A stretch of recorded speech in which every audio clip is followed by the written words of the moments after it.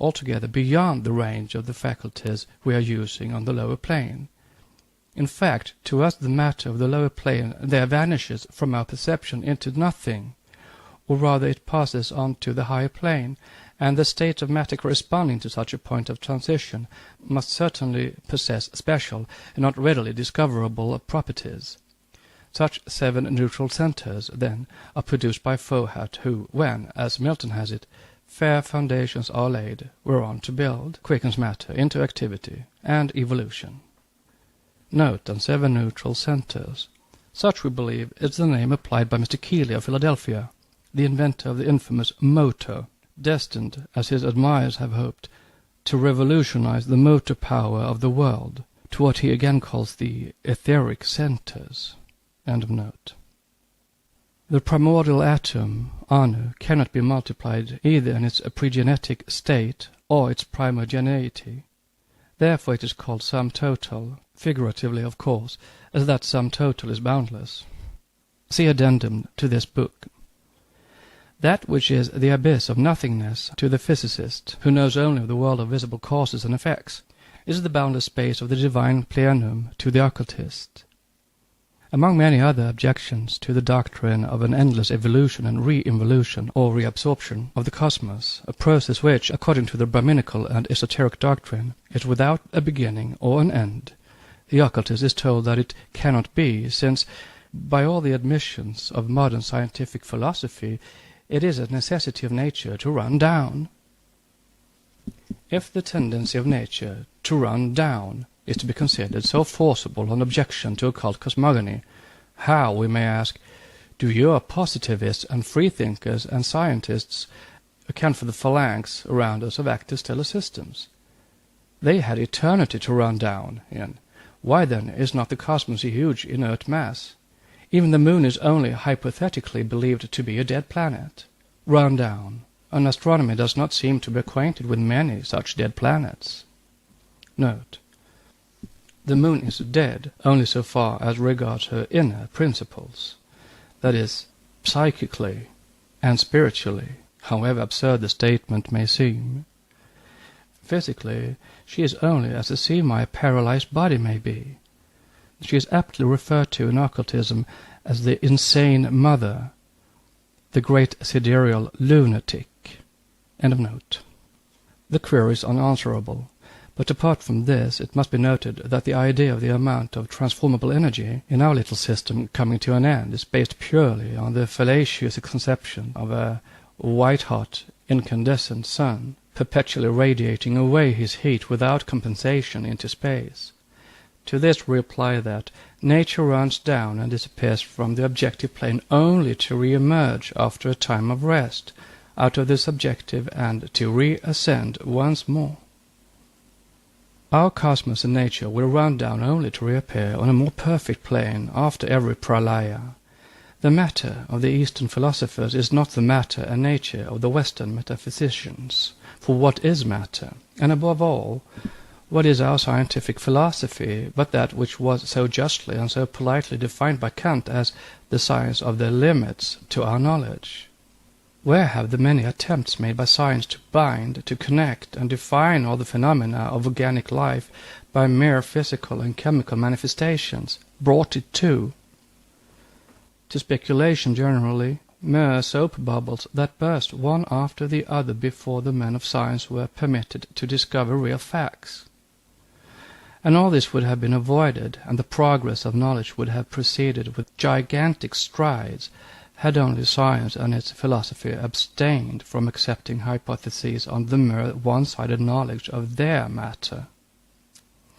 Note. The instance of Uranus and Neptune, whose satellites, 4 and 1 respectively, revolved, it was thought, in their orbits from east to west, whereas all the other satellites rotate from west to east, is a very good one, as showing how unreliable are all a priori speculations even when based on the strictest mathematical analysis. The famous hypothesis of the formation of our solar system out of the nebulous rings, put forward by Kant and Laplace, was chiefly based on the above fact that all the planets revolved in the same direction.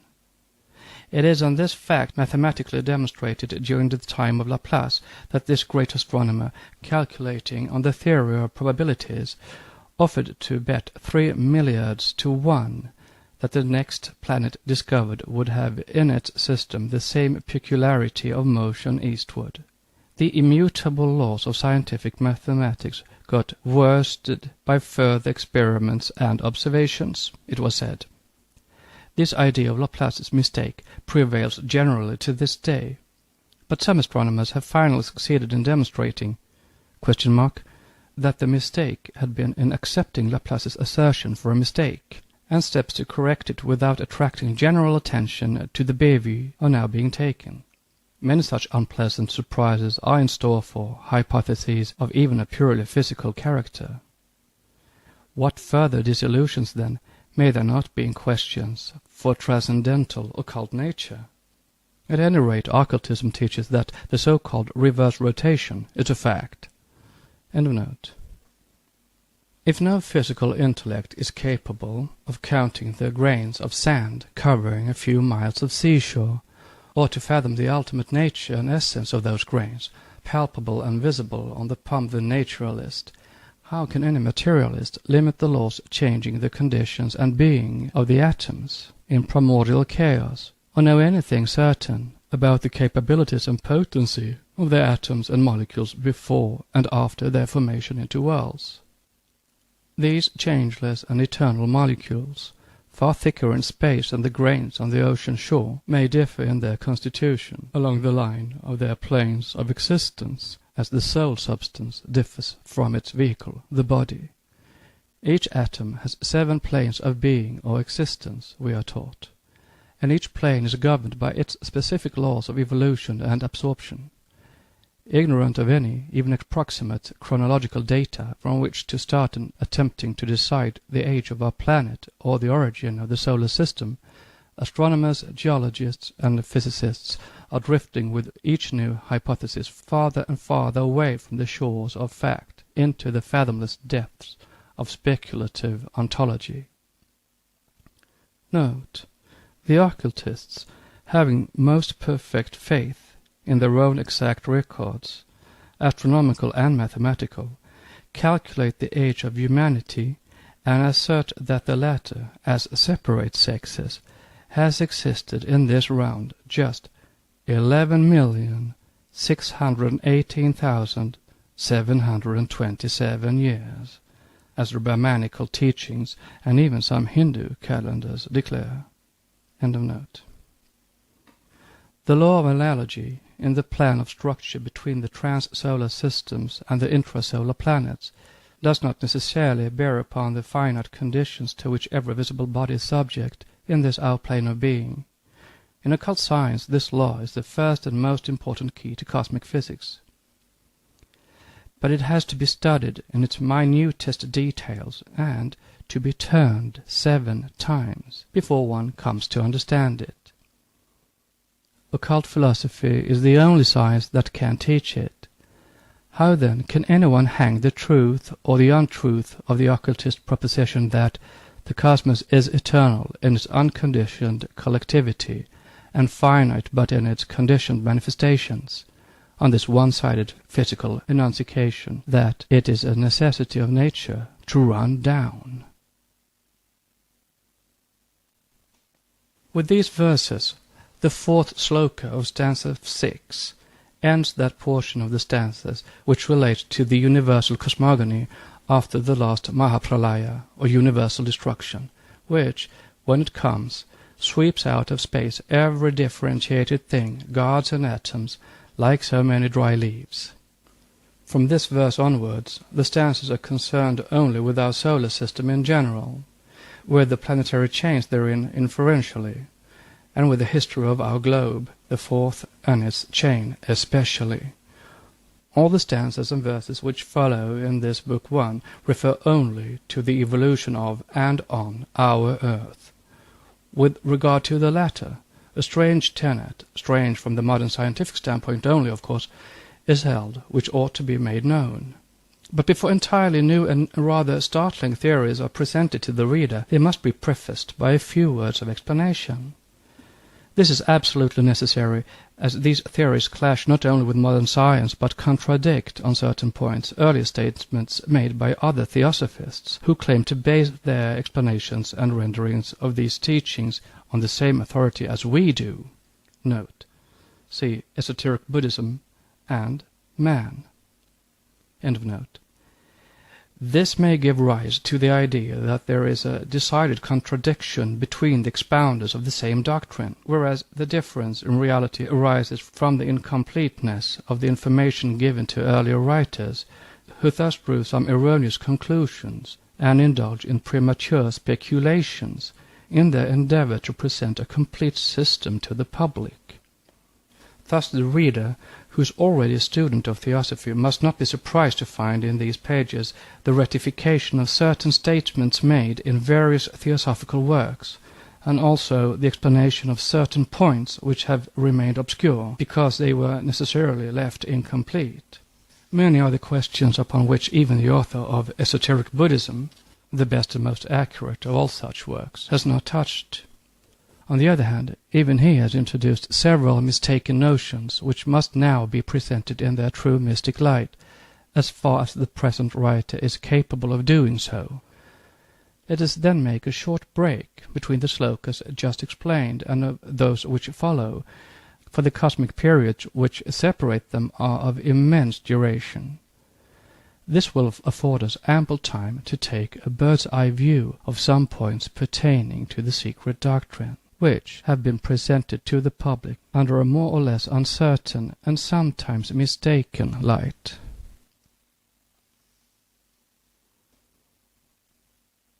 This ends the beginning of the commentary for stanza 6, which will be continued.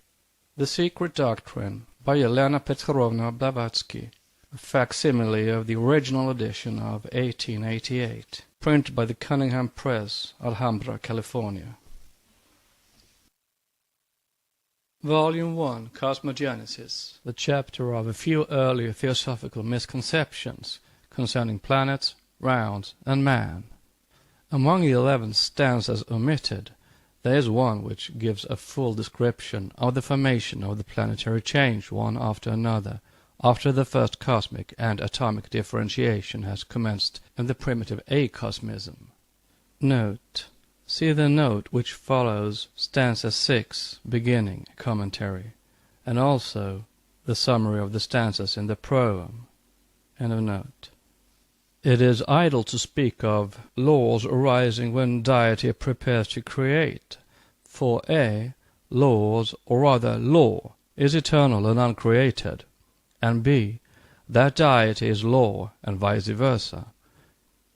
Moreover, the one eternal law unfolds everything in the to-be manifested nature on a sevenfold principle, among the rest the countless circular chains of worlds, composed of 7 globes, graduated on the 4 lower planes of the world in formation, the 3 other belonging to the archetypal universe. Out of these 7, only one, the lowest and the most material of those globes, is within our plane or means of perception, the 6 others lying outside of it, and being therefore invisible to the terrestrial eye. Every such chain of worlds is the progeny and creator of another, lower, and dead chain, its reincarnation, so to say. To make it clearer, we are told of the planets, of which 7 only were held as sacred, as being ruled by the highest regents or gods, and not at all because the ancients knew nothing of the others, that each of these, whether known or unknown, is a septenary, and is the chain to which the earth belongs. See Esoteric Buddhism. Note. Many more planets are enumerated in their secret books than in modern astronomical works. End of note. For instance, all such planets as Mercury, Venus, Mars, Jupiter, Saturn, etc., etc., or our Earth, are as visible to us as our globe probably is to the inhabitants of the other planets, if any, because they are all on the same plane, while the superior fellow globes of these planets are on other planes quite outside that of our terrestrial senses. As the relative portion is given further on, and also in the diagram appended to the comments on verse 7 of stanza 6, a few words of explanation is all that is needed at present. These invisible companions correspond curiously to that which we call the principles in man. The 7 are on 3 material planes and 1 spiritual plane, answering to the 3 upadhis, material bases, and 1 spiritual vehicle, vahan, of our 7 principles in the human division. If, for the sake of a clear mental conception, we imagine the human principles to be arranged as in the following scheme, we shall obtain the annexed diagram of correspondences. See uploaded scheme, named Diagram 1, or see the facsimile edition, Volume 1, page 153. The dark horizontal lines on the lower planes are the upadhis in one case, and the planes in the case of the planetary chain. Of course, as regards to human principles, the diagram does not place them quite in order, yet it shows the correspondence and analogy. Attention is now drawn. As the reader will see, it is a case of descent into matter, the adjustment in both the mystic and the physical senses of the two, and their interblending for the great coming struggle of life that awaits both the entities. Entity may be thought a strange term to use in the case of a globe, but the ancient philosophers who saw in the earth a huge, quote, animal, quote, were wiser in their generation than our modern geologists are in theirs, and Pliny, who called the earth our kind nurse and mother, the only element which is not inimical to man, spoke more truly than Watt, who fancied that he saw in her the footstool of God. For earth is only the footstool of man in his ascension to higher regions, the vestibule, quote, to glorious mansions, through which a moving crowd forever press, unquote. But this only shows how admirably the occult philosophy fits everything in nature, and how much more logical are its tenets than the lifeless hypothetical speculations of physical science. Having learned thus much, the mystic will be better prepared to understand the occult teaching, though every formal student of modern science may, and probably will, regard it as preposterous nonsense. The student of occultism, however, holds that the theory at present under discussion is far more philosophical and probable than any other. It is more logical, at any rate, than the theory recently advanced which made the moon the projection of a portion of our earth extruded when the latter was but a globe in fusion, a molten plastic mass. Note, says the author of Modern Science and Modern Thought, Mr. Samuel Lane, the astronomical conclusions are theories based on data so uncertain that while in some cases they give results incredibly short, like that of 15 millions of years for the whole past process of formation of the solar system, in others they give results almost incredibly long, as in that which supposes the moon to have been thrown off when the earth was rotating in 3 hours, while the utmost actual retardation obtained from observation would require 600 millions of years to make it rotate in 23 hours instead of 24, page 48. And if physicists persist, why should the chronology of the Hindu be laughed at as exaggerated? End of note. It is said that the planetary chains, having their, quote, days, unquote, and their, quote, nights, unquote, that is, periods of activity or life, and of inertia or death, and behave in heaven as do men on earth. They generate their likes, get old, and become personally extinct, their spiritual principles only living in their progeny as a survival of themselves. Without attempting the very difficult task of giving out the whole process in all its cosmic details, enough may be said to give an approximate idea of it. When a planetary chain is in its last round, its globe 1, or A, before finally dying out, sends all its energy and, quote, principles, unquote, into a neutral center of latent force, a Leia center, and thereby informs a new nucleus of undifferentiated substance or matter, that is, calls it into activity or gives it life. Suppose such a process to have taken place in the lunar, quote, planetary, unquote, chain. Suppose again, for argument's sake, though Mr. Darwin's theory quoted below has lately been upset, even if the fact has not yet been ascertained by mathematical calculation, that the moon is far older than the earth. Imagine the 6 fellow globes of the moon aeons before the first globe of our 7 was evolved, just in the same position in relation to each other as the fellow globes of our chain occupy in regard to our Earth now. See in Esoteric Buddhism the constitution of man and the planetary chain. And now it will be easy to imagine further globe A of the lunar chain informing globe A of the terrestrial chain and dying, globe B of the former sending after that its energy into globe B of the new chain. Then globe C of the lunar creating its progeny sphere C of the terrestrial chain. Then the moon, our satellite, pouring forth into the lowest globe of our planetary ring, globe D, our Earth, all its life, energy and powers, and having transferred them to a new center becoming virtually a dead planet in which rotation has almost ceased since the birth of our globe. Note: she, the moon, is the satellite undeniably, but this does not invalidate the theory that she has given to the Earth all but her corpse. For Darwin's theory to hold good, besides the hypothesis just upset, vide last footnote, other still more incongruous speculations had to be invented. The moon, it is said, has cooled nearly 6 times as rapidly as the Earth. From Winchell's Word Life, quote, "The moon, if the Earth is 14 million years old since its incrustation, is only 11 2/3 million of years old since that stage," unquote, etc. And if our moon is but a splash from our Earth, why can no similar inference be established for the moons of other planets? The astronomers do not know. Why should Venus and Mercury have no satellites, and by what, when they exist, were they formed? Because, we say, science has only one key, the key of matter, to open the mysteries of nature withal, while occult philosophy has 7 keys and explains that which science fails to see. Mercury and Venus have no satellites, but they had parents just as the Earth had.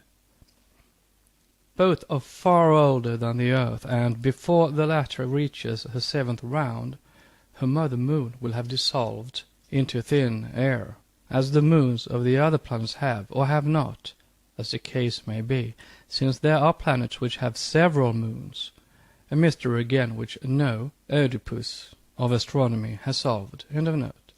The moon is now the cold residual quantity, the shadow dragged after the new body, into which her living powers and principles are transfused. She now is doomed for long ages to be ever pursuing the Earth, to be attracted by and to attract her progeny. Constantly vampirized by her child, she revenges herself on it by soaking it through and through with the nefarious, invisible, and poisoned influence which emanates from the occult side of her nature. For she is a dead, yet a living body. The particles of her decaying corpse are full of active and destructive life, although the body which they had formed is soulless and lifeless. Therefore its emanations are at the same time beneficent and maleficent. This circumstance finding its parallel on Earth in the fact that the grass and plants are nowhere more juicy and thriving than on the graves, while at the same time it is in the graveyard or corpse emanations which kill. And like all ghouls or vampires, the moon is the friend of the sorcerers and the foe of the unwary.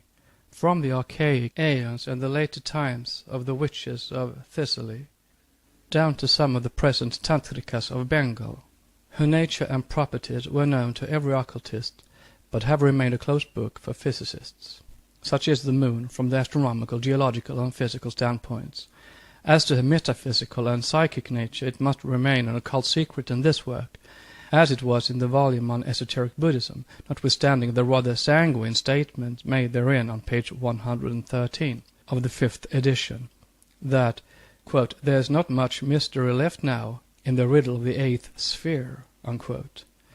These are topics indeed, quote, "on which the adepts are very reserved in their communications to uninitiated pupils," unquote.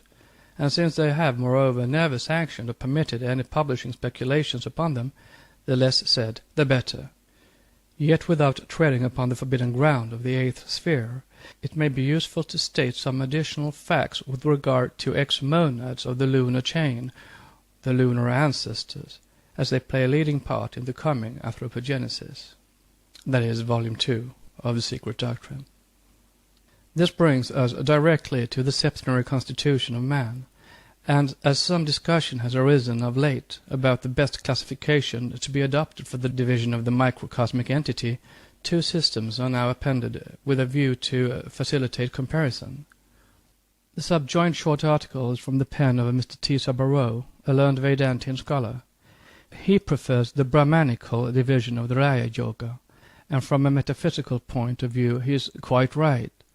But, as it is a question of simple choice and expediency, we hold in this work to the time-honored classification of the Trans-Himalayan Arhat esoteric school. The following table and its explanatory text are reprinted from the Theosophist of Madras, and they are also contained in 5 Years of Theosophy. Septenary division in different Indian systems. We give below in a tabular form the classifications adopted by the Buddhist and Vedantic teachers of the principles of man. See uploaded table or the facsimile edition, Volume 1, page 157. This table lists classification in esoteric Buddhism, Vedantic classification, and classification in Tarakaraya Yoga.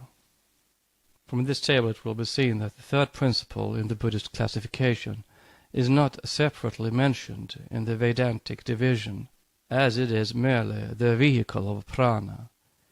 It will also be seen that the fourth principle is included in the third kosha, sheath, as the same principle is but the vehicle of willpower, which is but an energy of the mind. It must also be noticed that the Vijnanamaya kosha is considered to be distinct from the Manomaya kosha, as a division is made after death between the lower part of the mind, as it were, which has a closer affinity with the fourth principle than with the sixth, and its higher part, which attaches itself to the latter, and which is, in fact, the basis for the higher spiritual individuality of man. We may also here point out to our readers that the classification mentioned in the last column is, for all practical purposes, connected with Raya Yoga, the best and simplest. Though there are 7 principles in man, there are but 3 distinct upadhis, bases, in each of which his Atma may work independently of the rest. These 3 upadhis can be separated by an adept without killing himself. He cannot separate the 7 principles from each other without destroying his constitution." Unquote. Yes, this was a quote from Theosophist and from 5 Years of Theosophy. The student will now be better prepared to see that between the 3 upadhis of the Raja Yoga and his Atma, and our 3 upadhis, Atma, and the additional 3 divisions, there is in reality but very little difference.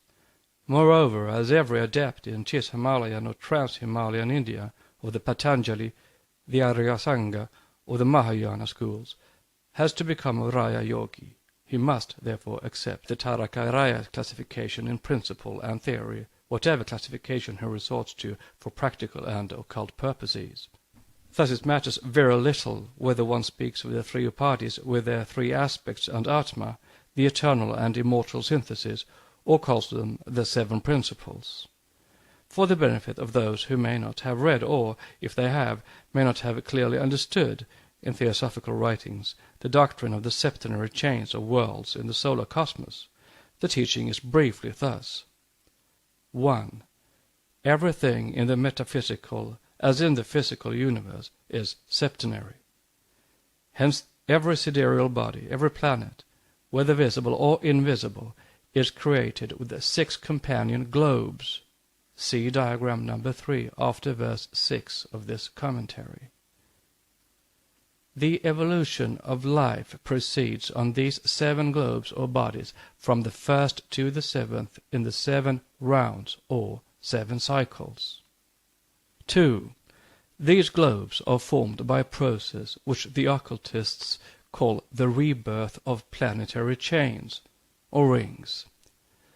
When the seventh and last round of one of such rings has been entered upon, the highest or first globe, A, followed by all the others down to the last, instead of entering upon a certain time of rest, or obscuration, as in their previous rounds, begins to die out. The quote, planetary unquote, dissolution, pralaya, is at hand, and its hour has struck. Each globe has to transfer its life and energy to another planet. See diagram number 2 info, the Moon and the Earth. 3. Our Earth, as the visible representative of its invisible superior fellow globes, its lords or principles, see diagram number 1, has to live, as have the others, through 7 rounds. During the first of 3, it forms and consolidates. During the 4th, it settles and hardens. During the last 3, it gradually returns to its first ethereal form. It is spiritualized, so to say. 4. Its humanity develops fully only in the 4th, our present round. Up to this 4th life cycle, it is referred to as humanity only for lack of a more appropriate term. Like the grub, which becomes chrysalis and butterfly, man, or rather that which becomes man, passes through all the forms and kingdoms during the first round, and through all the human shapes during the 2 following rounds. Arrived on our Earth at the commencement of the 4th in the present series of life cycles and races, man is the first form that appears thereon, being preceded only by the mineral and vegetable kingdoms, even the latter having to develop and continue its further evolution through man. This will be explained in Book 2. During the 3 rounds to come, humanity, like the globe on which it lives, will be ever tending to reassume its primeval form, that of a dianocochanic host. Man tends to become a god, and then God, like every other atom in the universe. A quote, beginning so early as with the 2nd round, evolution proceeds already on quite a different plan. It is only during the 1st round that heavenly man becomes a human being on globe A, re-becomes a mineral, a plant, an animal on globe B and C, etc. The process changes entirely from the 2nd round, but you have learned prudence, and I advise you to say nothing before the time for saying it has come. Unquote. An extract from the teacher's letters on various topics. 5. Every life cycle on globe D, our Earth, is composed of 7 root races. Note on globe D, our Earth. We are not concerned with the other globes in this work except incidentally. End of note. They commence with the ethereal and end with the spiritual, on the double line of physical and moral evolution, from the beginning of the terrestrial round to its close. One is a planetary round from globe A to globe G, the 7th, the other the globe round, or the terrestrial. This is very well described in esoteric Buddhism, and needs no further elucidation for the time being. 6. The first root race, that is, the first, quote, men, unquote, on Earth, irrespective of form, were the progeny of the, quote, celestial men, unquote, called rightly in Indian philosophy the lunar ancestors, or the pitris, of which there are 7 classes or hierarchies. As all this will be sufficiently explained in the following sections and in Book 2, no more need be said of it here. But the 2 works already mentioned, both of which treat of subjects from the occult doctrine, need particular notice. Esoteric Buddhism is too well known in theosophical circles and even to the outside world for it to be necessary to enter at length upon its merits here. It is an excellent book and has done still more excellent work, but this does not alter the fact that it contains some mistaken notions, and that it has led many theosophists and lay readers to form an erroneous conception of the secret Eastern doctrines. Moreover, it seems perhaps a little too materialistic. Man, which came later, was an attempt to present the archaic doctrine from a more ideal standpoint, to translate some visions in and from the astral light, to render some teachings partly gathered from a master's thoughts, but unfortunately misunderstood. This work also speaks of the evolution of the early races of men on earth, and contains some excellent pages of a philosophical character, but so far it is only an interesting little mystical romance. It has failed in its mission because the conditions required for a correct translation of these visions were not present. Hence the reader must not wonder if our volumes contradict these earlier descriptions in several particulars. Esoteric cosmogony in general, and the evolution of the human monad especially, differ so essentially in these two books and in other theosophical works written independently by beginners, that it becomes impossible to proceed with the present work without special mention of these two earlier volumes, for both have a number of admirers, esoteric Buddhism especially. The time has arrived for the explanation of some matters in this direction. Mistakes have now to be checked by the original teachings and corrected. If one of the said works has too pronounced a bias toward materialistic science, the other is decidedly too idealistic and is at times fantastic. From the Doctrine, rather incomprehensible to Western minds, which deals with the periodical obscurations and successive rounds of the globes along their circular chains, were born the first perplexities and misconceptions. One of such has reference to the fifth and even sixth rounders. Those who knew that a round was preceded and followed by a long pralaya, a pause of rest, which created an impassable gulf between two rounds until the time came for a renewed cycle of life, could not understand the fallacy of talking about fifth and sixth rounders in our fourth round. Gautama Buddha, it was held, was the sixth rounder, Plato and some other great philosophers and minds fifth rounders. How could it be? One master taught and affirmed that there were such fifth rounders even now on earth, and though understood to say that mankind was yet in the fourth round, in another place he seemed to say that we were in the fifth. To this an apocalyptic answer was returned by another teacher. A few drops of rain do not make a monsoon, though they presage it. No, we are not in the fifth round, but fifth round men have been coming in for the last few thousand years.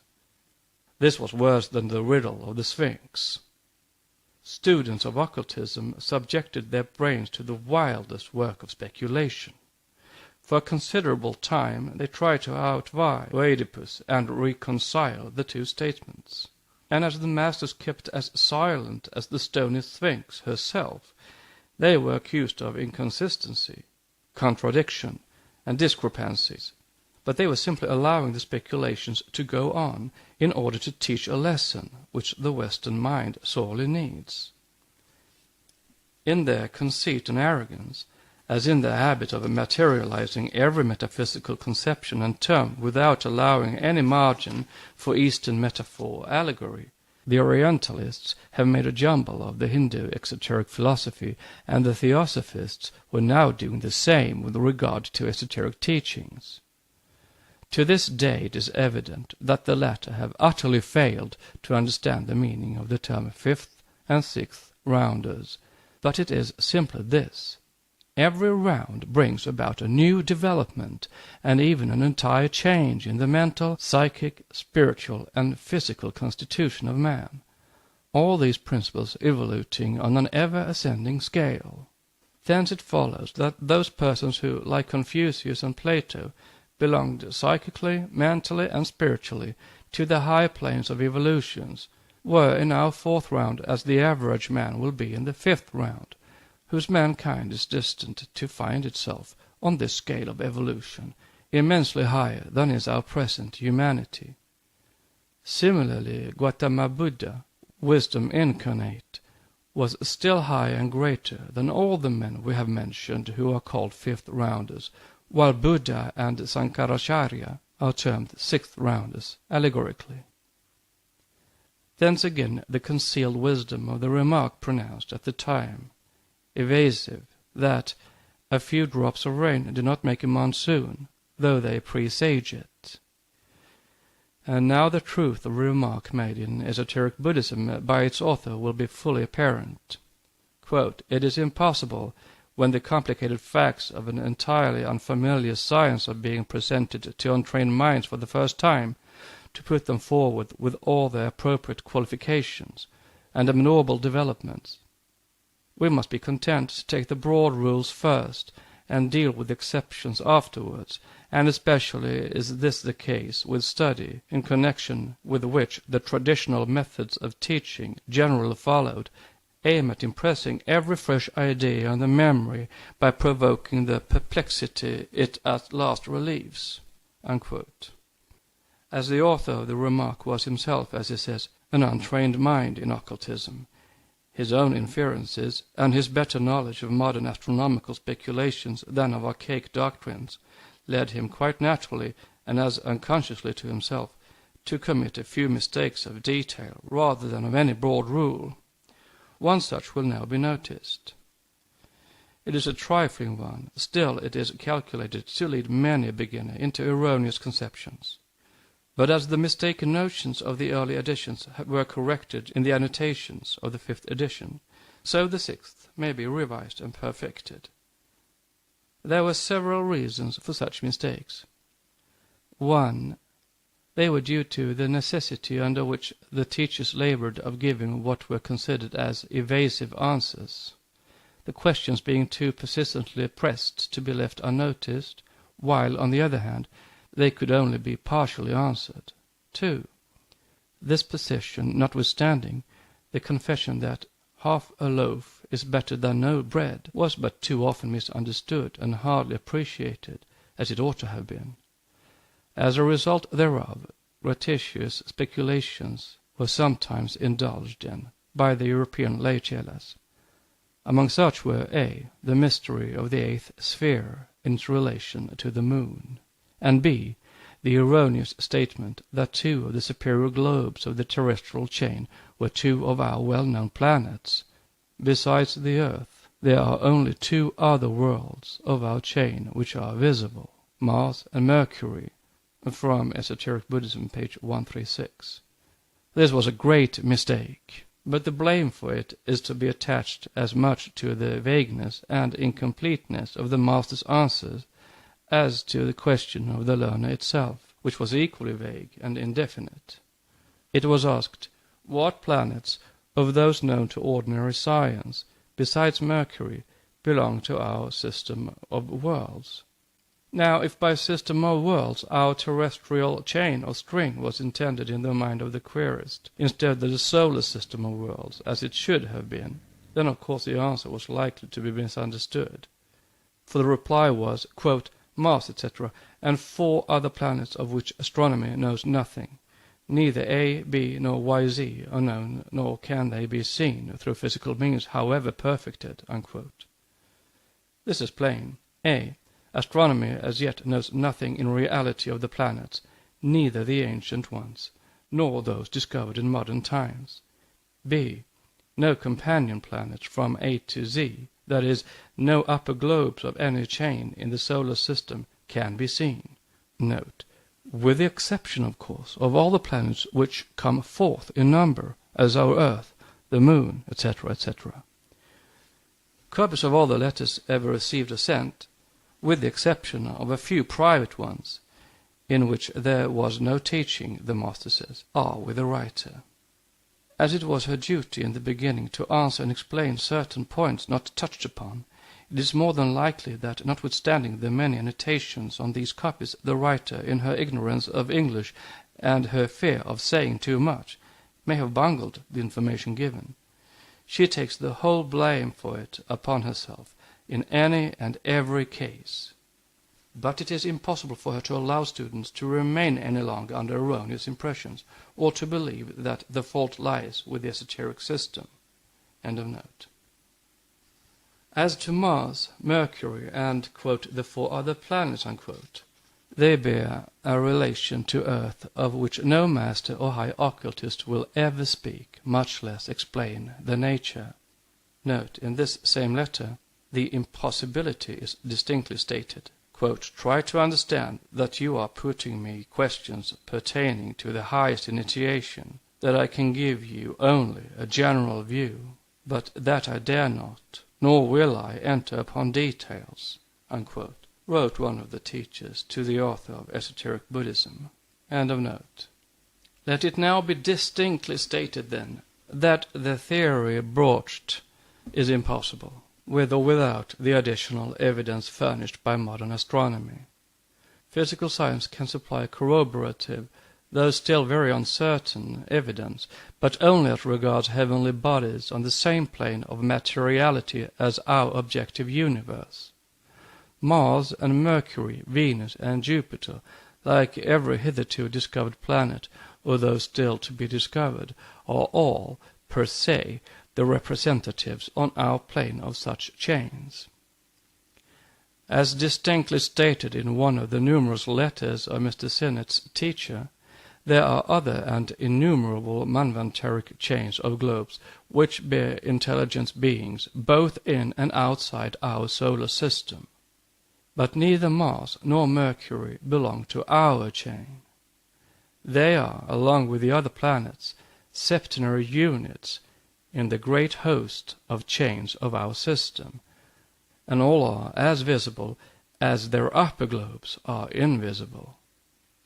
If it is still argued that certain expressions in the teacher's letters were liable to mislead, the answer comes, Amen, so it was. The author of Esoteric Buddhism understood it well when he wrote that such are the traditional modes of teaching, by provoking the perplexity. They do, or do not relieve, as the case may be. At all events, if it is urged that this might have been explained earlier, and the true nature of the planets given out as they now are, the answer comes that it was not found expedient to do so at the time, as it would have opened the way to a series of additional questions which could never be answered on account of their esoteric nature, and thus would only become embarrassing.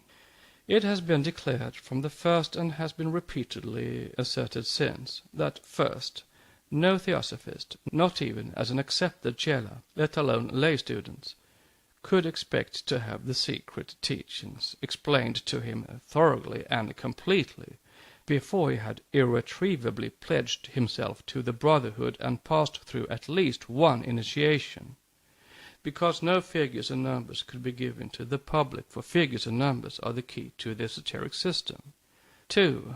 That what was revealed was merely the esoteric lining of that which is contained in almost all the exoteric scriptures of the world religions, preeminently in the Brahmanas and the Upanishads of the Vedas, and even in the Puranas. It was a small portion of what is divulged far more fully now in the present volumes, and even this is very incomplete and fragmentary. When the present work was commenced, the writer, feeling sure that the speculation about Mars and Mercury was a mistake, applied to the teachers by letter for explanation and an authoritative version. Both came in due time, and verbatim extract from these are now given. Quote, it is quite correct that Mars is in a state of obscuration at present, and Mercury just beginning to get out of it. You might add that Venus is in her last round. If neither Mercury nor Venus have satellites, it is because of the reasons, vide footnote supra, where those reasons are given. And also because Mars has 2 satellites, to which he has no right. Phobos, the supposed inner satellite, is no satellite at all, as remarked long ago by Laplace, and now by Fayet. See Comptes Rendus, tome 90, page 569. Phobos keeps a too short periodic time, and therefore there must exist some defect in the mother idea of the theory, as Fayet justly observes. Again, both Mars and Mercury are septenary chains, as independent of the earth's sidereal lords and superiors as you are independent of the principles of Dormling, Tom Thumb, which were perhaps his 6 brothers, with or without nightcaps. Gratification of curiosity is the end of knowledge for some men, was said by Bacon, who was as right in postulating this truism as those who were familiar with it before him were right in hedging off wisdom from knowledge, and tracing limits to that which is to be given out at one time. Remember, knowledge dwells in heads replete with thoughts of other men, wisdom in minds attentive to their own. You can never impress it too profoundly on the minds of those to whom you impart some of the esoteric teachings." Unquote, from a teacher's letter. Again, here are more extracts from another letter, written by the same authority. This time it is in answer to some objections laid before the teachers. They are based upon extremely scientific and as futile reasonings about the advisability of trying to reconcile the esoteric theories with the speculations of modern science, and were written by a young theosophist as a warning against the secret doctrine, and in reference to the same subject. He had declared that if there were such companion earths, they must be only a wee bit less material than our globe. How then was it that they could not be seen? The answer was, quote, "Were psychic and spiritual teachings more fully understood, it would become next to impossible to even imagine such an incongruity. Unless less trouble is taken to reconcile the irreconcilable, that is to say, the metaphysical and spiritual sciences with physical or natural philosophy, natural being a synonym to them, men of science, of that matter which falls under the perception of their corporeal senses, no progress can be really achieved. Our globe, as taught from the first, is at the bottom of the arc of descent, where the matter of our perceptions exhibits itself in its grossest form. Hence it only stands to reason that the globes which overshadow our earth must be on different and superior planes. In short, as globes they are in coadunition, but not in consubstantiality with our earth, and thus pertain to quite another state of consciousness. Our planet, like all those we see, is adapted to the peculiar state of its human stock, that state which enables us to see with our naked eye the sidereal bodies which are coessential with our terrestrial plane and substance, just as their respective inhabitants, the Jovians, Martians, and others, can perceive our little world, because our planes of consciousness, differing as they do in degree but being the same in kind, are on the same layer of differentiated matter. What I wrote was, the minor prolaya concerns only our little strings of globes. We called chains strings in those days of lip confusion. To such a string our earth belongs. This ought to have shown plainly that the other planets were also strings or chains. If he, meaning the objector, would perceive even the dim silhouette of one such planet on the higher planes, he has to first throw off even the thin clouds of the astral matter that stands between him and the next plane." Unquote. From Teacher's Letter.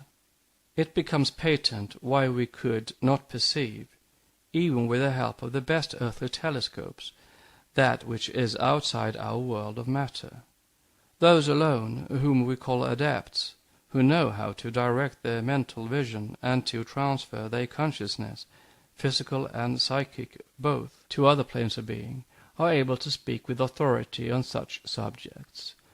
And they tell us plainly, quote, "Lead the life necessary for the acquisition of such knowledge and powers, and wisdom will come to you naturally. Whenever you are able to attune your consciousness to any of the 7 chords of universal consciousness, those chords that run along the sounding board of cosmos, vibrating from one eternity to another, when you have studied thoroughly the music of the spheres. Then only will you become quite free to share your knowledge with those with whom it is safe to do so. Meanwhile, be prudent. Do not give out the great truths that are the inheritance of the future races to our present generation. Do not attempt to unveil the secret of being and non-being to those unable to see the hidden meaning of Apollo's heptachord, the lyre of the radiant god, in each of the 7 strings of which dwelleth the spirit. So, an astral body of the cosmos, whose shell only has now fallen into the hands of modern science. Be prudent, we say, prudent and wise, and above all take care what those who learn from you believe in, lest by deceiving themselves they deceive others. For such is the fate of every truth with which men are as yet unfamiliar. Let rather the planetary chains and other super and subcosmic mysteries remain a dreamland for those who can neither see nor yet believe that others can." Unquote. It is to be regretted that a few of us have followed this wise advice, and that many a priceless pearl, many a jewel of wisdom, has been cast to an enemy unable to understand its value, and who has turned round and rent us. "Let us imagine," wrote the same master to his 2 lay chelas, as he called the author of Esoteric Buddhism, and another gentleman, his co-student for some time, "let us imagine that our earth is one of a group of 7 planets or man-bearing worlds. The 7 planets are the sacred planets of antiquity, and are all septenary. Now the life impulse reaches A, or rather that which is destined to become A, and which so far is but cosmic dust, a Laya center, etc." Unquote. In these early letters, in which the terms had to be invented and words coined, the rings very often became rounds, and the rounds life cycles, and vice versa. To a correspondent who called a round a world ring, the teacher wrote, "I believe this will lead to further confusion. A round we are agreed to call the passage of a monad from globe A to globe G or Z. The world ring is correct. Advise Mr. name left out strongly to agree upon a nomenclature before going any further." Unquote. Notwithstanding this agreement, many mistakes owing to this confusion crept into the earliest teachings. The races even were occasionally mixed up with the rounds and rings, and led to similar mistakes in the book Man. From the first, the master had written, quote, "Not being permitted to give you the whole truth, or divulge the number of isolated fractions, I am unable to satisfy you." Unquote. This in answer to the question, if we are right, then the total existence prior to the man period is 637, etc., etc. To all queries relating to figures, the reply was, try to solve the problem of 777 incarnations. Though I am obliged to withhold information, yet if you should work out the problem by yourself, it will be my duty to tell you so." Unquote. But they never were so worked out, and the results were never-ceasing perplexity and mistakes. Even the teaching about the septenary constitution of the sidereal bodies and of the macrocosm, from which the septenary division of the microcosm of man has until now been among the most esoteric. In olden times it used to be divulged only at the initiation, and along with the most sacred figures of the cycles. Now, as stated in one of the Theosophical journals, note, Lucifer, May 1888, end of note, the revelation of the whole system of cosmogony had not been contemplated, nor even thought for one moment possible, at a time when a few bits of information were sparingly given out in answer to letters written by the author of Esoteric Buddhism, in which he put forward a multiplicity of questions. Among these were questions on such problems as no master, however high and independent he might be, would have the right to answer, thus divulging to the world the most time-honored and archaic of the mysteries of the ancient college temples. Hence only few of the doctrines were revealed in their broad outlines, while details were constantly withheld, and all the efforts made to elicit more information about them were systematically eluded from the beginning. This is perfectly natural. Of the 4 Vidyas out of the 7 branches of knowledge mentioned in the Puranas, namely Jnana Vidya, that is, the performance of religious rites in order to produce certain results; Mahavidya, the great magic knowledge, now degenerated into tantrika worship; Guhya Vidya, the science of mantras and their true rhythm or chanting, of mystical incantations, etc. It is only the last one, Atma Vidya, or the true spiritual and divine wisdom, which can throw absolute and final light upon the teachings of the 3 first named. Without the help of Atma Vidya, the other 3 remain no better than surface sciences, geometrical magnitudes having length and breadth, but no thickness. They are like the soul, limbs, and mind of a sleeping man, capable of mechanical motions, of chaotic dreams, and even sleepwalking, of producing visible effects, but stimulated by instinctual, not intellectual causes, least of all by fully conscious spiritual impulses. A good deal can be given out and explained from the 3 first named sciences, but unless the key to their teachings is furnished by Atmavidya, they will remain forever like the fragments of a mangled textbook, like the adumbrations of great truth, dimly perceived by the most spiritual, but distorted out of all proportion by those who would nail every shadow to the wall. Then again, another great perplexity was created in the minds of students by the incomplete exposition of the doctrine of the evolution of the monads. To be fully realized, both this process and that of the birth of the globes must be examined far more from their metaphysical aspect than from what one might call a statistical standpoint, involving figures and numbers which are rarely permitted to be broadly used. Unfortunately, there are few who are inclined to handle these doctrines only metaphysically. Even the best of Western writers upon our doctrine declares in his work that on pure metaphysics of that sort we are not now engaged, when speaking of the evolution of the monads. See Esoteric Buddhism, page 46. And in such case, as the teacher remarks in a letter to him, why this preaching of our doctrines, all this uphill work and swimming in adversum flumen? Why should the West learn from the East that which can never meet the requirement of the special tastes of the aesthetics? And he draws his correspondent's attention to the formidable difficulties encountered by us, the adepts, in every attempt we make to explain our metaphysics to the Western mind. And well he may, for the outside of metaphysics no occult philosophy, no esotericism is possible.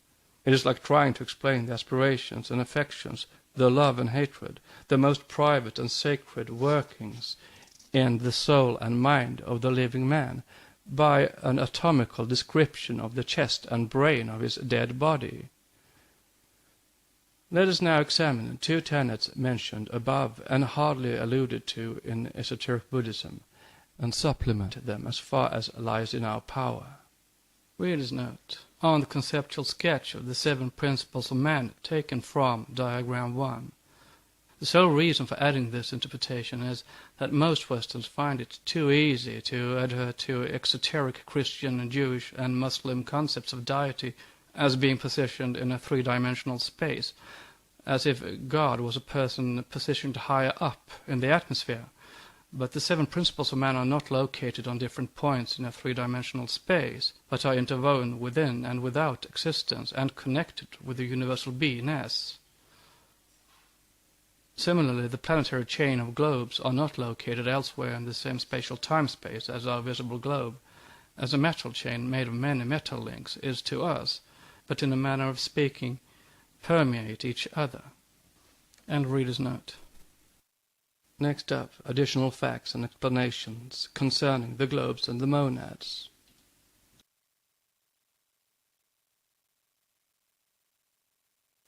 The Secret Doctrine by Helena Petrovna Blavatsky, a facsimile of the original edition of 1888, printed by the Cunningham Press, Alhambra, California. Volume 1, Cosmogenesis.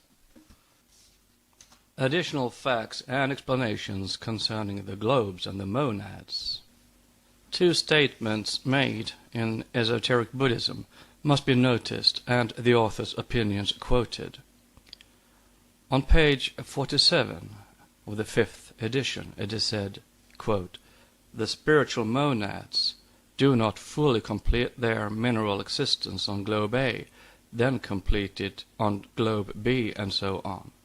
They pass several times round the whole circle as minerals, and then again several times round as vegetables, and several times as animals. We purposely refrain for the present from going into figures, etc., etc." End of quote.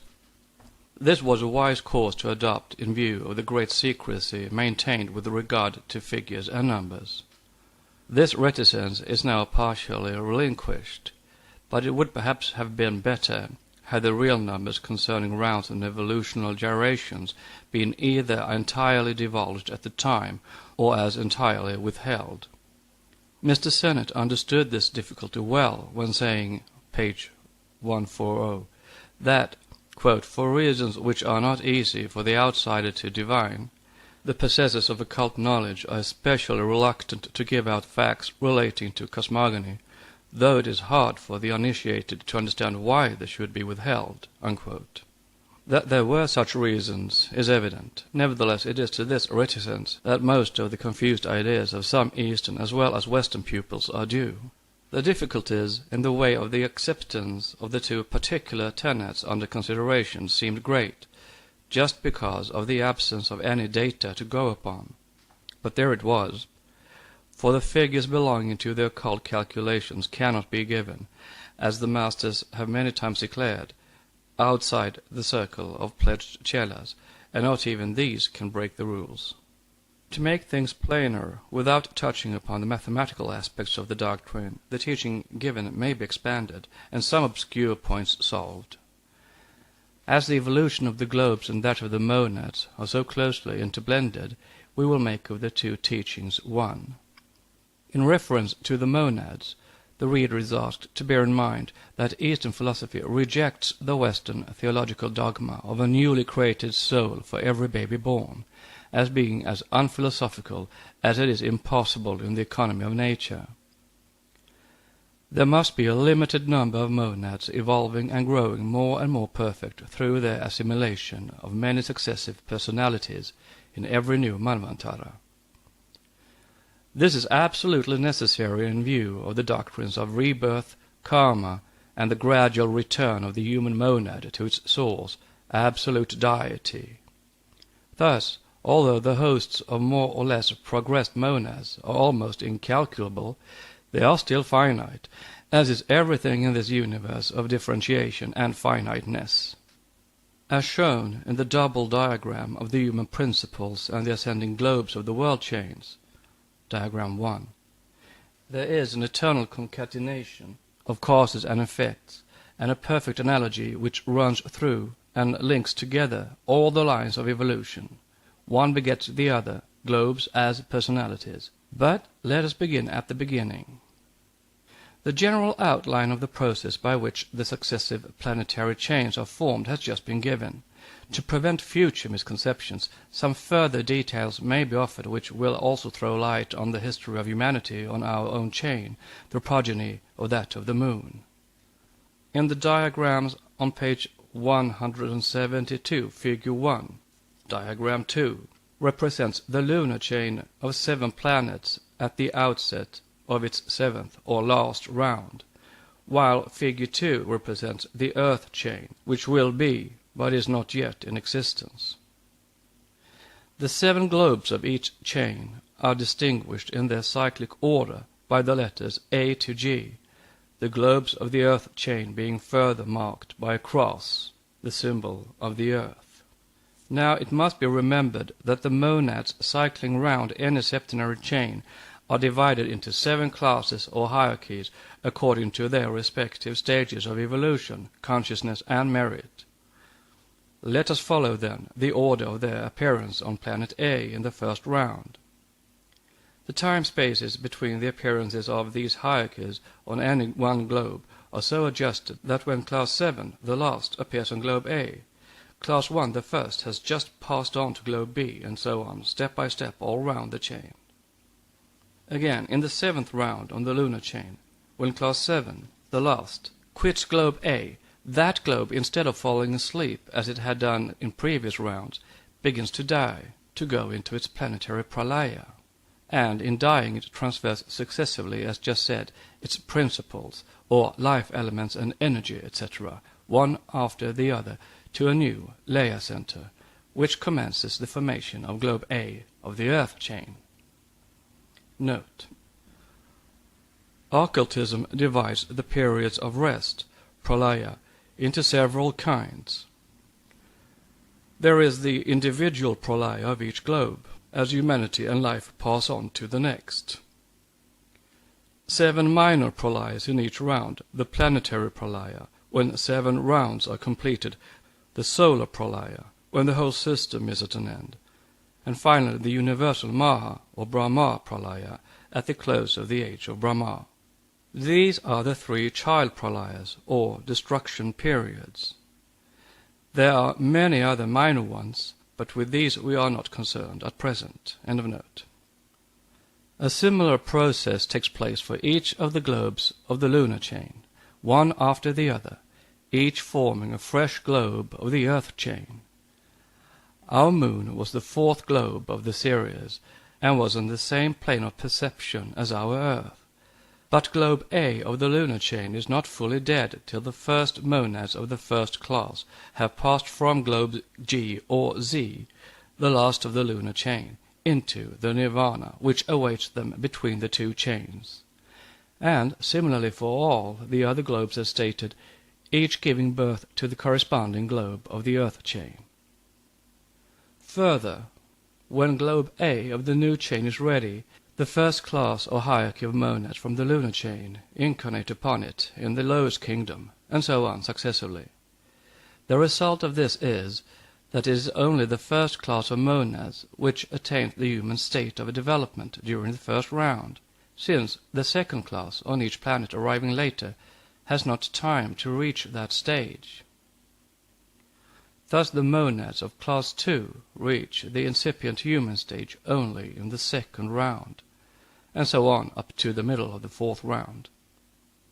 But at this point, and on this 4th round in which the human stage will be fully developed, the quote, door unquote, into the human kingdom closes, and henceforward the number of human monads, that is, monads in the human stage of development, is complete. For the monads which had not reached the human stage by this point will, owing to the evolution of humanity itself, find themselves so far behind that they will reach the human stage only at the close of the 7th and last round. They will, therefore, not be men on this chain, but will form the humanity of a future Manvantara, and be rewarded by becoming men on a higher chain altogether, such receiving their karmic compensation. To this there is but one solitary exception, for very good reasons, of which we shall speak farther on, but this accounts for the difference in the races. It thus becomes apparent how perfect is the analogy between the processes of nature in the cosmos and in the individual man. The latter lives through his life cycle and dies, his higher principles corresponding in the development of a planetary chain to the cycling monads pass into Devakan, which corresponds to the nirvana and states of rest intervening between 2 chains. The man's lower principles are disintegrated in time and are used by nature again for the formation of new human principles, and the same process takes place in the disintegration and formation of worlds. Analogy is thus the surest guide to the comprehension of the occult teachings. This is one of the 7 mysteries of the moon, and it is now revealed. The 7 mysteries are called by the Japanese Yamabusis the mystics of the Lao Tse sect and the ascetic monks of Kyoto, the Zen-no-do. the 7 jewels. Only the Japanese and the Chinese Buddhist ascetics and initiates are, if possible, even more reticent in giving out their knowledge than are the Hindus. But the reader must not be allowed to lose sight of the monads, and must be enlightened as to their nature, as far as permitted, without trespassing upon the highest mysteries, of which the writer does not in any way pretend to know the last or final word. The monadic host may be roughly divided into 3 great classes. 1. The most developed monads, the lunar gods or spirits called in India the Pitris, whose function it is to pass in the first round through the whole triple cycle of the mineral, vegetable, and animal kingdoms in their most ethereal, filmy, and rudimentary forms, in order to clothe themselves in and assimilate the nature of the newly formed chain. They are those who first reach the human form, if there can be any form in the realm of the almost subjective on Globe A in the first round. It is they, therefore, who lead and represent the human element during the second and third rounds, and finally evolve their shadows at the beginning of the 4th round for the second class, or those who come behind them. 2. Those monads that are the first to reach the human stage during the 3.5 rounds, and to become men. Note: we are forced to use here the misleading word men, and this is a clear proof of how little any European language is adapted to express these subtle distinctions. It stands to reason that these men did not resemble the men of today, either in form or nature. Why then, it may be asked, call them men at all? Because there is no other term in any Western language which approximately conveys the idea intended.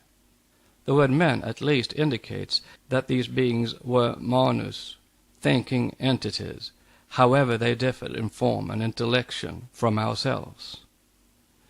But in reality they were, in respect of spirituality and intellection, rather gods than men. The same difficulty of language is met within describing the stages through which the monad passes. Metaphysically speaking, it is of course an absurdity to talk of the development of a monad, or to say that it becomes man, but any attempt to preserve metaphysical accuracy of language in the use of such a tongue as the English would necessitate at least 3 extra volumes of this work, and would entail an amount of verbal repetition which would be wearisome in the extreme. It stands to reason that a monad cannot either progress or develop, or even be affected by the changes of states it passes through. It is not of this world or plane, and may be compared only to an indestructible star of divine light and fire, thrown down onto our earth as a plank of salvation for the personalities in which it indwells. It is for the latter to cling to it, and thus partaking of its divine nature obtain immortality. Left to itself, the monad will cling to no one, but like the plank, be drifted away to another incarnation by the unresting current of evolution. End of note. 3. The laggards. The monads which are retarded, and which will not reach, by reason of karmic impediments, the human stage at all during this cycle or round, save one exception, which will be spoken of elsewhere as already promised. Now, the evolution of the external form or body around the astral is produced by the terrestrial forces, just as in the case of the lower kingdoms. But the evolution of the internal or real man is purely spiritual. It is now no more a passage of the impersonal monad through many and various forms of matter, endowed at best with instinct and consciousness on quite a different plane, as in the case of external evolution, but a journey of the pilgrim soul through various states of not only matter but self-consciousness and self-perception, or of perception from apperception. See God's monads and atoms. The monad emerges from its state of spiritual and intellectual unconsciousness, and, skipping the first 2 planes, too near the absolute to permit of any correlation with anything on a lower plane, it gets direct into the plane of mentality. But there is no plane in the whole universe with a wider margin, or a wider field of action, in its almost endless gradations of perceptive and apperceptive qualities, than this plane, which has in its turn an appropriate small plane for every form, from the mineral monad up to the time when that monad blossoms forth by evolution into the divine monad. But all the time it is still one and the same monad, differing only in its incarnations, throughout its ever-succeeding cycles of partial or total obscuration of spirit, or the partial or total obscuration of matter, two polar antitheses, as it ascends into the realm of mental spirituality or descends into the depths of materiality. To return to esoteric Buddhism, it is there stated with regard to the enormous period intervening between the mineral epoch on globe A and the man epoch, that, quote, the full development of the mineral epoch on globe A prepares the way for the vegetable development, and as soon as this begins, the mineral life impulse overflows into globe B. Then, when the vegetable development on globe A is complete and the animal development begins, the vegetable life impulse overflows to globe B, and the mineral impulse passes on to globe C. Then finally comes the human impulse on globe A, unquote, on page 49. Note on man epoch. The term man epoch is here used because of the necessity of giving a name to that fourth kingdom which follows the animal. But in truth, the man on globe A during the first round is no man, but only his prototype or dimensionless image from the astral regions. End of note. And so it goes on for 3 rounds, when it slackens and finally stops at the threshold of our globe at the 4th round, because the human period of the true physical meant to be, the 7th, is now reached. This is evident, for as said, quote, there are processes of evolution which precede the mineral kingdom, and thus a wave of evolution, indeed several waves of evolution, precede the mineral wave in its progress round the spheres. End of quote. From the same source. And now we have to quote from another article, The Mineral Monad, in 5 Years of Theosophy, page 273, its sequence. Quote, there are 7 kingdoms. The first group comprises 3 degrees of elementals, or nascent centers of forces. From the first stage of differentiation from Mula Prakriti, or rather Pradhana, primordial homogeneous matter, to its 3rd degree, that is, from full unconsciousness to semi-perception. The second or higher group embraces the kingdom from vegetable to man, the mineral kingdom thus forming the central or turning point in the degrees of the monadic essence considered as an evoluting energy. 3 stages, sub-physical. On the elemental side, the mineral kingdom. 3 stages on the objective physical side. These are the first or preliminary 7 links of the evolutionary chain, unquote. Note on physical. Physical here means differentiated for cosmical purposes and work. That physical side, nevertheless, if objective to the apparition of beings from other planes, is yet quite subjective to us on our plane. End of note. Preliminary because they are preparatory, and though belonging in fact to the natural, they yet would be more correctly described as sub-natural evolution. This process makes a halt in its stages at the 3rd, at the threshold of the 4th stage, when it becomes, on the plane of the natural evolution, the first really manward stage, thus forming with the 3 elemental kingdoms the 10, the sephirothal number. It is at this point that begins, quote, a descent of spirit into matter equivalent to an ascent in physical evolution, a re-ascent from the deepest depths of materiality, the mineral, towards its status quo ante, with the corresponding dissipation of concrete organism, up to nirvana, the vanishing point of differentiated matter. Quote from 5 Years of Theosophy, page 276. Therefore it becomes evident why that which is pertinently called in esoteric Buddhism wave of evolution, and mineral, vegetable, animal, and man impulse stops at the door of our globe, at its fourth cycle or round. It is at this point that the cosmic monad, Buddhi, will be wedded to and become the vehicle of the atomic ray. That is, it, Buddhi, will awaken to an apperception of it, Atman, and thus enter on the first step of a new septenary ladder of evolution, which will lead it eventually to the 10th, counting from the lowest upwards, of the sephirothal tree, the crown. Everything in the universe follows analogy, as above so below. Man is the microcosm of the universe. That which takes place on the spiritual plane repeats itself on the cosmic plane. Concretion follows the lines of abstraction. Corresponding to the highest must be the lowest, the material to the spiritual. Thus, corresponding to the sephirothal crown, or upper triad, there are the three elemental kingdoms, which precede the mineral. See diagram on page 277 in 5 Years of Theosophy, and which, using the language of the Kabbalists, answer in the cosmic differentiation to the worlds of form and matter from the super-spiritual to the archetypal. Now, what is a monad, and what relation does it bear to an atom? The following reply is based upon the explanations given in answer to these questions in the above-cited article, The Mineral Monad, written by the author. Quote, none whatever is answered to the second question, to the atom or molecule as existing in the scientific conception at present.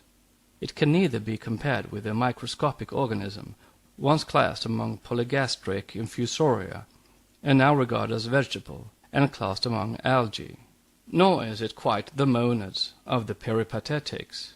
Physically or constitutionally, the mineral monad differs, of course, from the human monad, which is neither physical nor can its constitution be rendered by chemical symbols and elements.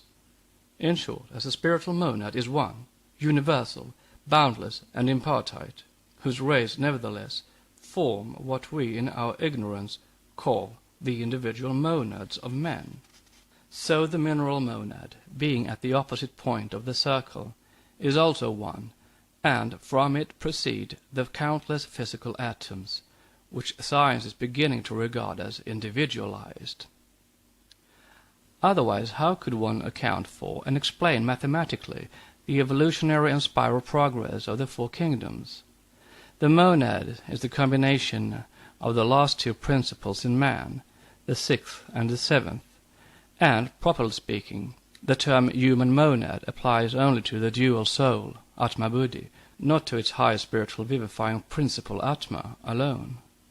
But since the spiritual soul, if divorced from the latter, Atma, could have no existence, no being, it has thus been called now the monadic, or rather cosmic essence, if such a term be permitted. In the mineral, vegetable, and animal, though the same throughout the series of cycles, from the lowest elemental up to the Deva kingdom, yet differs in the scale of progression. It would be very misleading to imagine a monad as a separate entity trailing its slow way in a distinct path through the lower kingdoms, and after an incredible series of transformations flowering into a human being. In short, that the monad of a Humboldt dates back to the monad of an atom of Hornblende. Instead of saying a mineral monad, the more correct phraseology in physical science, which differentiates every atom, would of course have been to call it the monad manifesting in that form of prakriti called the mineral kingdom.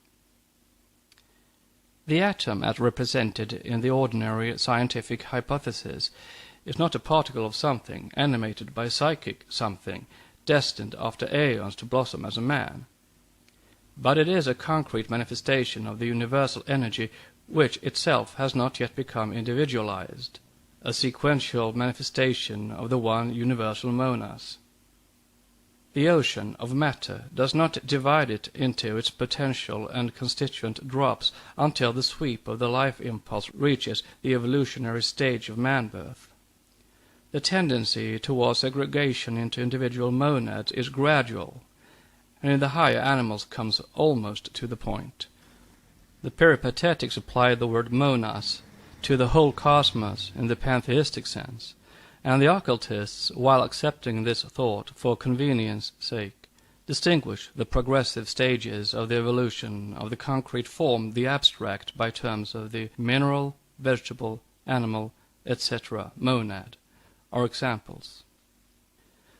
The term merely means that the tidal wave of spiritual evolution is passing through that arc of its circuit. The monadic essence begins to imperceptibly differentiate towards individual consciousness in the vegetable kingdom.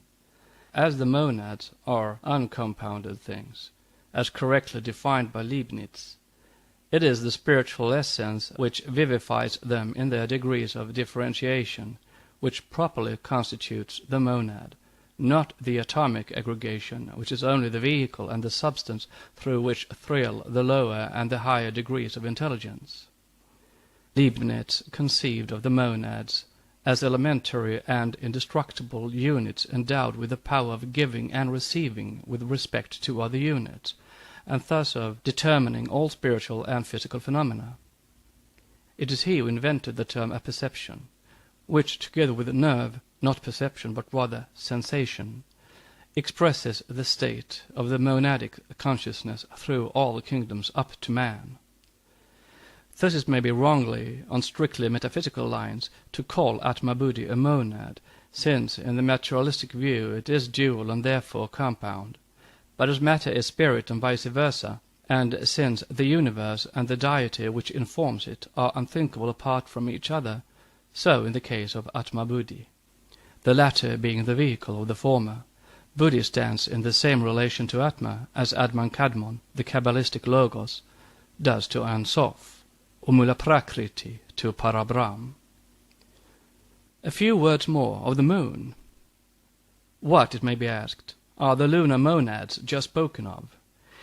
The description of the 7 classes of Pitris will come later, but now some general explanations may be given. It must be plain to everyone that the monads who, having ended their life cycle on the lunar chain, which is inferior to the terrestrial chain, have incarnated on this one. But there are some further details which may be added, though they border too closely on forbidden ground to be treated of fully. The last word of the mystery is divulged only to the adepts, but it may be stated that our satellite is only the gross body of its invisible principles. Seeing then that there are 7 earths, so there are 7 moons, the last one alone being visible. The same for the sun, whose visible body is called a maya, a reflection, just as man's body is. The real sun and the real moon are as invisible as the real man, says an occult maxim, and it may be remarked en passant that those ancients were not so foolish, after all, who first stated the idea of the 7 moons. For though this conception is now taken solely as an astronomical measure of time, in a very materialized form, yet underlying the husk there can still be recognized the traces of a profoundly philosophical idea. In reality, the moon is only the satellite of the earth in one respect, meaning that physically the moon revolves round the earth, but in every other aspect it is the earth which is the satellite of the moon, and not vice versa. Startling as the statement may seem, it is not without confirmation from scientific knowledge. It is evidenced by the tides, by the cyclic changes in many forms of disease which coincide with the lunar phases. It can be traced in the growth of plants, and is very marked in the phenomena of human gestation and conception.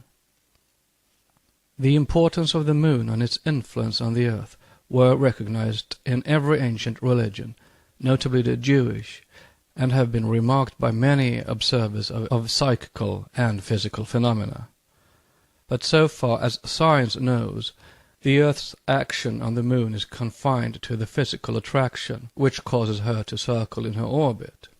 And should an objector insist that this fact alone is sufficient evidence that the moon is truly the Earth's satellite on other planes of action, one may reply by asking whether a mother who walks round and round her child's cradle keeping watch over the infant is the subordinate of her child or dependent upon it.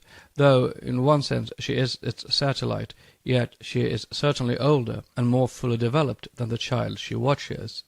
It is, then, the moon that plays the largest and most important part, as well in the formation of the earth itself as in the peopling thereof with human beings. The lunar monads, or pitris, the ancestors of man, become in reality man himself. They are the monads who enter on the cycle of evolution on globe A, and who, passing round the chain of planets, evolve the human form as has just been shown. At the beginning of the human stage of the fourth round on this globe, they ooze out their astral doubles from the ape-like forms which they had evolved in round 3. And it is in this subtle finer form which serves as the model round which nature builds physical man. These monads, or divine sparks, are thus the lunar ancestors, the pitris themselves. For these lunar spirits have to become men in order that their monads may reach a higher plane of activity and self-consciousness, that is, the plane of the Manasa Putras, those who endow the senseless shells created and informed by the pitris with mind in the latter part of the third root race. In the same way the monads or egos of the men of the seventh round of our earth, after our own globes A, B, C, and D, et sequens, parting with their life energy, will have informed and thereby called to life other layer centers destined to live and act on a still higher plane of being. In the same way will the terrene ancestors create those who will become their superiors. It now becomes plain that there exists in nature a triple evolutionary scheme for the formation of the 3 periodical upadhis, or rather 3 separate schemes of evolution, which in our system are inextricably interwoven and interblended at every point.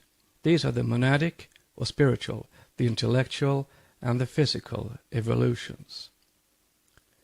These 3 are the finite aspects, or the reflections on the field of cosmic illusion of Atma, the 7th, the one reality.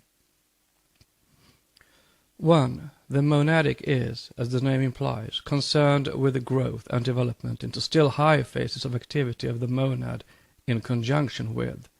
2.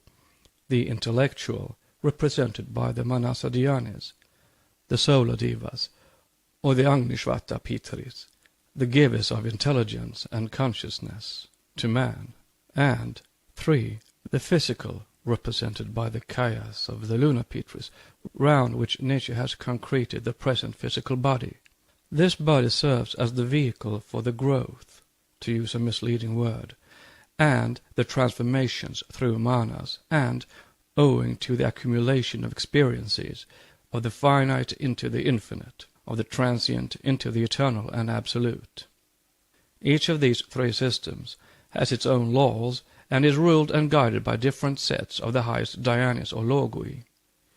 Each is represented in the constitution of man, the microcosm of the great macrocosm, and it is the union of these 3 steams in him which makes him the complex being he is now.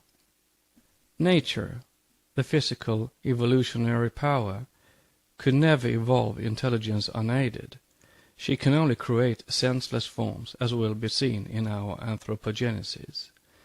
The lunar monads cannot progress, for they have not yet had sufficient touch with the forms created by nature to allow of their accumulating experiences through its means. It is the Manasa Dhyanis who fill up the gap, and they represent the evolutionary power of intelligence and mind, the link between spirit and matter in this round.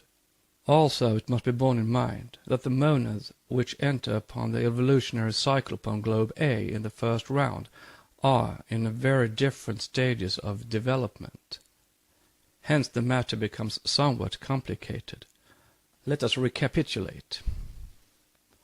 The most developed monads, the lunar, reach the human germ stage in the first round, become terrestrial, though very ethereal human beings, towards the end of the third round, remaining on it, the globe, through the obscuration period, as the seed for future mankind in the fourth round, and thus become the pioneers of humanity at the beginning of this, the fourth round.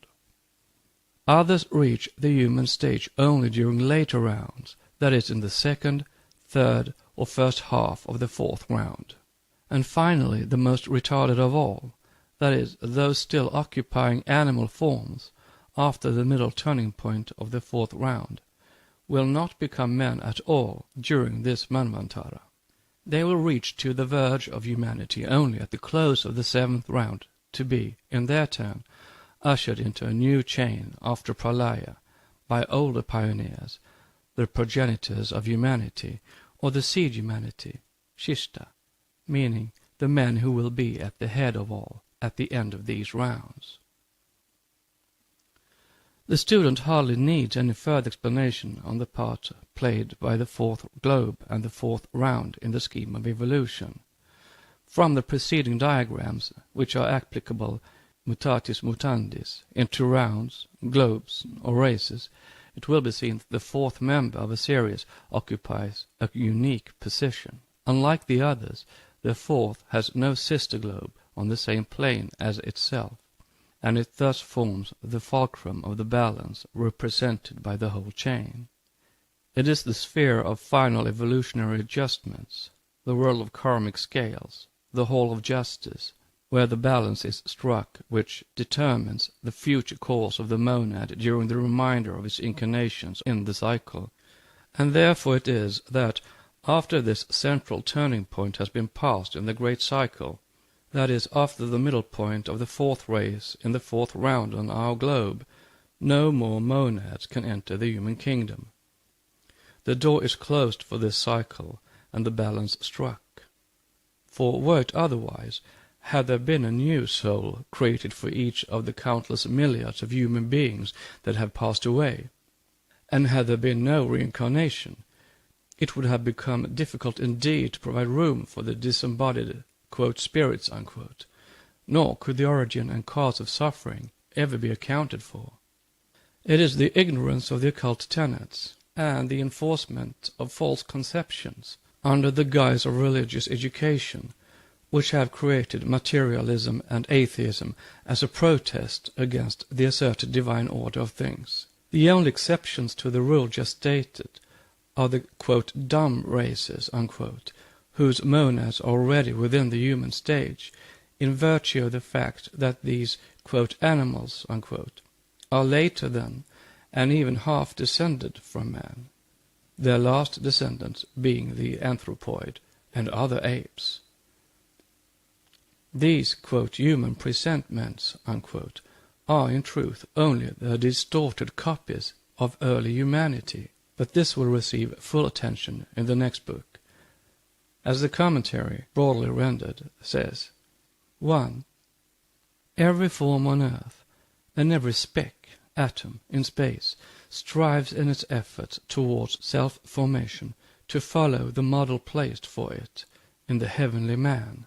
The atoms, involution and evolution, its external and internal growth and development, have all one and the same object, man as the highest physical and ultimate form on this earth, the monad in its absolute totality and awakened condition, as the culmination of the divine incarnations on earth. 2. The Dhyanis, Pitris, or those who have evolved their Bhutta, doubles, from themselves, which Rupa, form, has become the vehicle of monads, seventh and sixth principles, that had completed their cycle of transmigration in the three preceding kalpas, rounds. Then they, the astral doubles, became the men of the first human race of the round, but they were not complete and were senseless. This will be explained in the books that follow. Meanwhile man, or rather his monad, has existed on the earth from the very beginning of this round, but up to our own fifth race, the external shapes which covered those divine astral doubles changed and consolidated with every sub-race, the form and the physical structure of the fauna changing at the same time, as they had to be adapted to the ever-changing conditions of life on this globe during the geological periods of its formative cycle. And thus shall they go on changing with every root race and every chief sub-race down to the last one of the seventh in this round. 3. The inner, now concealed man was then, in the beginnings, the external man, the progeny of the Dionys, Pitris, who was the son like unto his father. Like the lotus, whose external shape assumes gradually the form of the model within itself, so did the form of man in the beginning evolve from within without. After the cycle in which man began to procreate his species after the fashion of the present animal kingdom, it became the reverse. The human fetus follows now in its transformations all the forms that the physical frame of man had assumed throughout the 3 kalpas, rounds, during the tentative efforts at plastic formation around the monad by senseless because imperfect matter in her blind wanderings. In the present age, the physical embryo is a plant, a reptile, an animal, before it finally becomes man, evolving within himself his own ethereal counterpart in his turn. In the beginning it was that counterpart, astral man, which, being senseless, got entangled in the meshes of matter. But this man, but this, quote, man, unquote, belongs to the 4th round. As shown, the monad had passed through, journeyed, and been imprisoned in every transitional form throughout every kingdom of nature during the 3 preceding rounds. But the monad which becomes human is not the man. In this round, with the exception of the highest mammals after man, the anthropoids destined to die out in this our race, when their monads will be liberated and pass into the astral human forms, or the highest elementals of the 6th and the 7th races, and then into lowest human forms in the 5th round. No units of either of the kingdoms are animated any longer by monads destined to become human in their next stage, but only by the lower elementals of their respective realms. Notes on monads will be liberated and pass into the astral human forms. Nature never repeats herself. Therefore, the anthropoids of our day have not existed at any time since the middle of the Miocene period, when, like all cross-breeds, they began to show a tendency, more and more marked as time went on, to return to the type of their first parent, the black and yellow gigantic Lemurantian. To search for the missing link is useless. To the scientists of the closing 6th root race, millions and millions of years hence, our modern races, or rather their fossils, will appear as those of small, insignificant apes, an extinct species of the genus Homo. End of note. Note on the lower elementals on their respective realms. These elementals will become human monads in their turn only at the next great planetary Manvantara. End of note. The last human monad incarnated before the beginning of the 5th root race. Note: such anthropoids form an exception because they were not intended by nature, but are the direct product and creation of senseless man. The Hindus give a divine origin to the apes and monkeys because the men of the 3rd race were gods from another plane who had become senseless mortals. This subject had already been touched upon in Isis Unveiled 12 years ago as plainly as was then possible. On pages 278 to 279 the reader is referred, quote, to the Brahmins if he would know the reason of the regard they have for the monkeys. For then he, the reader, would perhaps learn, were the Brahmin to judge him worthy of an explanation, that the Hindu sees in the ape but what Manu desired he should, the transformation of species most directly connected with that of the human family, a bastard branch engrafted on their own stock before the final perfection of the latter. He might learn further that in the eyes of the educated heathen, the spiritual or inner man is one thing, and his terrestrial physical casket another. The physical nature, the great combination of physical correlations of forces, ever creeping onward towards perfection, has to avail herself of the material at hand. She models and remodels as she proceeds, and finishing her crowning work in man, presents him alone as a fit tabernacle for the overshadowing of the divine spirit. Moreover, a German scientific work is mentioned in a footnote on the same page. It says that a Hanoverian scientist had recently published a book entitled Über die Auflösung der Arten durch natürliche Zuchtwahl, in which he shows with great ingenuity that Darwin was wholly mistaken in tracing man back to the ape. On the contrary, he maintains that it is the ape which is evolved from man. He shows that, in the beginning, mankind were morally and physically the types and prototypes of our present race, and of our human dignity, by their beauty of form, regularity of feature, cranial development, nobility of sentiments, heroic impulses, and grandeur of ideal conception. This is a purely Brahmanic, Buddhistic, and Kabbalistic philosophy. The book is copiously illustrated with diagrams, tables, etc.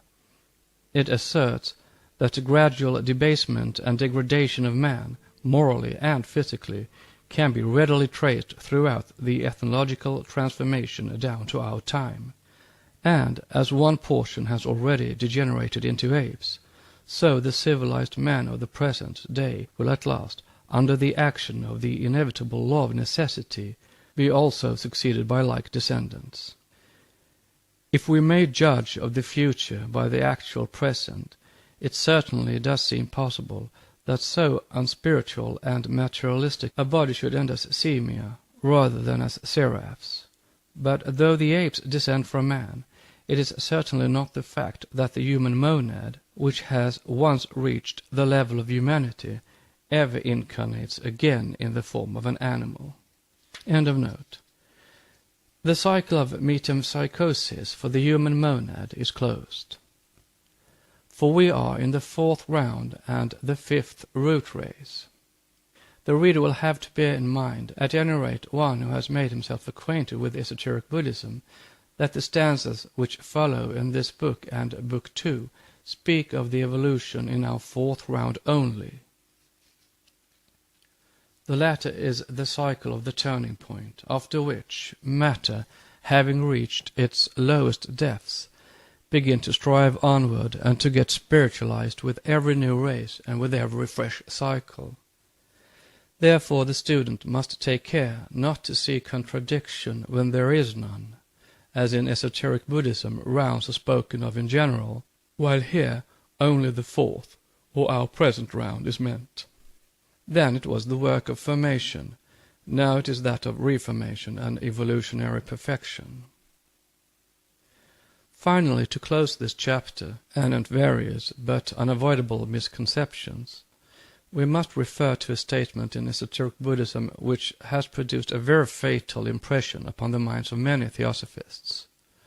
One unfortunate sentence from the work just referred to is constantly brought forward to prove the materialism of the doctrine.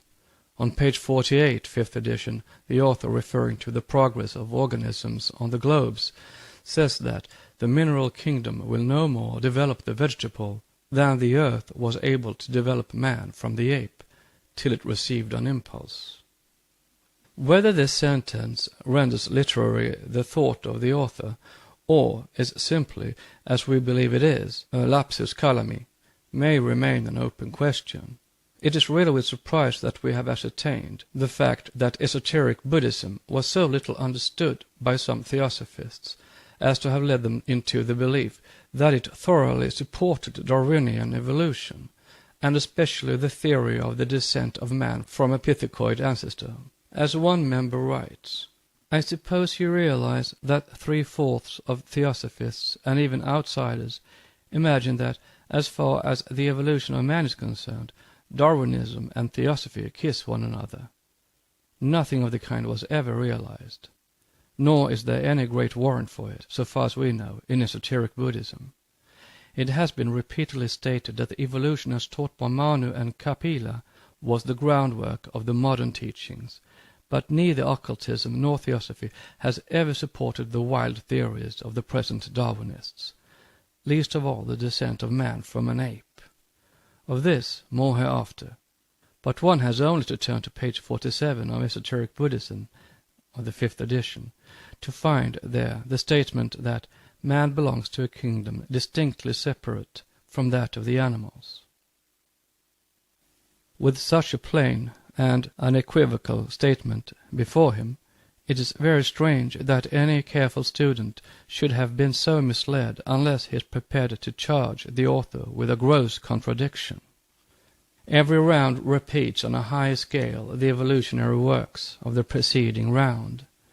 With the exception of some higher anthropoids, as just mentioned, the monadic inflow, or inner evolution, is at an end till the next Manvantara. It can never be too often repeated that the full-blown human monads have to be first disposed of before the new crop of candidates appear on this globe at the beginning of the next cycle. Thus there is a lull, and this is why, during the 4th round, man appears on earth earlier than any animal creation, as will be described. But it is still urged that the author of esoteric Buddhism has preached Darwinism all along. Certain passages would undoubtedly seem to lend a countenance to this inference, besides which the occultists themselves are ready to concede partial correctness to the Darwinian hypothesis in later details, bylaws of evolution, and after the midway point of the 4th race.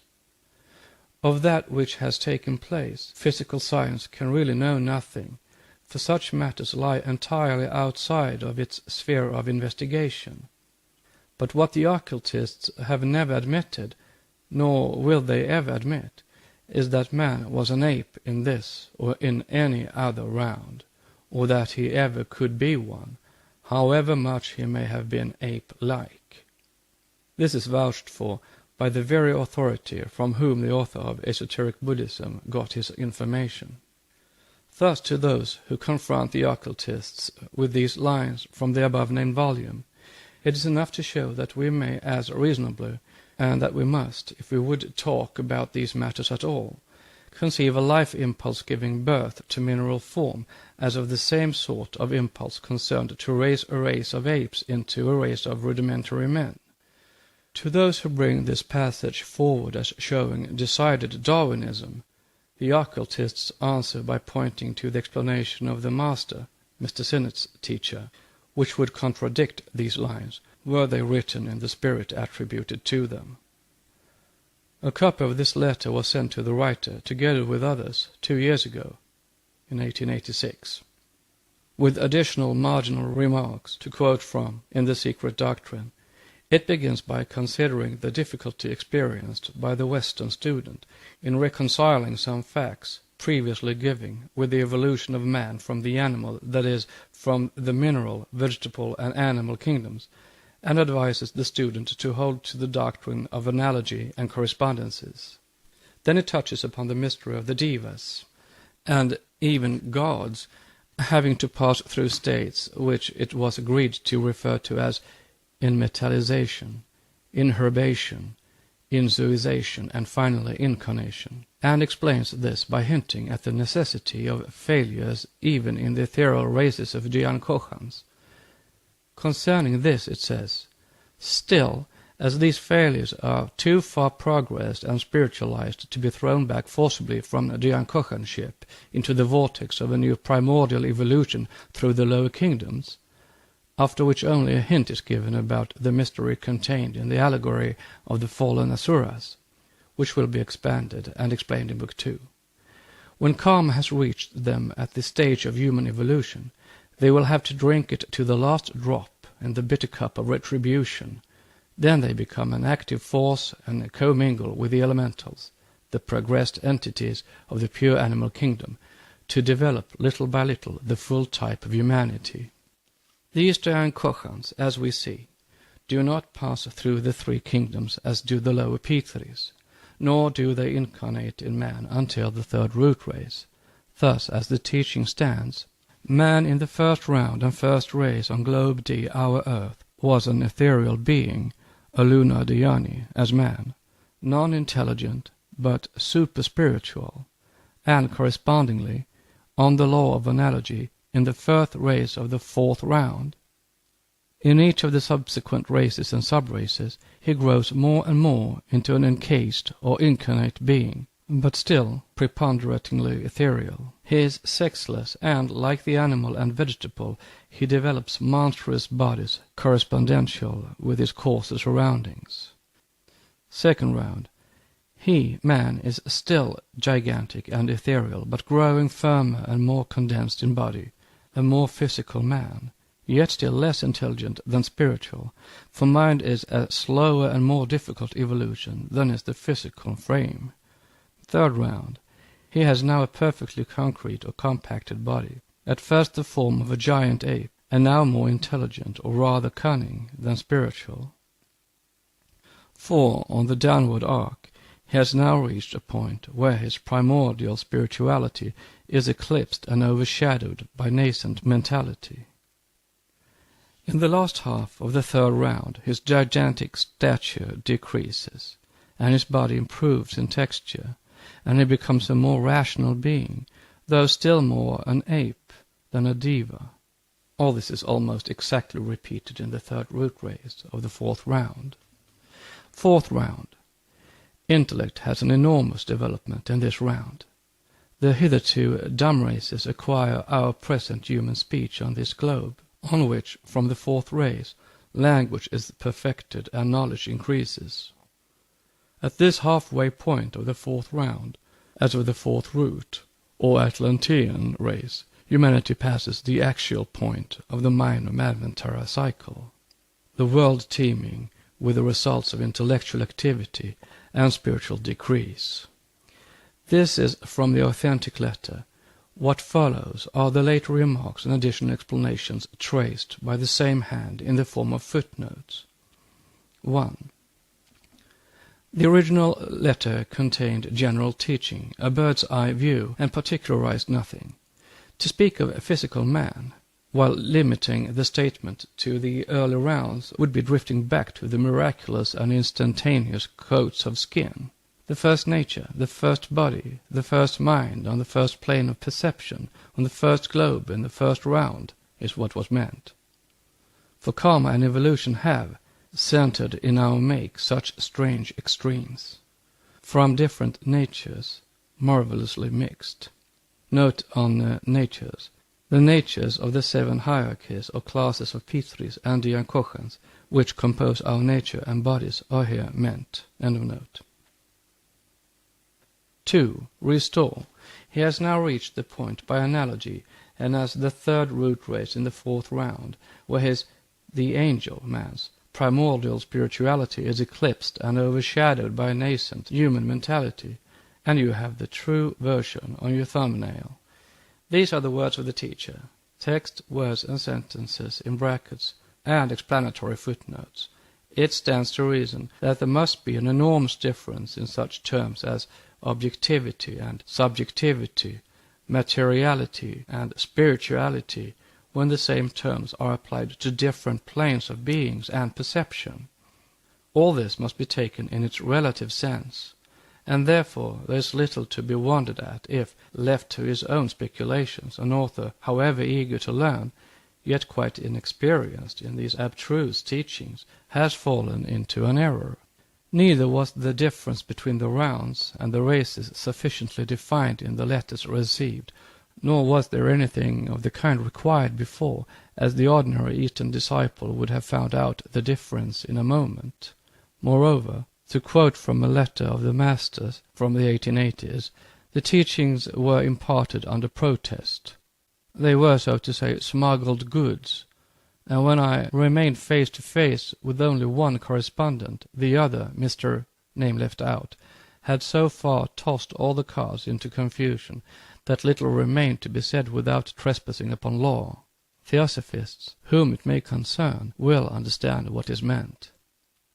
The outcome of all this is that nothing had ever been said in the letters to warrant the assurance that the occult doctrine has ever taught, or any adept believed in, the preposterous modern theory of the descent of man from a common ancestor with the ape, an anthropoid of the actual animal kind, unless metaphorically, is to this day the world is more full of ape-like men than the woods are of men like apes.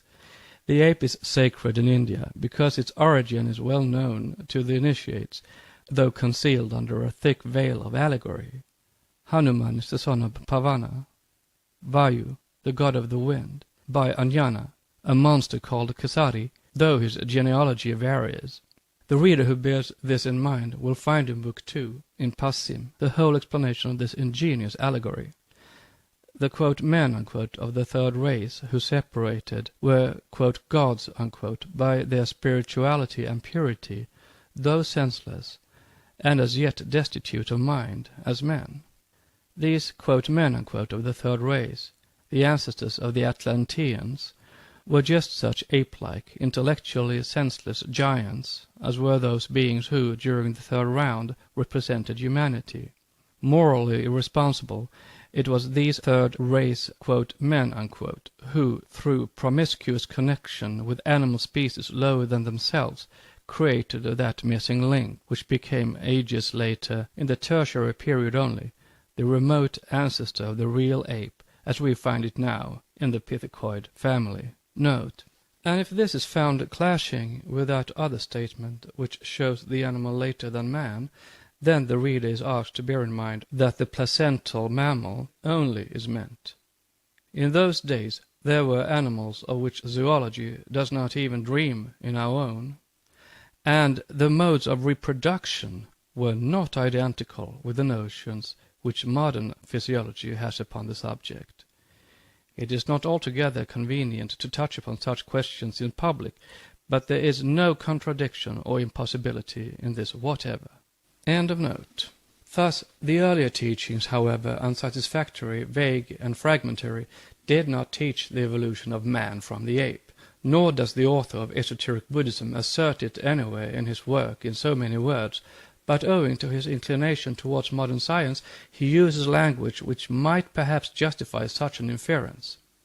The man who preceded the fourth, the Atlantean race, however much he may have looked physically like a gigantic ape, the counterfeit of a man who hath not the life of a man, was still a thinking and already a speaking man. The Lemuro Atlantean was a highly civilized race, and if one accepts tradition, which is better history than the speculative fiction which now passes under that name, he was higher than we are with all our sciences and the degraded civilization of the day. At any rate, The Secret Doctrine, by Helena Petrovna Blavatsky, a facsimile of the original edition of 1888, printed by the Cunningham Press, Alhambra, California. Volume 1, Cosmogenesis. Part 1, Cosmic Evolution. 7 stanzas translated with commentaries from the Secret Book of John. Stanza 6, continued. 5. At the fourth round, or revolution of life and being around the 7 smaller wheels, the sons are told to create their images. 1/3 refuses. 2/3 obey. The full meaning of this sloka can be fully comprehended only after reading the detailed additional explanations, Anthropogenesis and its commentaries in Book 2. Between this sloka and the last, sloka 4 in the same stanza, extend long ages, and there now gleams the dawn and sunrise of another aeon. The drama enacted on our planet is at the beginning of its 4th act, but for a clear comprehension of the whole play, the reader will have to turn back before he can proceed onward, for this verse belongs to the general cosmogony given in the archaic volumes, whereas Book 2 will give a detailed account of the creation, or rather the formation of the first human beings, followed by the second humanity, and then by the third, or as they are called, the first, second, and the third root races. As the solid earth began by being a ball of liquid fire, of fiery dust, and its protoplasmic phantom, so did man. That which is meant by the qualification the fourth is explained as the 4th round, only on the authority of the commentaries. It can equally mean 4th eternity as a 4th round, or even the 4th hour globe. For, as will repeatedly be shown, it is the fourth sphere on the fourth or lowest plane of material life, and it so happens that we are in the fourth round, at the middle point of which the perfect equilibrium between spirit and matter had to take place. Note, it was, as we shall see, at this period, during the highest point of civilization and knowledge, as also of human intellectuality of the fourth Atlantean race, that owing to the final crisis of physiologico-spiritual adjustment of the races, humanity branched off into its two diametrically opposite paths, the right and the left-hand paths of knowledge, or avidya. Thus were the germs of the white and the black magic sown in those days. The seeds lay latent for some time, to sprout only during the early period of the fifth, our race. From commentary. End of note. Says the commentary explaining the verse, the holy youths, the gods, refute to multiply and create species after their likeness, after their kind. They are not fit forms, rupas, for us. They have to grow. They refuse to enter the kayas, shadows or images, of their inferiors. Thus had selfish feeling prevailed from the beginning, even among the gods, and they fell under the eye of the karmic lipikas. They had to suffer for it in later births. How the punishment reached the gods will be seen in the second volume. Stanza 6 continued. 6. The curse is pronounced. They will be born in the fourth race, suffer and cause suffering. This is the first war. The curse is pronounced. It is a universal tradition that, before the psychological fall, propagation of one's kind, whether human or animal, took place through the will of the creators or of their progeny. It was the fall of spirit into a generation, not the fall of mortal man. It has already been stated that to become a self-conscious spirit, the latter must pass through every cycle of being, culminating in its highest point on earth in man. Spirit per se is an unconscious negative abstraction. Its purity is inherent, not acquired by merit. Hence, as already shown, to become the highest Dhyankochan, it is necessary for each ego to attain to full self-consciousness as a human, that is, conscious being, which is synthesized for us in man. The Jewish Kabbalists, arguing that no spirit could belong to the divine hierarchy unless ruach, spirit, was united to nefesh, living soul, only repeat the Eastern esoteric teaching. A dhyani has to be an atma buddhi, once the buddhimanas breaks loose from its immortal atma, of which it, buddhi, is the vehicle. Atman passes into non-being, which is absolute being. This means that the purely nirvanic state is a passage of spirit back to the ideal abstraction of beingness, which has no relation to the plane on which our universe is accomplishing its cycle. They will be born in the fourth race, suffer and cause suffering.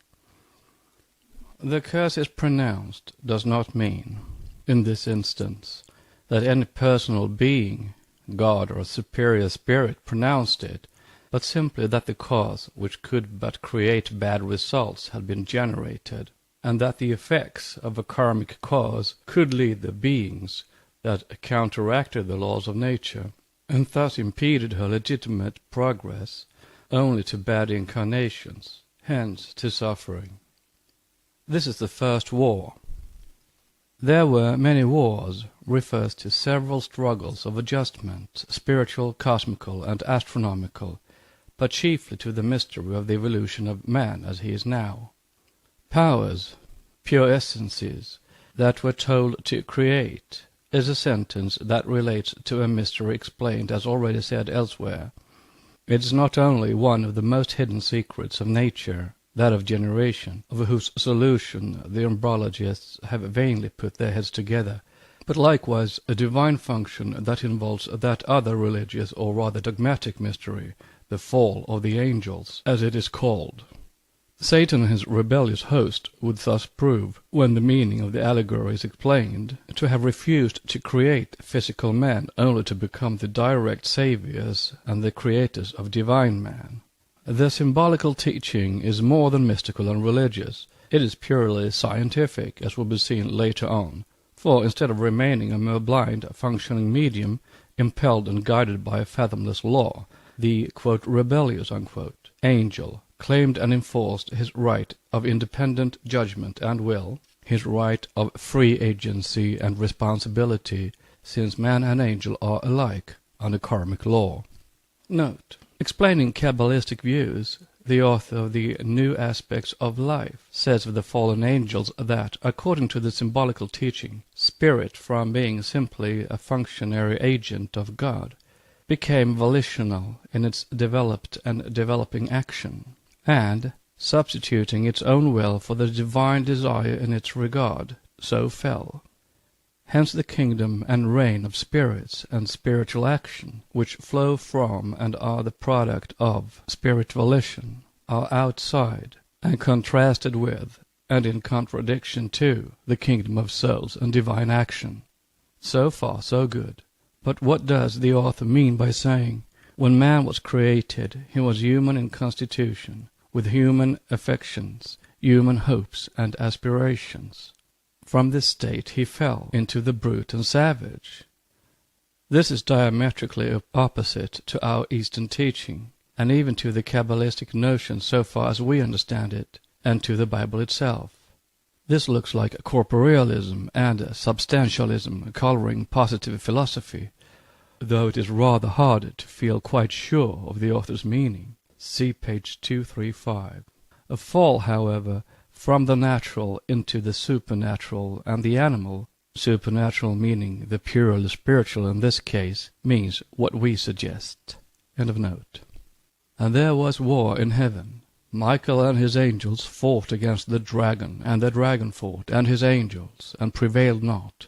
Neither was their place found any more in heaven, and the dragon was cast out, that old serpent, called the devil and Satan, which deceiveth the whole world. The Kabbalistic version of the same story is given in the Codex Nazareus, the scripture of the Nazarenes. The real mystic Christians of John the Baptist and the initiates of Christos. Bahagzivu, the father of the genii, is ordered to construct creatures, to create. But as he is ignorant of Orcus, he fails to do so, and calls in Phetahil, a still purer spirit, to his aid, who fails still worse. This is a repetition of the failure of the fathers, the Lords of Light, to fail one after the other. Book 2, Sloka 17. We will now quote from our earlier volumes. Then steps on the stage of creation the spirit of the earth so-called, or the soul, psyche, which St. James calls devilish. The lower portion, the anima mundi, or astral light. See the close of this sloka. Note, and then steps on the stage of creation the spirit. On the authority of Irenaeus, of Justin Martyr, and the Codex itself, Dunlap shows that the Nazarenes regarded spirit as a female and evil power in its connection with our earth. Dunlap, Sod, the Son of Man, page 52, end of note. With the Nazarenes and the Gnostics, this spirit was feminine. Thus the spirit of the earth, perceiving that for Phetahil, the newest man, meaning the latest, the splendor was changed, and that for splendor existed decrease and damage, she awakes Karaptanos, who was frantic and without sense and judgment, and says to him, "Arise, see, the splendor," the light, "of the newest man," Phetahil, has failed to produce or create man. The decrease of this splendor is visible. Rise up, come with thy mother, the Spiritus, and free thee from limits by which thou art held, and those more ample than the whole world.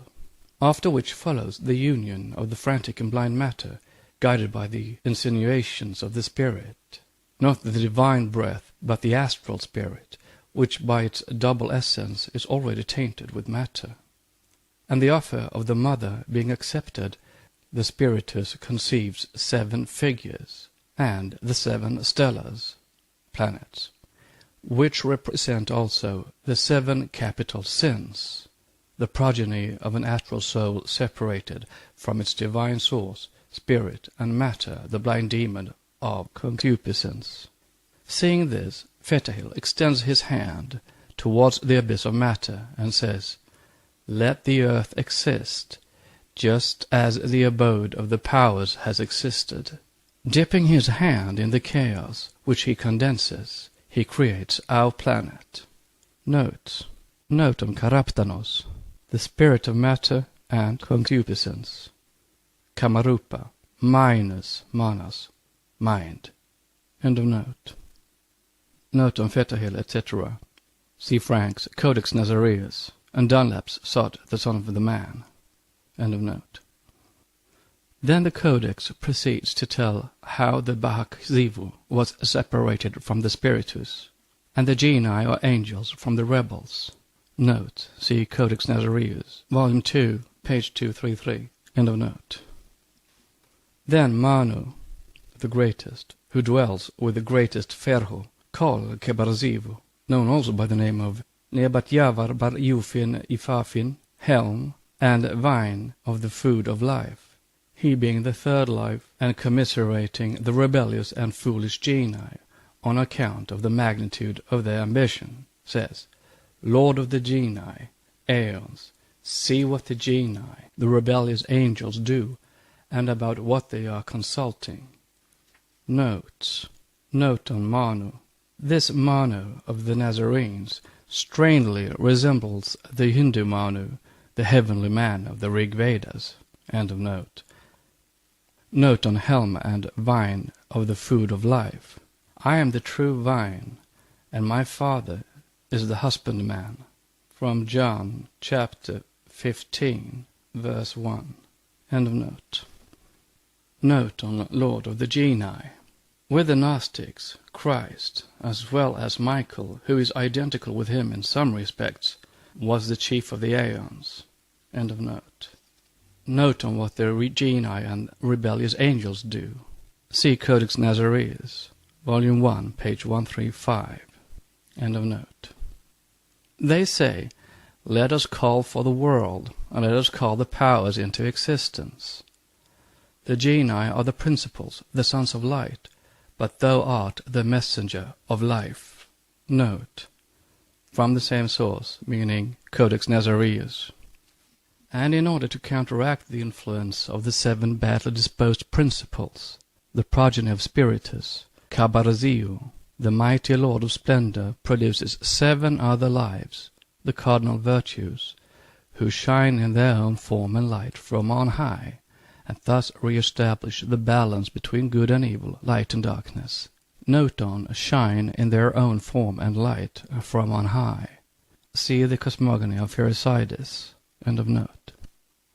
Here one finds a repetition of the early allegorical dual systems, as the Zoroastrian, and detects a germ of the dogmatic and dualistic religions of the future, a germ which has grown into such a luxuriant tree in ecclesiastical Christianity. It is already the outline of the 2, quote, supremes, unquote, God and Satan, but in the stanzas no such idea exists. Most of the Western Christian Kabbalists, preeminently Eliphas Levi, in their desire to reconcile the occult sciences with church dogmas, did their best to make of the astral light only, and preeminently the pleroma of early church fathers, the abode of the hosts of the fallen angels, of the archons and powers. But the astral light, while only the low aspect of the absolute, is yet dual. It is the anima mundi, and ought never to be viewed otherwise, except for Kabbalistic purposes. The difference which exists between its light and its living fire ought to be ever present in the mind of the seer and the psychic. The higher aspect, without which only creatures of matter from that astral light can be produced, is this living fire, and it is the 7th principle. It is said in Isis Unveiled, in a complete description of it, quote, the astral light or anima mundi is dual and bisexual, The ideal, male part of it is purely divine and spiritual. It is the wisdom. It is spirit or Purusha, while the female portion, the spiritus of the Nazarenes, is tainted, in one sense, with matter, is indeed matter, and therefore is evil already. It is the life principle of every living creature, and furnishes the astral soul, the fluidic perisprit, to men, animals, fowls of the air, and everything living. Animals have only the latent germ of the highest immortal soul in them. This latter will develop only after a series of countless evolutions, the doctrine of which evolution is contained in the Kabbalistic axiom: a stone becomes a plant a beast a man a spirit, and the spirit a god. Volume 1, page 301, note. And unquote. The 7 principles of the Eastern initiates had not been explained when Isis was written, but only the 3 Kabbalistic phases of the semi-exoteric Kabbalah. Note. They are found, however, in the Chaldean Book of Numbers. End of note. But these contain the description of the mystic natures of the first group of the Ankochans in the Regimen Ignis, the region and rule or government of fire, which group is divided into 3 classes, synthesized by the first, which makes 4, or the Tetractis. See comments on stanza 7 of Book 1. If one studies the comments attentively, he will find the same progression in the angelic natures, meaning from the passive down to the active, the last of these beings being as near to the ahamkara element, the region or plane wherein egoship, or the feeling of I-amness, is beginning to be defined, as the first ones are near to the undifferentiated essence. The former are rupa incorporeal, the latter rupa corporeal. In Volume 2 of Isis, page 183 et sequens, the philosophical systems of the Gnostics and the primitive Jewish Christians, the Nazarenes and the Ebionites, are fully considered. They show the views held in those days, outside the circle of Mosaic Jews, about Jehovah. He was identified by all the Gnostics with the evil rather than with the good principle.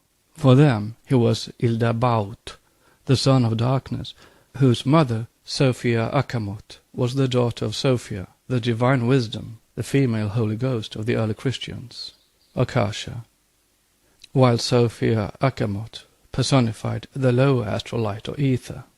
Note. The astral light stands in the same relation to Akasha and Anima Mundi, as Satan stands to the deity. They are one and the same thing seen from 2 aspects, the spiritual and the psychic, the super-ethereal or connecting link between matter and pure spirit, and the physical. See for the difference between nous, the higher divine wisdom, and psyche, the lower and terrestrial. St. James, chapter 3, verses 15 to 17. Vide Demon est Deus inversus, part 2 of this volume. End of note. Ildabaut, or Jehovah, is simply one of the Yelachim, the 7 creative spirits, and one of the lower Sephiroth. Note. Ildabaut is a compound name made up of Ilda, a child, and Baut, both from the Hebrew word for the egg, and Baut, meaning chaos, emptiness, void, or desolation, or the child born in the egg of chaos, like Brahma. End of note. He produced from himself 7 other gods, stellar spirits, or the lunar ancestors, for they are all the same. Note. Jehovah's connection with the moon in the Kabbalah is well known to students. End of note. Note on all the same. About the Nazarenes, see Isis Volume 2, page 131 and 132. The true followers of the true Christos were all Nazarenes and Christians, and were the opponents of the later Christians. End of note. They are all in his own image, the spirits of the face, and the reflections, one of the other, and have become darker and more material as they successively receded from their originator. They also inhabit 7 regions disposed like a ladder, as its rungs slope up and down the scale of spirit and matter. Note. Vide supra, the diagram of the lunar ring of 7 worlds, where, as in our or any other chain, The upper worlds are spiritual, while the lowest, whether moon, earth, or any planet, is dark with matter. End of note. With pagans and Christians, with Hindus and Chaldeans, with the Greek, as with the Roman Catholics, with the slight variation of the texts in their interpretations, they all were the genii of the 7 planets, as of the 7 planetary spheres of our septenary chain, of which Earth is the lowest. See Isis, Volume 2, page 186. This connects the "stellar" and "lunar" spirits with the high planetary angels, and the Saptarishis, the 7 rishis of the stars of the Hindus, as subordinate angels, messengers to these rishis, the emanations on the descending scale of the former. Such, in the opinion of the philosophical Gnostics, were the god and the archangels now worshipped by the Christians. The "fallen angels" and the legend of the war in heaven is thus purely pagan in its origin and comes from India via Persia and Chaldea. The only reference to it in the Christian canon is found in Revelations 12, as quoted a few pages back. Thus, Satan, once he ceases to be viewed in the superstitious, dogmatic, unphilosophical spirit of the churches, grows into the grandiose image of one who made of terrestrial a divine man, who gave him, throughout the long cycle of Mahakalpa, the law of the spirit of life, and made him free from the sin of ignorance, hence of death. See the section on Satan in Part 2, Volume 2. Stanza 6 continued. 6. The older wheels rotated downward and upward. Here, having finished for the time being with our side issues, which, however they may break the flow of the narrative, are necessary for the elucidation of the whole scheme, the reader must return once more to cosmogony. The phrase "older wheels" refers to the worlds or globes of our chain as they were during the previous rounds. The present stanza, when explained esoterically, is found embodied entirely in the Kabbalistic works. Therein will be found the very history of the evolution of those countless globes which evolve after a periodical pralaya, rebuilt from old material into new forms. The previous globes disintegrate and reappear transformed and perfected for a new phase of life. In the Kabbalah, worlds are compared to sparks which fly from under the hammer of the great architect, Law, the law which rules all the smaller creators. The following comparative diagram, page 200, shows the identity between the two systems, the Kabbalistic and the Eastern. The 3 upper are the 3 high planes of consciousness, revealed and explained in both schools only to the initiates. The lower ones represent the 4 lower planes, the lowest plane being our plane, or the visible universe. These 7 planes correspond to the 7 states of consciousness in man. It remains with him to attune the 3 higher states in himself to the 3 higher planes in cosmos.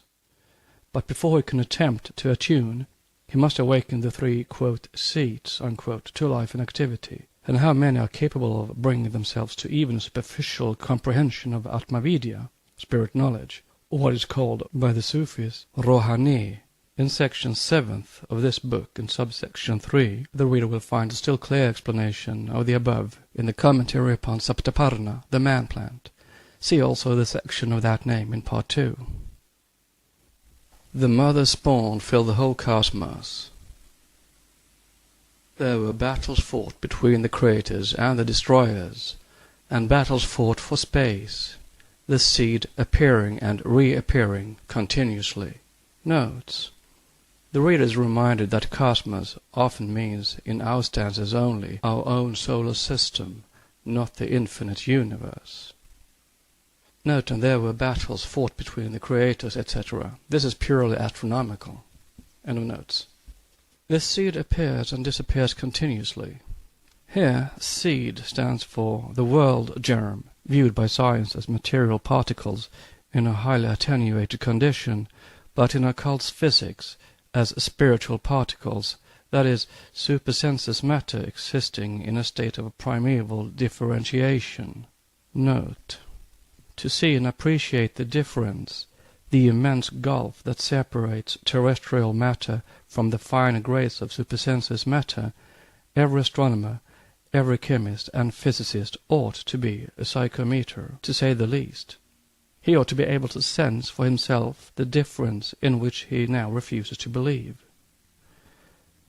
Mrs. Elizabeth Denton, one of the most learned and also one of the most materialistic and skeptical women of her age, the wife of Professor Denton, the well-known American geologist and the author of The Soul of Things, was nevertheless one of the most wonderful psychometers some years ago. This is what she described in one of her experiments, with a particle of a meteorite placed on her forehead in an envelope. The lady, not being aware what it contained, said, quote, "What a difference between that which we recognize as matter here and that which seems like matter there. In the one, the elements are so coarse and so angular. I wonder that we can endure it all, much more that we can desire to continue our present relations to it. In the other, all the elements are so refined, they are so free from those great rough angularities which characterize the elements here, that I can but regard that as by so much the more than this, the real existence." Unquote, from Volume 3, pages 345 to 346. End of note. In theogony, every seed is an ethereal organism, from which evolves later on a celestial being, a god. In the quote, beginning, unquote, that which is called, in mystic phraseology, cosmic desire, evolves into absolute light. Now, light without any shadow would be absolute light, in other words, absolute darkness, as physical science seeks to prove. That shadow appears under the form of primordial matter, allegorized, if one likes, in the shape of the spirit of creative fire or heat. If, rejecting the poetical form and allegory, science chooses to see in this the primordial fire mist, it is welcome to do so, whether one way or the other, whether Fohat or the famous force of science, nameless, and as difficult of definition as our Fohat himself. That something caused the universe to move with circular motion, as Plato has it, or, as the occult teaching expresses it, the central sun causes Fohat to collect primordial dust in the form of balls, to impel them to move in converging lines, and finally to approach each other and aggregate. From the Book of Jian. Being scattered in space, without order or system, the world germs come into frequent collision until their final aggregation, after which they become wanderers, comets. Then the battles and struggles begin. The older bodies attract the younger, while the others repel them. Many perish, devoured by their stronger companions. Those that escape become worlds. Note: when carefully analyzed and reflected upon, this will be found as scientific as science could make it, even at our late period. End of note. We have been assured that there exist several modern works of speculative fancy upon such struggles for life in sidereal heaven, especially in the German language. We rejoice to hear it, for ours is an occult teaching lost in the darkness of archaic ages. We have treated of it fully in Isis Unveiled, and the idea of Darwinian-like evolution, of struggle for life and supremacy, and of the survival of the fittest among the hosts above as the hosts below, runs throughout both the volumes of our earlier work written in 1876.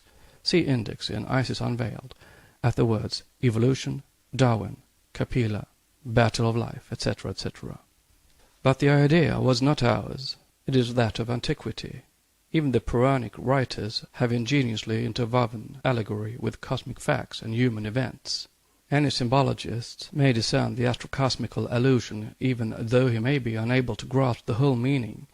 The great wars in heaven, in the Puranas, the wars of the Titans, in Hesiod and other classical writers, the struggles also in the Egyptian legend between Osiris and Typhon, and even those in the Scandinavian legends, all refer to the same subject. Northern mythology refers to it as the Battle of the Flames, the sons of Muspel, who fought on the field of Vigred.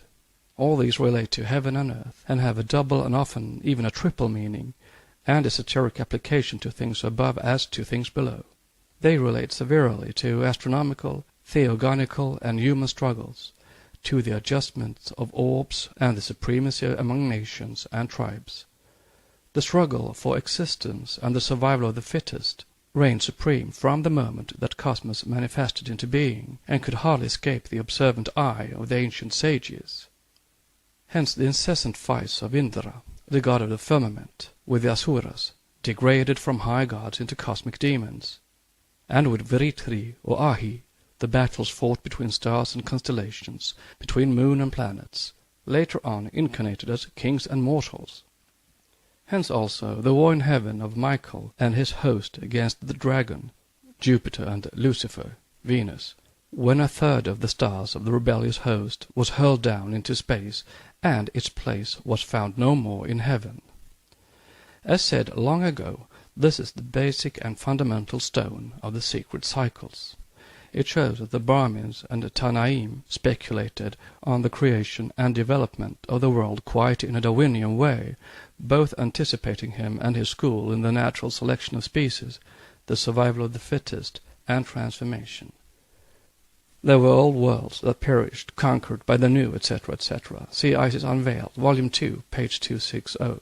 The assertion that all the worlds, stars, planets, etc., as soon as a nucleus of primordial substance in the Laya, undifferentiated state, is informed by the freed principles of a just deceased sidereal body, become first comets, and then suns to cool down, to inhabitate worlds, is a teaching as old as the rishis. Thus the secret books distinctly teach, as we see, an astronomy that would not be rejected even by modern speculation, could the latter thoroughly understand its teachings. For archaic astronomy and the ancient physical and mathematical sciences expressed views identical with those of modern science, and many of far more momentous import. A struggle for life, as the survival of the fittest in the worlds above, as on our planet here below, are distinctly taught. This teaching, however, although it would not be entirely rejected by science, is sure to be repudiated as an integral whole, for it avers that there are only 7 self-born primordial gods emanated from the Trinitarian One. In other words, it means that all the worlds or sidereal bodies, always on strict analogy, are formed one from the other, after the primordial manifestation at the beginning of the great age is accomplished. The birth of the celestial bodies in space is compared to a crowd or multitude of pilgrims at the festival of the fires. 7 ascetics appear on the threshold of the temple with 7 lighted sticks of incense. At the light of these, the first row of pilgrims light their incense sticks, after which every ascetic begins whirling his stick around his head in space, and furnishes the rest with fire. Thus with the heavenly bodies.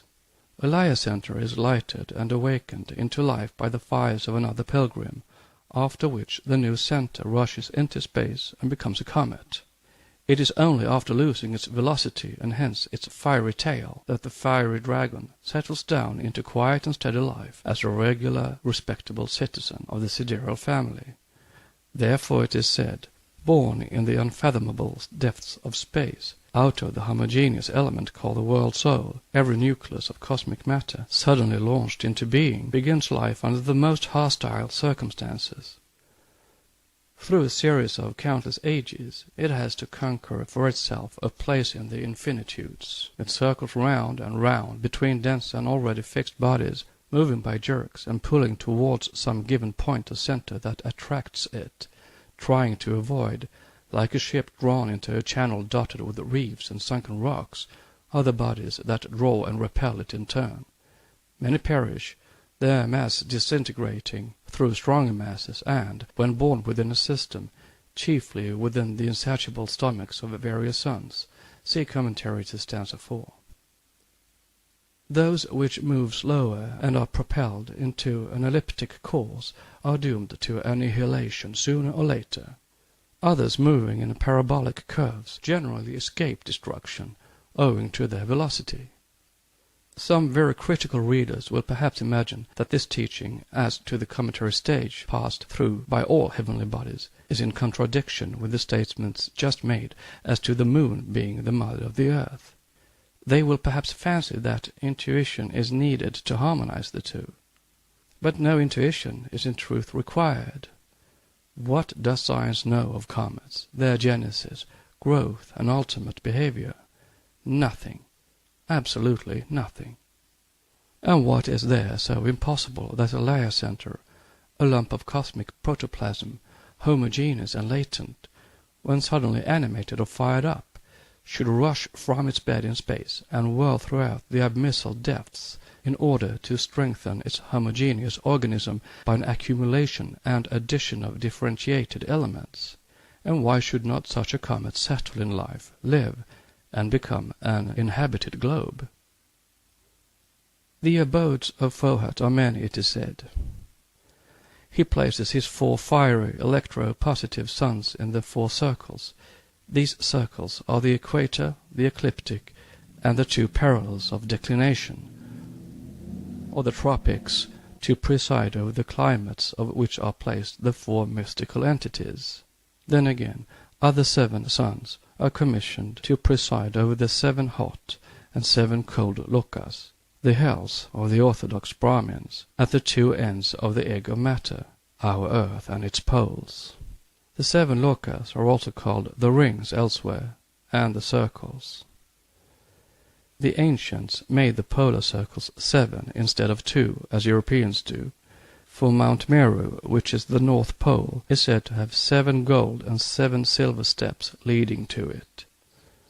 The strange statement made in one of the stanzas, "The songs of Fohat and his sons were radiant as the noontide sun and the moon combined," and that the 4 songs of the middle fourfold circle saw their father's songs and heard his solar Selenic radiance, is explained in the commentary in these words: "The agitation of the Fohatic forces at the 2 cold ends, north and south poles, of the earth, which resulted in a multicolored radiance at night, have in them several of the properties of akasha, ether, color and sound as well. Sound is the characteristic of akasha, ether. It generates air, the property of which is touch, which, by friction, becomes productive of color and light." From Vishnu Purana. Perhaps the above will be regarded as archaic nonsense, but it will be better comprehended if the reader remembers the aurora borealis and australis, both of which take place at the very centers of terrestrial electric and magnetic forces. The 2 poles are said to be the storehouses, the receptacles and liberators at the same time of cosmic and terrestrial vitality, electricity, from the surplus of which the earth, had it not been for these 2 natural safety valves, would have been rent to pieces long ago. At the same time, it is now a theory that has lately become an axiom that the phenomenon of polar light is accompanied by and productive of strong sounds like whistling, hissing, and cracking. But see Professor Trumholt's works on the aurora borealis and his correspondence regarding this moot question. Stanza 6 continued.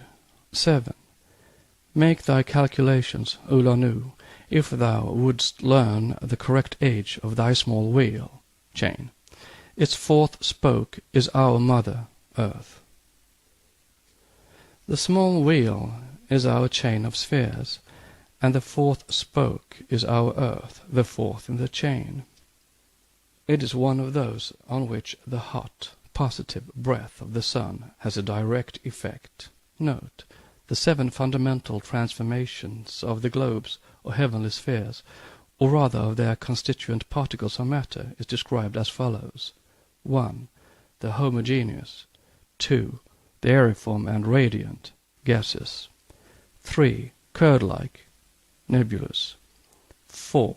Atomic, ethereal, beginning of motion, hence of differentiation. 5. Germinal, fiery, differentiated, but composed of the germs only of the elements in their earliest states, they having 7 states, when completely developed, on our earth. 6. Fourfold, vapory, the future earth. 7. Cold and depending on the sun for life and light. End of note. To calculate its age, however, as the pupil is asked to do in the stanza, is rather difficult, since we are not given the figures of the great kalpa. and are not allowed to publish those of our small yugas, except as to the approximate duration of these. The old wheels rotated for one eternity and 1/2 of an eternity, it says. We know that by eternity the 7th part of 311 trillion 40 billions of years, or an age of Brahma, is meant. But what of that? We also know that, to begin with, if we take for our basis the above figures, we have first of all to eliminate from the 100 years of Brahma, or 311 trillion 40 billion years, 2 years taken up by the sandhyas, twilights, which leaves 98, as we have to bring it to the mystical combination 14 by 7. But we have no knowledge at what time precisely the evolution and formation of our little earth began. Therefore it is impossible to calculate its age, unless the time of its birth is given, which the teachers refuse to do so far. At the close of this book and in Book 2, however, some chronological hints will be given. We must remember, moreover, that the law of analogy holds good for the worlds as it does for man, and that as the one deity becomes 2, diva or angel, and 2 becomes 3, or man, etc., etc., so we are taught that the curds, world stuff, become wanderers, comets, these become stars, and the stars the centers of vortices, our sun and planets, to put it briefly. Note: this cannot be so very unscientific, since Descartes thought also that the planets rotate on their axis because they were once lucid stars, the centers of vortices. End of note. Reach the 4th fruit or the 4th path of knowledge that leads to nirvana, and thou shalt comprehend, for thou shalt see. There are 4 grades of initiation mentioned in exoteric works, which are known respectively in Sanskrit as Skrochapanna, Sagardagan, Anagamin, and Arhan, the 4 paths to Nirvana, in this our 4th round, bearing the same appellations.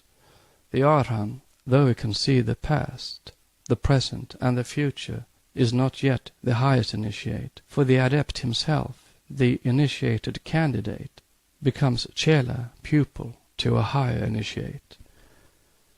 3 further higher grades have to be conquered by the Arhan, who would reach the apex of the ladder of arhatship. There are those who have reached it, even in this 5th race of ours, but the faculties necessary for the attainment of these high grades will be fully developed in the average ascetic only at the end of this root race, and in the 6th and 7th. Thus there will always be initiates, and the profane till the end of this minor manvantara, the present life cycle. The airheads of the fire mist of the 7th rung are but one remove from the root base of their hierarchy, the highest on earth, and our terrestrial chain. This root base has a name which can only be translated by several compound words into English: the ever-living human banyan. This wondrous being descended from a high region, they say, in the early part of the 3rd age, before the separation of the sexes of the 3rd race.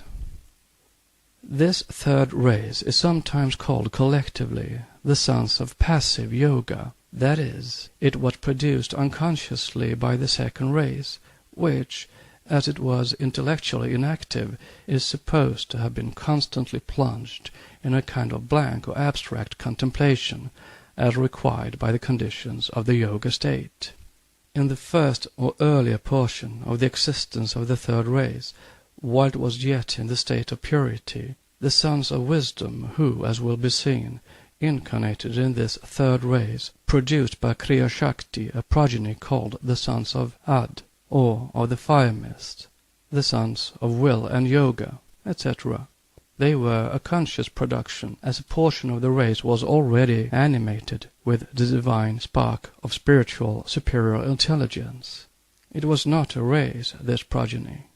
It was at first a wondrous being called the Initiator, and after him a group of semi-divine and semi-human beings, set apart in archaic Genesis for certain purposes, they are those in whom are said to have incarnated the highest Dhyanis, Munis and Rishis from previous Manvantaras, to form the nursery for future human adepts on this earth and during the present cycle.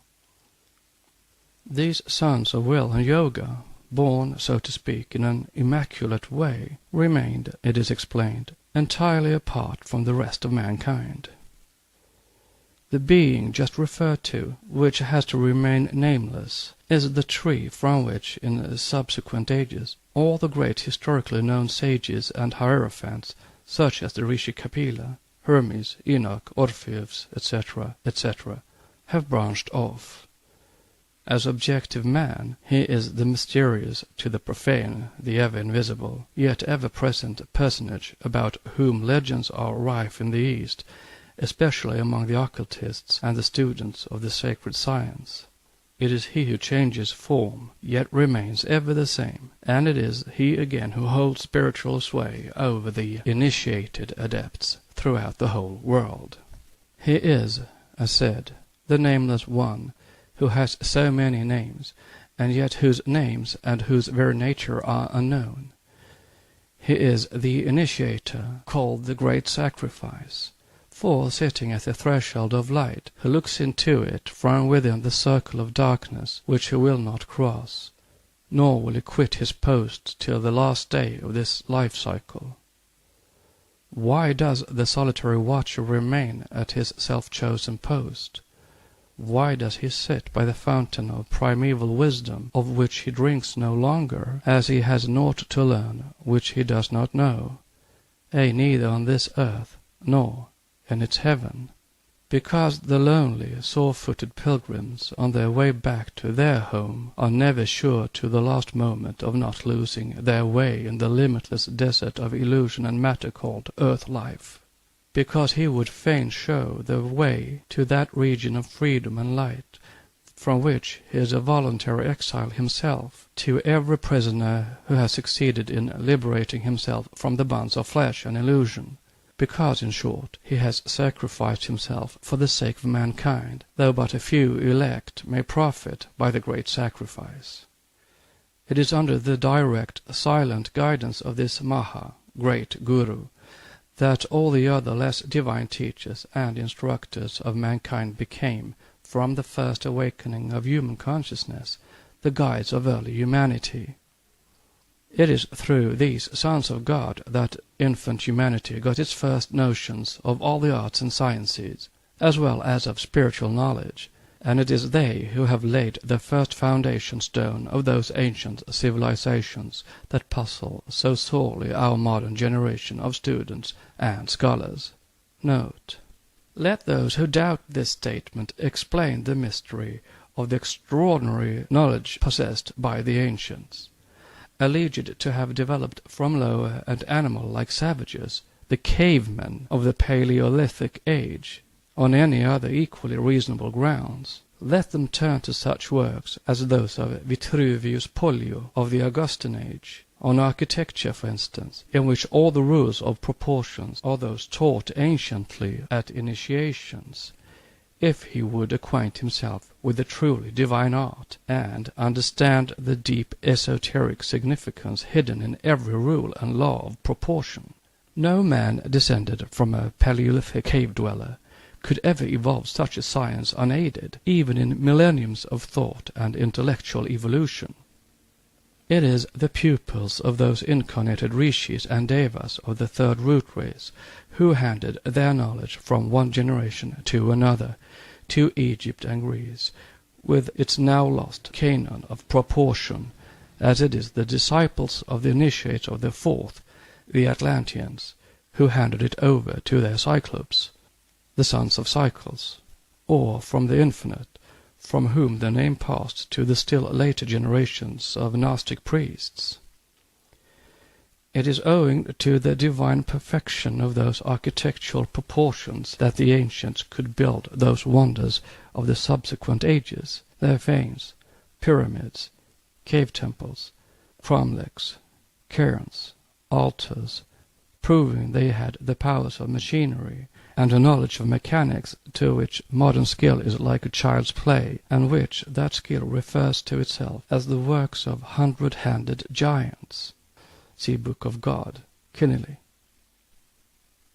Modern architects may not altogether have neglected those rules, but they have superadded enough empirical innovations to destroy those just proportions. It is Vitruvius who gave to posterity the rules of construction to the Grecian temples erected to the immortal gods, and the 10 books of Marcus Vitruvius Pollio on architecture of one, in short, who was an initiate, can only be studied esoterically. The Druidical circles, the dolmen, the temples of India, Egypt and Greece, the towers, and the 127 towns in Europe which were found Cyclopean in origin by the French Institute, are all the work of initiated priest-architects, the descendants of those primarily taught by the sons of God, justly called the builders. This is what appreciative posterity says to those descendants. They used neither mortar nor cement, nor steel, nor iron to cut the stones with, and yet they were so artfully wrought that in many places the joints are not seen, though many of the stones, as in Peru, are 18 feet thick, and in the walls of the fortress of Cusco there are stones of a still greater size, Acosta 6:14.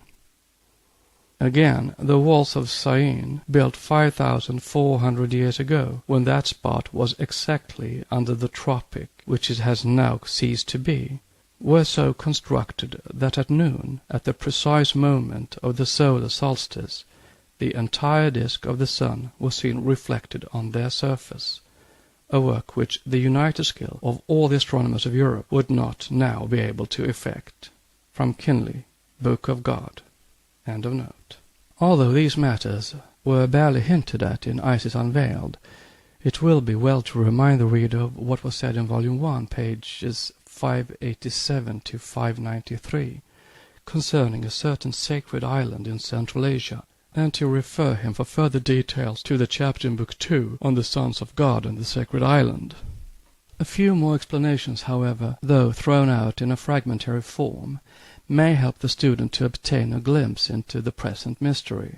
To state at least one detail concerning these mysterious sons of God in plain words, it is from them, these Brahmaputras, that the high Dvijas, the initiated Brahmins of old justly claimed descent, while the modern Brahmin would have the lowest castes believe literally that they were issued direct from the mouth of Brahma.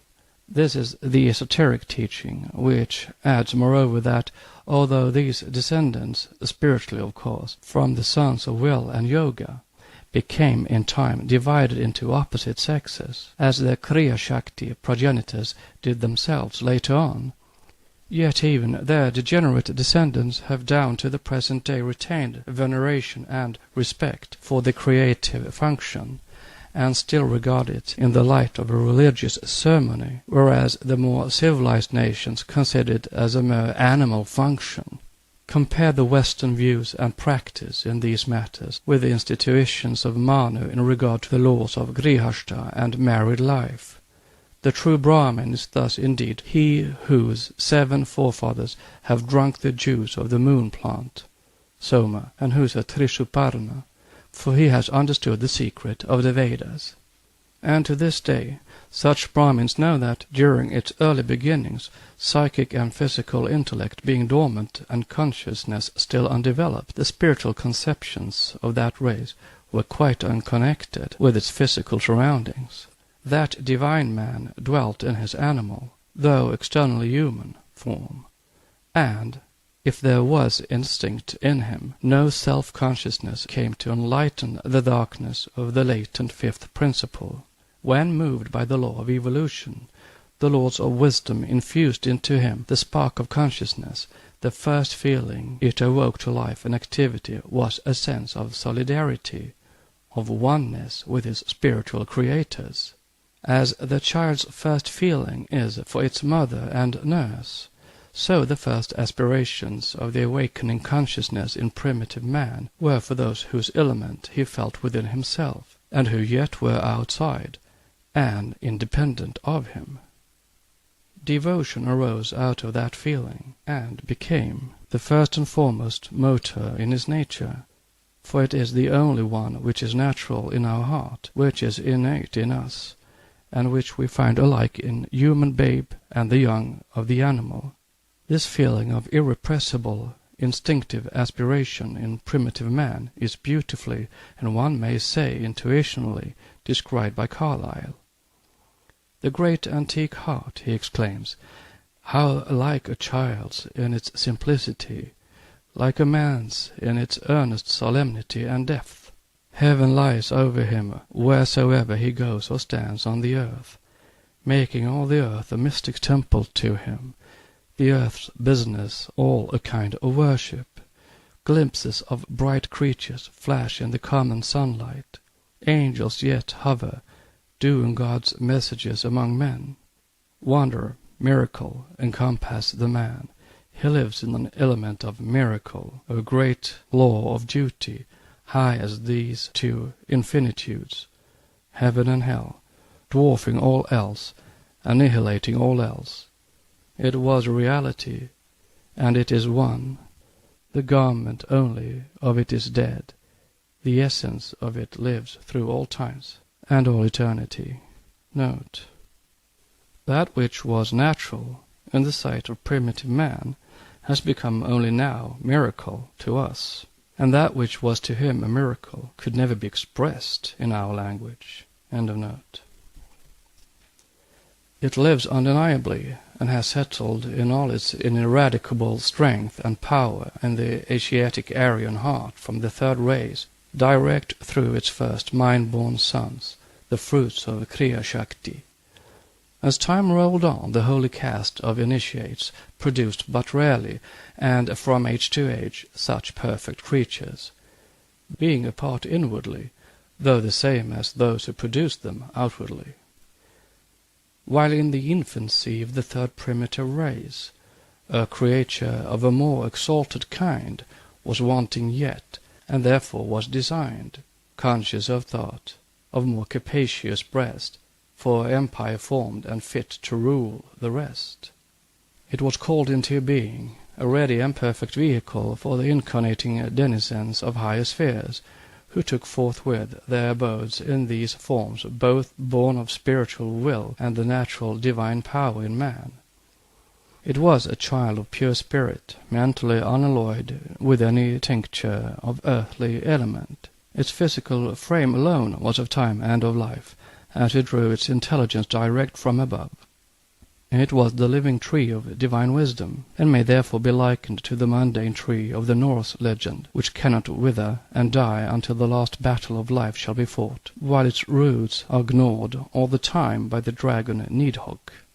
For even so, the first and holy son of Kriya Shakti had his body gnawed by the tooth of time, but the roots of his inner being remained forever undecaying and strong, because they grew and expanded in heaven, not on earth.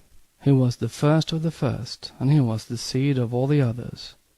There were other sons of Kriya Shakti, produced by a second spiritual effort, but the first one had remained to this day the seed of divine knowledge, the one and the supreme among the terrestrial sons of wisdom. Of this subject we can say no more, except to add that in every age, even in our own, there have been great intellects who have understood the problem correctly. How comes our physical body to the state of perfection it is found in now? Through millions of years of evolution, of course, yet never through or from animals as taught by materialism. For, as Carlyle says, the essence of our being, the mystery in us that calls itself I. What words have we for such things? It is a breath of heaven. The highest being reveals himself in man. This body, these faculties, this life of ours, it is not all as a vesture for the unnamed. Unquote from Carlyle. The breath of heaven, or rather the breath of life, called in the Bible nephesh, is in every animal, in every animate speck, as in every mineral atom, but none of these has, like man, the consciousness of the nature of that highest being, as none has that divine harmony in its form which man possesses. Note: there is no nation in the world in which the feeling of devotion or of religious mysticism is more developed and prominent than in the Hindu people. See what Max Müller says of this idiosyncrasy, a national feature, in his works. This is direct inheritance from the primitive conscious men of the third race. End of note.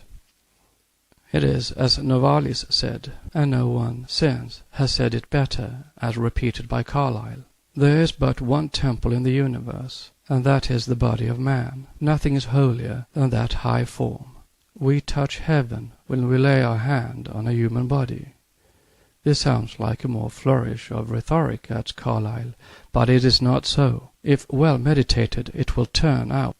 The Secret Doctrine, by Helena Petrovna Blavatsky, a facsimile of the original edition of 1888, printed by the Cunningham Press, Alhambra, California. Volume 1, Cosmogenesis. Part 1, Cosmic Evolution. 7 stanzas translated with commentaries from the Secret Book of John. Stanza 7. This is Sloka 1. Behold the beginning of sentient formless life. First the divine vehicle, the one from the mother spirit, Atman. Then the spiritual, Atma Buddhi, spirit soul.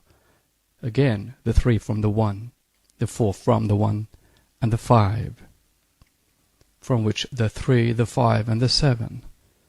These are the threefold and the fourfold downward, the mind-born sons of the First Lord, Avalokiteshvara, the shining 7, the builders. It is they who are thou, me, him, Ulanu, they who watch over thee and thy mother, Bhumi, the earth. Behold the beginning of sentient formless life. The hierarchy of creative powers is divided into 7, or 4 and 3, esoteric, within the 12 great orders recorded in the 12 signs of the zodiac. The 7 of the manifesting scale being connected, moreover, with the 7 planets. All this is subdivided into numberless groups of divine, spiritual, semi-spiritual, and ethereal beings. The chief hierarchies among these are hinted at in the Great Quaternary, or the 4 bodies and the 3 faculties of Brahma, exoterically, and the Panchasyam, the 5 Brahmas, or the 5 Dhyani Buddhas in the Buddhist system. The highest group is composed of the divine flames, so-called, also spoken of as the fiery lions and the lions of life, whose esotericism is securely hidden in the zodiacal sign of Leo. It is the nucleoli of the superior divine world. See commentary in first pages of Addendum. They are the formless fiery breaths, identical in one aspect with the upper Sephirothal triad, which is placed by the Kabbalists in the archetypal world. The same hierarchy, with the same numbers, is found in the Japanese system in the beginnings, as taught by both the Shinto and the Buddhist sects. In this system, anthropogenesis precedes cosmogenesis, as the divine merges into the human and creates, midway in its descent into matter, the visible universe. The legendary personages remarks reverentially Omuai, having to be understood as the stereotyped embodiment of the higher secret doctrine and its sublime truths. To state it at full length, however, would occupy too much of our space, but a few words on this old system cannot be out of place.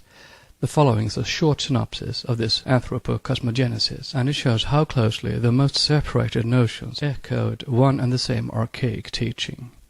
When all was as yet chaos, Konton, 3 spiritual beings appeared on the stage of future creation.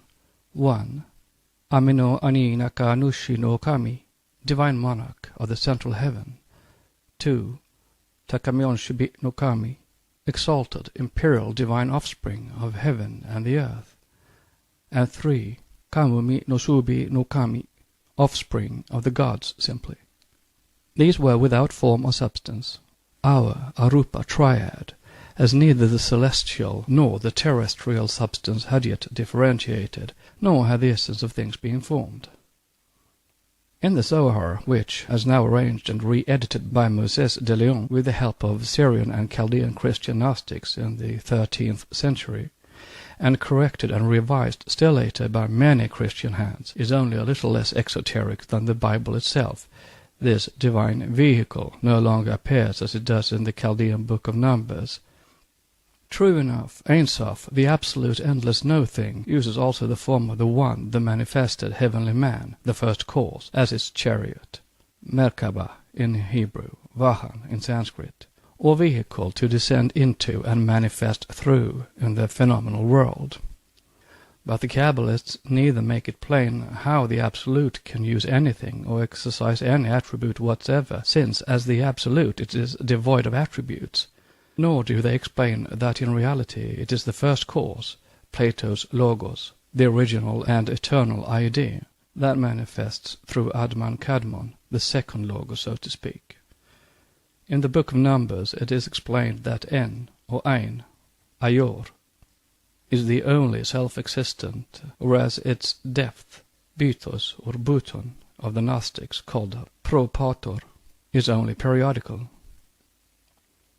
The latter is Brahma, as differentiated from Brahma or Par-Brahm. It is the depth, the source of light, or Pro-Pater, which is the unmanifested Logos in the abstract idea, and not Ein Sof, whose ray uses Adman Kadmon, or the manifested Logos, the objective universe, quote, male and female, unquote, as a chariot through which to manifest. But in the Zohar we read the following incongruity. Senior occultatus est et absconditus, microprosopus manifestus est et non manifestus. Rosenroth, Liber Mysteri, 4:1. This is a fallacy, since microprosopus, or the microcosm, can only exist during its manifestations, and is destroyed during the Mahapralayas. Rosenroth's Kabbalah is no guide, but very often a puzzle. First, the divine vehicle. As in the Japanese system, in the Egyptian, and every old cosmogony, at this divine flame, the one are lit the three descending groups. Having their potential being in the higher group, they now become distinct and separate entities. These are called the Virgins of Life, the Great Illusion, etc., etc., and collectively the six-pointed star. The latter is the symbol in almost every religion of the Logos as the first emanation. It is that of Vishnu in India, the chakra or wheel, and the glyph of the tetragrammaton, the he of the four letters, or metaphorically the limbs of microprosopus in the Kabbalah, which are 10 and 6 respectively. The later Kabbalists, however, especially their Christian mystics, have played sad havoc with this magnificent symbol. Note, indeed, the microprosopus, who is, philosophically speaking, quite distinct from the unmanifested eternal Logos, one with the Father, has been finally brought, by centuries of incessant efforts of sophistry and paradoxes, to be considered as one with Jehovah, or the one living God, whereas Jehovah is no better than Bina, a female Sephiroth. This fact cannot be too frequently impressed upon the reader. End of note. For the 10 limbs of the heavenly man are the 10 Sephiroth, but the first heavenly man is the unmanifested spirit of the universe, and ought never to be degraded into a microprosopus, the lesser face or countenance, the prototype of man on the terrestrial plane. Note, the microprosopus is, as just said, the Logos manifested, and of such there are many. End of note. Of this, however, later on, the six-pointed star refers to the 6 forces or powers of nature, the 6 planes, principles, etc., etc., all synthesized by the 7th, or the central point in the star. All these, the upper and lower hierarchies included, emanate from the heavenly or celestial Virgin, the Great Mother in all religions, the androgyne, the Sephira Adman Kadmon. Note, Sephira is the crown, Kether, in the abstract principle only, as a mathematical x, the unknown quantity. On the plane of a differentiated nature, she is the female counterpart of Adman Kadmon, the first androgyne. The Kabbalah teaches that the word fiat lux, from Genesis chapter 1, refer to the formation and evolution of the Sephiroth, and not to light as opposed to darkness. Rabbi Simeon says, O companions, companions, man as an emanation was both man and woman, Admon Kadmon verily, and this is the sense of the words, let there be light, and it was light. And this is the twofold man. Auzuke aus dem Zohar, pages 13 to 15, end of note. In its unity, primordial light is the seventh or highest principle, Daivi Prakriti, the light of the unmanifested Logos. But in its differentiation it becomes Fohat, or the seven suns. The former is symbolized by the central point in the double triangle, the latter by the hexagon itself, or the 6 limbs of the microprosopus, the seventh being Malkut, the bride of the Christian Kabbalists, or our earth. Hence the expressions, the first after the one is divine fire, the second fire and aether, the third is composed of fire, aether, and water, the fourth of fire, aether, water, and air. Note, see next footnote, these elements of fire, air, etc. are not our compound elements. End of note. The one is not concerned with man-bearing globes, but with the inner invisible spheres.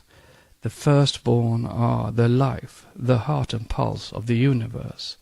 The second are its mind, or consciousness, as said in the commentary.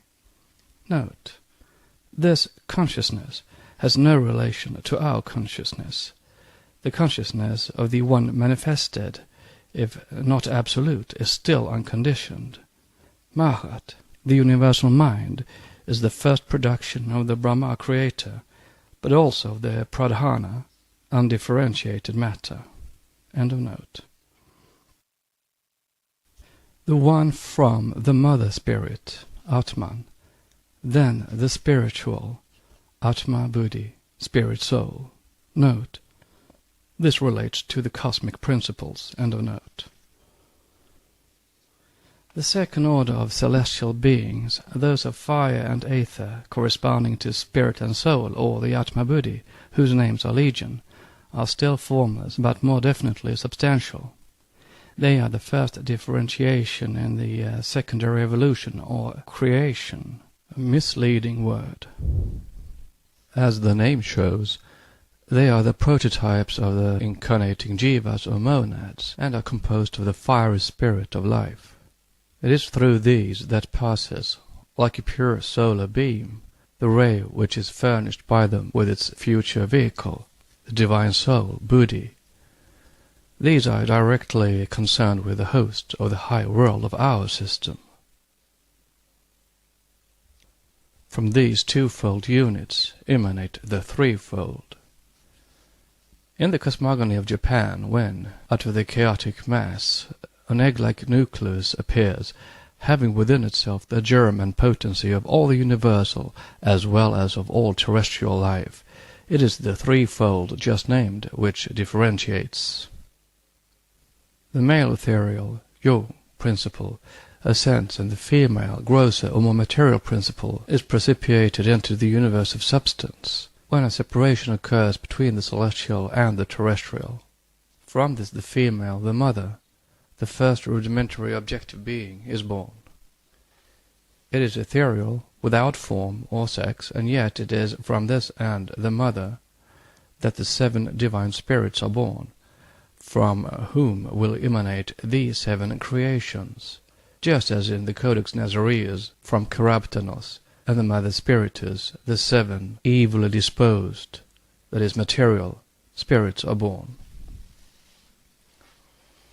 It would be too long to give here the Japanese names, but once translated they stand in this order. 1. The invisible celibate, which is the creative logos of the non-creating Father, or the creative potentiality of the latter, made manifest.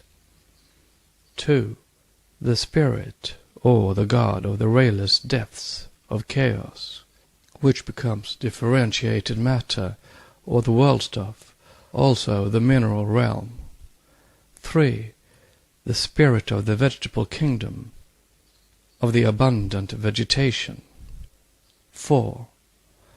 This one is of dual nature, being at the same time the spirit of the earth and the spirit of the sands, the former containing the potentiality of the male element, the latter that of the female element, the two forming a combined nature. These two were one, yet unconscious of being two. In this duality were contained A, the male, dark and muscular being, Itunogai no Kami, and B, Ekugai no Kami, the female, fair and weaker or more delicate being. Then the fifth and sixth spirits, who were androgynous or dual-sexed, and finally 7, the seventh spirit, the last emanated from the mother, appears as the first divine human form, distinctly male and female. It was the seventh creation, as in the Puranas, wherein man is the seventh creation of Brahma. These Tsanagi Tsanami descended into the universe by the celestial bridge, the Milky Way, and Tsanagi, perceiving far below a chaotic mass of cloud and water, thrust his jeweled spear into the depths, and dry land appeared. Then the two separated to explore Onokoro, the newly created island world, etc., etc. Omui. Such are the Japanese exoteric fables, the end that conceals the kernel of the same one truth of the secret doctrine. Turning back to the esoteric explanations in every cosmogony, the three from the one. The third order corresponds to the Atma Buddhi Manas, spirit, soul, and intellect, and is called the triads. The four from the one. The fourth are substantial entities. This is the highest group among the rupas, atomic forms. Note, it is worthy to notice that, while rejecting as a superstition of occultism, and religion too, the theory of substantial and invisible beings called angels, elementals, etc., without of course having ever looked into the philosophy of these incorporeal entities or thought over them, modern chemistry, owing to observation and discovery, should have unconsciously been forced to adopt and recognize the same ratio of progression and order in the evolution of chemical atoms as occultism does, both for its dhyanis and atoms, analogy being the first law. As seen above, the very first group of the Rupa angels is quaternary, an element being added to each in descending order. So are the atoms, adopting the phraseology of chemistry, monatomic, diatomic, and tetratomic, progressing downwards. Let it be remembered that fire, water, and air, or the elements of a primary creation, so-called, are not the compound elements they are on earth, but noumenal homogeneous elements, the spirits thereof. Then follow the septenary groups or hosts. Placed on parallel lines in a diagram with atoms, the natures of those beings would be seen to correspond in their downward scale of progression to composite elements in a mathematically identical manner, as to analogy. This refers of course only to diagrams made by the occultists, for were the scale of angelic beings to be placed on a parallel line with the scale of the chemical atoms of science, from the hypothetical helium down to uranium, they would of course be found to differ. For these have, as correspondents on the astral plane, only the four lowest orders, the higher three principles in the atom, or rather molecule or chemical element, being perceptible only to the initiated Dangma's eye. But then, if chemistry desired to find itself on the right path, it would have to correct its tabular arrangement by that of the occultists, which it may refuse to do. In esoteric philosophy, every physical particle corresponds to, and depends on, its higher noumenon, the being to whose essence it belongs. And above as below, the spiritual evolves from the divine, the psychomental from the spiritual, tainted from its lower plane by the astral, the whole animate and seemingly inanimate nature, evolving on parallel lines, and drawing its attributes from above as well as from below. End of note. It is the nursery of the human, conscious, spiritual souls. They are called the imperishable jivas, and constitute, through the order below their own, the first group of the septenary host, the great mystery of human conscious and intellectual being. Note: the number 7 does not imply only 7 entities, but 7 groups or hosts, as explained before. The highest group, the Asuras, born in Brahma's first body, which turned into night or septenary, that is, divided like the Pitris into 7 classes, 3 of which are arupa, bodiless, and 4 with bodies. See Vishnu Purana, Book 1. They are in fact more truly our Pitris, ancestors, than the Pitris who projected the first physical man. See Book 2. End of note. For the latter are the field wherein lies concealed in its privation the germ that will fall into generation. The germ will become the spiritual potency in the physical cell that guides the development of the embryo, and which is the cause of the hereditary transmission of faculties and all the inherent qualities in man. The Darwinian theory, however, of the transmission of acquired faculties is neither taught nor accepted in occultism. Evolution in it proceeds on quite other lines. The physical, according to esoteric teaching, evolving gradually from the spiritual, mental, and psychic. This inner soul of the physical cell, this spiritual plasm that dominates the germinal plasm, is the key that must open one day the gates of the terra incognita of the biologist, now called the dark mystery of embryology. See text and note, info. And the 5. The 5th group is a very mysterious one, as it is connected with the microcosmic pentagon, the 5-pointed star representing man. In India and Egypt, these dhyanis were connected with a crocodile, and their abode is in Capricornus. These are convertible terms in Indian astrology, as this 10th sign of the zodiac is called Makara, loosely translated crocodile. The word itself is occultly interpreted in various ways, as will be shown further on. In Egypt, the defunct man, whose symbol is the pentagram or the 5-pointed star, the points of which represent the limbs of a man, was shown emblematically transformed into a crocodile. Sebak, or Sevek, or seventh, as Mr. Gerald Massey says, showing it as having been the type of intelligence, is a dragon in reality, not a crocodile. He is the dragon of wisdom, or manas, the human soul. Mind, the intelligent principle, called in our esoteric philosophy the 5th principle. Says the defunct Orisified in chapter 88 of Book of the Dead, or the ritual under the glyph of a mummiform god with a crocodile's head. 1. I am the god crocodile proceeding at the fear, at the arrival of his soul among men. I am the god crocodile brought for destruction, an allusion to the destruction of divine spiritual purity when man acquires the knowledge of good and evil, also to the fallen gods or angels of every theogony. 2. I am the fish of the great Horus, as Makara is the crocodile, the vehicle of Varuna. I am merged in Sekten.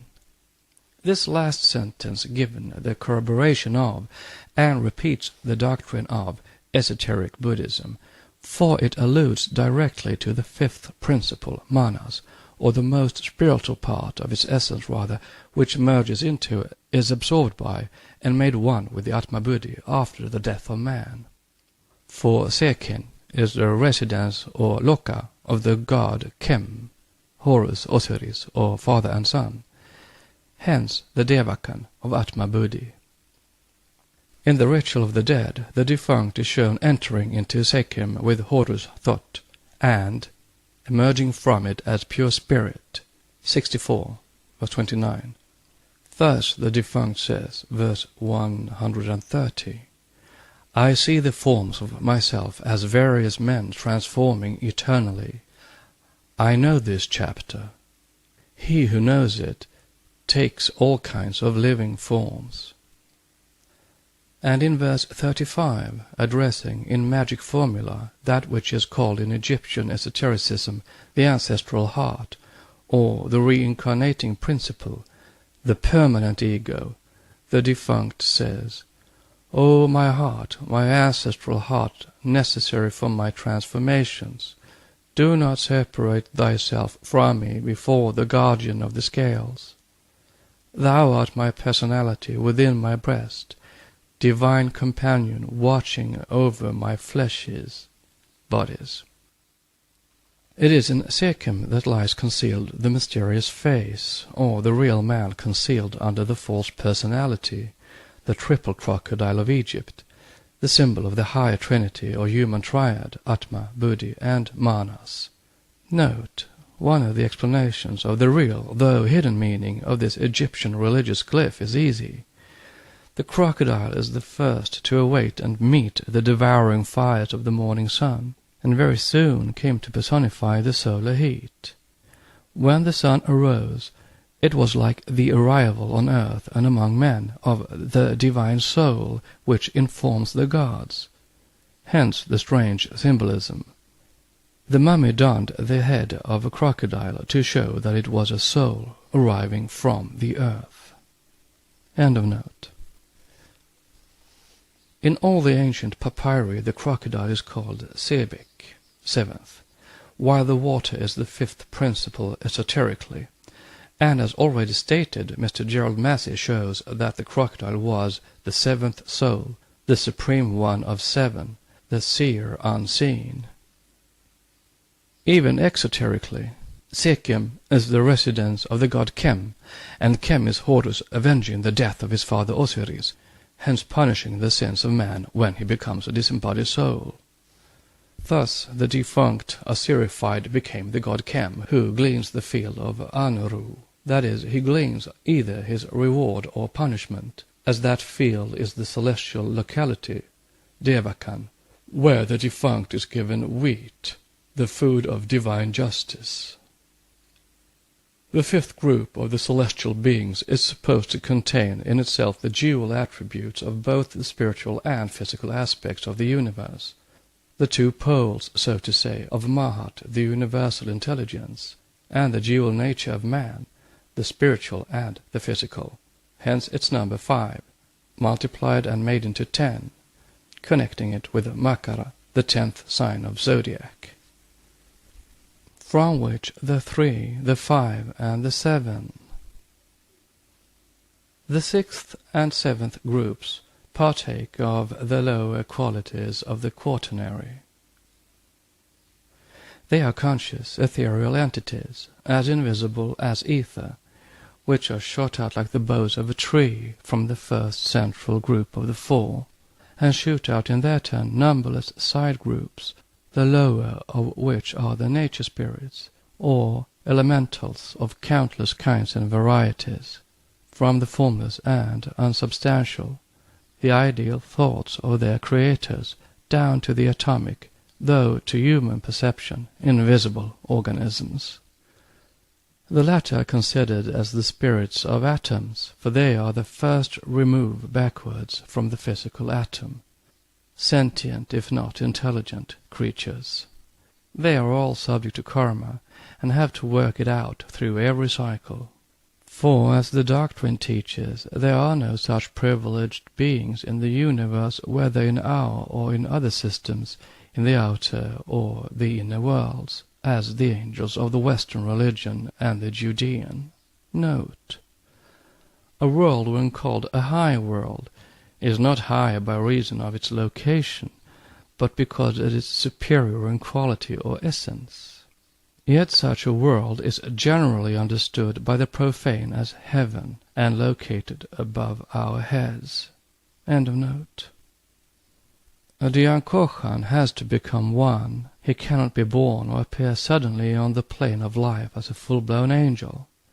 The celestial hierarchy of the present Manvantara will find itself transferred in the next cycle of life into higher superior worlds, and will make room for a new hierarchy, composed of the elect ones of our mankind. Being is an endless cycle within the one absolute eternity, wherein move numberless inner cycles, finite and conditioned. Would evince no personal merit in being gods. Such a class of beings, perfect only by virtue of the special, immaculate nature inherent in them, in the face of suffering and struggling humanity, and even of the lower creation, would be the symbol of an eternal injustice, quite satanic in character, an ever-present crime. It is an anomaly and an impossibility in nature. Therefore the four and the three have to incarnate, as all other beings have. This sixth group, moreover, remains almost inseparable from man, who draws from it all but his highest and lowest principles, or his spirit and body, the five middle human principles being the very essence of those dhyanis. Note: Paracelsus calls them the Flagi, the Christians the guardian angels, the occultist the ancestors, the Pitris. They are the sixfold dhyan kochans, having the six spiritual elements in the composition of their bodies, in fact, men minus the physical body. End of note. Alone the divine ray, the Atman, proceeds directly from the One. When asked how that can be, how is it possible to conceive that those, quote, gods, unquote, or angels, can be at the same time their own emanations and their personal selves? Is it in the same sense in the material world, where the Son is, in one way, his Father, being his blood, the bone of his bone, and the flesh of his flesh? To this the teachers answer, verily it is so, but one has to go deep into the mystery of being before one can fully comprehend this truth. Stanza 7 continued. 2. The one ray multiplies the smaller rays. Life precedes form, and life survives the last atom of form, sthula sharira, external body. Through the countless rays, the life ray, the one, like a thread through many beads, pearls. This sloka expresses the conception, a purely Vedantic one, as already explained elsewhere, of a life thread, sutratma, running through successive generations. How then can this be explained? By resorting to a simile, to a familiar illustration, though necessarily imperfect, as all our available analogies must be. Before resorting to it, however, I would ask whether it seems unnatural, least of all supernatural, to any one of us when we consider that process known as the growth and development of a fetus into a healthy baby weighing several pounds evolves from what? From the segmentation of an infinitesimally small ovum and a spermatozoon, and afterwards we see that baby develop into a 6-foot man. This refers to the atomic and physical expansion of the microscopically small into something very large, from the to the naked eye unseen, into the visible and objective. Science has provided for all this, and I dare say her theories, embryological, biological, and physiological, are correct enough so far as exact observation of the material goes. Nevertheless, the two chief difficulties of the science of embryology, namely what are the forces at work in the formation of the fetus, and the cause of, quote, hereditary transmission, unquote, of likeness, physical, moral, or mental, have never been properly answered, nor will they ever be solved till the day when scientists condescend to accept the occult theories. Note: the materialists and the evolutionists of the Darwinian school would be ill-advised to accept the newly worked-out theories of Professor Weizmann, the author of Beiträge zur Deszendenslehre, with regard to one of the two mysteries of embryology as above specified, which he seems to have solved, as he thinks. For when it is solved, science will have stepped over into the domain of the truly occult, and stepped forever out of the realm of transformation, as taught by Darwin. The two are irreconcilable from the standpoint of materialism. Regarded from that of the occultists, it solves all these mysteries. Those who are not acquainted with the new discovery of Professor Weizmann, at one time a fervent Darwinist, ought to hasten to repair the deficiency. The German embryologist philosopher shows, thus stepping over the heads of the Greek hypocrites and Aristotle, right back into the teachings of the old Aryans, one infinitesimal cell out of millions of others at work in the formation of an organism, determining alone and unaided by means of constant segmentation and multiplication the correct image of the future man or animal in its physical, mental, and psychic characteristics. It is that cell which impresses on the face and form of the new individual the features of the parents or of some distant ancestor. It is that cell again which transmits to him the intellectual and mental idiosyncrasies of his sires, and so on. This plasma is the immortal portion of our bodies simply through the process of successive assimilations. Darwin's theory, viewing the embryological cell as an essence or the extract from all other cells, is set aside. It is incapable of accounting for hereditary transmission. There are but two ways of explaining the mystery of heredity. Either the substance of the germinal cell is endowed with the faculty of crossing the whole cycle of transformations that lead to the construction of a separate organism, and then to the reproduction of identical germinal cells, or those germinal cells do not have their genesis at all in the body of the individual, but proceed directly from the ancestral germinal cell passed from father to son through long generations. It is the latter hypothesis that Weizmann accepted and has worked upon, and it is to this cell he traces the immortal portion of man. So far so good, and when this almost correct theory is accepted, how will biologists explain the first appearance of this everlasting cell? Unless man grew like the immortal Topsy, and was not born at all, but fell from the clouds, how was that embryological cell born in him? End of note.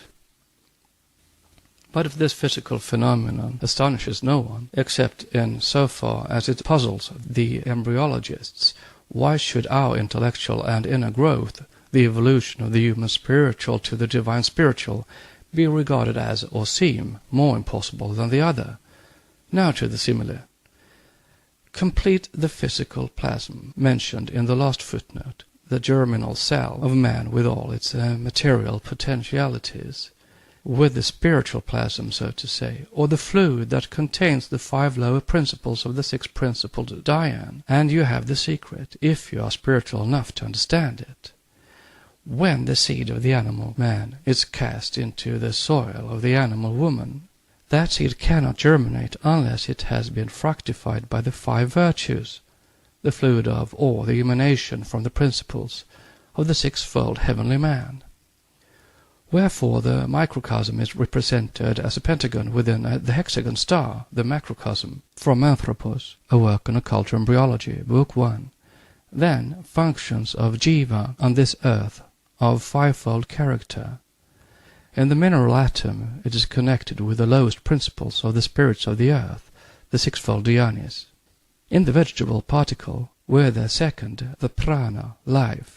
In the animal, with all these, plus the 3rd and the 4th, in man, the germ must receive the fruition of all the 5. Otherwise he will be born no higher than an animal, namely, a congenital idiot. Thus in man alone the jiva is complete. As to his 7th principle, it is but one of the beams of the universal sun.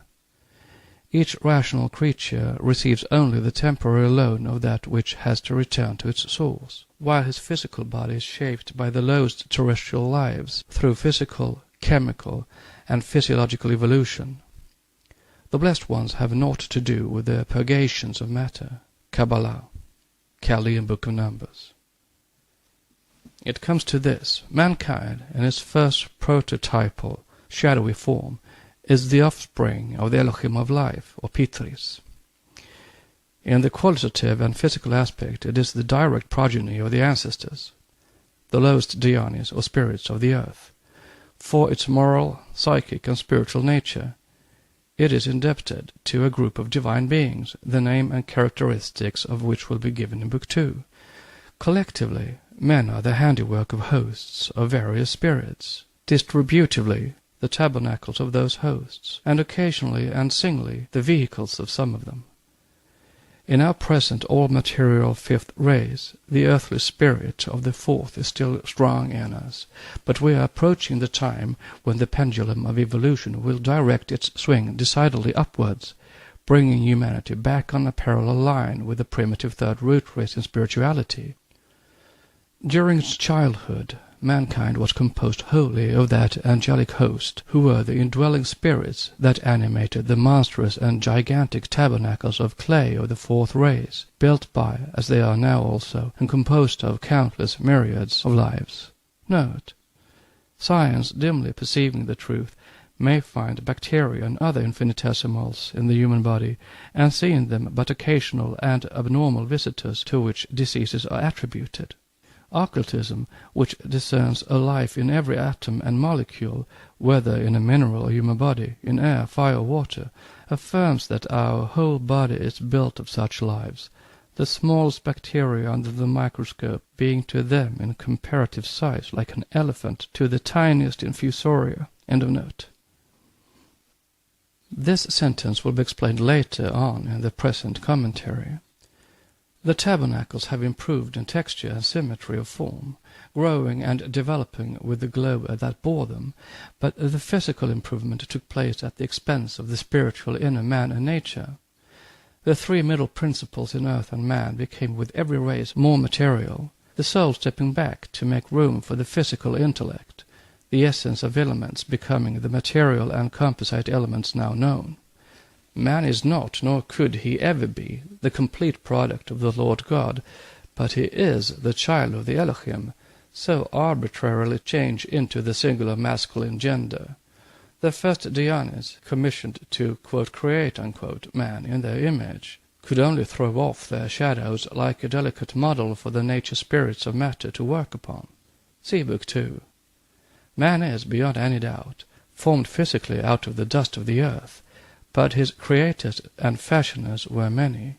Nor can it be said that the Lord God breathed into his nostrils the breath of life, unless that God is identified with the one life, omnipresent though invisible, and unless the same operation is attributed to God on behalf of every living soul, or nephesh, which is the vital soul, not the divine spirit or ruach, which ensures to man alone a divine degree of immortality, that no animal as such could ever attain in this cycle of incarnation. It is the inadequate distinctions made by the Jews and now by our Western metaphysicians, who, not knowing of and being unable to understand, hence to accept, more than a triune man, spirit, soul, and body, thus confuse the breath of life with immortal spirit. Note: the learned and very philosophical author of New Aspects of Life would impress upon his reader that the Nefesh Kayach, living soul, according to the Hebrews, proceeded from, or what produced by, the infusion of the spirit of breath of life into the quickening body of man, and was to supersede and take the place of that spirit in the thus constituted self, so that the spirit passed into was lost sight of, and disappeared in the living soul. The human body, he thinks, ought to be viewed as a matrix in which and from which the soul, which he seems to place higher than the spirit, is developed, considered functionally, and from the standpoint of activity. The soul stands undeniably high in this finite and conditioned world of Maya. The soul, he says, is ultimately produced from the animated body of man. Thus the author identifies spirit, Atma, simply with the breath of life. The Eastern occultist will demur to this statement, for it is based on the erroneous conception that prana and atma or jivatma are one and the same thing. The author supports the argument by showing that with the ancient Hebrews, Greeks, and even Latins, ruach, pneuma, and spiritus, which the Jews undeniably, and with the Greeks and Romans very probably, meant wind, the Greek word animus, wind, and the Latin anima, soul, having a suspicious relation. This is very far-fetched. A legitimate battlefield for deciding this question is hardly to be found, since Mr. Pratt seems to be a practical, matter-of-fact metaphysician, a kind of Kabbalist positivist, and the Eastern metaphysicians, especially the Vedantians, are all idealists. The occultists are also of the extreme esoteric Vedantian school, and they call the one life Parabrahm, the great breath and the whirlwind, but they disconnect the seventh principle entirely from matter or any relation to or connection with it. End of note. This applies also directly to the Protestant theologians who, in translating verse 8 of chapter 3 in the fourth Gospel, have entirely perverted the meaning. Indeed, the verse is made to say, "The wind bloweth where it listeth," instead of "the Spirit goeth where it willeth," as in the original and also in the translation of the Greek Eastern Church. Thus the philosophy of psychic, spiritual, and mental relations with man's physical functions is in almost inextricable confusion. Neither the old Aryan nor the Egyptian psychology are now properly understood, nor can they be assimilated without accepting the esoteric septenary, or at any rate the Vedantic quinquepartite division of the human inner principles, failing which it will be forever impossible to understand the metaphysical and purely psychic and even physiological relations between the Dayankochans, or angels, on the one plane, and humanity on the other. No Eastern Aryan esoteric works are so far published, but we possess the Egyptian papyri, which speak clearly of the seven principles of the seven souls of man. Note: Vide in Part 2, Book 2, The Seven Souls of Man, the divisions made respectively by Monsieur Gerald Massey and Franz Lambert. End of note. The Book of the Dead gives a complete list of the transformations that every defunct undergoes, while divesting himself, one by one, of all those principles, materialized for the sake of clearness into ethereal entities or bodies. We must, moreover, remind those who try to prove that the ancient Egyptian knew nothing of and did not teach reincarnation, that the quote, soul, unquote, the ego, or self, of the defunct is said to be living in eternity. It is immortal, coeval with and disappearing with the solar boat, that is, for the cycle of necessity. This, quote, soul, unquote, emerges from the Tiao, the realm of the course of life, and joins the living on earth by day, to return to Tiao every night. This expresses the periodical existences of the ego. See Book of the Dead, 143. The shadow, the astral form, is annihilated, devoured by the Uraeus, verse 51. The manes will be annihilated. The two twins, the fourth and the fifth principle, will be scattered, but the soul bird, the divine swallow, and the Uraeus of flame, Manas and Atma Buddhi, will live in the eternity, for they are their mother's husbands. Note another suggestive analogy between the Aryan, or Brahminical, and the Egyptian esotericism. The former call the Petris the lunar ancestors of men, and the Egyptians made of the moon god Tat Esmun the first human ancestor. This, quote, moon god, unquote, expressed the seven nature powers that were prior to himself, and were summed up in him as his seven souls, of which he was the manifester as the eighth one, hence the eighth sphere. The seven rays of the Chaldean heptakis, or Yao on the Gnostic stones, indicate the same septenary of souls. The first form of the mystical seven was seen to be figured in heaven by the seven large stars of the Great Bear, the constellation assigned by the Egyptians to the Mother of Time, and of the seven elemental powers. See the seven souls, etc. As well known to every Hindu, this same constellation represents in India the seven rishis, and as such is called Riksha and Chitrasikhandinas. End of note. Like alone produces like. The earth gives man his body, the god Dionysus his 5 inner principles, the psychic shadow, of which those gods are often the animating principle. Spirit Atman is one, and indiscrete. It is not in the Tiao. For what is the Tiao? The frequent allusion to it in the Book of the Dead contains a mystery. Tiao is the path of the night sun, the inferior hemisphere, or the infernal regions of the Egyptians, placed by them on the concealed side of the moon. The human being, in their esotericism, came out from the moon, a triple mystery, astronomical, physiological, and psychical at once. He crossed the whole cycle of existence and then returned to his birthplace before issuing from it again. Thus the defunct is shown arriving in the West, receiving his judgment before Osiris, resurrecting as the god Horus, and circling round the sidereal heavens, which is an allegorical assimilation to Ra, the sun, then having crossed the Nut, the celestial abyss, returning once more to Tiao, the assimilation to Osiris, who, as the god of life and reproduction, inhabits the moon. Plutarch, Isis and Osiris, chapter 43, shows the Egyptians celebrating a festival called the ingress of Osiris into the moon. In chapter 41, life is promised after death, and the renovation of life is placed under the patronage of Osiris Lunus, because the moon was the symbol of life renewals or reincarnations, owing to its growth, waning, dying, and reappearance every month. In the Dankmue, chapter 4, verse 5, it is said, O Osiris Lunus, that renews to thee thy renewal. And Sapphic says to Seti, Mariette Zubaydus, plate 51, thou renewest thyself as the god Lunus when a babe. It is still better explained in the Louvre papyrus, P. Pierre, Études égyptologiques. Couplings and conceptions abound when he, Osiris Lunus, is seen in heaven on that day. Says Osiris, O soul stars, open me to Tiao for Osiris I will issue by day to do what I have to do amongst the living. Book of the Dead, chapter 2, that is, to produce conceptions. Osiris was, quote, God manifest in generation, unquote, because the ancients knew far better than the moderns the real occult influences of the lunar body upon the mysteries of conception.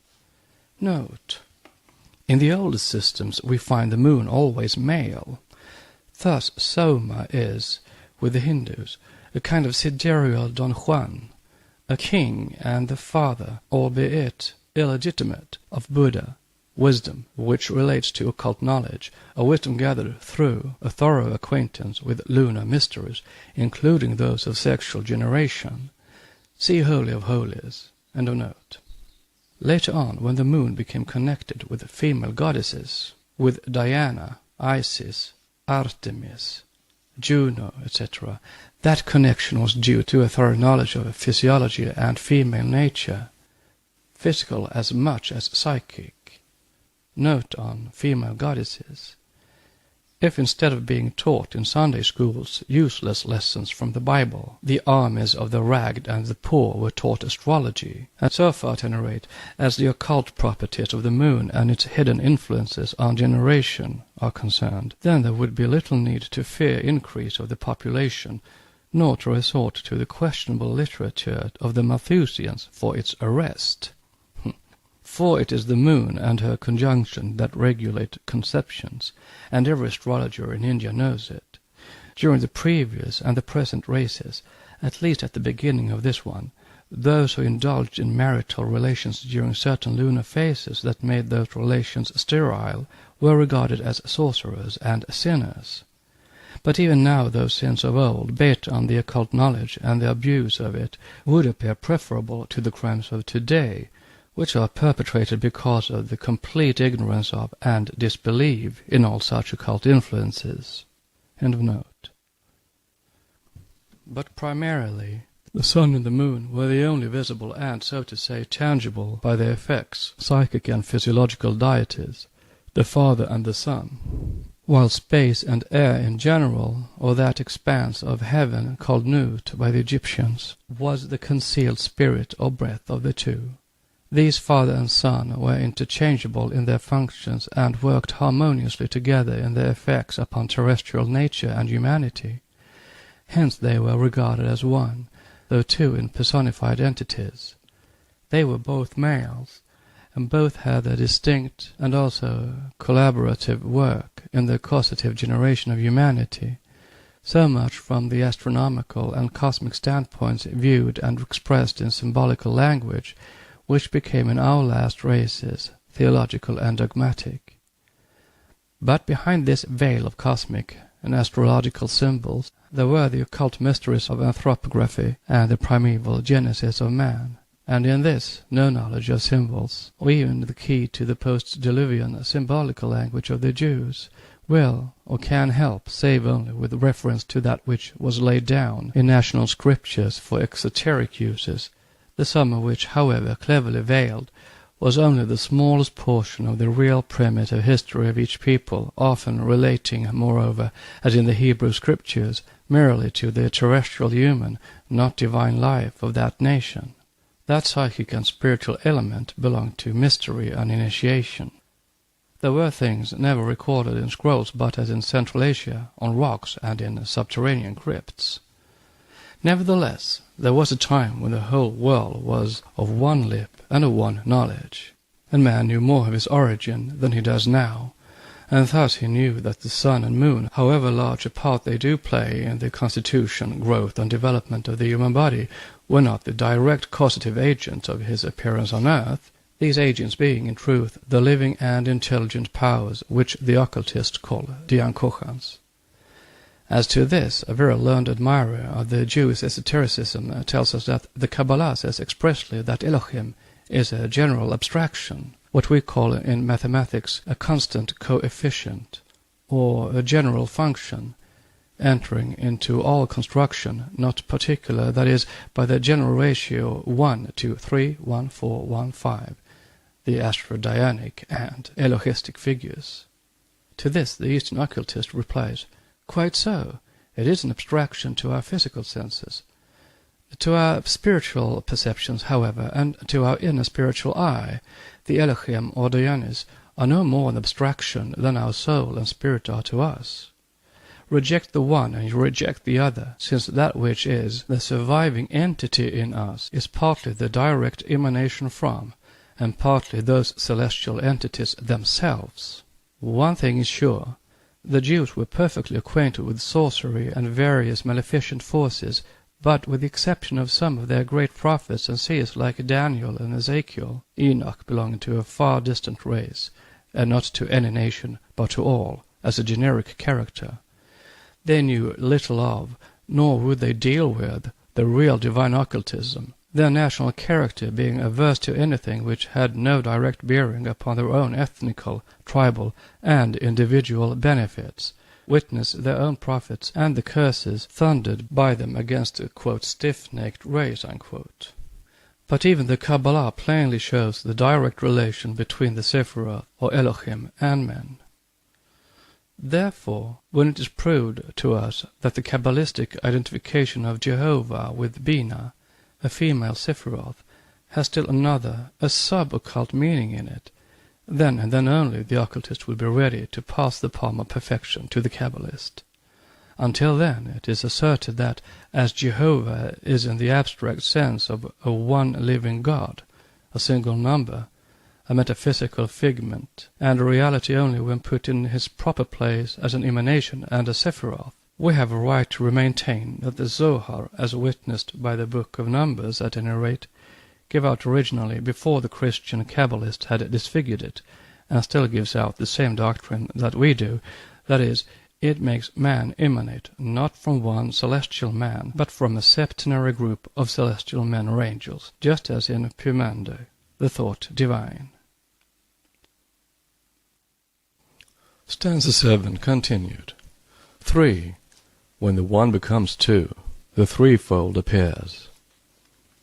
When the one becomes two, the threefold appears, to wit, when the one eternal drops its reflection into the region of manifestation, that reflection, the ray, differentiates the water of space, or in the words of the Book of the Dead, Chaos ceases through the effulgence of the ray of primordial light, dissipating total darkness by the help of the great magic power of the word of the central sun.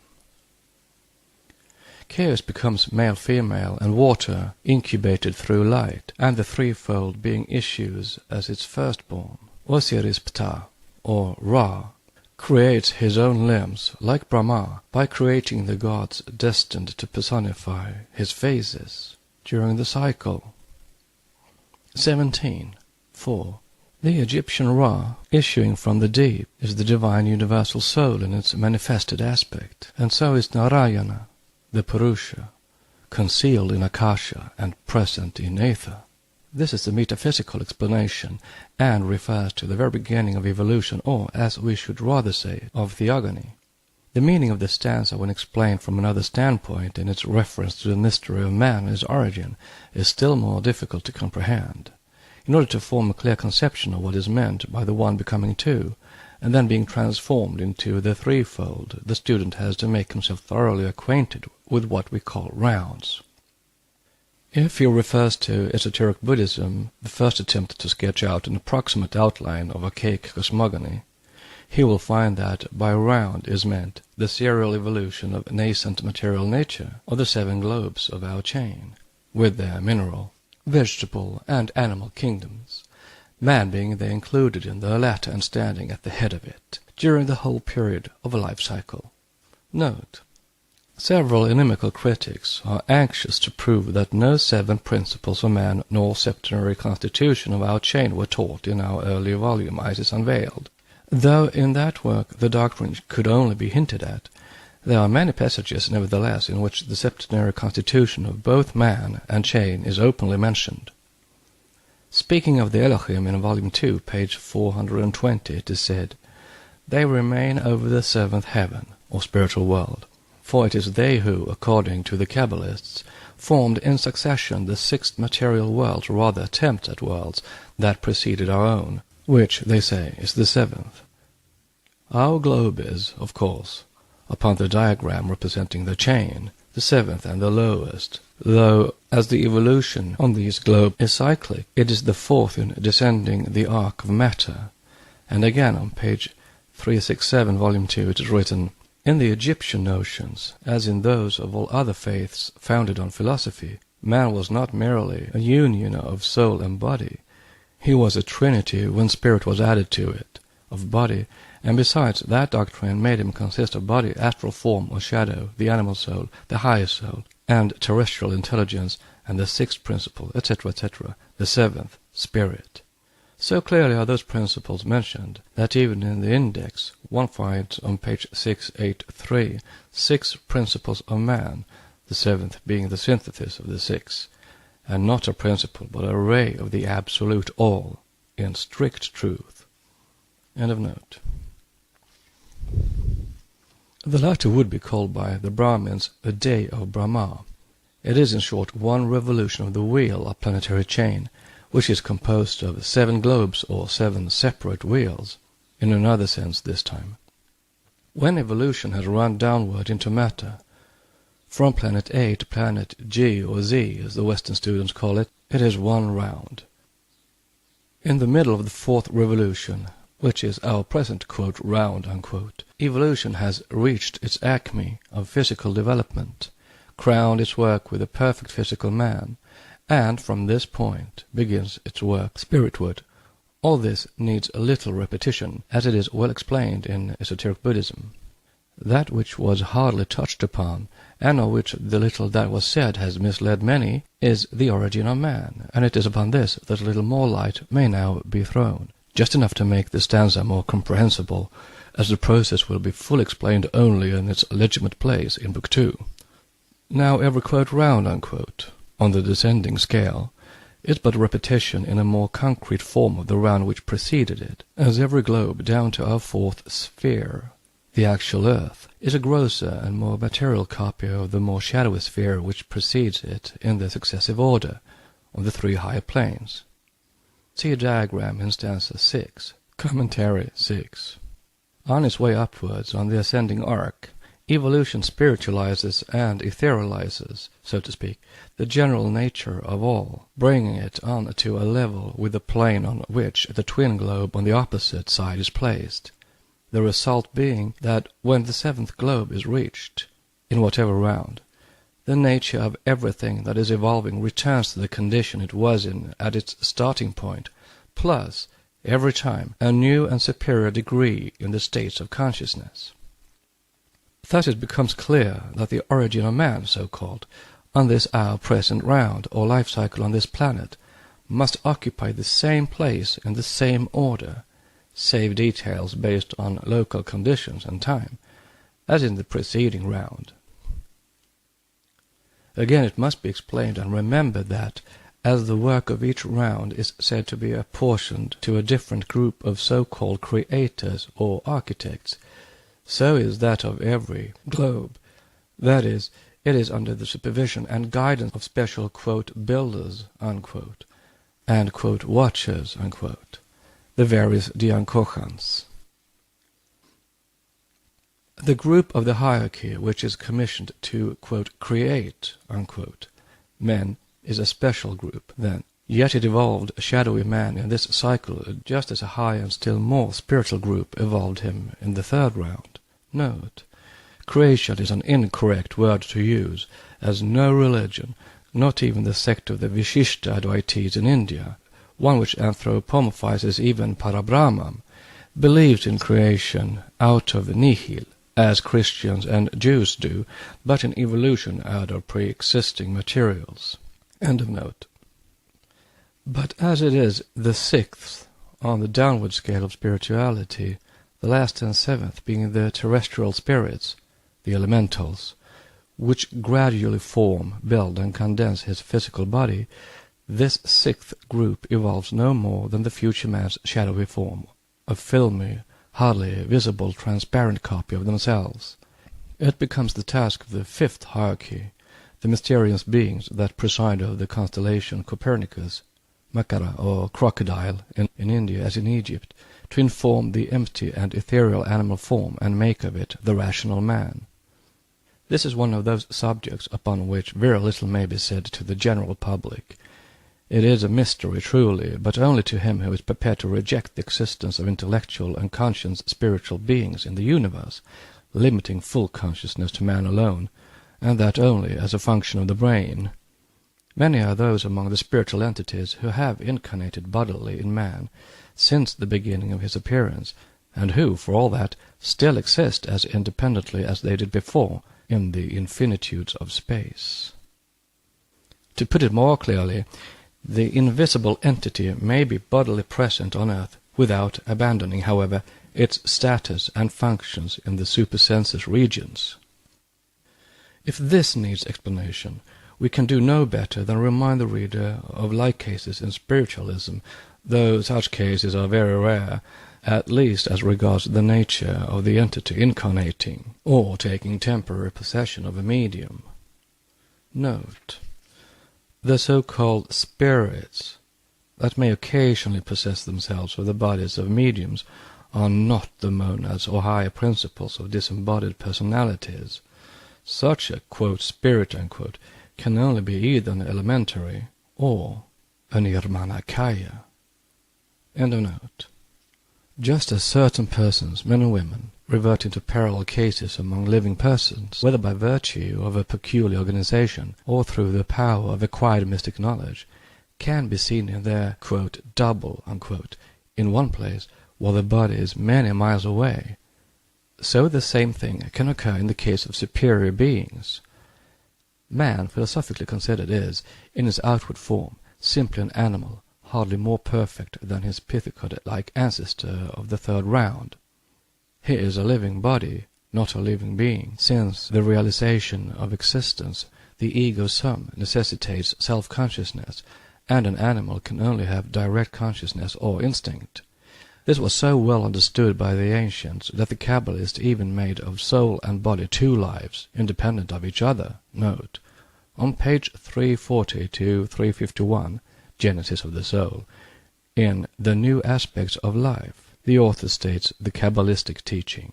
They held that, functionally, spirit and matter of corresponding opacity and density tended to coalesce, and that the resultant created spirits in the disembodied state were constituted on a scale in which the differing opacities and transparencies of elemental or uncreated spirits were reproduced, and that these spirits in the disembodied state attracted, appropriated, digested, and assimilated elemental spirit and elemental matter whose condition was conformed to their own. They therefore taught that there was a wide difference in the condition of created spirits, and that in the intimate association between the spirit world and the world of matter, the more opaque spirits in the disembodied state were drawn toward the more dense parts of the material world, and therefore tended toward the center of the earth, where they found the conditions most suited to their state, while the more transparent spirits passed into the surrounding aura of the planet, the most rarefied finding their home in its satellite." Unquote. This relates exclusively to our elementary spirits, and has naught to do with either the planetary, sidereal, cosmic, or inter-etheric intelligent forces or angels, as they are termed by the Roman Church. The Jewish Kabbalists, especially the practical occultists who dealt with ceremonial magic, busied themselves solely with the spirits of the planets and the elementals, so-called. Therefore this covers only a portion of the esoteric teaching. End of note. The soul, whose body vehicle is the astral, ethereal substantial envelope, could die, and man be still living on earth. That is, the soul could free itself from and quit the tabernacle for various reasons, such as insanity, spiritual and physical depravity, etc. Note the possibility of this, quote, soul, unquote, that is, the eternal spiritual ego, dwelling in the unseen worlds, while its body goes on living on earth, is a preeminently occult doctrine, especially in Chinese and Buddhist philosophy. See Isis Unveiled, Volume 1, page 602, for an illustration. Many are the soulless men among us, for the occurrence is found to take place in wicked materialists, as well as in persons who advance in holiness and never turn back. See the same source and also Isis, Volume 2, page 369. End of note. Therefore, that which living men, initiates, can do, the dhyanis, who have no physical body to hamper them, can do still better. This was the belief of the antediluvians, and is fast becoming that of modern intellectual society in spiritualism, besides the Greek and Roman churches, which teach the ubiquity of their angels. The Zoroastrians regarded their Amshaspends as dual entities, theos, applying this duality in esoteric philosophy at any rate to all the spiritual and invisible denizens of the numberless worlds in space which are visible to our eye. In a note of Damascus, 6th century, on the Chaldean oracles, we have a triple evidence of the universality of this doctrine, for he says, "In these oracles, the 7 cosmocrateras of the world pillars, mentioned likewise by St. Paul, are double, one set being commissioned to rule the superior worlds, the spiritual and the sidereal, and the other to guide and watch over the worlds of matter." Such is also the opinion of Jamblicus, who makes an evident distinction between the archangels and the, quote, archontes, unquote. See De Mysteries, section 2, chapter 3. The above may be applied, of course, to the distinction made between the degrees or orders of spiritual beings, and it is in this sense that the Roman Catholic Church tries to interpret and teach the difference. For while the archangels are in her teaching divine and holy, their doubles are denounced by her as devils. Note, this identity between the spirit and its material double, in man it is the reverse, explains still better the confusion alluded to already in this work, made in the names and individualities, as well as the numbers of the rishis and the prajapatis, especially between those of the Satyayuga and the Mahabharata period. It also throws additional light on what the secret doctrine teaches with regard to the root and the seed manus. See Book 2 on the primitive manus of humanity. Not only those progenitors of our mankind, but every human being, we are taught, has its prototype in the spiritual spheres, which prototype is the highest essence of his seventh principle. Thus the 7 manas become 14, the root mana being the prime cause, and the seed mana its effect. When the latter reach from Satya Yuga, the first stage, to the heroic period, these manas or rishis become 21 in number. End of note. But the word ferua is not to be understood in this sense, for it means simply the reverse or the opposite side of some attribute or quality. Thus, when the occultist says that the demon is the lining of God, evil the reverse of the medal, he does not mean 2 separate actualities, but the 2 aspects or facets of the same unity. Now the best man living would appear side by side with an archangel, as described in theology, a fiend. Hence a certain reason to depreciate a lower double, immersed far deeper in matter than its original. But there is still as little cause to regard them as devils, as this is precisely what the Roman Catholics maintain against all reason and logic.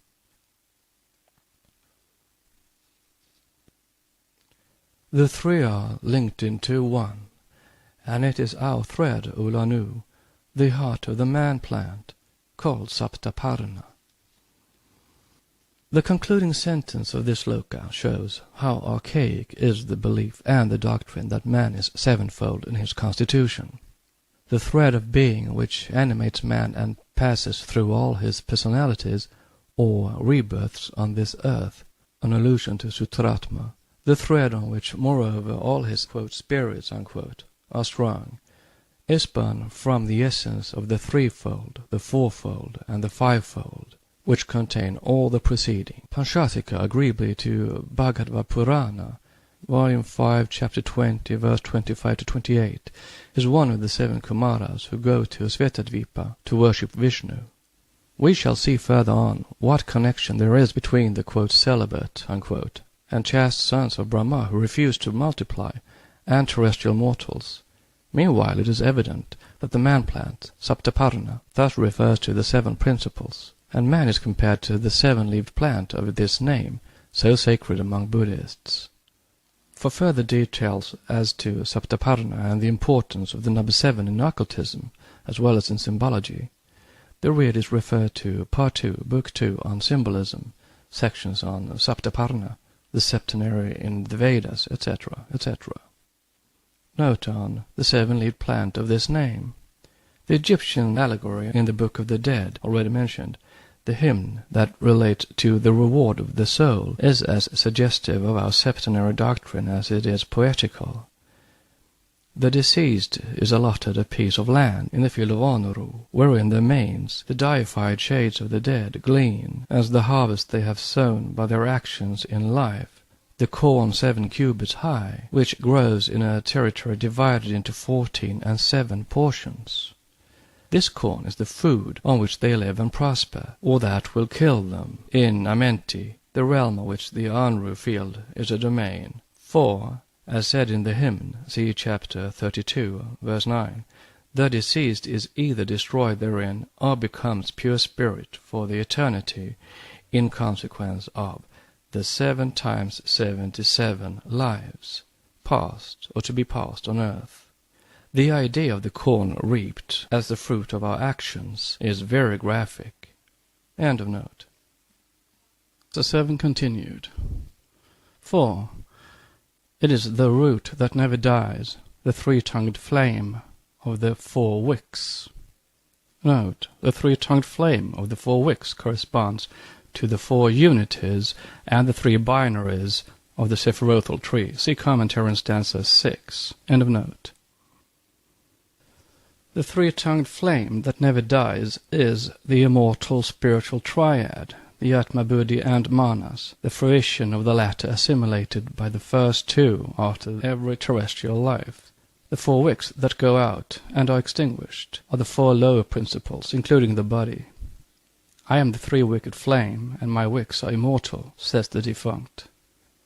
I enter into the domain of Sekhem, the god whose arm shows the seed of action produced by the disembodied soul, and I enter the region of the flames who have destroyed their adversaries, that is, got rid of the sin-creating 4 wicks. See Chapter 1, 7, Book of the Dead, and the Mysteries of Rostan. The wicks are the sparks that roar from the three-tongued flame, their upper triad, shot out by the seven, their flame. The beams and sparks of one moon reflected in the running waves of all the rivers of the earth. Buni, or Pretivi. Note: useless to repeat again that the terms given here are Sanskrit translations, for the original terms, unknown and unheard of in Europe, would only puzzle the reader more and serve no useful purpose. End of note. Just as myriads of bright sparks dance on the waters of an ocean above which one and the same moon is shining, so our evanescent personalities, the elusive envelopes of the immortal monad ego, twinkle and dance on the waves of Maya. Stanza 7, continued. 5. The spark hangs from the flame by the finest thread of Fohat. It journeys through the 7 worlds of Maya. The phrase, through the 7 worlds of Maya, refers here to the 7 globes of the planetary chain and the 7 rounds, or the 49 stations of active existence that are before the spark or monad at the beginning of every great life cycle, or manvantara. The thread of Fohat is the thread of life before referred to. This relates to the greatest problem of philosophy, the physical and the substantial nature of life, the independent nature which is denied by modern science because that science is unable to comprehend it. The reincarnationists and believers in karma alone dimly perceive that the whole secret of life is in the unbroken series of its manifestations, whether in or apart from the physical body. Because if life, like a dome of many-colored glass, stains the white radiance of eternity, yet it is itself part and parcel of that eternity, for life alone can understand life. What is that spark which hangs from the flame? It is Jiva, the monad in conjunction with Manas, or rather its aroma, that which remains from each personality when worthy and hangs from Atma Buddhi, the flame, by the thread of life.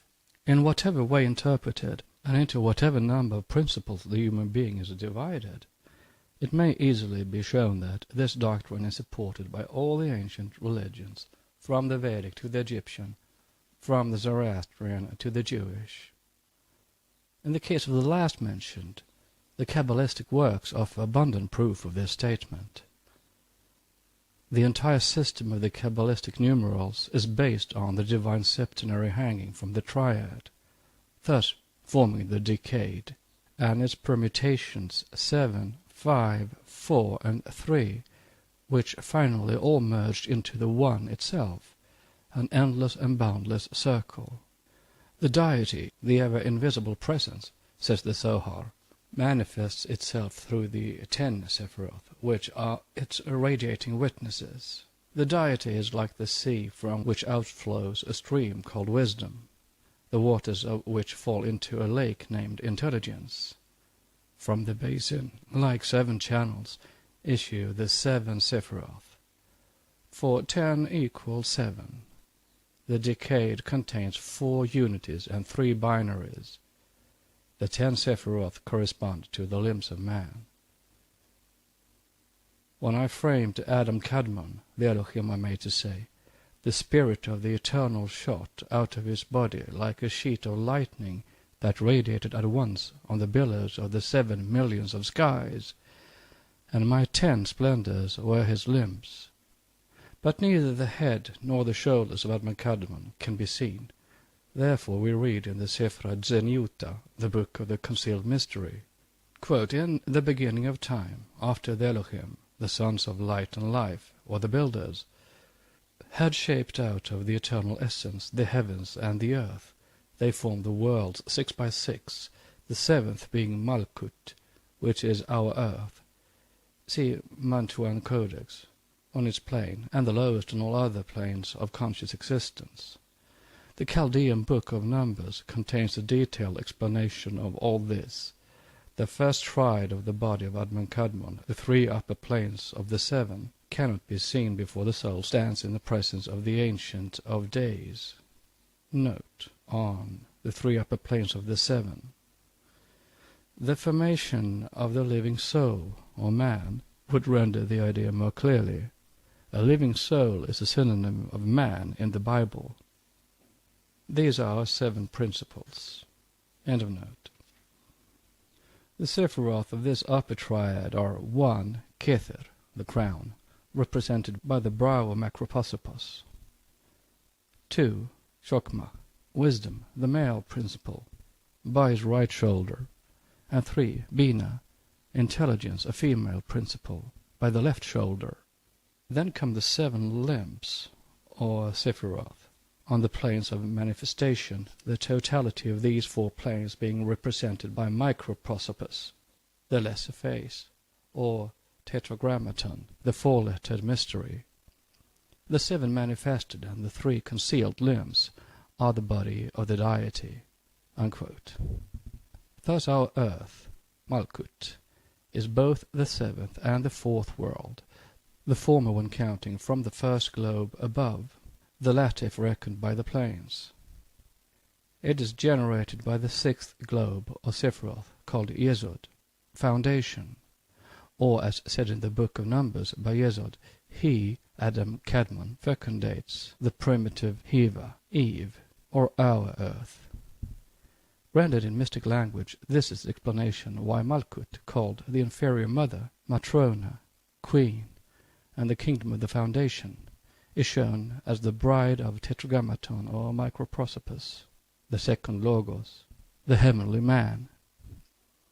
When free from all impurity, she will become united with the spiritual Logos, that is, in the 7th race of the 7th round, after the regeneration on the day of Sabbath.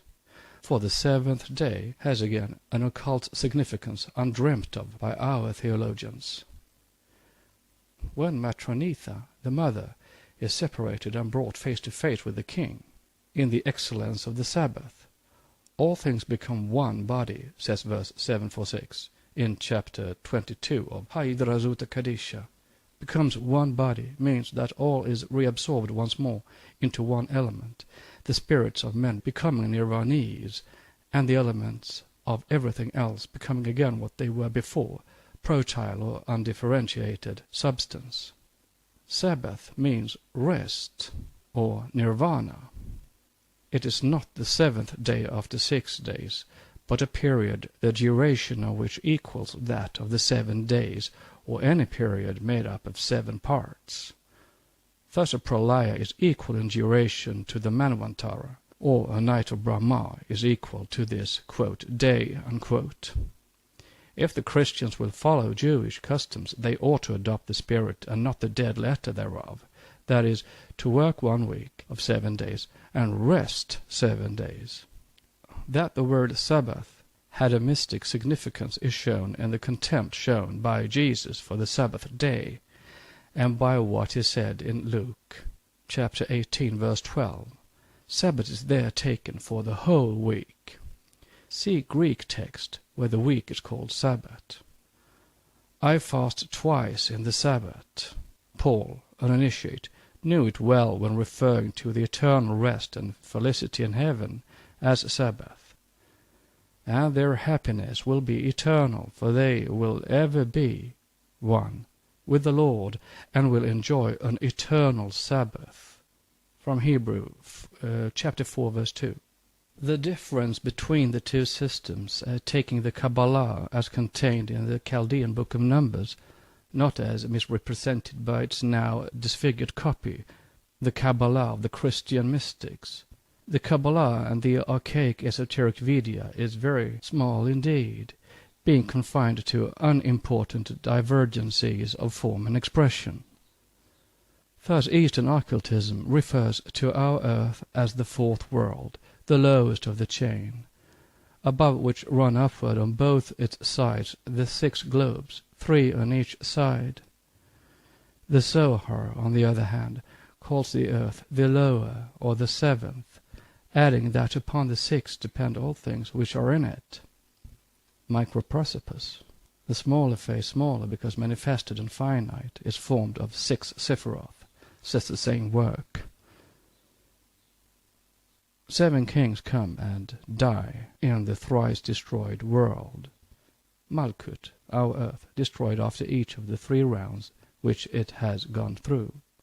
And the reign of the 7 kings will be broken up. Book of Numbers 1:8, verse 3. This relates to the 7 races, 5 of which have already appeared, and 2 more have still to appear in this round. The Shinto allegorical accounts of cosmogony and the origin of man in Japan hint at the same belief. Captain Seep Founders studies for nearly 9 years in the monasteries of Japan the religion underlying the various sects of the land. The Shinto idea of creation, he says, is as follows. Out of chaos, konton, the earth, in, was the sediment precipitated, and the heavens, yo, the ethereal essences which ascended.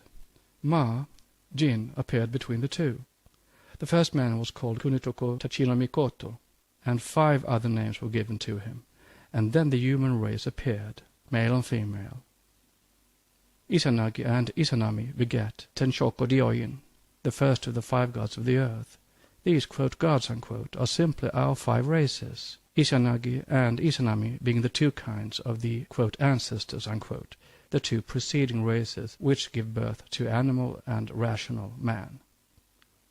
It will be shown, Volume 2, Part 2, that the number 7, as well as the doctrine of the septenary constitution of man, was preeminent in all the sacred systems. It plays as important a part in Western Kabbalah as in Eastern occultism. Eliphas Levi calls the number 7 the key to the Mosaic creation and the symbols of every religion. He shows the Kabbalah following faithfully even the septenary division of man, as the diagram he gives in his Clef de Grand Mystère is septenary. This may be seen at a glance on page 389, Une prophétie et diverses pensées de Paracelse, however cleverly the correct thought is veiled. One needs also only to look at the diagram, plate 7 in Mr. Mather's Kabbalah, the formation of the soul, from the same key of the great mysteries, by Levi, to find the same, though with a different interpretation. Note, Nephesh is the breath of animal life, breathed into Adam, the man of dust. It is consequently the vital spark, the informing element. Without manas, or what is miscalled in Levi's diagram Nephesh instead of manas, the reasoning soul or mind, Atma Buddhi, are irrational on this plane and cannot act. It is Buddhi which is the plastic mediator, not manas, the intelligent medium between the upper triad and the lower quaternary. But there are many such strange and curious transformations to be found in the Kabbalistic works, a convincing proof that its literature has become a sad jumble. We do not accept the classification except in this one particular, in order to show the points of agreement. See a diagram taken from page 242. We will now give in tabular form what the very cautious Eliphas Levi says in explanation of his diagram, and what the esoteric doctrine teaches, and compare the 2.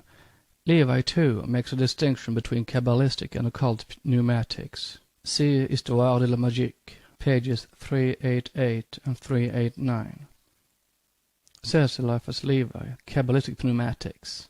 1. The soul or ego is a clothed light, and this light is triple. Say the Theosophists of esoteric pneumatics. Ditto, for it is Atma Buddhi Manas. 2. Says Eliphas Levi, Neshama, pure spirit. Say Theosophists, ditto. Note, Eliphas Levi has, whether purposely or otherwise, confused the numbers. With us his number 2 is number 1, spirit, and by making of Nephesh both the plastic mediator and life, he thus makes in reality only 6 principles, because he repeats the first 2. End of note. 3. Says Eliphas Levi, Ruach, the soul or spirit. Say Theosophists, spiritual soul. 4. Says Eliphas Levi, Nephesh, plastic mediator. Note, esotericism teaches the same, but manas is not Nephesh, nor is the latter the astral, but the 4th principle, if also the 2nd prana, for Nephesh is the breath of life in man, as in beast or insect, of physical material life which has no spirituality in it. End of note. Say Theosophists, mediator between spirit and its man, the seat of reason, the mind, in man. 5. Says Eliphas Levi, the garment of the soul is the rind, body, of the image, the astral soul. Says Theosophy, correct. 6. Says Eliphas Levi, the image is double because it reflects the good and the bad. Say Theosophists, too uselessly apocalyptic, why not say that the astral reflects the good as well as the bad man who is ever tending to the upper triangle or else disappears with the quaternary. 7. Says Eliphas Levi, imago, body. Say Theosophists, ditto the earthly image. Then a comparison of occult pneumatics as given by Eliphas Levi versus occult pneumatics as given by the occultists. Says Levi, 1. Nephesh is immortal because it renews its life by the destruction of forms, is a misnomer and a useless puzzle to the student. Says occultist, Manas is immortal because after every new incarnation it adds to Atma Buddhi something of itself, and thus assimilating itself to the monad shares its immortality. Says Levi, 2. Ruach progresses by the evolution of ideas, in brackets, exclamation mark and question mark. Say occultists, 2. Buddhi becomes conscious by the accretions it gets from manas after every new incarnation and the death of man. 3. Says Eliphas Levi, Neshama is progressive without oblivion and destruction. Say occultists, Atma neither progresses, forgets, nor remembers. It does not belong to this plane. It is but the ray of light eternal which shines upon and through the darkness of matter when the latter is willing. 4. Says Eliphas Levi, the soul has 3 dwellings. Say occultists, the soul collectively, as the upper triad, lives on 3 planes besides its 4th, the terrestrial sphere, and it exists eternally on the highest of the 3. 5. Says Eliphas Levi, these dwellings are the plane of the mortals, the superior Eden, and the inferior Eden. Say occultists, these dwellings are earth for the physical man or the animal soul. 6. Says Levi, the image, man, is a sphinx that offers the riddle of birth. Say occultists, correct. 7. Says Levi, the fatal image, the astral, endows Nephesh with its aptitudes, but Ruach is able to substitute for this vitiated Nephesh, the image conquered in accordance with the inspirations of Neshama. Say occultists, the astral through Kama, desire, is ever drawing manas down to the sphere of material passions and desires, but if the better man or manas tries to escape the fatal attraction and turns his aspirations to Atma, spirit, then Buddhi, Ruach, conquers and carries manas with it to the realm of eternal spirit. It is very evident that the French Kabbalist either did not know sufficiently the real tenet or distorted it to suit himself and his object. Thus he says again, treating upon the same subject, and we, occultists, answer the late Kabbalist and his admirers. 1. Says Levi, the body is the mold of Nephesh, Nephesh the mold of Ruach, Ruach the mold of the garments of Neshama. Say occultists, the body follows the whims, good or bad, of manas. Manas tries to follow the light of Buddhi, but often fails. Buddhi is the mold of the quote garments unquote of Atma, because Atma is no body, or shape, or anything, and because Buddhi is its vehicle only figuratively. 2. Says Levi, light, the soul, personifies in clothing itself with a body, and personality endures only when the garment is perfect. Say occultists, the monad becomes a personal ego when it incarnates, and something remains of that personality through manas, when the latter is perfect enough to assimilate Buddhi. 3. Says Levi, the angels aspire to become men, a perfect man. A man-god is above all the angels. Say occultists, correct. 4. Says Levi, every 14,000 years the soul rejuvenates and rests in the jubilee and sleep of oblivion. Say occultists, within a period, a great age, or a day of Brahma, 14 Manus reign, after which comes Pralaya, when all the souls rest in Nirvana. Souls equals egos. And such are the distorted copies of the esoteric doctrine in the Kabbalah. But see also the primeval Manus of humanity in Book 2. The well-known Kabbalistic aphorism runs, a stone becomes a plant a beast a man a spirit, and the spirit a god. The spark animates all the kingdoms in turn before it enters into and informs divine man, between whom and his predecessor, animal man, there is all the difference in the world. Genesis begins its anthropology at the wrong end, evidently for a blind, and lands nowhere. Note: the introductory chapters of Genesis were never meant to represent even a remote allegory of the creation of our earth. They embrace a metaphysical conception of some indefinite period in the eternity, when successive attempts were being made by the law of evolution at the formation of universes. The idea is plainly stated in the Zohar, quote, "There were old worlds, which perished as soon as they came into existence, were formless, and were called sparks. Thus the smith, when hammering the iron, lets the sparks fly in all directions. The sparks are the primordial worlds, which could not continue because the sacred aged, Sephira, had not as yet assumed its form of androgyne or opposite sexes, of king and queen, Sephira and Kadmon, and the master was not yet at his work." See Zohar, Idra Sutta, Book 3, page 292, b. The supreme consulting with the architect of the world, his Logos, about creation. See Isis Unveiled, Volume 2, page 421. End of note. Had it begun as it ought, one would have found in it, first, the celestial Logos, the quote, heavenly man, unquote, which evolves as a compound unit of logoi, out of whom, after their prolaic sleep, a sleep that gathers the ciphers scattered on the Mayavic plane into one, as the separate globules of quicksilver on a plate blend into one mass, the logoi appear in their totality as the first, quote, male and female, unquote, or Adman Kadmon, the fiat lux of the Bible, as we have already seen. But this transformation did not take place on our earth, nor on any other material plane, but in the spatial depths of the first differentiation of the eternal root matter.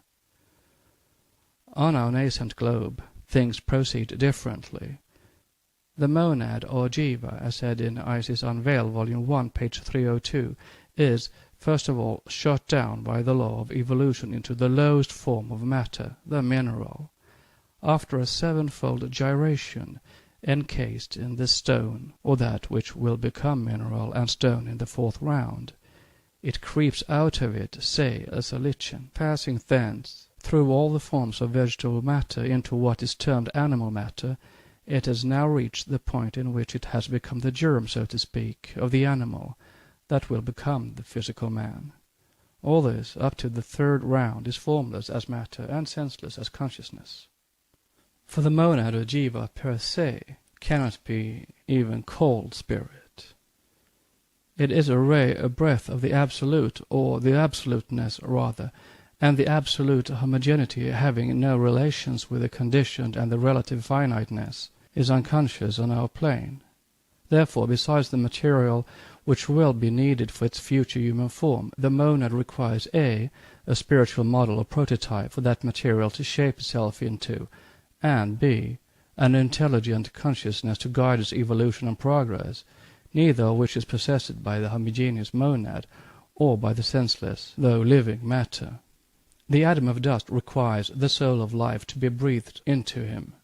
The two middle principles, which are the sentient life of the irrational animal and the human soul, for the former is irrational without the latter, It is only when, from a potential androgyne, man has become separated into male and female, that he will be endowed with this conscious, rational, individual soul, manas, the principle or the intelligence of the Elohim, to receive which he has to eat of the fruit of knowledge from the tree of good and evil. How is he to obtain all this? The occult doctrine teaches that while the monad is cycling on downward into matter, these very Elohim, or Pitris, the lower Dhyan-Kochans, are evolving pari passu with it on a higher and more spiritual plane, descending also relatively into matter on their own plane of consciousness when, after having reached a certain point, they will meet the incarnating senseless monad, encased in the lowest matter, and blending the two potencies, spirit and matter, the union will produce that terrestrial symbol of the quote, heavenly man, unquote, in space, perfect man. In the Sankhya philosophy, Purusha, spirit, is spoken of as something impotent unless he mounts on the shoulders of Prakriti, matter, which left alone is senseless. But in the secret philosophy they are viewed as graduated. Though one and the same thing in their origin, spirit and matter, when once they are on the plane of differentiation, begin each of them their evolutionary progress in contrary directions, spirit falling gradually into matter, and the latter ascending to its original condition, that of pure spiritual substance. Both are inseparable, yet ever separated. In polarity on the physical plane, two like poles will always repel each other, while the negative and the positive are mutually attracted. So do spirit and matter stand to each other, the two poles of the same homogeneous substance, the root principle of the universe. Therefore, when the hour strikes for Purusha to mount on Prakriti's shoulders for the formation of the perfect man, rudimentary man of the first 2.5 races being only the first, gradually evolving into the most perfect of mammals, the celestial quote, ancestors, unquote, entities from preceding worlds, called in India the Shishta, step in on this our plane, as the Pitris had stepped in before them for the formation of the physical or animal man, and incarnate in the latter. Thus the two processes for the two creations, the animal and the divine man, differ greatly. The Pitris shoot out from their ethereal bodies still more ethereal and shadowy similitudes of themselves, or what we would now call doubles or astral forms, in their own likeness. Note, read Dionysius Unveiled, Volume 2, pages 297 to 303, the Doctrine of the Codex Nazareus. Every tenet of our teaching is found there under a different form and allegory. End of note. This furnishes the monad with its first dwelling, and blind matter with the model around and upon which to build henceforth. But man is still incomplete. From Swayambhuva Manu in Manu, Book 1, from whom descended the 7 primitive manas, or Prajapati, each of whom gave birth to a primitive race of men, down to the Codex Nazareus, in which Karaptanos, or Fetahil, blind concupiscent matter, begets on his mother, Spiritus, 7 figures, each of which stands as the progenitor of one of the primeval 7 races. This doctrine has left its impress on every archaic scripture. Who forms Manu, the man, and who forms his body? The life and the lives. Sin and the moon. Note on sin. The word sin is curious, but has a particular occult relation to the moon, besides being its Chaldean equivalent. End of note. Here the Manu stands for the spiritual heavenly man, the real and non-dying ego in us, which is the direct emanation of the one life, or the absolute deity. As to our outward physical bodies, the house of the tabernacle of the soul, the doctrine teaches a strange lesson, so strange that unless thoroughly explained and as rightly comprehended, it is only the exact science of the future that is destined to vindicate the theory fully. It has been stated before now that occultism does not accept anything inorganic in the cosmos. The expression employed by science, inorganic substance, means simply that the latent life slumbering in the molecules of so-called inert matter is incognizable. All is life, and every atom of even mineral dust is a life, though beyond our comprehension and perception, because it is outside the range of the laws known to those who reject occultism. The very atoms, says Tyndall, seem instinct with a desire for life. Whence then, we would ask, come the tendency to run into organic form? Is it in any way explicable except according to the teachings of occult science? The worlds, to the profane, says a commentary, are built up of the known elements. To the conception of an arahat, these elements are themselves collectively a divine life, distributively on the plane of manifestations, the numberless and countless crores of lives. Note: is Pasteur unconsciously taking the first step toward occult science in declaring that if he dared express his full idea upon this subject, he would say that the organic cells are endowed with a vital potency that does not cease its activity with the cessation of a current of oxygen towards them, and does not, on that account, break off its relations with life itself, which is supported by the influence of that gas? I would add, goes on Pasteur, that the evolution of the germ is accomplished by means of complicated phenomena, among which we must class processes of fermentation. And life, according to Claude Bernard and Pasteur, is nothing else than a process of fermentation. That there exist in nature beings or lives that can live and thrive without air, even on our globe, was demonstrated by the same men of science. Pasteur found that many of the lower lives, such as vibriones and some microbes and bacteria, could exist without air, which, on the contrary, killed them. They derived the oxygen necessary for their multiplication from the various substances that surround them. He calls them aerobes, living on the tissues of our matter when the latter has ceased to form a part of an integral and living whole, then called very unscientifically by science dead matter, and anaerobes. The one kind binds oxygen and contributes vastly to the destruction of animal life and vegetable tissues, furnishing to the atmosphere materials which enter later on into the constitution of other organisms. The other destroys, or rather annihilates finally, the so-called organic substance, ultimate decay being impossible without their participation.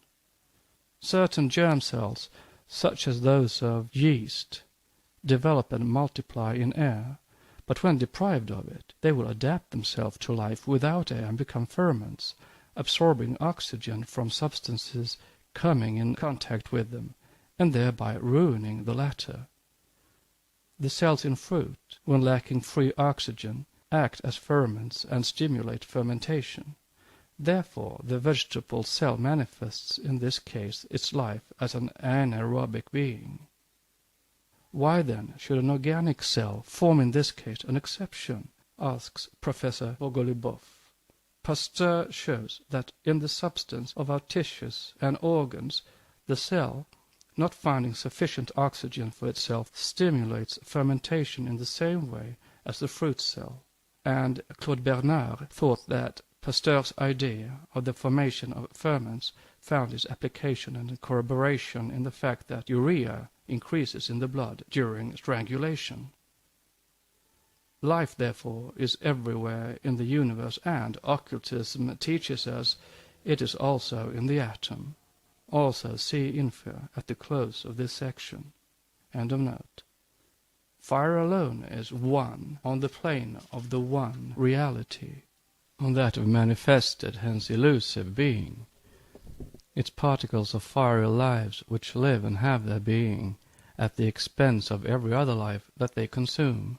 Therefore they are named the devourers.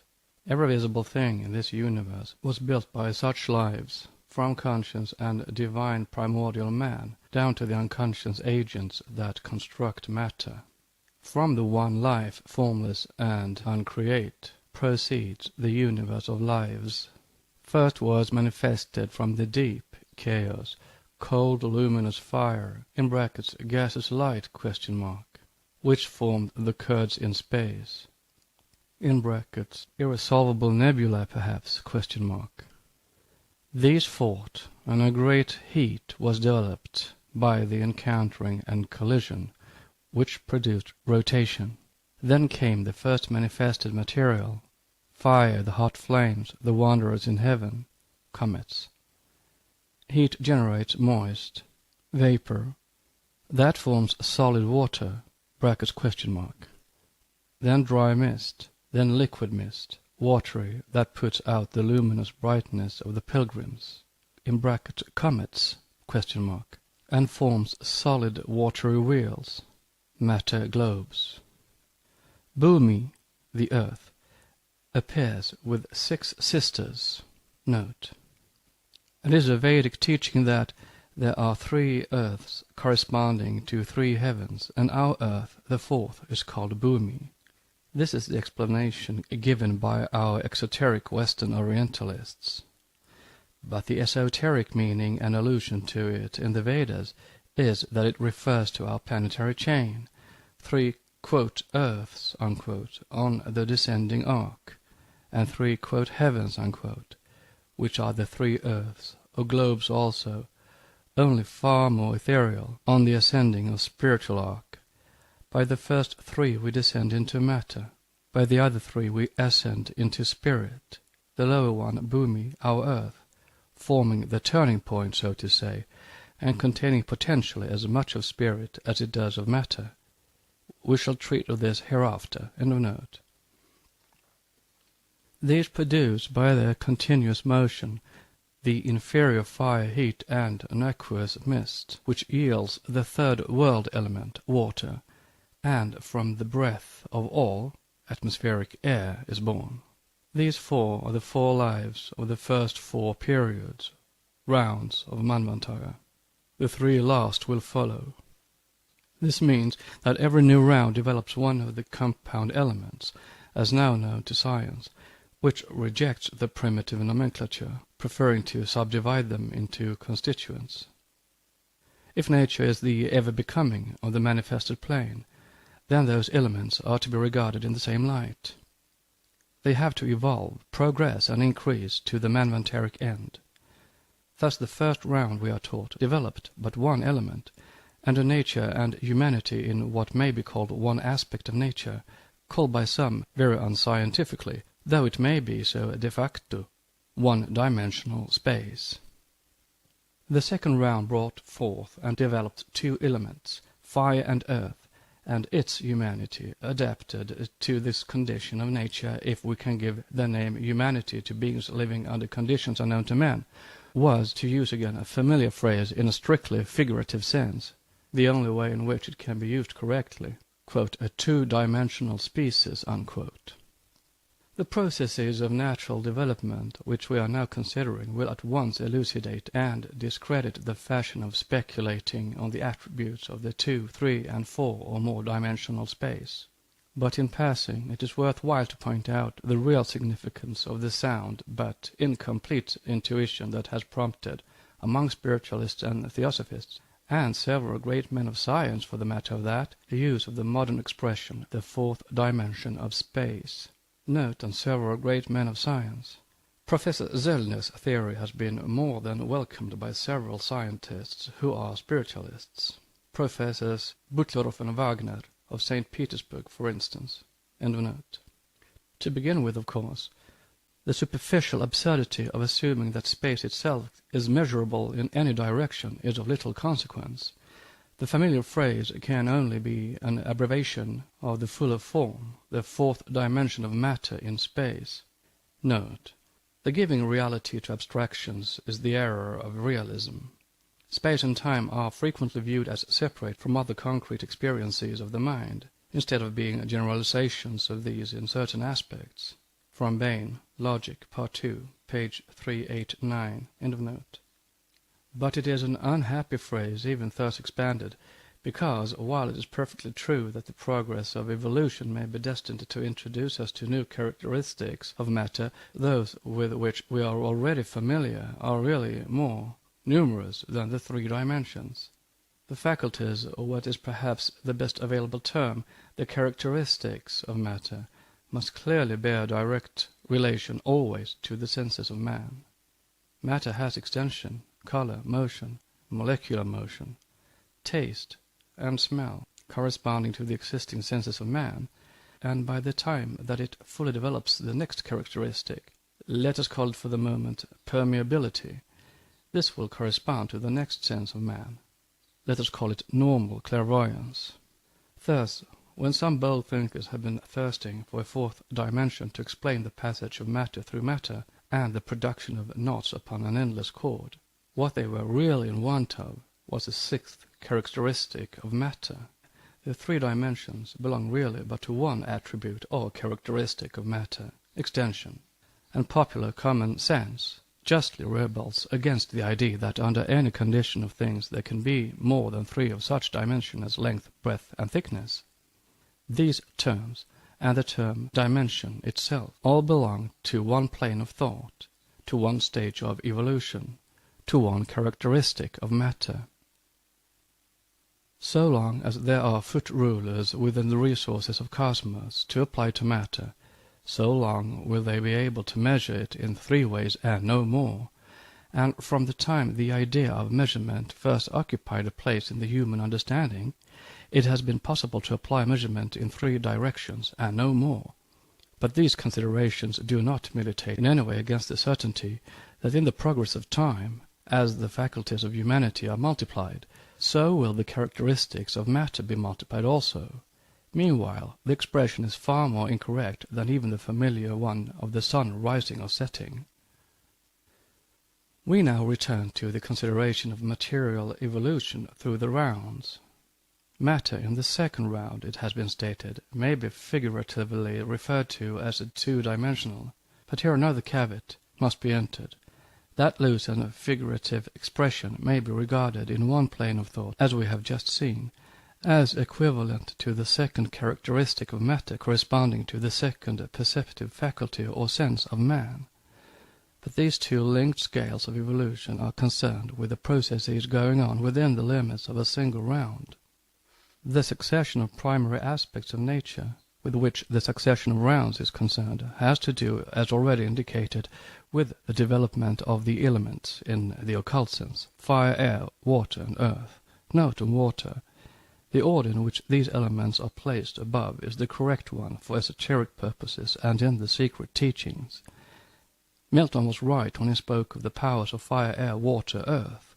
The earth, such as we know it now, had no existence before the 4th round, hundreds of million years ago, the commencement of our geological earth. The globe was fiery, cool, and radiant, as its ethereal men and animals during the 1st round, says the commentary, uttering a contradiction or paradox in the opinion of our present science. Luminous and more dense and heavy during the 2nd round, watery during the 3rd.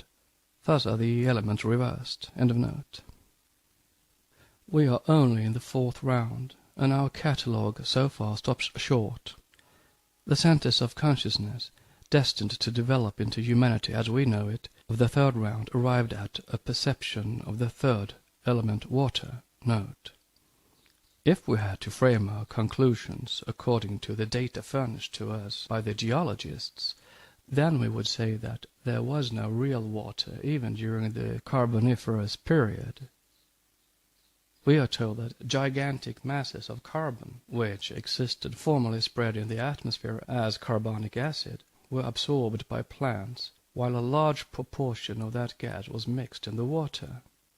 Now, if this be so, and we have to believe that all the carbonic acid which went to compose those plants that formed bituminous coal, lignite, etc., and went towards the formation of limestone and so on, that all this was at a period in the atmosphere in a gaseous form, then there must have been seas and oceans of liquid carbonic acid.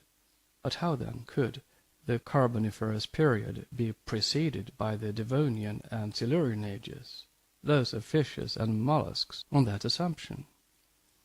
Barometric pressure, moreover, must have exceeded several hundred times the pressure of our present atmosphere. How could organisms, even so simple as those of certain fishes and mollusks, stand that? There is a curious work by Blanchard on the origin of life, wherein he shows some strange contradictions and confusions in the theories of his colleagues, and which we recommend to the reader's attention. End of note. Those of the fourth round have added earth as a state of matter to their stock, as well as the three other elements in their present transformation. In short, none of the so-called elements were, in the three preceding rounds, as they are now. For all we know, fire may have been pure akasha, the first matter of the magnus opus of the creators and "builders," that astral light, which the paradoxical Eliphas Levi calls in one breath the body of the Holy Ghost, and in the next Baphomet, the androgyne goat of Mendes. Air, simply nitrogen, the breath of the supporters of the heavenly dome, as the Mahometan mystics call it. Water, that primordial fluid which was required, according to Moses, to make a living soul with. Note: Eliphas Levi shows it very truly, a force in nature by means of which a single man, who can master it, might throw the world into confusion and transform its face. For it is the great arcanum of transcendent magic. Quoting the words of the great Western Kabbalist in their translated form, see The Mysteries of Magic by A. E. Waite. We may explain them, perhaps, the better by the occasional addition of a word or two to show the difference between Western and Eastern explanations of the same subject.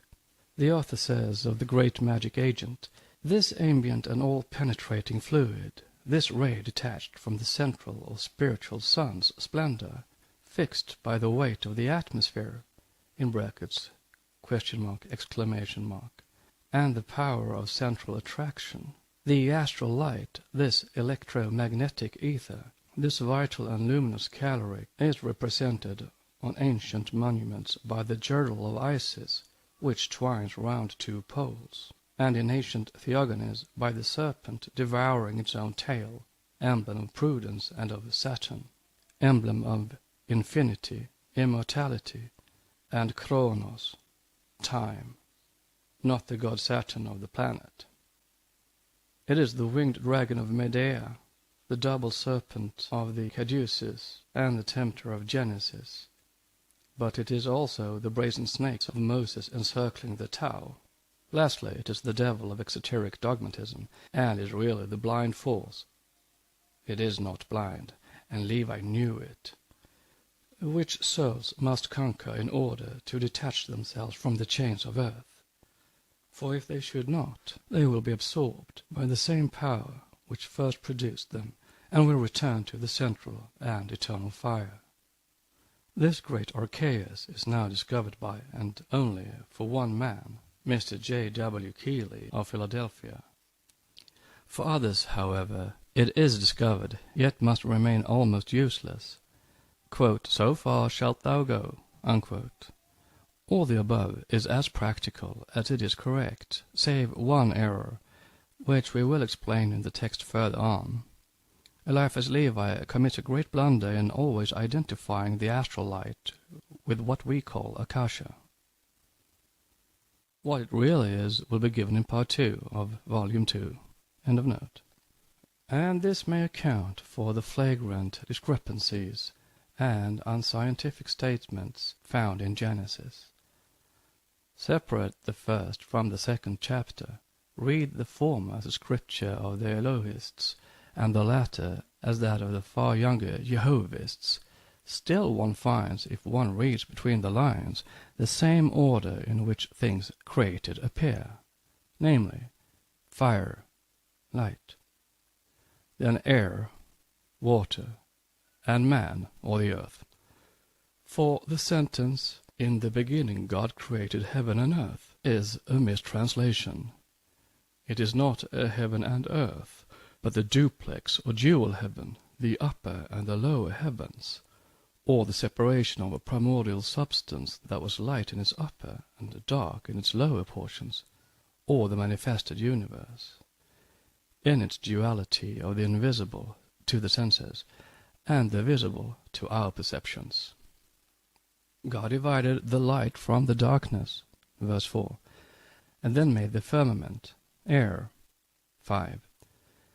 A firmament in the midst of the waters, and let it divide the waters from the waters, 6. That is, the waters which were under the firmament, our manifested visible universe, from the waters above the firmament, or the, to us, invisible planes of being.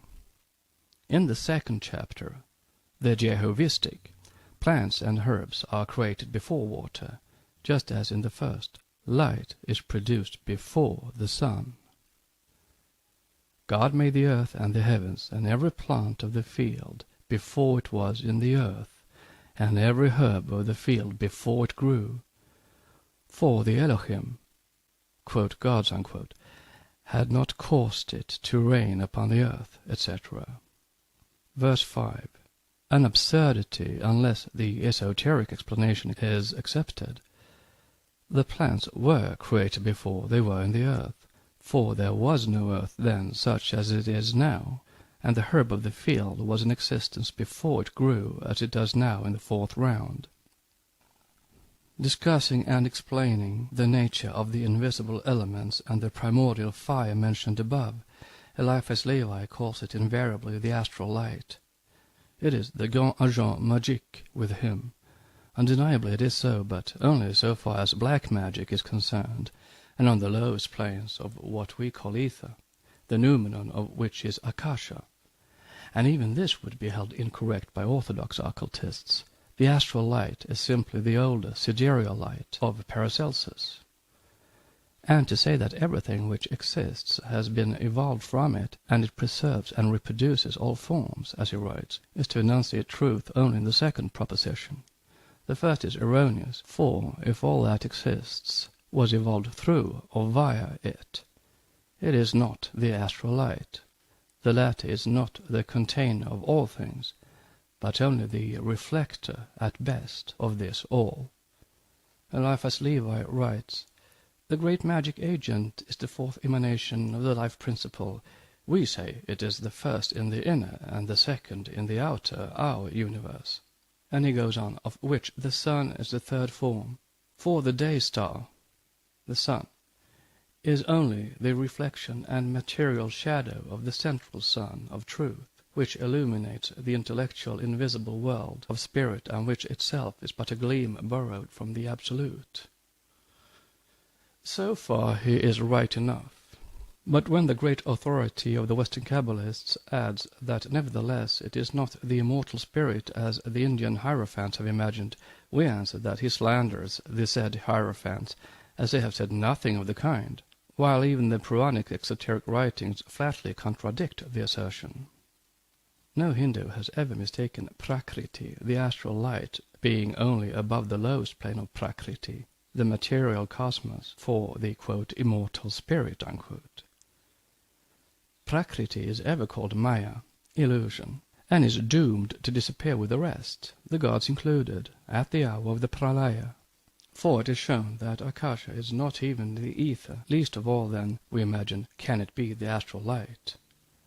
Those unable to penetrate beyond the dead letter of the Puranas have occasionally confused Akasha with Prakriti, with aether, and even with the visible sky. It is true also that those who have invariably translated the term Akasha by ether, Wilson for instance, finding it called the material cause of sound, possessing moreover this one single property, Vishnu Purana, have ignorantly imagined it to be material in the physical sense. True again that if the characteristics are accepted literally, then, since nothing material or physical, and therefore conditioned and temporary, can be immortal, according to metaphysics and philosophy, it would follow that Akasha is neither infinite nor immortal. But all this is erroneous, since both the words pradhana, primeval matter, and sound as a property have been misunderstood, the former term, pradhana, being certainly synonymous with mula prakriti and akasha, and the latter, sound, with the verbum, the word, or the Logos. This is easy to demonstrate, for it is shown in the following sentences in Vishnu Purana. In the beginning there was neither day nor night, nor sky, nor earth, nor darkness, nor light, save only one, unapprehensible by intellect, or that which is Brahma and Pums, spirit, and Pradhana, primordial matter. Book 1, Chapter 2. Now, what is Pradhana, if it is not Mula Prakriti, the root of all, in another aspect? For Pradhana, though said further on to merge into the deity as everything else does, in order to leave the one absolute during the pralaya, yet is held as infinite and immortal. The commentator describes the deity as one Pradhanika Brahma spirit, that was, and interprets the compound term as a substantive, not as a derivative word used attributively, that is, like something conjoined with Pradhana. Note. The student has to note, moreover, that the Purana is a dualistic system, not evolutionary, and that in this respect far more will be found from an esoteric standpoint in Sankhya and even in the Manava Dharma Shastra, however much the latter differs from the former. End of note. Hence Pradhana, even in the Puranas, is an aspect of Parabrahman, not an evolution, and must be the same as the Vedantic Mula Prakriti. Prakriti in its primary state is Akasha, says a Vedantian scholar. See 5 Years of Theosophy, page 169. It is almost abstract nature.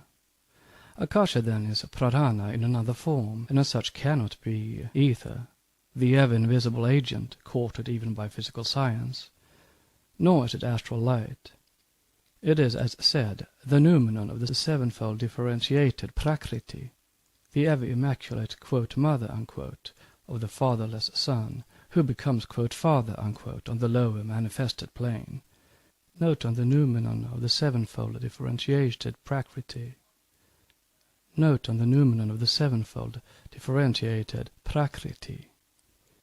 In the Sankhya philosophy, the 7 Prakritis, or productive productions, are Mahat, Ahamkara, and their 5 Tanmantras. See Sankhya Karika 3, and the commentary thereon. End of note. For Mahat is the first product of Pradhana or Akasha, and Mahat, universal intelligence, whose characteristic property is Buddhi, is no other than the Logos, for he is called Eshvara, Brahma, Bhava, etc.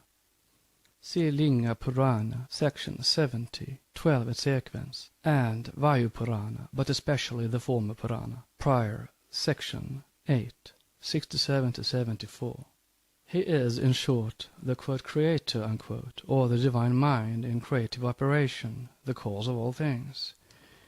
He is the, quote, firstborn, unquote, of whom the Puranas tell us that Mahat and matter are the inner and outer boundaries of the universe, or in our language, the negative and the positive poles of dual nature, abstract and concrete. For the Purana adds, in this manner, as were the 7 forms, principles, of Prakriti reckoned from Mahat to earth, so at the time of Pralaya, Pratyahara, these 7 successively re-enter into each other. The egg of Brahma, Sarva Mandala, is dissolved with its 7 zones, Dvipa, 7 oceans, 7 regions, etc. From Vishnu Purana, Book 6, Chapter 4. Note. No use to say so to the Hindus, who know their Puranas by heart, but very useful to remind our Orientalists and those Westerns who regard Wilson's translations as authoritative, that in his English translation of the Vishnu Purana he is guilty of the most ludicrous contradictions and errors. So in this identical subject of the 7 Prakritis, or the 7 zones of Brahma's egg, the 2 accounts differ totally. In volume 1, page 40, the egg is said to be externally invested by 7 envelopes. Wilson comments, by water, air, fire, ether, and ahamkara, which last word does not exist in the Sanskrit texts. And in volume 5, page 198, of the same Vishnu Purana it's written, in this manner were the 7 forms of nature, Prakriti, reckoned from Mahat to earth, in brackets question mark, between Mahat or Mahabuddhi and water, etc. The difference is very considerable. End of note. These are the reasons why the occultists refuse to give the name of astral light to Akasha or to call it ether. In my father's house are many mansions, may be contrasted with the occult saying, in our mother's house there are 7 mansions, or planes, the lowest of which is above and around us, the astral light. The elements, whether simple or compound, could not have remained the same since the commencement of the evolution of our chain. Everything in the universe progresses steadily in the great cycle, while incessantly going up and down in smaller cycles. Nature is never stationary during Manvantara, as it is ever becoming, not simply being, and mineral, vegetable, and human life are always adapting their organisms to the then reigning elements, and therefore those elements were then fitted for them, as they are now for the life of present humanity. Note, according to the great metaphysician Hegel also, for him nature was a perpetual becoming, a purely esoteric conception. Creation or origin in the Christian sense of the term is absolutely unthinkable. As the above-quoted thinker said, God, the universal spirit, objectivizes himself as nature, and again rises out of it. End of note. It will only be in the next or 5th round that the 5th element, ether, the gross body of Akasha, if it can be called even that, will, by becoming a familiar fact of nature to all men, as air is familiar to us now, cease to be as at present hypothetical and also an, quote, agent, unquote, for so many things. And only during that round will those higher senses, the growth and development of which Akasha subserves, be susceptible of a complete expansion. As already indicated, a partial familiarity with the characteristic of matter, permeability, which should be developed concurrently with the 6th sense, may be expected to develop at the proper period of this round, but with the next element added to our resources in the next round, permeability will become so manifest a characteristic of matter that the densest forms of this will seem to man's perceptions as obstructive to him as a thick fog, and no more. Let us return to the life cycle now. Without entering at length upon the description given of the higher lives, we must direct our attention at present simply to the earthly beings and the earth itself. The latter, we are told, is built up for the first round by the, quote, devourers, unquote, which disintegrate and differentiate the germs of other lives in the elements, pretty much, it must be supposed, as in the present stage of the world the aerobies do, when, undermining and loosening the chemical structure in an organism, they transform animal matter and generate substances that vary in their constitutions. Thus occultism disposes of the so-called Azoic age of science, for it shows that there never was a time when the earth was without life upon it. Wherever there is an atom of matter, a particle or a molecule, even in its most gaseous condition, there is life in it, however latent and unconscious. Whatsoever quits the liar state becomes active life. It is drawn into the vortex of motion, the alchemical solvent of life. Spirit and matter are the 2 states of the one, which is neither spirit nor matter, both being the absolute life, latent. From the Book of John, Commentary 3, paragraph 18. Spirit is the first differentiation of and in space, and matter the first differentiation of spirit. That which is neither spirit nor matter, that is it, the causeless cause of spirit and matter, which are the cause of cosmos. And that we call the one life, or the intracosmic breath. Once more will we say, like must produce like. Absolute life cannot produce an inorganic atom, whether single or complex. And there is life even in Laya, just as a man in a profound cataleptic state, to all appearance a corpse, is still a living being. When the, quote, devourers, unquote, in whom the men of science are invited to see, with some show of reason, atoms of the fire mist, if they will, as the occultist will offer no objection to this. When the devourers, we say, have differentiated the fire atoms by a peculiar process of segmentation, the latter become life germs, which aggregate according to the laws of cohesion and affinity. Then the life germs produce lives of another kind, which work on the structure of our globes. Thus in the first round the globe, having been built by the primitive fire lives, that is, formed into a sphere, had no solidity, nor qualifications save a cold brightness, nor form, nor color. It is only towards the end of the first round that it develops one element which from its inorganic, so to say, or simple essence, became now in our round the fire we know throughout the system. The earth was, in her first rupa, the essence of which is the Akashic principle named left out, that which is now known as, and very erroneously termed, astral light, which Eliphas Levi calls the imagination of nature, probably to avoid giving its correct name as others do. Note: speaking of it in his preface to the History of Magic, Eliphas Levi says, "It is through this force that all the nervous centers secretly communicate with each other. From it that sympathy and antipathy are born. From it that we have our dreams, and that the phenomena of second sight and extra-natural visions take place. Astral light, acting under the impulsion of powerful wills, destroys, coagulates, separates, breaks, gathers in all things. God created it on that day when he said, Fiat lux, and it is directed by the egregores, that is, the chiefs of the souls, who are the spirits of energy and action." Unquote from Eliphas Levi. Eliphas Levi ought to have added that the astral light, or primordial substance, if matter at all, is that which, called light, lux, esoterically explained, is the body of those spirits themselves, and their very essence. Our physical light is the manifestation on our plane, and the reflected radiance of the divine light emanating from the collective body of those who are called the lights and the flames. But no other Kabbalist has ever had the talent of heaping up one contradiction on the other, of making one paradox chase another in the same sentence and in such flowing language as Eliphas Levi. He leads his reader through the most lovely, gorgeously blooming valleys to strand him, after all, on a desert and barren rocky island. End of note.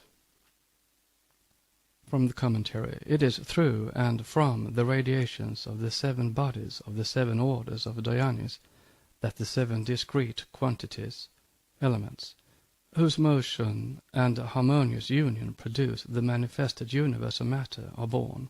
From the commentary: the second round brings into manifestation the second element, air, that element, the purity of which would ensure continuous life to him who would use it. There have been 2 occultists only in Europe who have discovered and even partially applied it in practice, though its composition has always been known among the highest Eastern initiates. The ozone of the modern chemists is poison compared with the real universal solvent, which could never be thought of unless it existed in nature. From the second round, Earth, hitherto a fetus in the matrix of space, began its real existence. It had developed individual sentient life, its second principle. The second corresponds to the 6th principle. The second is life continuous, the other temporary. The third round developed the third principle, water, while the fourth transformed the gaseous fluids and plastic forms of our globe into the hard, crusted, grossly material sphere we are living on. Bhumi has reached her 4th principle. To this it may be objected that the law of analogy, so much insisted upon, is broken. Not at all. Earth will reach her true ultimate form, inversely in this to man, her body shell, only toward the end of the Manvantara, after the 7th round. Eugenius Philaletus was right when he assured his readers, on his word of honor, that no one had yet seen the earth, that is, matter in its essential form. Our globe is, so far, in its kamarupic state, the astral body of desires, of ahamkara, dark egotism, the progeny of Mahat on the lower plane. It is not molecularly constituted matter, least of all the human body, stula sharira, that is the grossest of all our principles, but verily the middle principle, the real animal center, whereas our body is but its shell, the irresponsible factor and medium through which the beast in us acts all its life. Every intellectual theosophist will understand my real meaning. Thus the idea that the human tabernacle is built by countless lives, just in the same way as the rocky crust of our earth was, has nothing repulsive in it for the true mystic, nor can science oppose the occult teaching, for it is not because the microscope will ever fail to detect the ultimate living atom of life that it can reject the doctrine.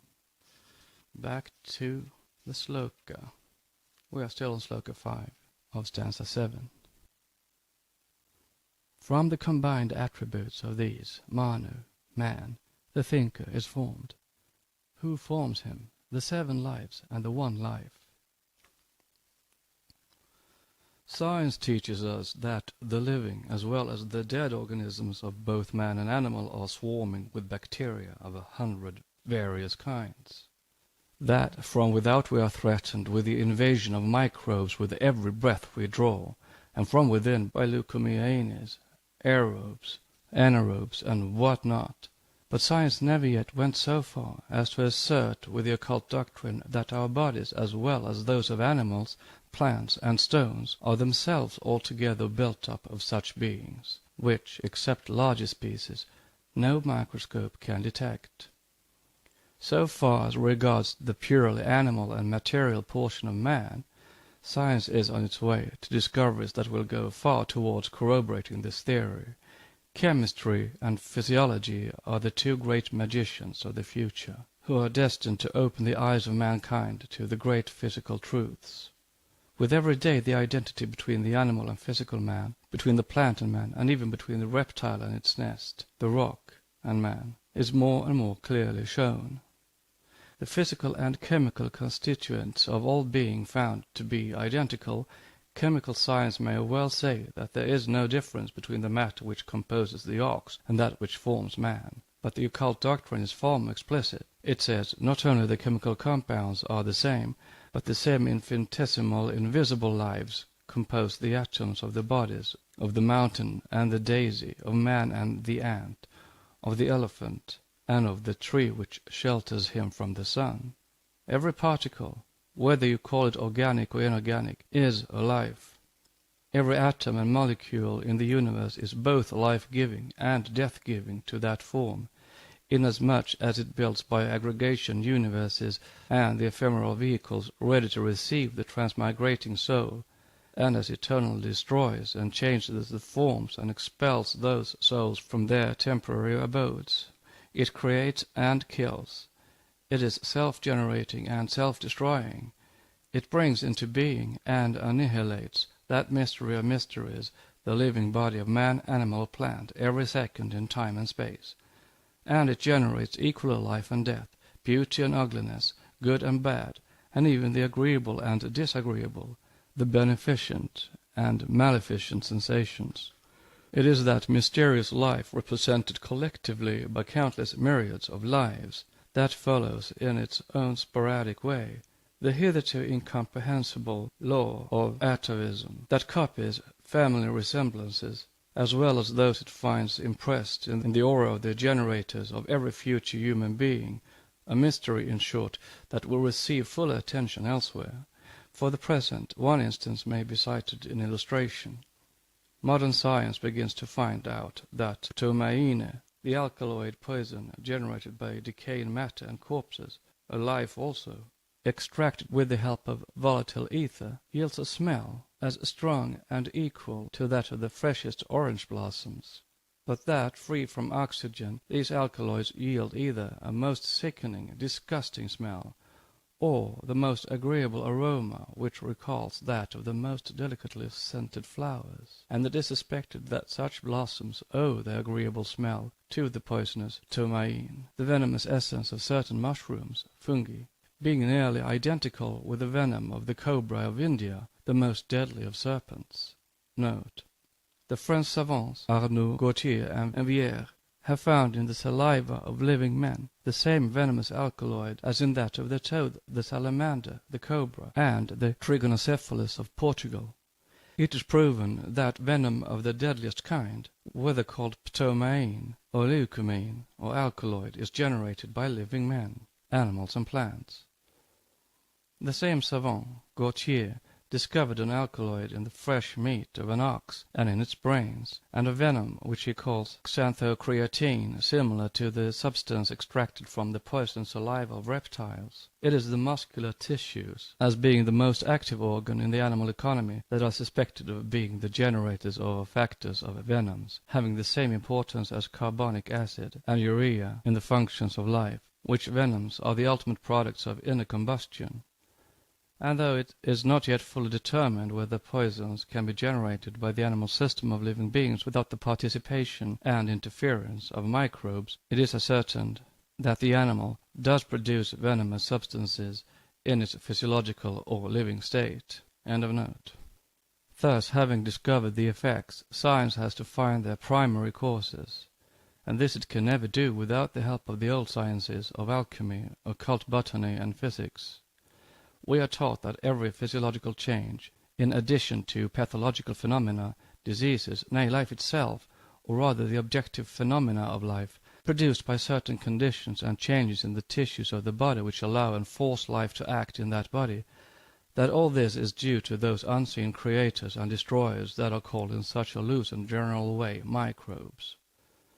Note: it might be supposed that these fiery lives and the microbes of science are identical. This is not true. The fiery lives are the seventh and highest subdivision of the plane of matter, and correspond in the individual with the one life of the universe, though only on that plane. The microbes of science are the first and lowest subdivision on the second plane, that of material prana, or life. The physical body of man undergoes a complete change to the alternate function of the fiery lives as destroyers and builders. They are builders by sacrificing themselves in the form of vitality to restrain the destructive influence of the microbes, and by supplying the microbes with what is necessary, they compel them under that restraint to build up the material body and its cells. They are destroyers also, when that restraint is removed and the microbes, unsupplied with vital constructive energy, are left to run riot as destructive agents. Thus, during the first half of a man's life, the first 5 periods of 7 years each, the fiery lives are indirectly engaged in the process of building up man's material body. Life is on the ascending scale, and the force is used in construction and increase. After this period is past, the age of retrogression commences, and the work of the fiery lives, exhausting their strength, the work of destruction and decrease also commences. An analogy between cosmic events in the descent of spirit into matter for the first half of a manvantara, planetary as human, and its ascent at the expense of matter in the second half may here be traced. These considerations have to do solely with the plane of matter, but the restraining influence of the fiery lives on the lowest subdivision of the real plane, the microbes, is confirmed by the fact mentioned in the footnote on Pasteur, vide supra, that the cells of the organs, when they do not find sufficient oxygen for themselves, adapt themselves to that condition and forms ferments, which, by absorbing oxygen from substances coming in contact with them, ruin the latter. Thus the process is commenced by one cell robbing its neighbor of the source of its vitality when the supply is insufficient, and the ruin so commenced steadily progresses. End of note. Such experimenters as Pasteur are the best friends and helpers of the destroyers and the worst enemies of the creators, if the latter were not at the same time destroyers too. However it may be, one thing is sure in this: the knowledge of these primary causes and of the ultimate essence of every element of its lives, their functions, properties and conditions of change, constitutes the basis of magic. Paracelsus was perhaps the only occultist in Europe during the last centuries since the Christian era who was versed in this mystery. Had not a criminal hand put an end to his life years before the time allotted him by nature, physiological magic would have fewer secrets for the civilized world than it now has.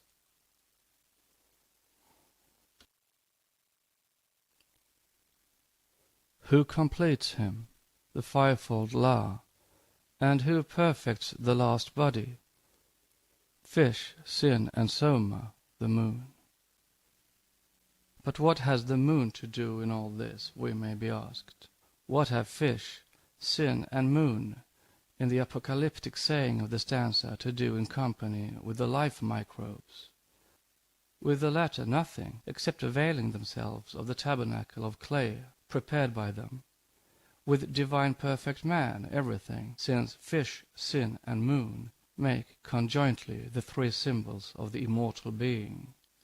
This is all that can be given, nor does the writer pretend to know more of this strange symbol than may be inferred about it from the exoteric religions, from the mystery perhaps which underlies the Matsya, fish, avatar of Vishnu, the Chaldean Oannes, the man-fish recorded in the imperishable sign of the zodiac, Pisces, and running throughout the two testaments in the personages of Joshua, son of the fish, Nun, and Jesus, the allegorical sin or fall of spirit into matter, and the moon, in so far as it relates to the lunar ancestors, the Pitris.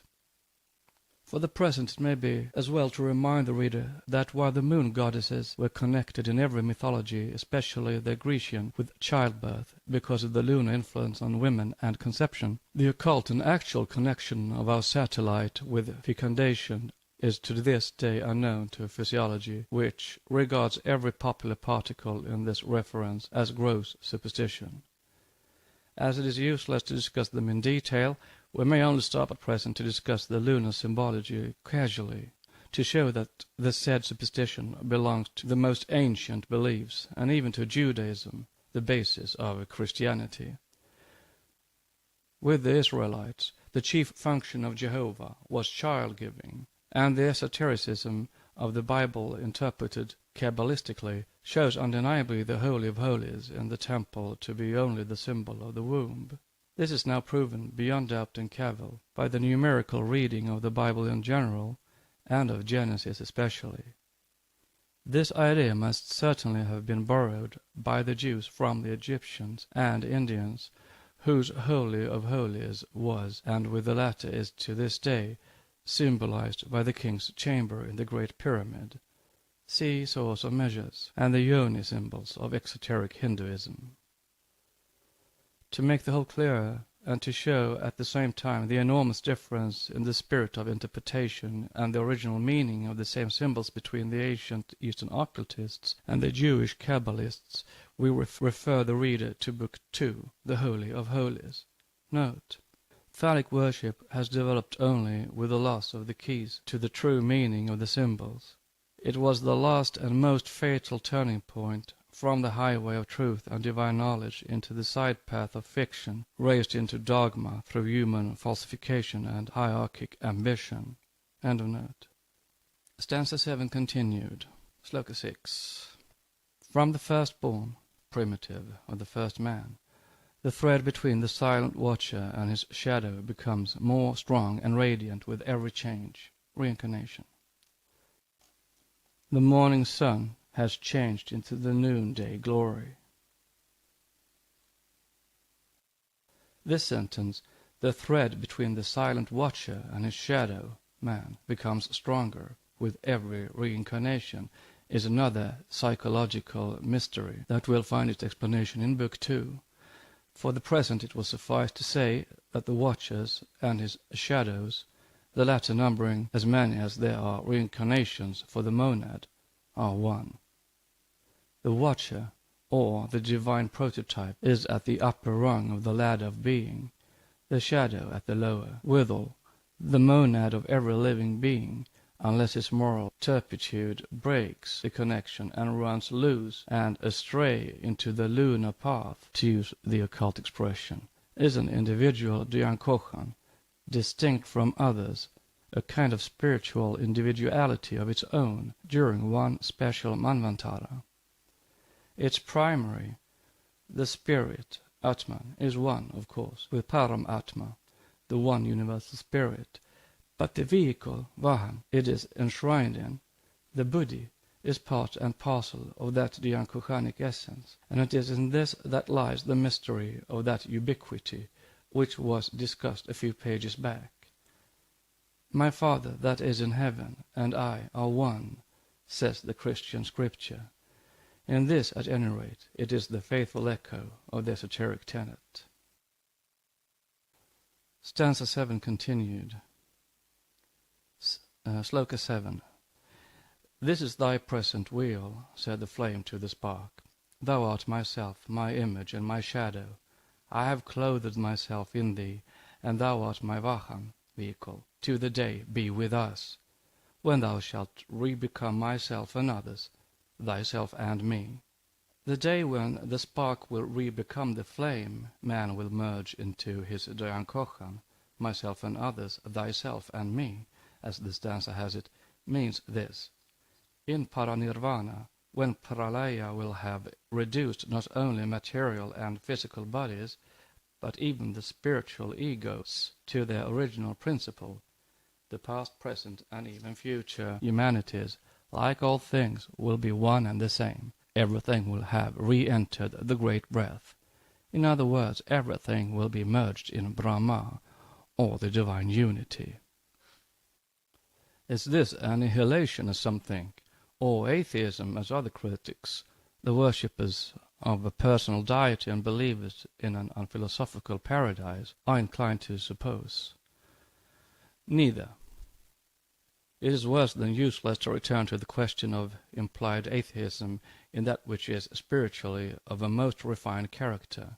To see in nirvana annihilation amounts to saying of a man plunged in a sound, dreamless sleep, one that leaves no impression on the physical memory and brain because the sleeper's higher self is in its original state of absolute consciousness during those hours, that he too is annihilated. The latter similar answers only to the one side of the question, the most material, since reabsorption is by no means such a dreamless sleep, but, on the contrary, absolute existence, an unconditioned unity, or a state to describe which human language is absolutely and hopelessly inadequate. The only approach to anything like a comprehensive conception of it can be attempted solely by the panoramic visions of the soul, through spiritual ideations of the divine monad. Nor is the individuality, nor even the essence of the personality, if any be left behind, lost, because reabsorbed. For however limitless, from the human standpoint, the paranirvanic state, it has yet a limit in eternity. Once reached, the same monad will re-emerge therefrom, as a still higher being, on a far higher plane, to recommence its cycle of perfected activity. The human mind cannot, in its present stage of development, transcend, scarcely reach this plane of thought. It totters here, on the brink of incomprehensible absoluteness and eternity. Then the builders, having donned their first clothing, descend on radiant earth and reign over men, who are themselves. The Watchers reign over man during the whole period of Satya Yuga and the smaller subsequent Yugas, down to the beginning of the third root race, after which it is the patriarchs, heroes, and the manes, see Egyptian dynasties enumerated by the priests to Solon, the incarnated Dhyanis of a lower order, up to King Menes and the human kings of other nations, all were recorded carefully. In the views of symbologists, this mythopoeic age is of course only regarded as a fairy tale, but since the traditions and even chronicles of such dynasties of divine kings, of gods reigning over men followed by dynasties of heroes or giants, exist in the annals of every nation, It is difficult to understand how all the peoples under the sun, some of whom are separated by vast oceans and belong to different hemispheres, such as the ancient Peruvians and Mexicans, as well as the Chaldeans, could have worked out the same fairy tales in the same order of events.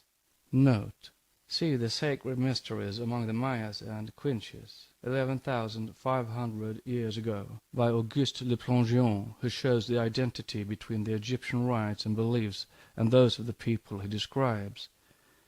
The ancient hieratic alphabets of the Maya and the Egyptians are almost identical. End of note. However, as the secret doctrine teaches history, which, for being esoteric and traditional, is none the less more reliable than profane history, we are as entitled to our beliefs as anyone else, whether religionist or skeptic. And that doctrine says that the Dhyani Buddhas of the two higher groups, namely the Watchers or the Architects, furnished the many and the various races with divine kings and leaders. It is the latter who taught humanity their arts and sciences, and the former who revealed to the incarnated monads that had just shaken off their vehicles of the lower kingdoms, and who had therefore lost every recollection of their divine origin, the great spiritual truths of the transcendental worlds. See Book 2, Divine Dynasties. Thus, as expressed in the stanza, the Watchers descended on earth and reigned over men, who are themselves. The reasoning kinds had finished their cycle on earth and other worlds in the preceding rounds. In the future Manvantaras they will have risen to higher systems than our planetary world, and it is the elect of our humanity, the pioneers on the hard and difficult path to progress, who will take the places of their predecessors. The next great Manvantara will witness the men of our own life cycle becoming the instructors and guides of mankind whose monads may now be yet imprisoned, see my conscious, in the most intellectual of the animal kingdom, while the lower principles will be animating perhaps the highest specimens of the vegetable world. Thus proceed the cycles of the septenary evolution in septennial nature, the spiritual or divine, the psychic or semi-divine, the intellectual, the passional, the instinctual or cognitional, the semi-corporeal, and the purely material or physical natures. All these evolve and progress cyclically, passing from one into another in a double, centrifugal and centripetal way, one in their ultimate essence, seven in their aspects. The lowest, of course, is the one depending upon and subservient to our five physical senses. Note, which are in truth seven, as shown later, on the authority of the oldest Upanishads. End of note. Thus far, for individual, human, sentient, animal, and vegetable life, each the microcosm of its higher macrocosm. The same for the universe, which manifests periodically, for purposes of the collective progress of the countless lives, the outbreathings of the one life, in order that through the ever-becoming every cosmic atom in this infinite universe, passing from the formless and the intangible, through the mixed natures of the semi-terrestrial, down to matter in full generation, and then back again, reascending at each new period higher and nearer the final goal, that each atom, we say, may reach through individual merits and efforts, that plane where it re-becomes the one unconditioned all. But between the Alpha and the Omega there is the weary road, hedged in by thorns, that goes down first, then winds uphill all the way, yes, to the very end, starting upon the long journey immaculate, descending more and more into sinful matter, and having connected himself with every atom in manifested space, the pilgrim, having struggled through and suffered in every form of life and being, is only at the bottom of the valley of matter, and half through his cycle, when he has identified himself with collective humanity. This he has made in his own image.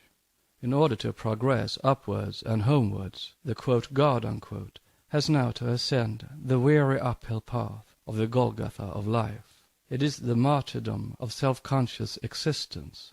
Like Vishvakarman, he has to sacrifice himself to himself in order to redeem all creatures, to resurrect from the many into the one life. Then he ascends into heaven indeed, where plunged into the incomprehensible absolute being and bliss of paranirvana, he reigns unconditionally, and whence he will redescend again at the next coming, which one portion of humanity expects in its dead-letter sense as the second advent, and the other as the last Kalki avatar. The Secret Doctrine now continues with the summing up of Volume 1, Part 1. Edition of The Secret Doctrine by Helena Petrovna Blavatsky, a facsimile of the original edition of 1888, printed by the Cunningham Press, Alhambra, California. Volume 1, Cosmogenesis. Part 2, The Evolution of Symbolism in its Approximate Order, with explanatory sections. 1. Symbolism in ideographs. Quote, a symbol is ever to him who has eyes for it, some dimmer or clearer revelation of the godlike. Through all there glimmers something of a divine idea, nay, the highest ensign that men ever met and embraced under the cross itself had no meaning save an accidental, extrinsic one. Unquote. From Carlyle.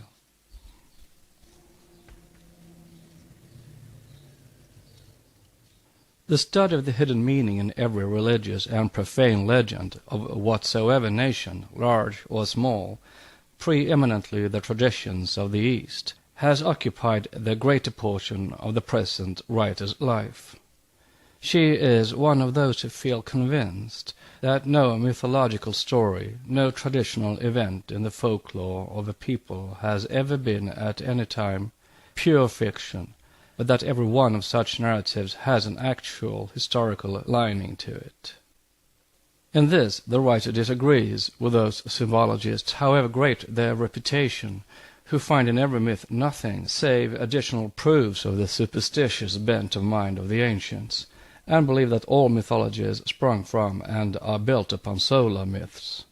Such superficial thinkers were admirably disposed of by Mr. Gerald Massey, the poet and Egyptologist, in a lecture on Lunaolatry, Ancient and Modern. His pointed criticism is worthy of reproduction in this part of this work, as it echoes so well our own feelings expressed openly so far back as 1875, when Isis Unveiled was written. Quote, for 30 years past, Professor Max Müller has been teaching in his books and lectures in the Times and various magazines, from the platform of the Royal Institution, the pulpit of Westminster Abbey, and his chair at Oxford, that mythology is a disease of language, and that the ancient symbolism was a result of something like a primitive aberration. We know, says Renouf, echoing Max Müller in his Hibbert lectures, we know that mythology is the disease which springs up at a peculiar stage of human culture. Such is the shallow explanation of the non-evolutionists, and such explanations are still accepted by the British public that gets its thinking done by proxy.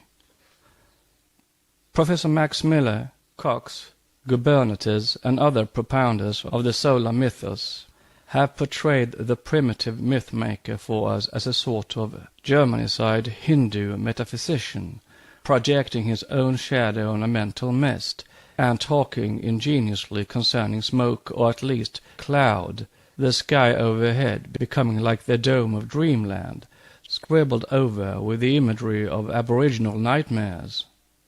They conceive the early man in their own likeness, and look upon him as perversely prone to self-mystification, or, as Fontenelle has it, subject to beholding things that are not there. They have misrepresented primitive or archaic man as having been idiotically misled from the first by an active but untutored imagination into believing all sorts of fallacies, which were directly and constantly contradicted by his own daily experience. a fool of fancy in the midst of those grim realities that were grinding his experience into him, like the grinding icebergs making their imprints upon the rocks submerged beneath the sea. It remains to be said, and will one day be acknowledged, that these accepted teachers have been no nearer to the beginnings of mythology and language than Burns' poet Willie had been near to Pegasus. My reply is, "'Tis but a dream of the metaphysical theorist that mythology was a disease of language, or of anything else except his own brain.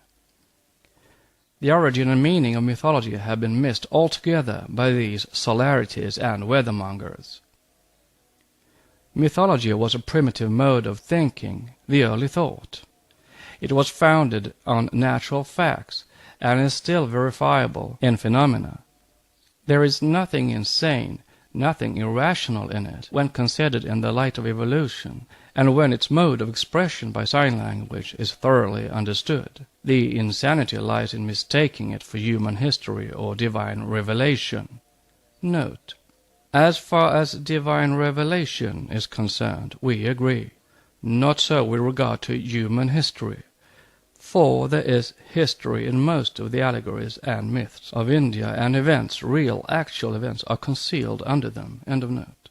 Mythology is the repository of man's most ancient science, and what concerns us chiefly is this: when truly interpreted once more, it is destined to be the death of those false theologies to which it has unwittingly given birth. Note: when the false theologies disappear, then true prehistoric realities will be found, contained especially in the mythology of the Aryans, ancient Hindus, and even the pre-Homeric Hellenes. End of note. In modern phraseology, a statement is sometimes said to be mythical in proportion to its being untrue, but the ancient mythology was not a system or mode of falsifying in that sense. Its fables were the means of conveying facts. They were neither forgeries nor fictions. For example, when the Egyptians portrayed the moon as a cat, they were not ignorant enough to suppose that the moon was a cat, nor did their wandering fancies see any likeness in the moon to a cat.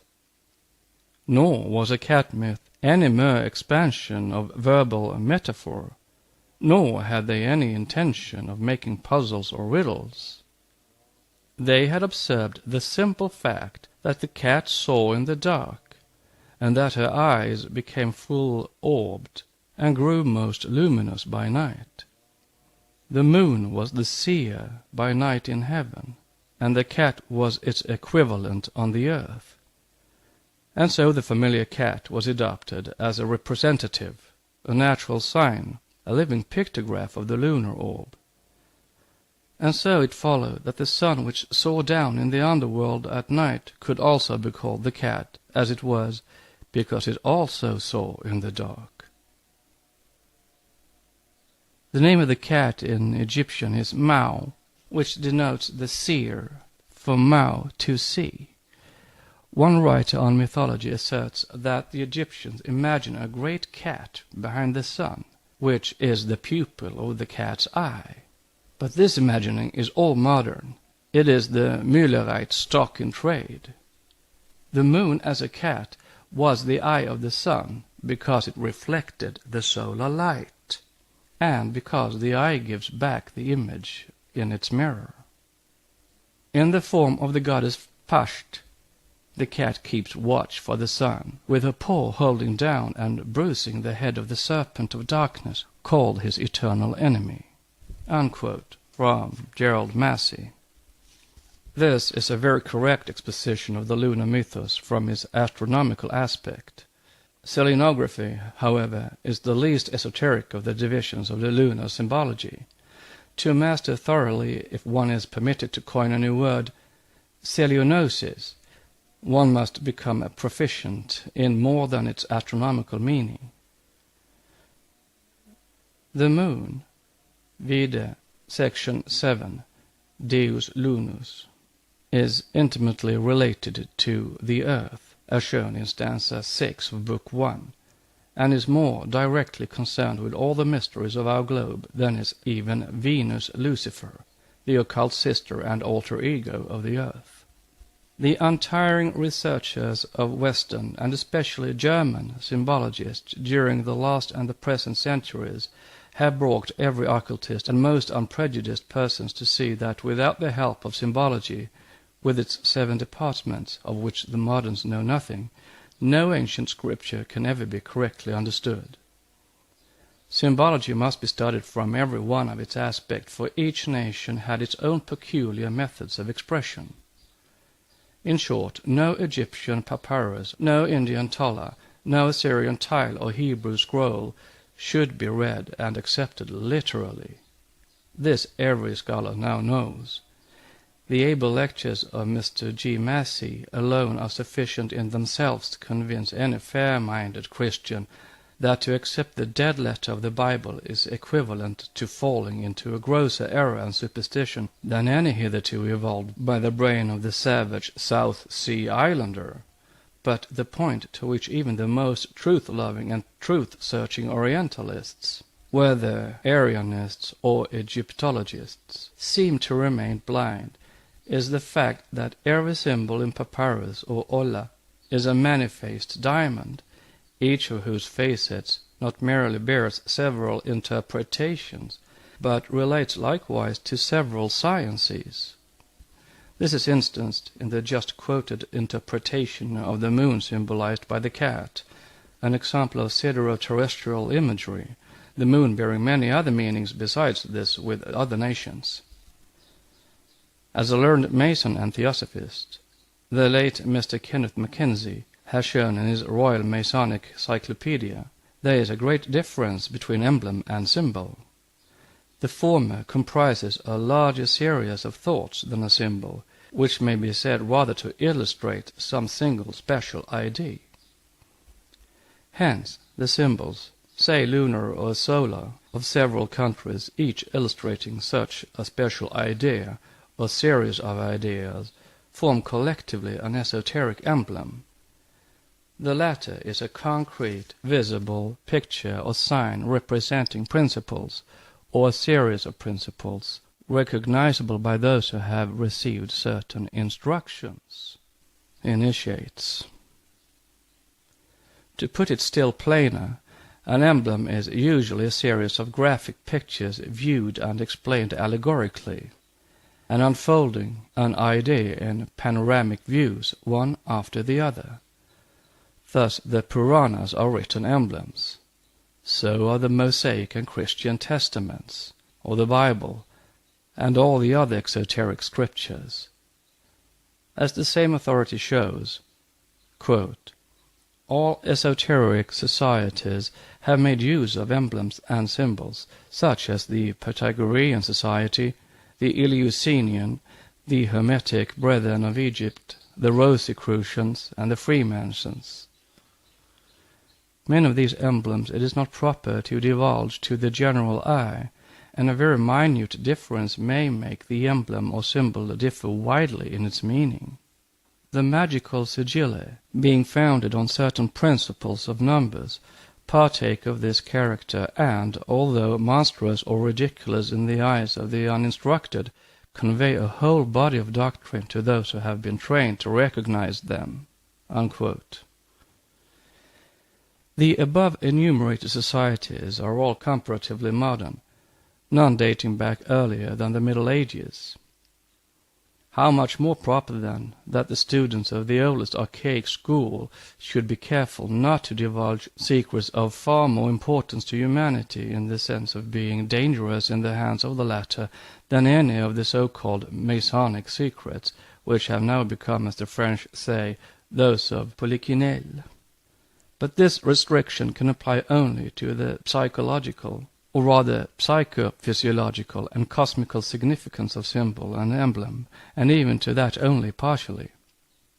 An adept must refuse to impart the conditions and means that lead to a correlation of elements, whether psychic or physical, that may produce a hurtful result as well as a beneficent one, but he is ever ready to impart to the earnest student the secret of the ancient thought in anything that regards history concealed under the mythological symbolism, and thus to furnish a few more landmarks towards a retrospective view of the past, as containing useful information with regard to the origin of man, the evolution of the races, and geonesy. Yet it is the crying complaint today, not only among theosophists, but also among the few profane interested in the subject. Why do not the adepts reveal that which they know? To this one might answer, why should they, since one knows beforehand that no man of science will accept even as an hypothesis, let alone as a theory or axiom, the facts imparted? Have you so much as accepted or believed in the ABC of the occult philosophy contained in the Theosophist, esoteric Buddhism, and other works and periodicals? Has not even the little which was given been ridiculed and derided, and made to face the animal and ape theory of Huxley, Haeckel on one hand, and the rib of Adam and the apple on the other? Notwithstanding such an unenviable prospect, a mass of facts is given in the present work. And now the origin of man, the evolution of the globe, and the races, human and animal, are as fully treated here as the writer is able to treat them. The proofs brought forward in corroboration of the old teachings are scattered widely throughout the old scriptures of ancient civilizations. The Puranas, the Zendavesta, and the old classics are full of them, but no one has ever gone to the trouble of collecting and collating together those facts. The reason for this is that all such events were recorded symbolically, and that the best scholars, the most acute minds among our Arianists and Egyptologists, have been too often darkened by one or another preconception, still oftener by one-sided views of the secret meaning. Yet even a parable is a spoken symbol, a fiction or a fable, as some think, an allegorical representation, we say, of life realities, events, and facts. And as a moral was ever drawn from a parable, that moral being an actual truth and fact in human life, so an historical real event was deduced by those versed in the hieratic sciences from certain emblems and symbols recorded in the ancient archives of the temples. The religious and esoteric history of every nation was embedded in symbols. It was never expressed in so many words. All the thoughts and emotions, all the learning and knowledge revealed and acquired of the early races found their pictorial expression in allegory and parable. Why? Because the spoken word has a potency unknown to, unsuspected, and disbelieved in by modern, quote, sages, unquote. But sound and rhythm are closely related to the four elements of the ancients, and because such or another vibration in the air is sure to awaken corresponding powers, union with which produces good or bad results, as the case may be, no student was ever allowed to recite historical, religious, or any real events in so many unmistakable words, lest the powers connected with the event should be once more attracted. Such events were narrated only during the initiation, and every student had to record them in corresponding symbols, drawn out of his own mind and examined later by his master before they were finally accepted. Thus was created in time the Chinese alphabet, as before that the hieratic symbols were fixed upon in old Egypt. In the Chinese language, the alphabet of which may be read in any language, and which is only a little less ancient than the Egyptian alphabet of Tot, every word has its corresponding symbol conveying the word needed in a pictorial form. Note: thus a Japanese, who does not understand a word of Chinese, meeting with a Chinaman who has never heard a language of the former, will communicate in writing with him, and they will understand each other perfectly, because the writing is symbolical. End of note.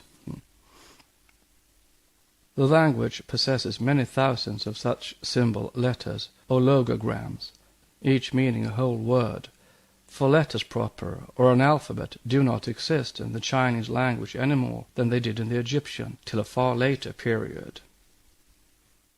The explanation of the chief symbols and emblems is now attempted, as Book 2, which treats of anthropogenesis, would be most difficult to understand without a preparatory acquaintance with the metaphysical symbols at least. Nor would it be just to enter upon an esoteric reading of symbolism without giving due honor to one who has rendered it the greatest service in this country, by discovering the chief key to the ancient Hebrew symbology, interwoven strongly with metrology, one of the keys to the one universal mystery language. Mr. Ralston Skinner, of Cincinnati, the author of the Hebrew-Egyptian Mystery and the Source of Measures, has our thanks.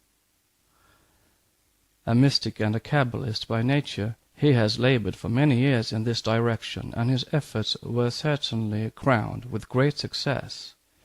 In his own words, quote, "The writer is quite certain that there was an ancient language, which modernly and up to this time appears to have been lost, the vestiges of which, however, abundantly exist." The author discovered that this integral ratio in numbers of diameter or to circumference of a circle, geometrical ratio, was the very ancient and probably the divine origin of linear measures. It appears almost proven that the same system of geometry, numbers, ratio, and measures were known and made use of on the continent of North America, even prior to the knowledge of the same by the descending Semites. The peculiarity of this language was that it could be contained in another, concealed and not to be perceived, save through the help of special instruction. Letters and syllabic signs possessing at the same time the powers of meaning of numbers, of geometrical shapes, pictures, or ideographs, and symbols, the design scope of which would be determinatively helped out by parables in the shape of narratives or parts of narratives, while also it could be set forth separately, independently, and variously by pictures in stonework or in earth construction. To clear up an ambiguity as to the term language, primarily the word means the expression of ideas by human speech, but secondarily it may mean the expression of ideas by any other instrumentality. This old language is so composed in the Hebrew text that by the use of the written characters, which will be the language first defined, a distinctly separated series of ideas may be intentionally communicated other than those ideas expressed by reading of the sound signs. This secondary language sets forth, under a veil, series of ideas, copies in imagination of things sensible, which may be pictured, and of things which may be classed as real without being sensible. As, for instance, the number 9 may be taken as a reality, though it has no sensible existence. So also a revolution of the moon, as separate from the moon itself, by which that revolution has been made, may be taken as giving rise to or causing a real idea, though such a revolution has no substance. This ideal language may consist of symbols restricted to arbitrary terms and signs, having a very limited range of conceptions, and quite valueless, or it may be a reading of nature in some of her manifestations of a value almost immeasurable as regards human civilization. A picture of something natural may give rise to ideas of coordinative subject matter, radiating out in various and even opposing directions, like the spokes of a wheel, and producing natural realities in departments very foreign to the apparent tendency of the reading of the first or starting picture. Notion may give rise to connected notion, but if it does, then, however apparently incongruous, all resulting ideas must spring from the original picture and be harmonically connected or related. First, with the pictured idea, radical enough, the imagination of the cosmos itself, even in its details of construction, might result. Such a use of ordinary language is now obsolete, but it has become a question with the writer whether at one time far back in the past it, or such, was not the language of the world and of universal use, possessed, however, as it became more and more molded into its arcane forms by a select class or caste. By this I mean that the popular tongue or vernacular commenced even in its origin to be made use of as the vehicle of this peculiar mode of conveying ideas. Of this the evidences are very strong, and indeed It would seem that in the history of the human race there happened, from causes which at present at any rate we cannot trace, a lapse or loss from an original perfect language and a perfect system of science.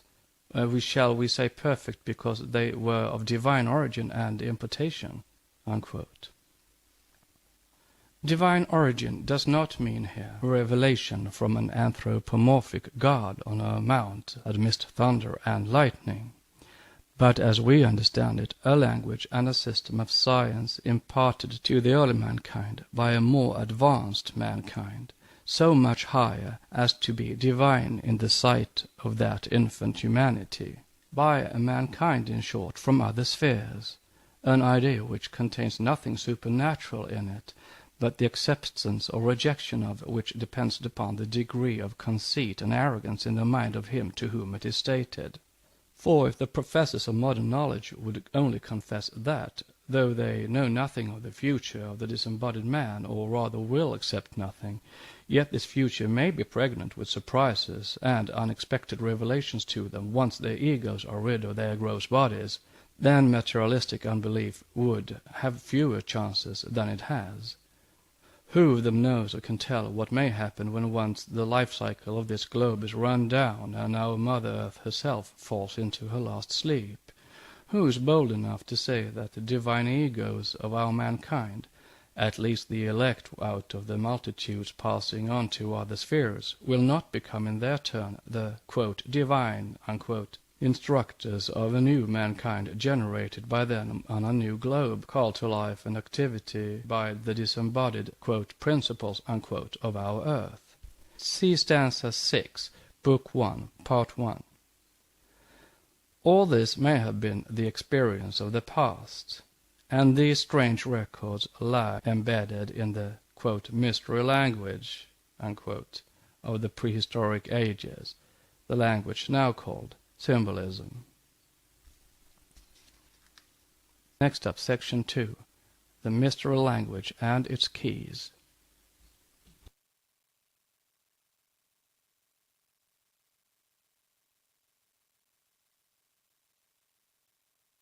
Edition of The Secret Doctrine by Helena Petrovna Blavatsky, a facsimile of the original edition of 1888, printed by the Cunningham Press, Alhambra, California.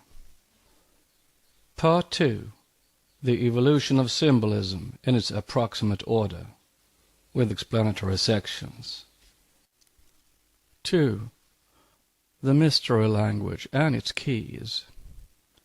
Recent discoveries made by great mathematicians and Kabbalists thus prove beyond a shadow of doubt that every theology, from the earliest and oldest down to the latest, has sprung not only from a common source of abstract beliefs, but from one universal esoteric or "mystery" language. These scholars hold the key to the universal language of old, and have turned it successfully, though only once, in the hermetically closed door leading to the Hall of Mysteries. The great archaic system known from prehistoric ages as the sacred wisdom science, one that is contained and can be traced in every old as well as in every new religion, had and still has its universal language, suspected by the Mason Ragon, the language of the Hierophants, which has 7 dialects, so to speak, each referring and being specially appropriated to one of the 7 mysteries of nature. Each had its own symbolism. Nature could thus be either read in its fullness or viewed from one of its special aspects. The proof of this lies to this day in the extreme difficulty which the Orientalists in general, the Indianists and Egyptologists especially, experience in interpreting the allegorical writings of the Assyrians and the hieratic records of old Egypt. This is because they will never remember that all the ancient records were written in a language which was universal and known to all nations alike in days of old, but which is now intelligible only to the few. Like the Arabic figures which are plain to a man of whatever nation, or like the English word "and," which becomes "et" for the Frenchman, "und" for the German, and so on, yet which may be expressed for all civilized nations in the simple sign ampersand. So all the words of that mystery language signified the same thing to each man of whatever nationality. There have been several men of note who have tried to re-establish such a universal and philosophical tongue: Delgarme, Wilkins, Leibniz, but de Memieux, in his Patagraphie, is the only one who has proven its possibility. The scheme of Valentinius, called the Greek Kabbalah, based on the combination of Greek letters, might serve as a model. The many stated facets of the mystical language have led to the adoption of widely varied dogmas and rites in the esotericism of the church rituals. It is they, again, which are at the origin of most of the dogmas of the Christian Church, for example, the 7 sacraments, the Trinity, the resurrection, the 7 capital sins, and the 7 virtues. The 7 keys to the mystery tongue, however, having always been in the keeping of the highest among the initiated hierophants of antiquity, it is only the partial use of a few out of the 7 which passed through the treason of some early church fathers, ex-initiates of the temples, into the hands of the new sect of the Nazarenes. Some of the early popes were initiates, but the last fragments of their knowledge have now fallen into the power of the Jesuits, who have turned them into a system of sorcery.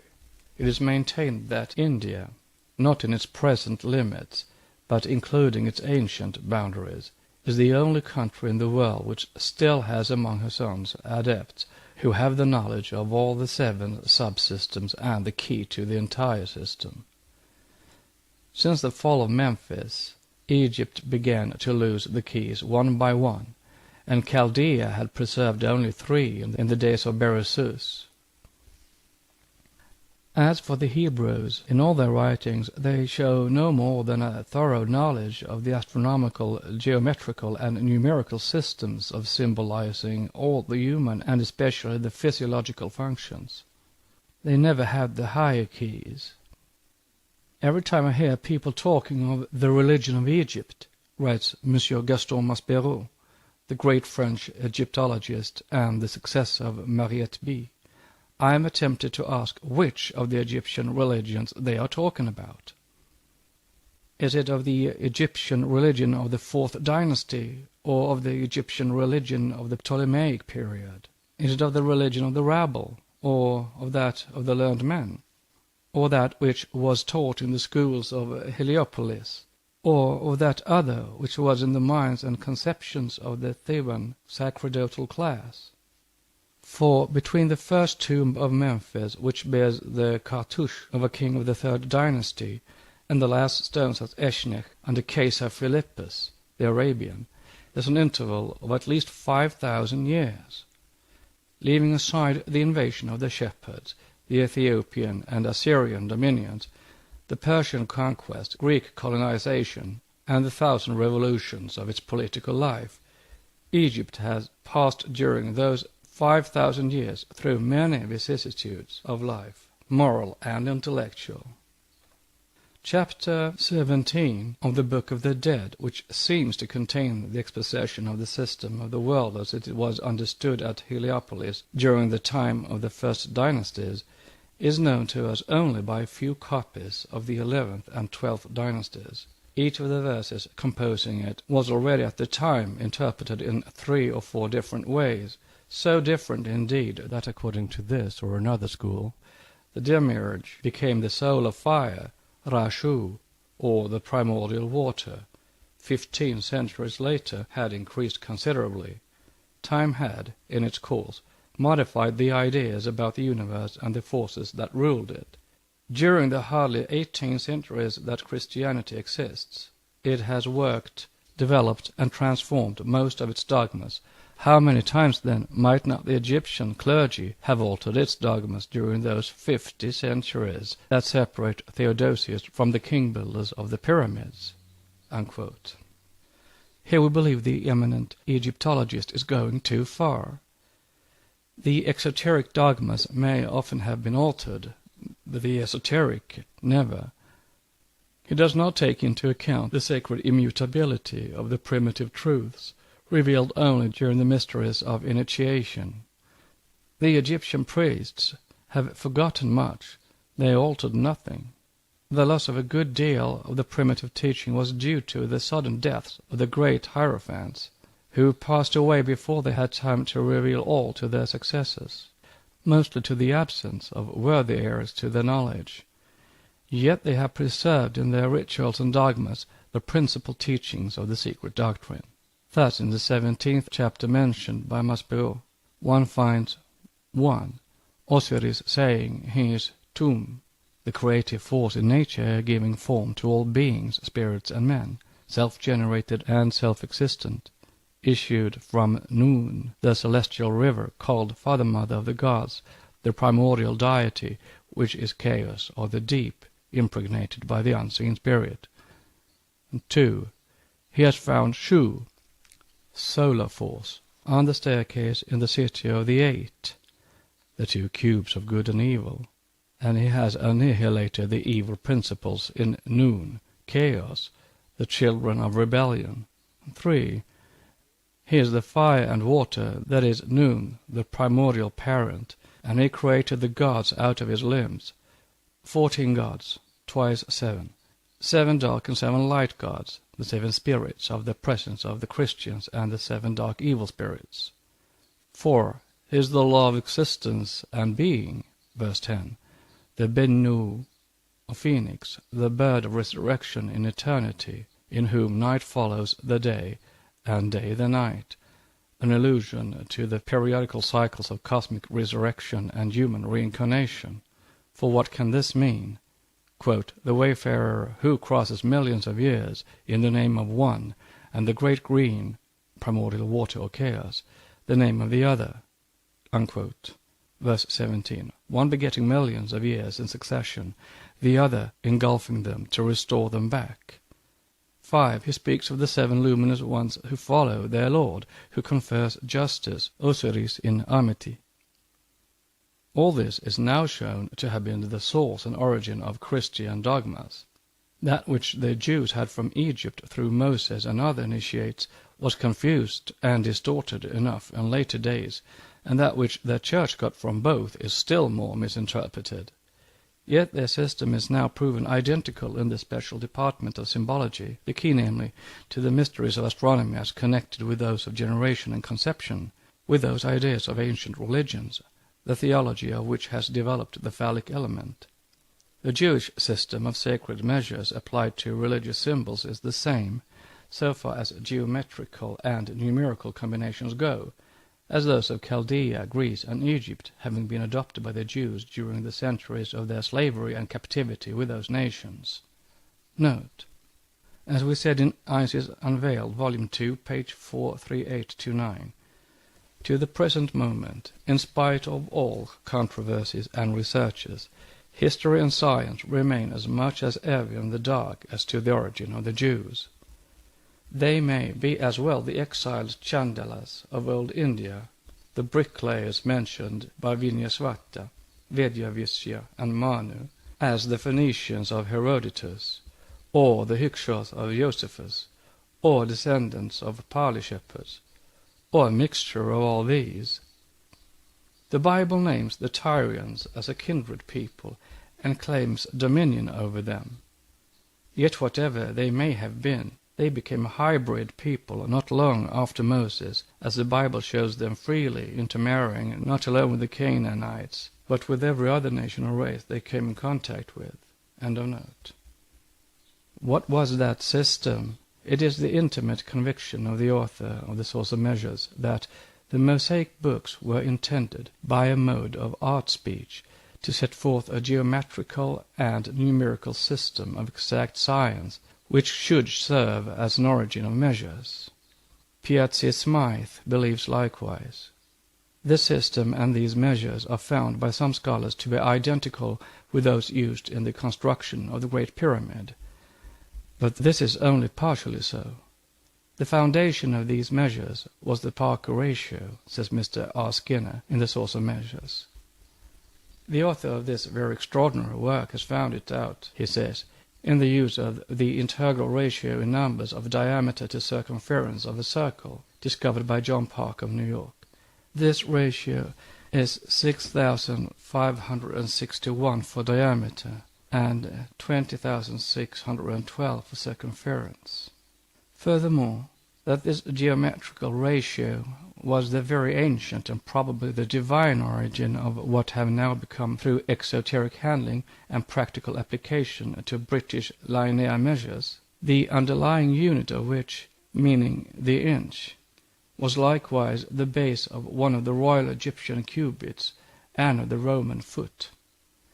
He also found out that there was a modified form of the ratio, meaning 113 to 355, explained in his work, and that while this last ratio pointed through its origin to the exact integral pi, or to 6,561 to 20,612, it also served as a base for astronomical calculations.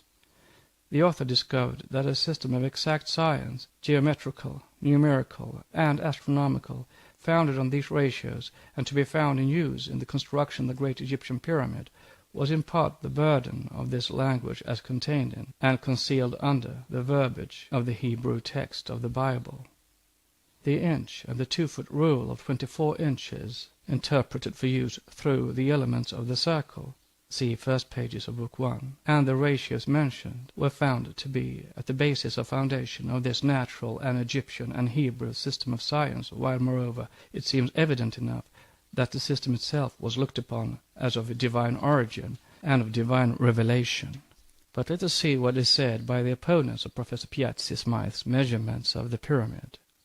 Mr. Pietri seems to deny them, and to have made short work altogether of Piazzi Smythe's calculations in their biblical connection.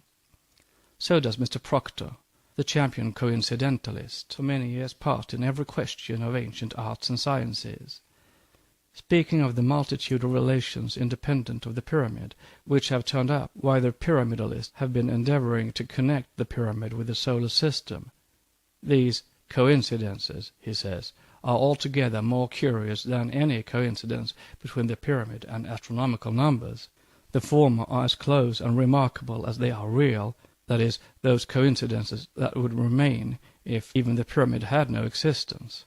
The latter, which are only imaginary, have only been established by the process which schoolboys call fudging, and now new measures have left the work to be done all over again." Unquote. Petrie's letter to the Academy, December 17, 1881. To this Mr. Stainland Wake justly observes in his work on The Origin and Significance of the Great Pyramid, London, 1882, "They must, however, have been more than mere coincidences, if the builders of the pyramid had the astronomical knowledge displayed in its perfect orientation and in its other admitted astronomical features." Unquote. They had it, and it is on this knowledge that the program of the mysteries and the series of initiations was based. Thence the construction of the pyramids, the everlasting record and the indestructible symbol of these mysteries and initiations on earth, as the courses of the stars are in heaven. The cycle of initiation was reproduction in miniature of that great series of cosmic changes to which astronomers have given the name of tropical and sidereal year. Just as, at the close of the cycle of the sidereal year, 25,868 years, the heavenly bodies return to the same relative possessions as they occupied at its outset, so at the close of the cycle of initiation the inner man has regained the pristine state of divine purity and knowledge from which he set out on his cycle of terrestrial incarnation. Moses, an initiate into the Egyptian mystagogy, based the religious mysteries of the new nation which he created upon the same abstract formula derived from this sidereal cycle, which he symbolized under the form and measurements of the tabernacle that he is supposed to have constructed in the wilderness. On these data, the later Jewish high priest constructed the allegory of Solomon's temple, a building which never had a real existence, any more than had King Solomon himself, who is simply and as much a solar myth as is still later the Hiram Abif of the Masons, as Ragon has well demonstrated. Thus, if the measurements of this allegorical temple, the symbol of the cycle of initiation, coincide with those of the Great Pyramid, it is due to the fact that the former were derived from the latter through the tabernacle of Moses. That our author has undeniably discovered one and even two of the keys is fully demonstrated in the work just quoted.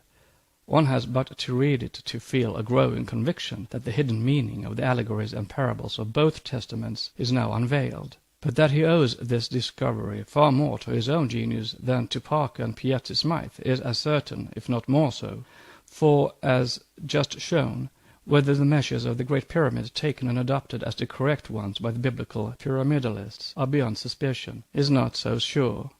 A proof of this is the work called The Pyramids and Temples of Gizeh by Mr. F. Petrie, besides other works written quite recently to oppose the said calculations, which were called biased. We gather that nearly every one of P.T. Smythe's measurements differs from the later and more carefully made measurements of Mr. Petrie, who concludes the introduction to his work with this sentence: "As to the results of the whole investigation, perhaps many theories will agree with an American who has a warm believer in pyramid theories when he came to Gizeh. I had the pleasure of his company there for a couple of days, and at our last meal together he said to me in a saddened tone, 'Well, sir, I feel as if I had been to a funeral. By all means let the old theories have a decent burial, though we should take care that in our haste none of the wounded ones are buried alive.' As regards the late J. Parker's calculation in general, and his third proposition especially, we have consulted some eminent mathematicians, and this is the substance of what they say. Parker's reasoning rests on sentimental rather on mathematical considerations, and is logically inconclusive. Proposition 3, namely that the circle is the neutral basis or beginning of all area, and the square being made so in mathematical science is artificial and arbitrary, is an illustration of an arbitrary proposition and cannot safely be relied upon in mathematical reasoning.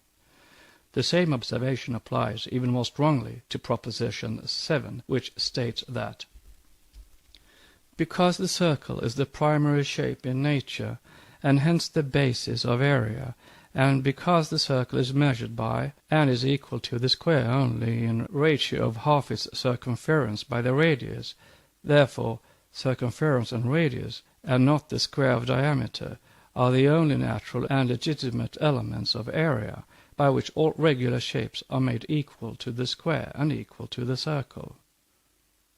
Proposition 9 is a remarkable example of faulty reasoning, and it is the one on which Mr. Parker's quadrature mainly rests. Here it is. The circle and the equatorial triangle are opposed to one another in all the elements of their construction, and hence the fractional diameter of one circle, which is equal to the diameter of one square, is in the opposite duplicate ratio to the diameter of an equilateral triangle whose area is 1, etc., etc. Granting for the sake of argument that a triangle can be said to have a radius in the sense in which we speak of a radius of a circle, for what Parker calls the radius of the triangle is the radius of a circle inscribed in the triangle, and therefore not the radius of the triangle at all. And granting for the moment the other fanciful and mathematical propositions united in his premises, why must we conclude that if the triangle and circle are opposite in all the elements of their construction, the diameter of any defined circle is in the opposite duplicate ratio of the diameter of any given equivalent triangle? What necessary connection is there between the premises and the conclusion? The reasoning is of a kind not known in geometry, and would not be accepted by strict mathematicians. Whether the archaic esoteric system originated the British inch or not is of little consequence, however, to the strict and true metaphysician. Nor does Mr. Ralston Skinner's esoteric reading of the Bible become incorrect merely because the measurements of the pyramid will not be found to agree with those of Solomon's temple, the Ark of Noah, etc., or because Mr. Parker's quadrature of the circle is rejected by mathematicians. For Mr. Skinner's reading depends first of all on the Kabbalistic methods and the rabbinical value of the Hebrew letters. But it is extremely important to ascertain whether the measures used in the evolution and building of the Aryan symbolic religion, in the construction of their temples, the figures are given in the Puranas, and especially in their chronology, their astronomical symbols, the duration of the cycles and other computations, were or were not the same as those used in the biblical measurements and glyphs.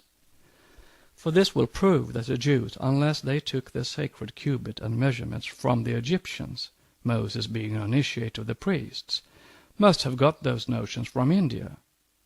At any rate, they passed them to the early Christians.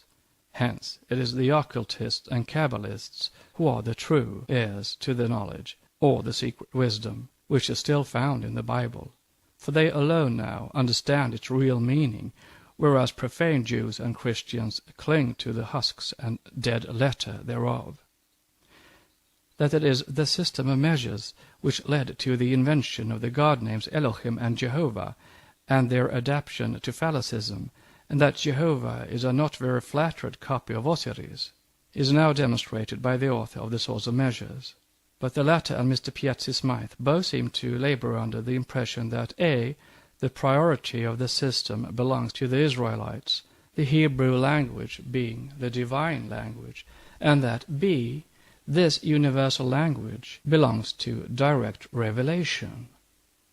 The latter hypothesis is correct only by the sense shown in the last paragraph of the preceding section, but we have yet to agree as to the nature and character of the divine, quote, revealer, unquote. With regard to priority, this, to the profane, will of course depend on a. the internal and external evidence of the revelation, and b. on each scholar's individual preconception. This, however, cannot prevent either the theistic Kabbalist or the pantheistic occultist from believing each in his way, neither of the two convincing the other. The data furnished by history are too meagre and unsatisfactory for either of them to prove to the skeptic which of them is right. On the other hand, the proofs afforded by tradition are too constantly rejected for us to hope to settle the question in our present age. Meanwhile, materialistic science will be laughing impartially at both Kabbalists and occultists. But the said vexed question of priority once laid aside, science, in its departments of philology and comparative religion, will find itself finally taken to task and be compelled to admit the common claim. Note: one by one the claims become admitted, as one scientist after another is compelled to recognize the facts given out from the secret doctrine, though he rarely, if ever, recognizes that he has been anticipated in its statements. Thus, in the palmy days of Mr. Shigatse Smythe's authority on the Pyramid of Gizeh, his theory was that the porphyry sarcophagus of the king's chamber is the unit of measure for the two most enlightened nations of the earth, England and America, and was no better than a corn bin. This was vehemently denied by us in Isis Unveiled, just published at that time. Then the New York press arose in arms, see Sun and the World chiefly, against our presuming to correct or find fault with such a star of learning. On page 519 of Volume 1 we had said that Herodotus, when treating of that pyramid, might have added that externally it symbolized the creative principle of nature, and illustrated also the principles of geometry, mathematics, astrology, and astronomy. Internally it was a majestic fane, in whose sombre recesses were performed the mysteries, and whose walls had often witnessed the initiation scenes of members of the royal family. The porphyry sarcophagus, which Professor Shigatse Smythe, Astronomer Royal of Scotland, degrades into a corn bin, was the baptismal font upon emerging from which the neophyte was, quote, born again, unquote, and became an adept. Quote from Isis Unveiled. Our statement was laughed at in those days. We were accused of having got our ideas from the craze of Shaw, an English writer who had maintained that the sarcophagus had been used for the celebration of the mysteries of Osiris. We had never heard of that writer. And now, 6 or 7 years later, this is what Mr. Steinland Wake writes on page 93 of his paper on the origin and significance of the Great Pyramid. The so-called King's Chamber, of which an enthusiastic pyramidist says the polished walls, fine materials, grand proportions, and exalted place eloquently tell of glories yet to come, if not the chamber of perfections of Cheop's tomb, was probably the place to which the initiate was admitted after he had passed through the narrow upward passage and the grand gallery, with its lowly termination, which gradually prepared him for the final stage of the sacred mysteries. Unquote from Steinland Wake. Had Mr. Steinland Wake been a theosophist, he might have added that the narrow upward passage leading to the King's Chamber had a narrow gate indeed, the same strait gate which leadeth unto life, or the new spiritual rebirth alluded to by Jesus in Matthew chapter 7, verse 13, et sequens, and that it is this gate in the initiation temple that the writer who recorded the words alleged to have been spoken by an initiate was thinking of. End of note. Its greatest scholars, indeed of pooh-poohing that supposed, quote, farrago or absurd fiction and superstitions, unquote, as the Brahminical literature is generally termed, will endeavor to learn the symbolical universal language with its numerical and geometrical keys. But here again they will hardly be successful if they share the belief that the Jewish Kabbalistic system contains the key to the whole mystery, for it does not. Nor does any other scripture at present possess it in its entirety, for even the Vedas are not complete. Every old religion is but a chapter or two of the entire volume of archaic primeval mysteries, Eastern occultism alone being able to boast that it is in the possession of the full secret with its 7 keys. Comparisons will be instituted, and as much as possible will be explained in this work. The rest is left to the student's personal intuition. For in saying that Eastern occultism has the secret, it is not as if a complete or even an approximate knowledge was claimed by the writer, which would be absurd. What I know I give out. That which I cannot explain the student must find out for himself. But while supposing that the whole cycle of the universal mystery language will not be mastered for whole centuries to come, even that which has been hitherto discovered in the Bible by some scholars is quite sufficient to demonstrate the claim, mathematically. Judaism having availed itself of 2 keys out of the 7, and these 2 keys having been now rediscovered, it becomes no longer a matter of individual speculation and hypothesis, least of all of coincidence, but one of a correct reading of the Bible texts, as anyone acquainted with arithmetic reads and verifies an addition or total. Note: all we have said in Isis is now found corroborated in the Egyptian mystery, or the source of measures, by those readings of the Bible with the numerical and geometrical keys thereto. End of note. A few years longer and this system will kill the dead letter of the Bible, as it will that of all the other exoteric faiths, by showing the dogmas in their real naked meaning. And then this undeniable meaning, however incomplete, will unveil the mystery of being, besides changing entirely the modern scientific systems of anthropology, ethnology, and especially that of chronology. The element of phallicism found in every god name and narrative in the Old, and to some degree in the New Testament, may also in time considerably change modern materialistic views in biology and physiology. Divested of their modern repulsive crudeness, such views of nature and man, on the authority of the celestial bodies and their mysteries, will unveil the evolutions of the human mind and show how natural was such a course of thought. The so-called phallic symbols have become offensive only because of the element of materiality and animality in them. As they originated with the archaic races, which, issuing to their personal knowledge from an androgyne ancestry, were the first phenomenal manifestations in their own sight of the separation of sexes and the ensuing mystery of creating in their turn, such symbols were but natural. If later races have degraded them, especially the, quote, chosen people, unquote, this does not affect the origin of those symbols.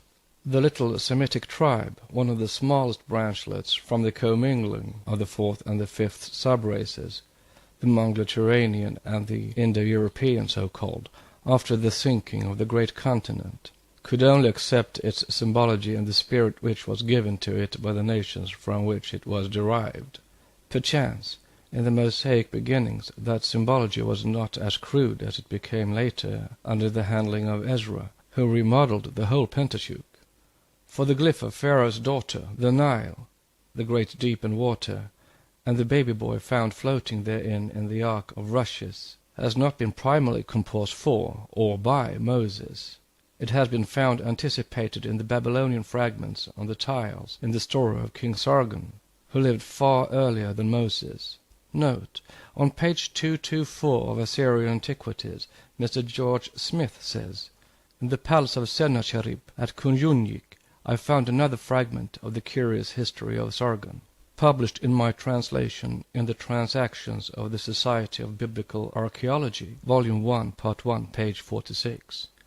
The capital of Sargon, the Babylonian Moses, was the great city of Agadi, called by the Semitics Akkad, mentioned in Genesis as the capital of Nimrod, Genesis, chapter 10, verse 10. Akkad lay near the city of Sippara, on the Euphrates, and north of Babylon. See Isis, Volume 2, page 442 to 443. Another strange, so-called coincidence is found in the fact that the name of the neighboring above-mentioned city of Sippara is the same as the name of the wife of Moses, Zipporah. See Exodus, chapter 2.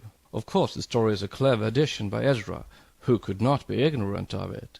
This curious story is found on fragments of tablets from Kuyunjik, and reads as follows. 1. Sargona, the powerful king, the king of Akkad am I. 2. My mother was a princess, my father I did not know, a brother of my father ruled over the country. 3. In the city of Asupiran, which is by the side of the river Euphrates. 4. My mother, the princess, conceived me. In difficulty she brought me forth. 5. She placed me in an ark of rushes, with the bitumen my exit she sealed up. 6. She launched me in the river, which did not drown me. 7. The river carried me, to Aki the water-carrier it brought me. 8. Aki the water-carrier, in tenderness of bowels, lifted me, etc., etc. And now Exodus chapter 2. And when she, Moses' mother, could not longer hide him, she took for him an ark of bulrushes, and daubed it with slime and with pitch, and put the child therein, and she laid it in the flags by the river's brink. The story, says Mr. G. Smith, is supposed to have happened about 1600 before Christ, rather earlier than the supposed age of Moses. As we know that the fame of Sargon reached Egypt, it is quite likely that this account had a connection with the event related in Exodus 2, for every action, when once performed, has a tendency to be repeated. But now, when Professor Sayce has had the courage to push back the dates of the Chaldean and Assyrian kings by 2,000 years or more, Sargon must have preceded Moses by 2,000 years at the least. See Professor Sayce's lectures on the subject. The confession is suggestive, but the figures lack a cipher or two. End of note. Now, what is the logical inference? Most assuredly that which gives us the right to say that the story told of Moses by Ezra had been learned by him while at Babylon, and that he applied the allegory told of Sargon to the Jewish lawgiver. In short, that Exodus was never written by Moses, but refabricated from old materials by Ezra. And if so, then why should not other symbols and glyphs far more crude in their phallic element have been added by this adept in the later Chaldean and Sabaean phallic worship? We are taught that the primeval faith of the Israelites was quite different from that which was developed centuries later by the Talmudists, and before them by David and Hezekiah. All this, notwithstanding the exoteric element, as now found in the two Testaments, is quite sufficient to class the Bible among esoteric works, and to connect its secret system with Indian, Chaldean, and Egyptian symbolism. The whole cycle of biblical glyphs and numbers as suggested by astronomical observations, astronomy and theology being closely connected, is found in Indian exoteric as well as esoteric systems. These figures and their symbols, the signs of the zodiac, the planets, their aspects and nodes, the last term having now passed even into our modern botany to distinguish male and female plants, the unisexual, polygamous, monoecious, dioecious, etc., are known in astronomy as sextiles, quartiles, and so on, and have been used for ages and aeons by the archaic nations, and in one sense have the same meaning as the Hebrew numerals. The earliest forms of elementary geometry must have certainly been suggested by the observation of the heavenly bodies and their groupings. Hence the most archaic symbols in Eastern esotericism are a circle, a point, a triangle, a plane, a cube, a pentacle, and a hexagon, and plane figures with various size and angles. This shows the knowledge and use of geometrical symbology to be as old as the world. Starting from this, it becomes easy to understand how nature herself could have taught primeval mankind, even without the help of its divine instructors, the first principles of a numerical and geometrical symbol language. Note, as a reminder how the esoteric religion of Moses was crushed several times, and the worship of Jehovah, as re-established by David, put in its place by Hezekiah for one, read pages 436 to 442, Volume 2, in Isis Unveiled. Surely there must have been some very good reasons why the Sadducees, who furnished almost all the high priests of Judea, held to the laws of Moses and spurned that alleged, quote, Book of Moses, unquote, the Pentateuch of the Synagogue and the Talmud. End of note. Hence one finds numbers and figures used as an expression and a record of thought in every archaic symbolical scripture. They are ever the same, with only certain variations growing out of the first figures. Thus the evolution and correlation of the mysteries of cosmos, of its growth and development, spiritual and physical, abstract and concrete, were first recorded in geometrical changes of shape. Every cosmogony began with a circle, a point, a triangle, and a cube, up to number 9, when it was synthesized by the first line and a circle, the Pythagorean mystic decade, the sum of all, involving and expressing the mysteries of the entire cosmos, recorded 100 times more fully in the Hindu system, for him who can understand this mystic language. The numbers 3 and 4, in their blending of 7, as those of 5, 6, 9, and 10, are the very cornerstone of occult cosmogonies. This decade and its 1,000 combinations are found in every portion of the globe. One recognizes them in the caves and the rock-cut temples of Hindustan and Central Asia, as in the pyramids and lithoi of Egypt and America, in the catacombs of Ozymandias, in the mounds of the Caucasian snow-capped fastness, in the ruins of Palenque in East Ireland, everywhere whither the foot of ancient man has ever journeyed.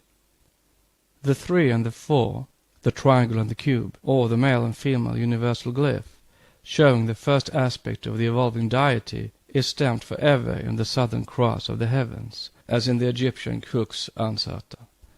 As well expressed, the cube unfolded is in display a cross of the Tau, or Egyptian form, or of the Christian cross form. A circle attached to the first gives the unsated cross, numbers 3 and 4 counted on the cross showing a form of the Hebrew golden candlestick in the Holy of Holies, and the 3 plus 4 equals 7, and 6 plus 1 equals 7, days in the circle of the week, as 7 lights of the sun. So also as the week of 7 lights gave origin to the month and year, so it is the time marker of birth, the cross form being shown then by the connected use of the form 113 to 355.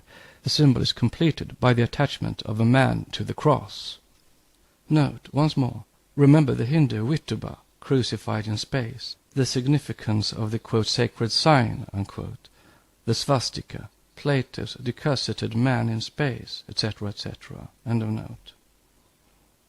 This kind of measure was made to coordinate with the idea of the origin of human life, and hence the phallic form. Note, taken from the source of measures, end of note. The stanzas show the cross and these numbers playing a prominent part in archaic cosmogony. Meanwhile, we may profit by the evidence collected by the same author to show the identity of symbols and their esoteric meaning all over the globe, which he calls rightly the primordial vestiges of these symbols. Under the general view taken of the nature of the number forms, it became a matter of research of the utmost interest as to when and where their existence and their use first became known. Has it been a matter of revelation in what we know as the historic age, a cycle exceedingly modern when the age of the human race is contemplated? It seems, in fact, as to the date of its possession by man, to have been farther removed in the past from the old Egyptians than are the old Egyptians from us. The East Isles in mid-Pacific present the feature of the remaining peaks of the mountains of a submerged continent, for the reason that these peaks are thickly studded with cyclopean statues, remnants of the civilization of a dense and cultivated people, who must have of necessity occupied a widely extended area. On the back of these images is to be found the ansated cross, and the same modified to the outlines of the human form. A full description, with plates showing the land, with the thickly planted statues, also with copies of the images, is to be found in the January number 1870 of the London Builder.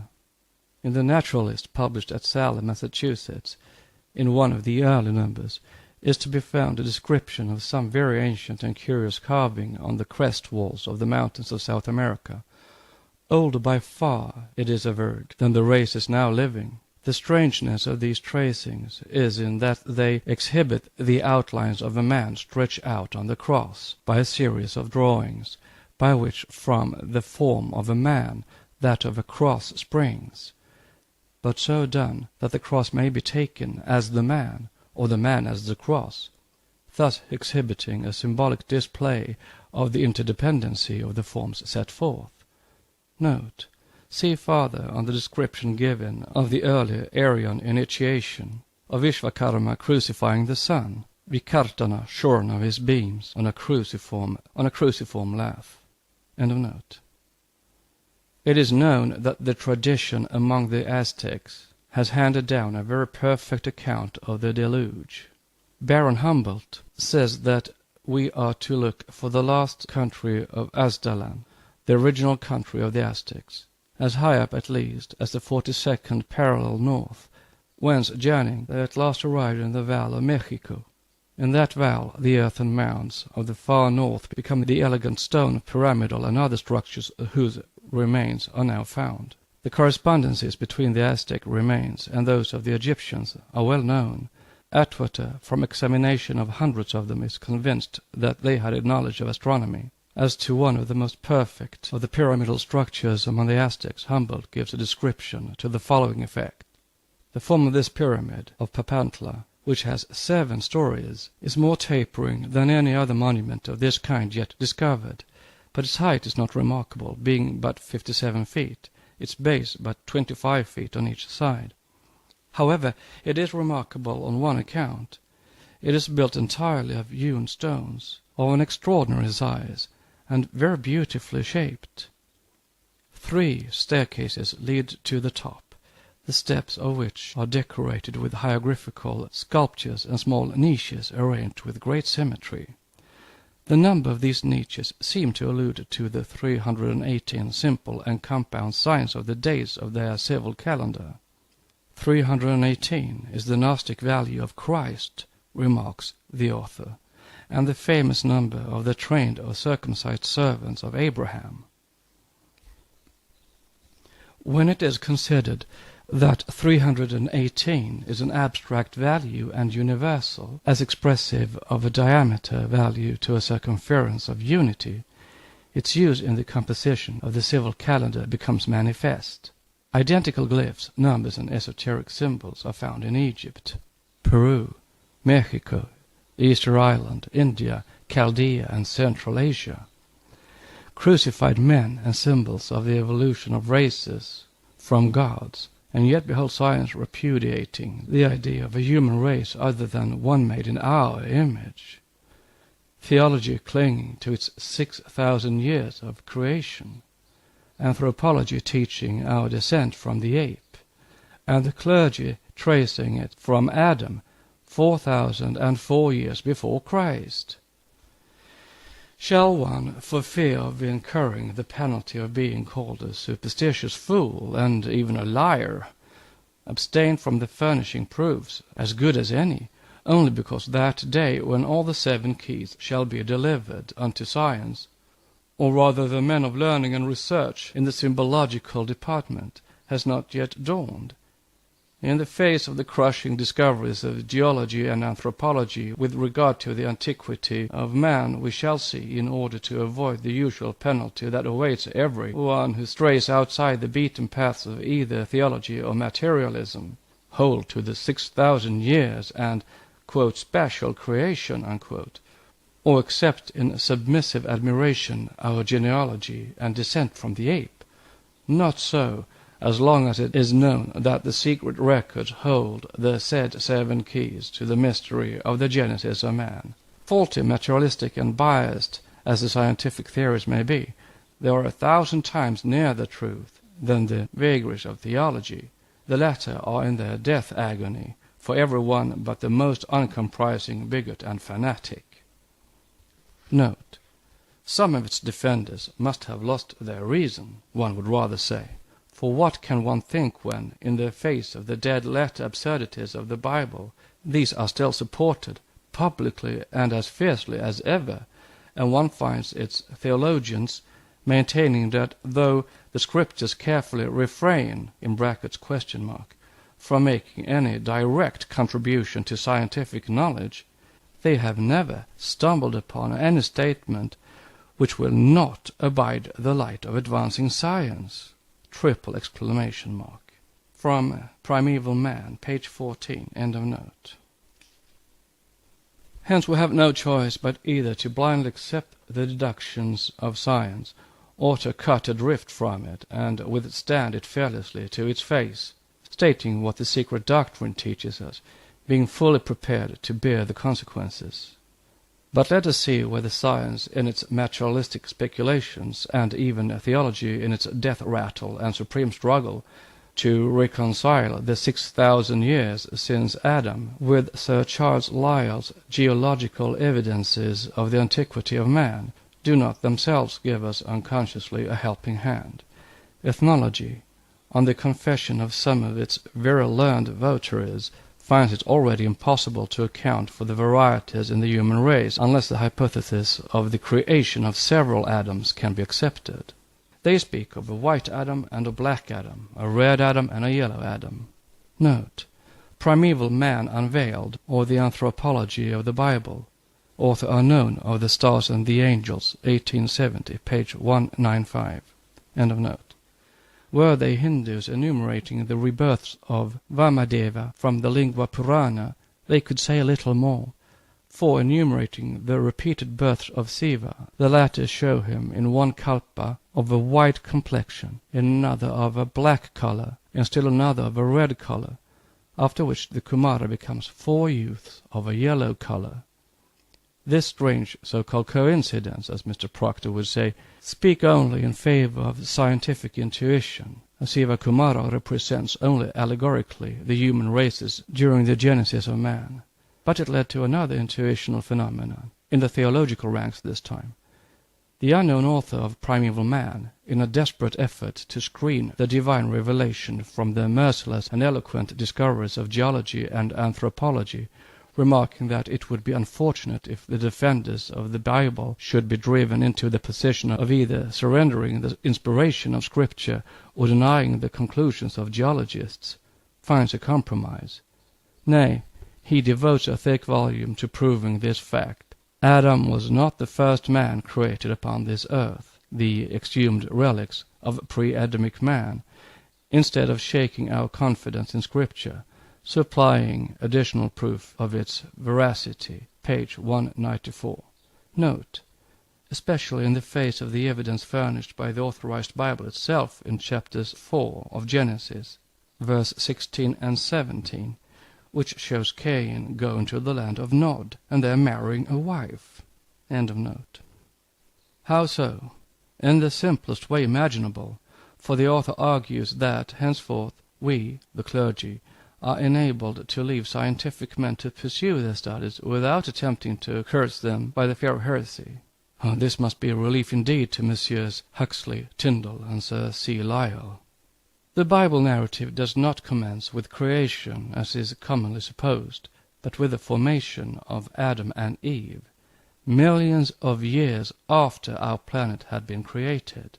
Its previous history, so far as Scripture is concerned, is yet unwritten. There may have been not one but 20 different races upon the earth before the time of Adam, just as there may be 20 different races of men on other worlds, from page 55. Who then, or what were those races, since the author still maintains that Adam is the first man of our race? It was the satanic race and races. Satan was never in heaven, angels and men being one species. It was the pre-Adamic race of angels that sinned. Satan was the first prince of this world, we read. Having died in consequence of his rebellion, he remained on earth as a disembodied spirit and tempted Adam and Eve. The early ages of the satanic race, and more especially during the lifetime of Satan, in brackets triple exclamation mark, may have been a period of patriarchal civilization and comparative repose, a time of tubal cains and jubals, with both scientists and arts attempted to strike their roots into the accursed ground. What a subject for an epic, when there are inevitable incidents which must have occurred. We see before us the gay primeval lover wooing his blushing bride at dewy eye under the Danish oaks, and then grew, where now no oaks will grow, the grey primeval patriarch, the primeval offspring innocently gambolling by his side. 1,000 such pictures rise before us, from pages 206 to 207. The retrospective glance at this satanic, quote, blushing bride, unquote, in the days of Satan's innocence does not lose in poetry as it gains in originality, quite the reverse. The modern Christian bride, who does not often blush nowadays before her gay modern lovers, might even derive a moral lesson from this daughter of Satan in the exuberant fancy of a first human biographer. These pictures, and to appreciate them at their true value, they must be examined in the volume that describes them, are all suggested with a view to reconcile the infallibility of revealed scripture with Sir C. Lyell's Antiquity of Man and other damaging scientific works. But this does not prevent truth and fact appearing at the foundation of these vagaries, which the author has never dared to sign with his own, or even a borrowed name. For his pre-Adamic races, not satanic but simply Atlantic, and the hermaphrodites before the latter, are mentioned in the Bible when read esoterically, as they are in the Secret Doctrine. The 7 keys open the mysteries, past and future, of the 7 great root races, as of the 7 kalpas. Though the genesis of man and even the esoteric geology will surely be rejected by science just as much as the satanic and pre-Adamic races, yet if having no other way out of their difficulties the scientists have to choose between the two, we feel certain that, Scripture notwithstanding, once the mystical language is approximately mastered, it is the archaic teaching that will be accepted. The Secret Doctrine, by Helena Petrovna Blavatsky, a facsimile of the original edition of 1888, printed by the Cunningham Press, Alhambra, California. Volume 1, Cosmogenesis. Part 2, The Evolution of Symbolism in its Approximate Order, with explanatory sections.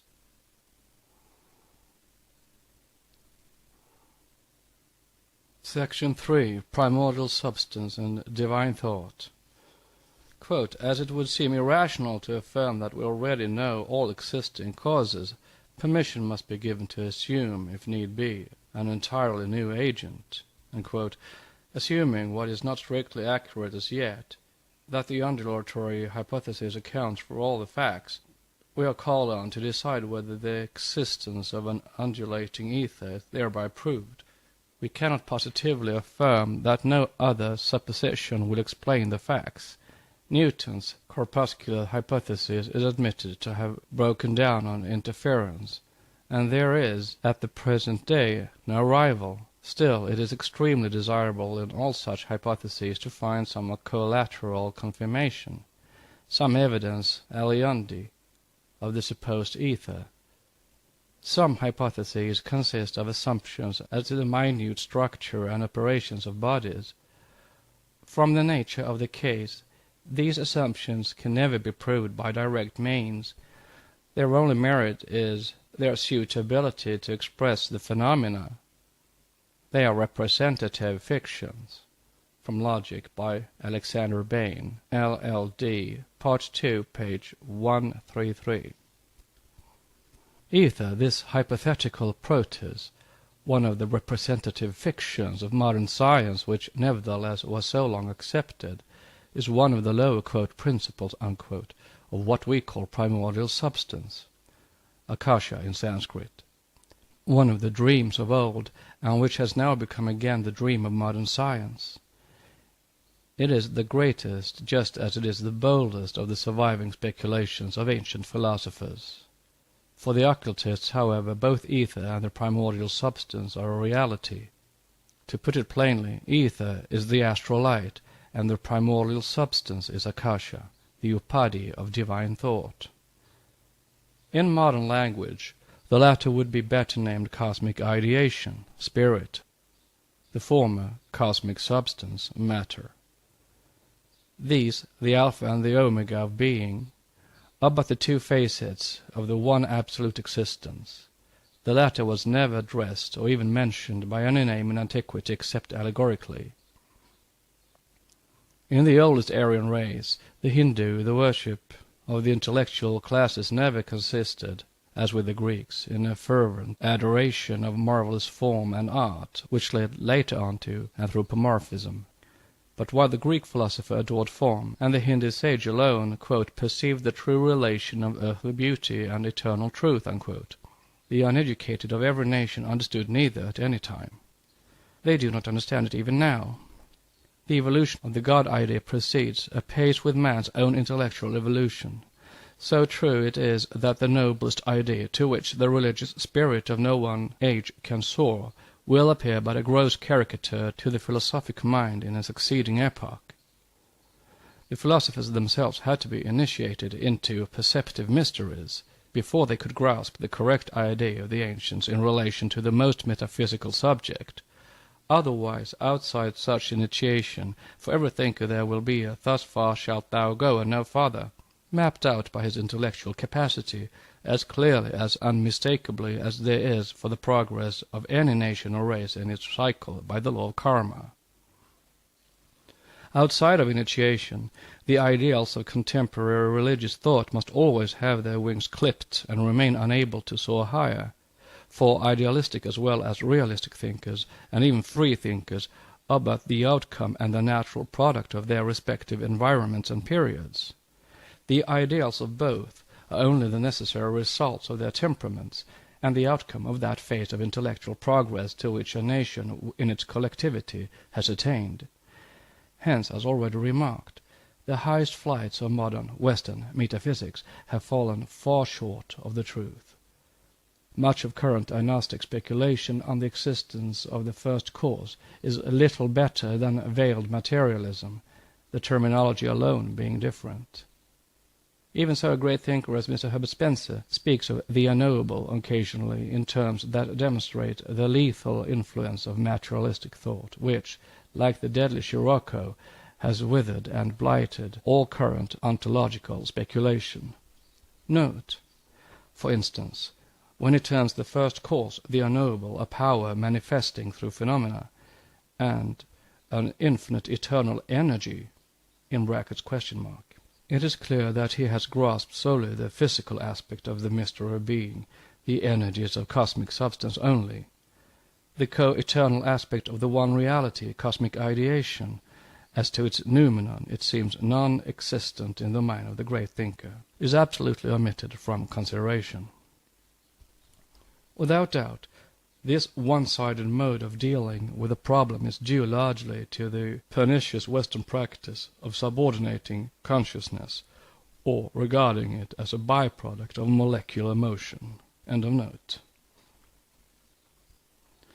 From the early ages of the Fourth Race, when spirit alone was worshipped and the mystery was made manifest, down to the last palmy days of the Grecian art, at the dawn of Christianity, the Hellenes alone had dared to raise publicly an altar to the unknown God.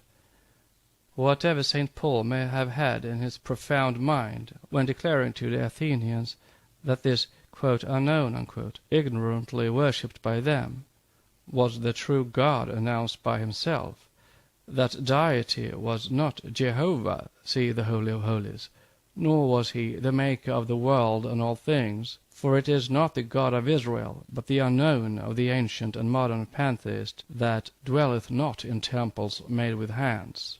From Acts 18, verse 23 to 24. Divine thought cannot be defined or its meaning explained except by the numberless manifestations of cosmic substance in which the form is sensed spiritually by those who can do so. To say this, after having defined it as the unknown deity, abstract, impersonal, sexless, which must be placed at the root of every cosmogony and its subsequent evolution, is equivalent to saying nothing at all.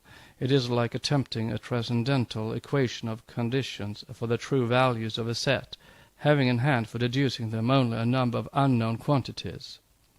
Its place is found in the old primitive symbolic charts, in which, as shown in the text, it is represented by a boundless darkness, on the ground of which appears the first central point in white, thus symbolizing coeval and co-eternal spirit matter, making its appearance in the phenomenal world before its first differentiation.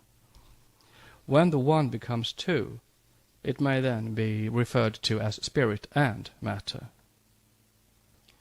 To spirit is referable every manifestation of consciousness, reflective or direct, and of unconscious purposiveness, to adopt a modern expression used in Western philosophy, so-called, as evidenced in the vital principle and nature's submission to the majestic sequence of immutable law.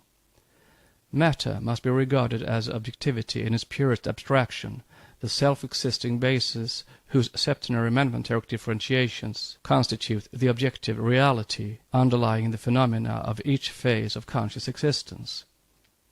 During the period of universal pralaya, cosmic ideation is non-existent, and the variously differentiated states of cosmic substance are resolved back again into the primary state of abstract potential objectivity.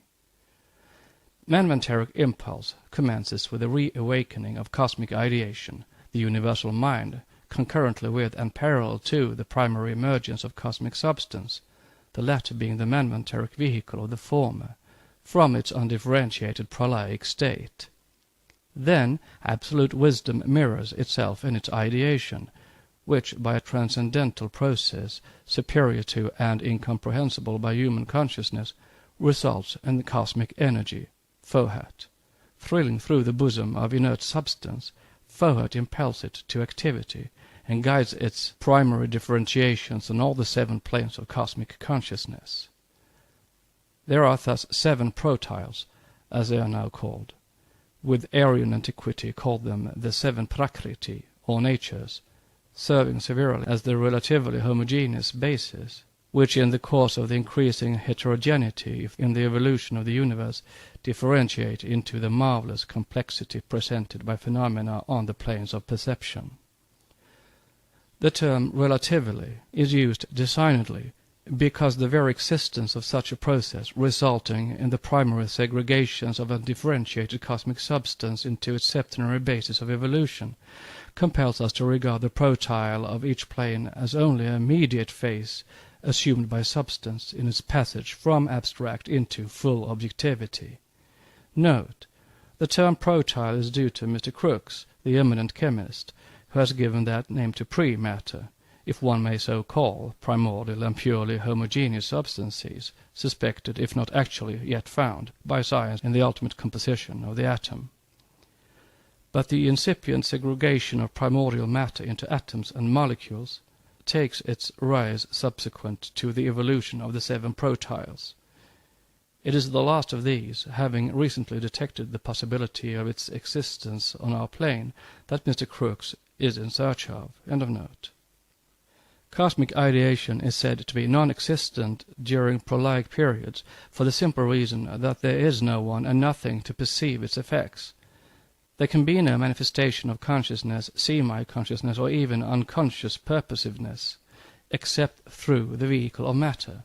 That is to say, on this our plane, wherein human consciousness in its normal state cannot soar beyond what is known as transcendental metaphysics, it is only through some molecular aggregation of fabric that spirit wells up in a stream of individual subconscious subjectivity. And as matter existing apart from perception is a mere abstraction, both of these aspects of the absolute, cosmic substance and cosmic ideation, are mutually interdependent. In strict accuracy, to avoid confusion and misconception, the term matter ought to be applied to the aggregate of objects of possible perception, and substance to noumena. For inasmuch as the phenomena of our plane are the creation of the perceiving ego, the modifications of its own subjectivity, all the states of matter representing the aggregate of perceived objects can have but a relative and purely phenomenal existence for the children of our plane. As the modern idealists would say, the cooperation of subject and object results in the sense object or phenomenon. But this does not necessarily lead to the conclusion that it is the same on all other planes, that the cooperation of the two on the planes of their septenary differentiation results in a septenary aggregate of phenomena which are likewise non-existent per se, though concrete realities for the entities of whose experience they form a part, in the same manner as the rocks and rivers around us are real from the standpoint of a physicist, though unreal illusions of sense from that of the metaphysician. It would be an error to say or even conceive such a thing. From the standpoint of the highest metaphysics, the whole universe, God's included, is an illusion. But the illusion of him who is in himself an illusion differs on every plane of consciousness, and we have no more right to dogmatize about the possible nature of the perceptive faculties of an ego on, say, the sixth plane, than we have to identify our perceptions with, or make them a standard for, those of an ant and its mode of consciousness. The pure object apart from consciousness is unknown to us while living on the plane of our three-dimensional world, as we know only the mental states it excites in the perceiving ego. Note: cosmic ideation focused in a principle or upadhi basis results as the consciousness of the individual ego. Its manifestation varies with the degree of upadhi. For example, through that known as manas it wells up as mind consciousness, though the more finely differentiated fabric, sixth state of matter, or the buddhi resting on the experience of manas as its basis, as the stream of spiritual intuition. End of note. And so long as the contrast of subject and object endures, to wit, as long as we enjoy our five senses and no more, and do not know how to divorce our all-perceiving ego, the higher self, from the thraldom of these senses, so long will it be impossible for the personal ego to break through the barrier which separates it from a knowledge of things in themselves, or substance. That ego, progressing in an arc of ascending subjectivity, must exhaust the experience of every plane, but not till the unit is merged in the all, whether on this or any other plane, and subject and object alike vanish in the absolute negation of the nirvanic state. Negation again only from our plane is scaled that peak of omniscience, the knowledge of things in themselves, and the solution of the yet more awful riddle approached, before which even the highest Dayankochan bow in silence and ignorance, the unspeakable mystery of that which is called by the Vedantians the Parabrahman. Therefore, such being the case, all those who sought to give a name to the incognizable principle have simply degraded it. Even to speak of cosmic ideation, save in its phenomenal aspect, is like trying to bottle up primordial chaos, or to put a printed label on eternity. What then is the primordial substance, that mysterious object of which alchemy was ever talking, and which became the subject of philosophical speculations in every age? What can it be finally, even in its phenomenal pre-differentiation. Even that is all in manifested nature and nothing to our senses. It is mentioned under the various names in every cosmogony, referred to in every philosophy, and shown to be to this day the ever-grasp-eluding protus in nature. We touch and do not feel it. We look at it without seeing it. We breathe it and do not perceive it. We hear and smell it without the smallest cognition that it is there. For it is in every molecule of that which in our illusion and ignorance we regard as matter in any of its states, or conceive as a feeling, a thought, an emotion. In short, it is the upadi, or vehicle of every possible phenomenon, whether physical, mental, or psychic. In the opening sentences of Genesis, as in the Chaldean cosmogony, in the Puranas of India, and in the Book of the Dead of Egypt, it opens everywhere the cycle of manifestation. It is termed chaos, and the face of the waters, incubated by the spirit proceeding from the unknown under whatever name. See chaos, theos, cosmos.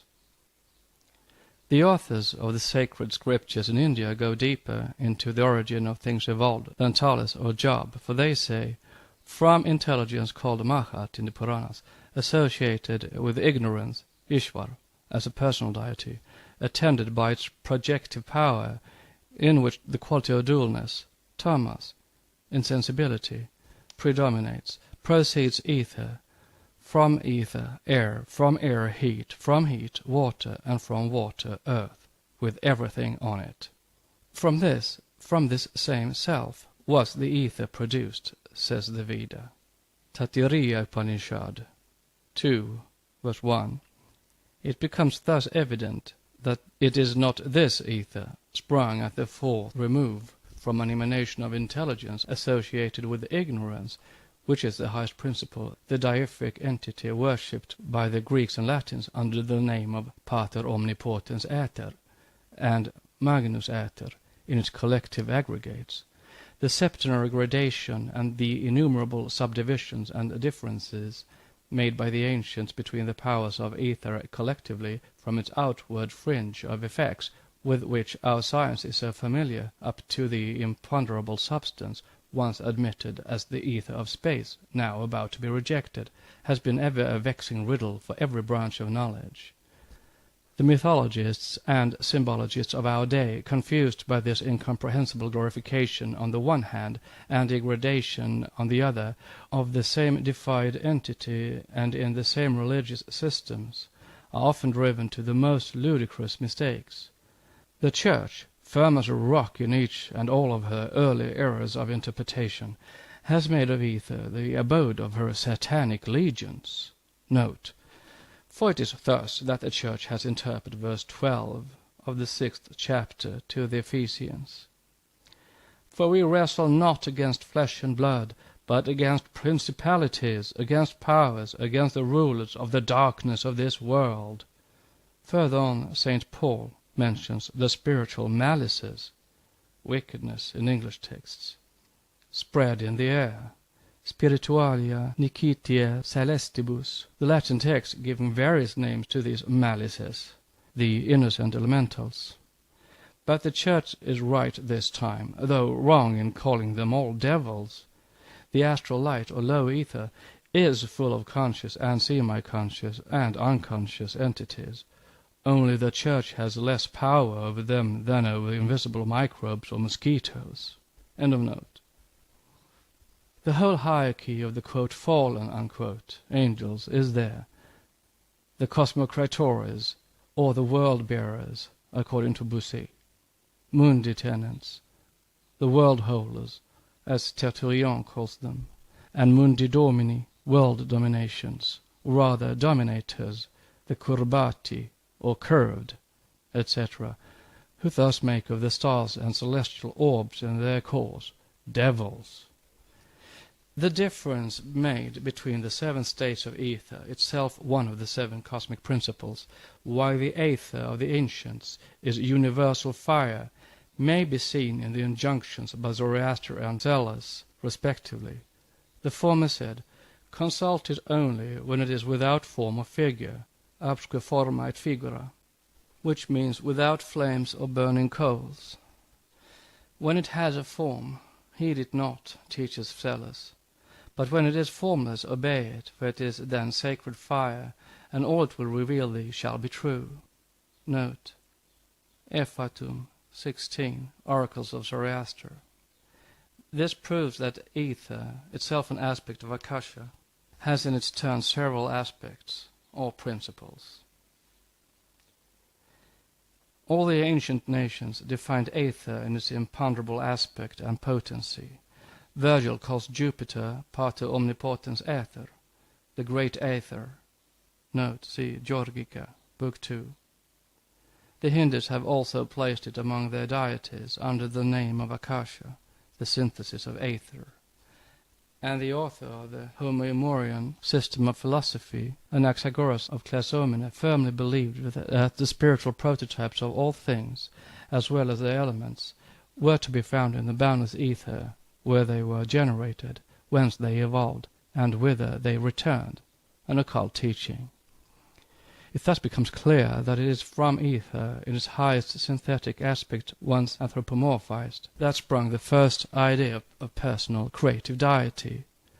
With the philosophical Hindus, the elements are tamas, that is, unenlightened by intellect, which they obscure.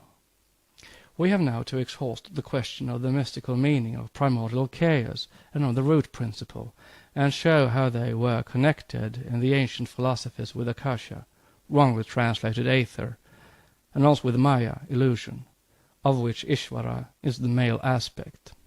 We shall speak further on of the intelligent principle, or rather of the invisible immaterial properties in the visible and material elements that sprung from the primordial chaos.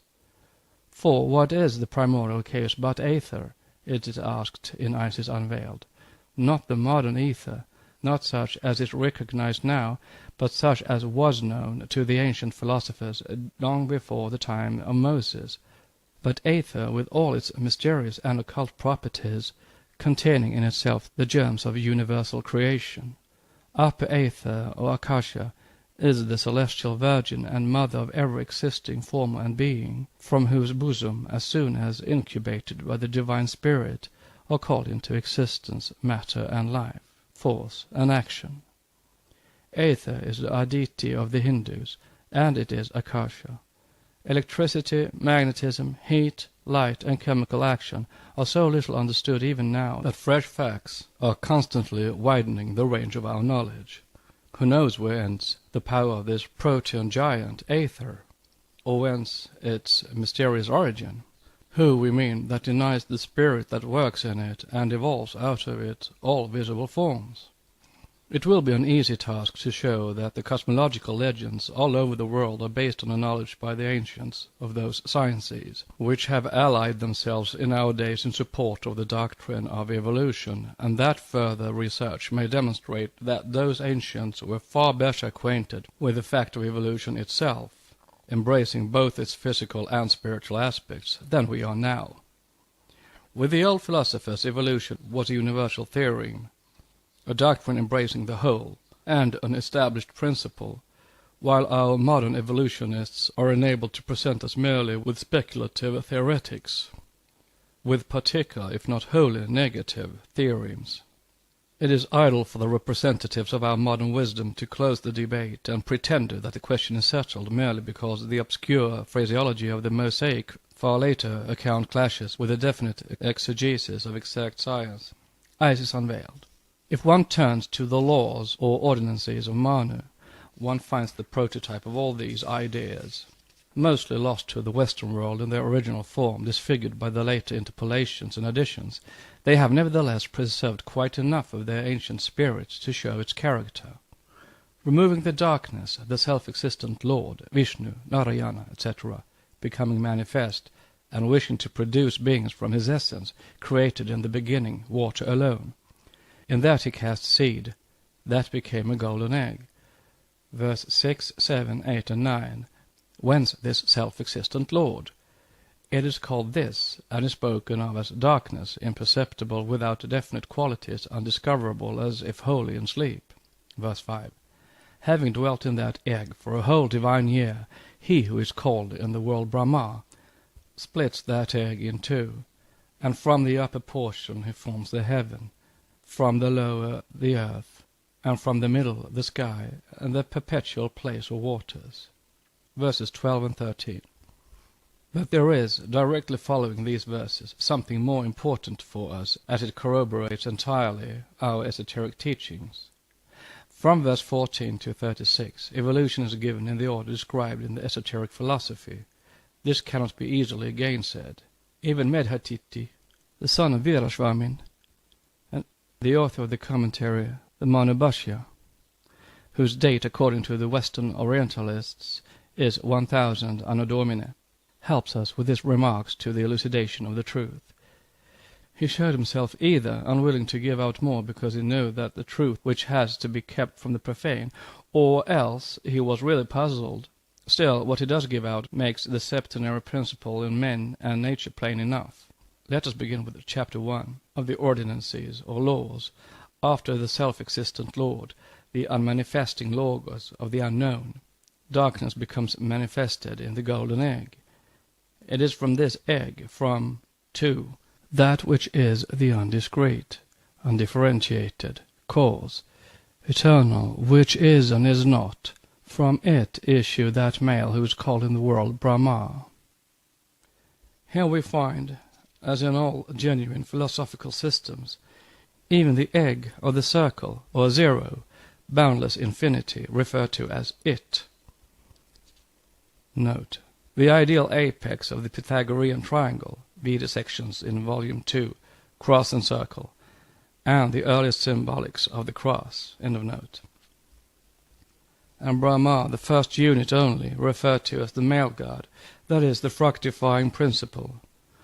It is the circle symbol with a vertical line in it, or 10, the decade. On the plane of the septenary, or our world only, it is called Brahma. On that of the unified decade in the realm of reality, this male Brahma is an illusion. 14. From the self, Atmana, he creates mind, one which is and is not. 2. And from mind, egoism, self-consciousness, the ruler. 3. The Lord.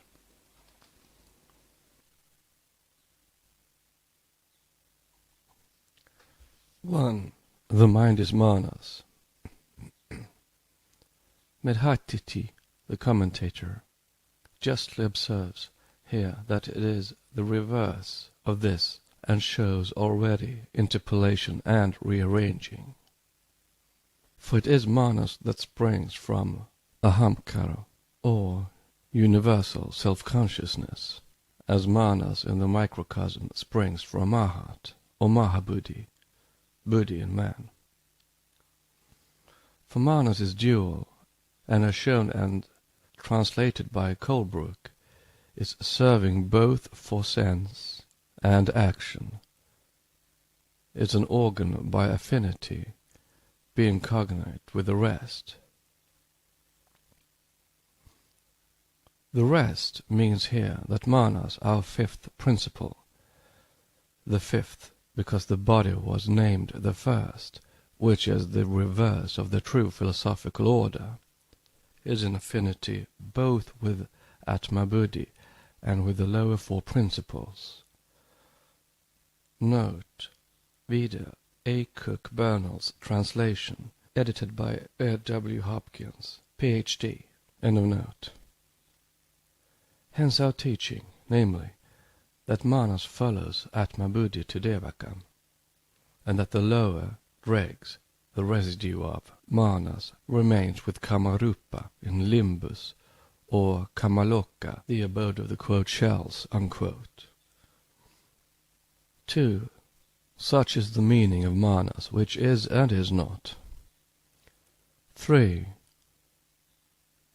Medhatiti translates it as the one conscience of the I, or ego, not ruler, as the Orientalists do. Thus they translate verse 16, quote, he also, having made the subtle parts of those 6, the great self and the 5 organs of sense, of unmeasured brightness, to enter into the elements of self. Atma Matarasu created all beings, unquote. When, according to Medhatiti, it ought to read Matarachit instead of Atra Matarasu, and thus be made to say, quote, he having pervaded the subtile parts of those six of unmeasured brightness by elements of self, created all beings, unquote. This latter reading must be the correct one, since he, the self, is what we call Atma, and thus constitutes the seventh principle, the synthesis of the six. Such is also the opinion of the editor of Manavadharma Shastra, who seems to have intuitionally entered far deeper into the spirit of the philosophy than the translator of the Ordinances of Manu, the late Dr. Burnell, for he hesitates little between the text of Kulukka and the commentaries of Medhatiti, rejecting the Tamantra, or subtle elements, and the Atma Matarasu of Kulukka, he says, applying to the principles of the cosmic self. The six appear rather to be the manas plus the five principles of ether, air, fire, water, earth. Having united five portions of these six with the spiritual element, the seventh, he thus created all existing things. Atma Mantra is therefore the spiritual atom as opposed to the elementary, not reflective elements of himself. Thus he corrects the translation of verse 17, as the subtle elements of bodily forms of this one depend on these six, so the wise call his form Sharira. And he says that elements mean here portions of parts or principles, which reading is borne out by verse 19, which says, 19. This non-eternal universe arises from the eternal by means of the subtle elements or forms of those seven very glorious principles, Purusha. Commenting upon which, according to Medhatiti, the editor remarks that the five elements plus mind, manas, and self-consciousness, ahamkara, are meant. Subtle elements as before, meaning five portions of form, or principles. Note, ahamkara, as universal self-consciousness, has a triple aspect, as also manas. For this conception of I, or one's ego, is either sattva, pure quietude, or appears as rajas, active, or remains tamas, stagnant, in darkness. It belongs to heaven and earth, and assumes the properties of either. End of note.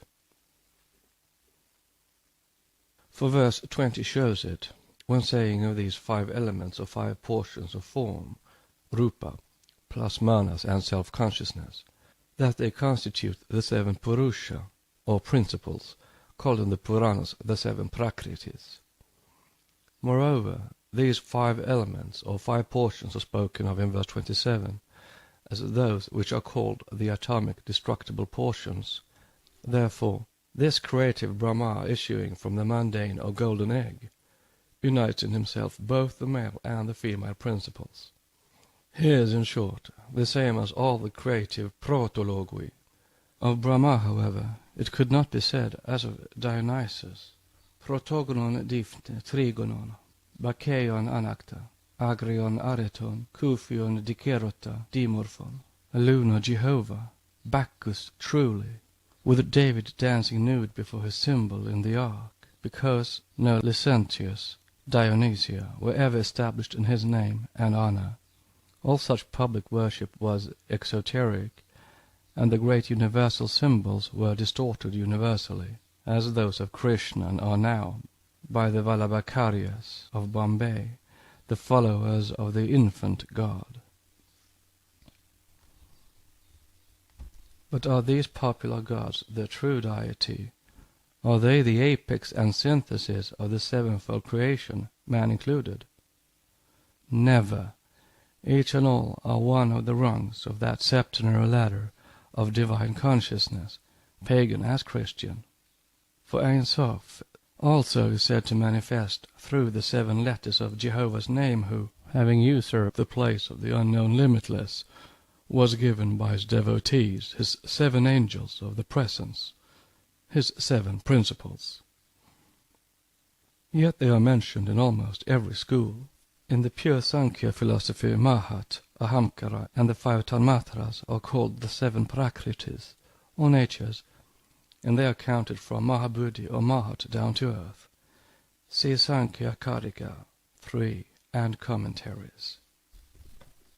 Nevertheless, however disfigured for rabbinical purposes is the original Elohistic version by Ezra, however repulsive at times even the esoteric meaning in the Hebrew scrolls, which is far more so than its outward veil or cloaking may be, once the Jehovistic portions are eliminated, the Mosaic books are found full of purely occult and priceless knowledge, especially in the first 6 chapters. Read by the aid of the Kabbalah, one finds a matchless temple of occult truths, a well of deeply concealed beauty hidden. Note, see the Holy of Holies, end of note. Read by the aid of the Kabbalah, one finds a matchless temple of occult truths, a well of deeply concealed beauty hidden under a structure, the visible architecture of which, its apparent symmetry notwithstanding, is unable to stand the criticism of cold reason, or to reveal its age, for it belongs to all the ages.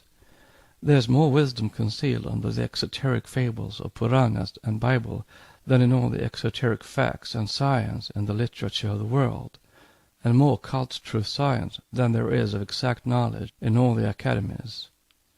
Or in plain and stronger language, there is as much esoteric wisdom in some portions of the exoteric Puranas and Pentateuch as there is of nonsense and of designed childish fancy in it, when read only in the dead-letter murderers' interpretations of great dogmatic religions, and especially of sects. Let anyone read the first verses of chapter 1 of Genesis and reflect upon them. There God commands to another God, who does his bidding, even in the cautious English Protestant translation of James, the first authorized edition. In the beginning, the Hebrew language, having no word to express the idea of eternity, God fashions the heaven and the earth, and the latter is without form and void, while the former is no heaven in fact, but the deep chaos with darkness upon its face. Note on the word eternity. The word eternity, by which Christian theologians interpret the term forever and ever, does not exist in the Hebrew tongue, either as a word or meaning. Olam, says Leclerc, only imports a time when beginning or end is not known. It does not mean infinite duration, and the word forever in the Old Testament only signifies a long time. Nor is the term eternity used in the Christian sense in the Puranas, for in Vishnu Purana it is clearly stated that the eternity and immortality only, existence to the end of the Kalpa, is meant. Book 2, Chapter 8. End of note. Note on the deep chaos with darkness upon its face. Orphic theogony is purely Oriental and Indian in spirit. The successive transformations it has undergone have now separated it widely from the spirit of ancient cosmogony, as may be seen by comparing it even with Hesiod's theogony. Yet the truly Aryan Hindu spirit breaks forth everywhere in both Hesiod's and the Orphic theogony. See the remarkable work of Jim Stamstetter, Cosmogonie Aryenne, in his Essais Orientaux.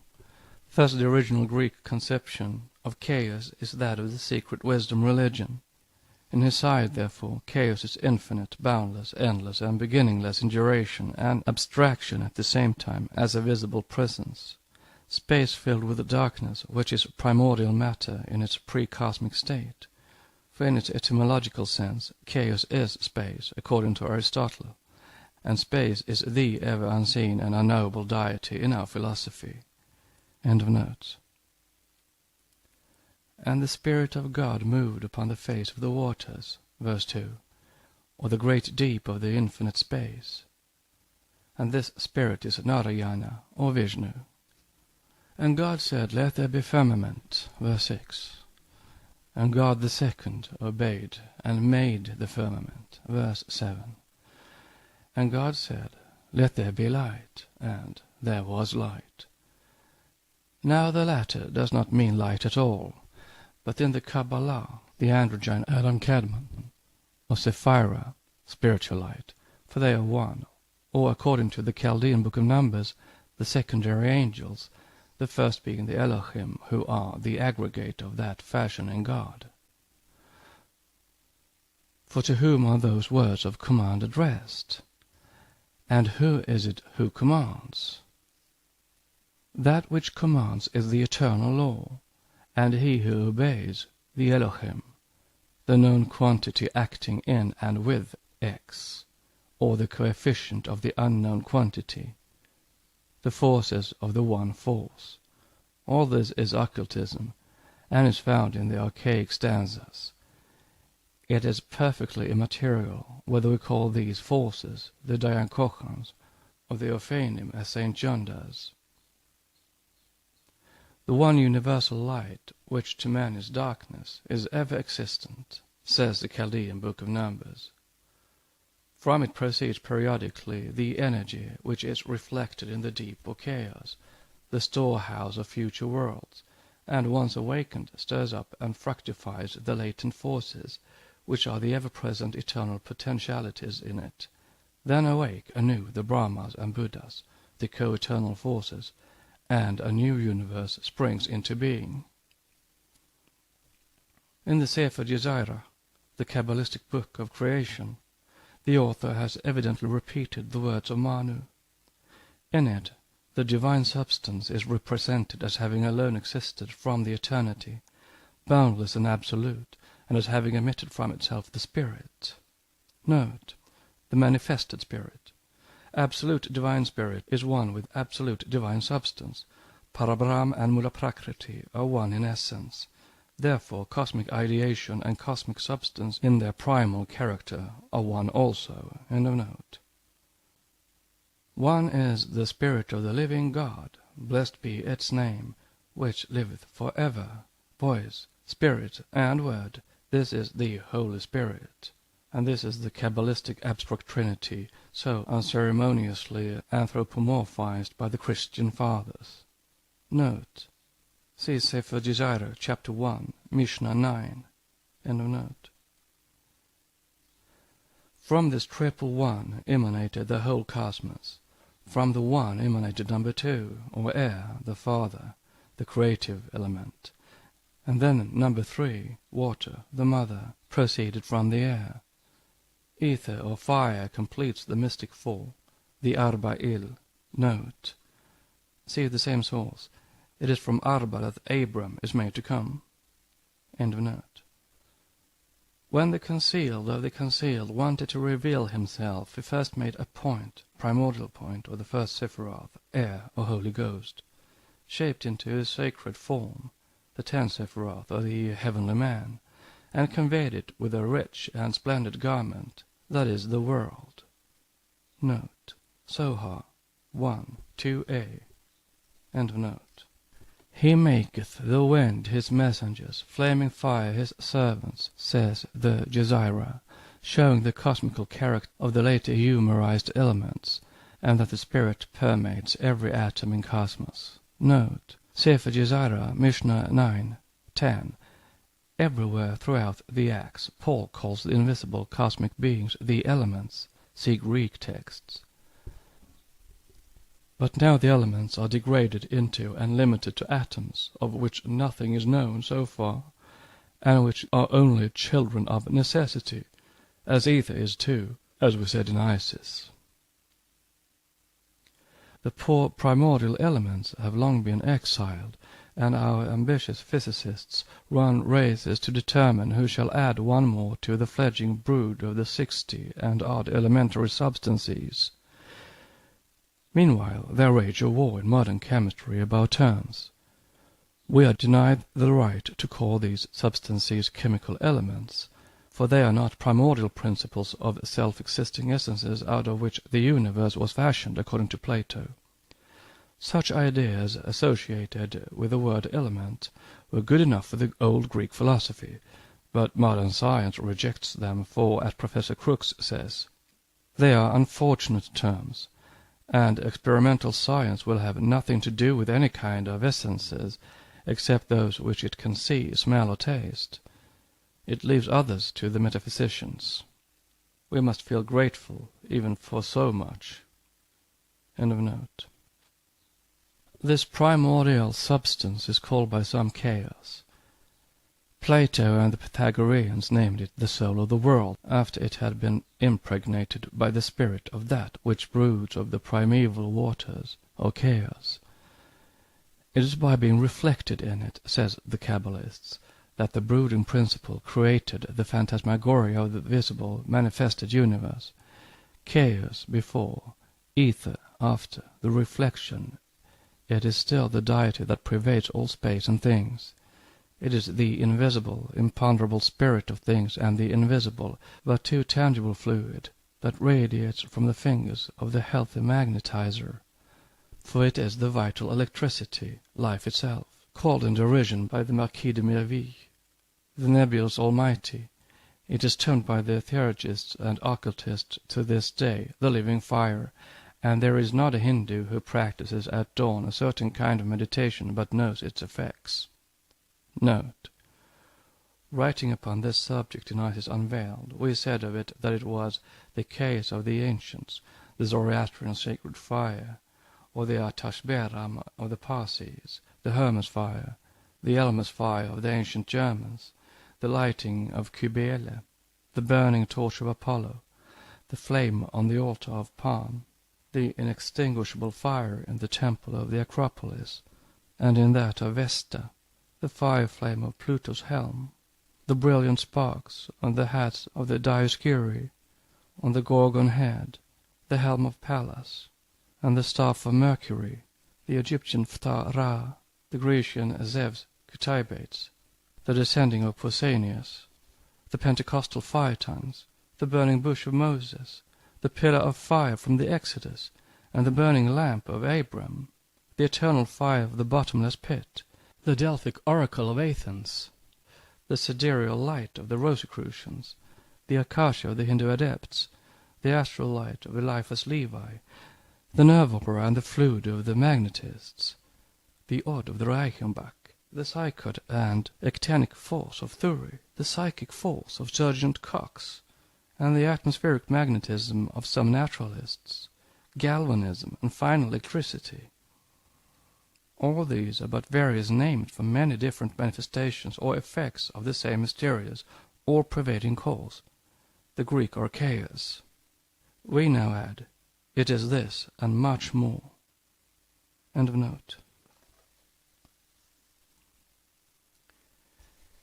It is the spirit of light and Magnus, as truly expressed by an opponent. Magus and Magnus are two branches growing from the same trunk and shooting forth the same resultants. And in this appellation of living fire we may also discover the meaning of the puzzling sentences in the Zendavesta saying that there is a fire that gives knowledge of the future, science and amiable speech, that is, develops an extraordinary eloquence in the Sibyl, the sensitive, and even some orators. This fire is spoken of in all the Hindu books, as also in the Kabbalistic works. The Zohar explains it as the white hidden fire in the Resha-Tvaira, the white head, whose will causes the fiery fluid to flow in 370 currents in every direction of the universe. It is identical with the serpent that runs with 370 leaps, or the cipher Zeniuta, which, when the perfect man, the Metatron, is raised, that is, when the divine man indwells in the animal man, it, the serpent, becomes three spirits. That is to say, is Atma Buddhimanas in our theosophical phraseology. Read Part 2 in Volume 2, Section 3, The Many Meanings of the War in Heaven. Spirit, then, a cosmic ideation and cosmic substance, one of whose principles is ether, are one, and include the elements, in the sense St. Paul attaches to them.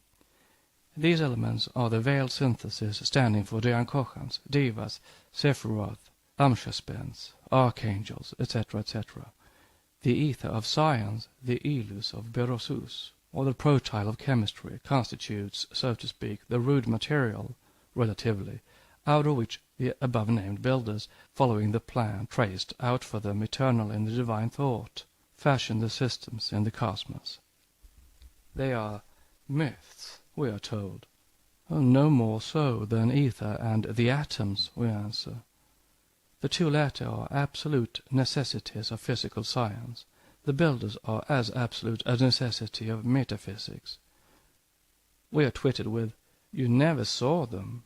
We ask the materialists, "Have you ever seen ether, or your atoms, or again, your force?" Moreover, one of the greatest Western evolutionists of our modern day, the coadjutor of Darwin, Mr. A.R. Wallace, when discussing the inadequacy of natural selection alone to account for the physical form of man, admits the guiding action of high intelligences as a necessary part of the great laws which govern the material universe, from contributions to theory of natural selection. These high intelligences are the Jiankohans of the occultists. Indeed, there are few myths in any religious system worthy of the name, but have an historical as well as a scientific foundation. Myths, justly observes Pocock, are now proved to be fables just in proportion as we misunderstand them, truths in proportion as they were once understood. The one prevailing, most distinct idea found in all ancient teaching, with reference to cosmic evolution and the first creation of our globe with all its products, organic and inorganic, strange word for an occultist to use, is that the whole cosmos has sprung from the divine thought.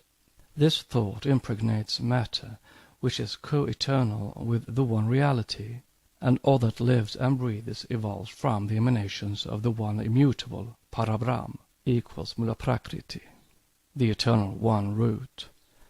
The form of these is, so to say, the aspect of the central point turned inward into regions quite inaccessible to human intellect, and is absolute abstraction, whereas in its aspect as Mula Prakriti, the eternal root of all, it gives one some hazy comprehension at least of the mystery of being.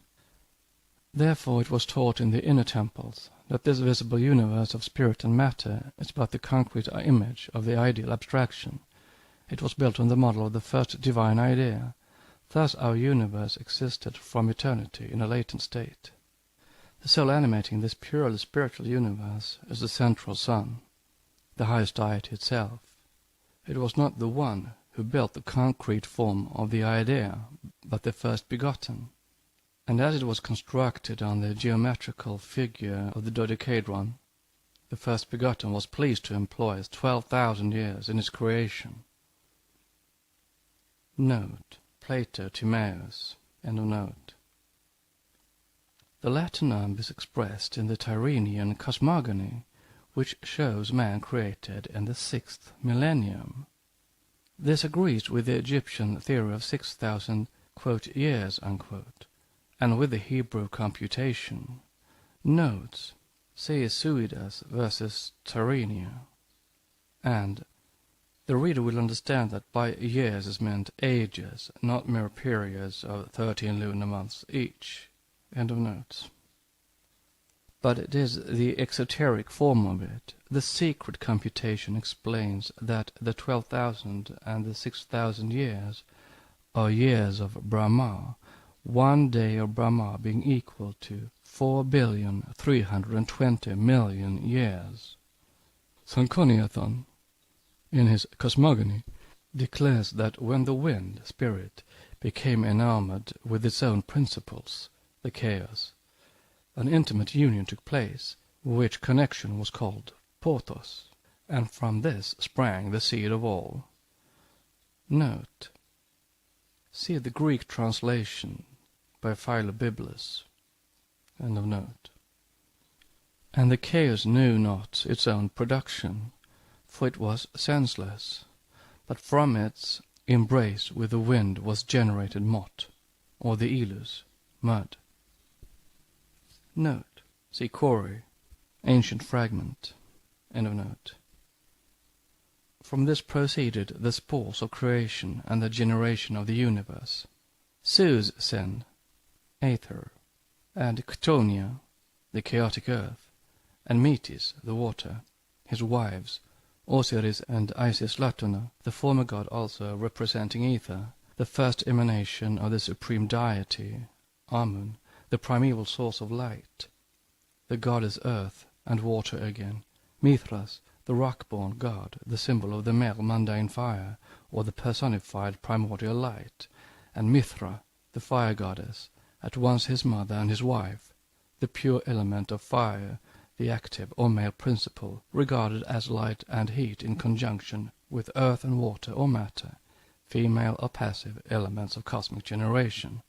Mithras is the son of Borj, the Persian mundane mountain, from which he flashed out as a radiant ray of light. Notes: Mithras was regarded among the Persians as the Theos Epektros, god of the rock. Note on Borj. Borj is called a fire mountain, a volcano, therefore it contains fire, rock, earth, and water, the male or active and the female, or passive elements. The myth is suggestive. End of notes. Brahma, the fire god, and his prolific consort, and the Hindu Agni, the refulgent deity from whose body issue 1,000 streams of glory and 7 tongues of flame, and in whose honor certain Brahmans preserve to this day a perpetual fire. Siva, personified by the mundane mountain of the Hindus, the Meru. These terrific fire gods, who are said in the legend to have descended from heaven, like the Jewish Jehovah, in a pillar of fire, and a dozen other archaic double-sexed deities, all loudly proclaim their hidden meaning. And what could these dual myths mean but the psychochemical principle of primordial creation, the first evolution in its triple manifestation of spirit, force, and matter, the divine correlation at its starting point, allegorized as the marriage of fire and water, products of electrifying spirit, union of the male active principle with the female passive element, which become the parents of their tellurian child, cosmic matter, their prima materia, whose soul is aether, and whose shadow is astral light, from Isis Unveiled. The fragments of the systems that have now reached us are rejected as absurd fables. Nevertheless, occult science, having survived even the great flood that submerged the antediluvian giants, and with them their very memory, save in the secret doctrine, the Bible, and other scriptures, still holds the key to all world problems. Let us apply that key to the rare fragments of long-forgotten cosmogonies and try by their scattered parts to re-establish the once universal cosmogony of the secret doctrine. The key fits them all. No one can study ancient philosophies seriously without perceiving that the striking similitude of conception between all, in their exoteric form very often, in their hidden spirit invariably, as a result of no mere coincidence, but of a concurrent design, and that there was during the youth of mankind one language, one knowledge, one universal religion, when there were no churches, no creeds or sects, but when every man was a priest unto himself.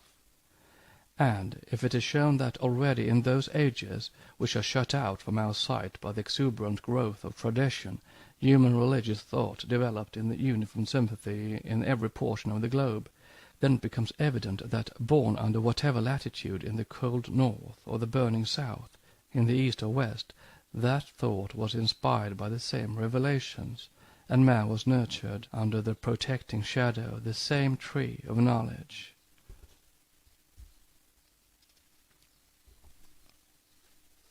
Next section will be Chaos, Theos, Cosmos.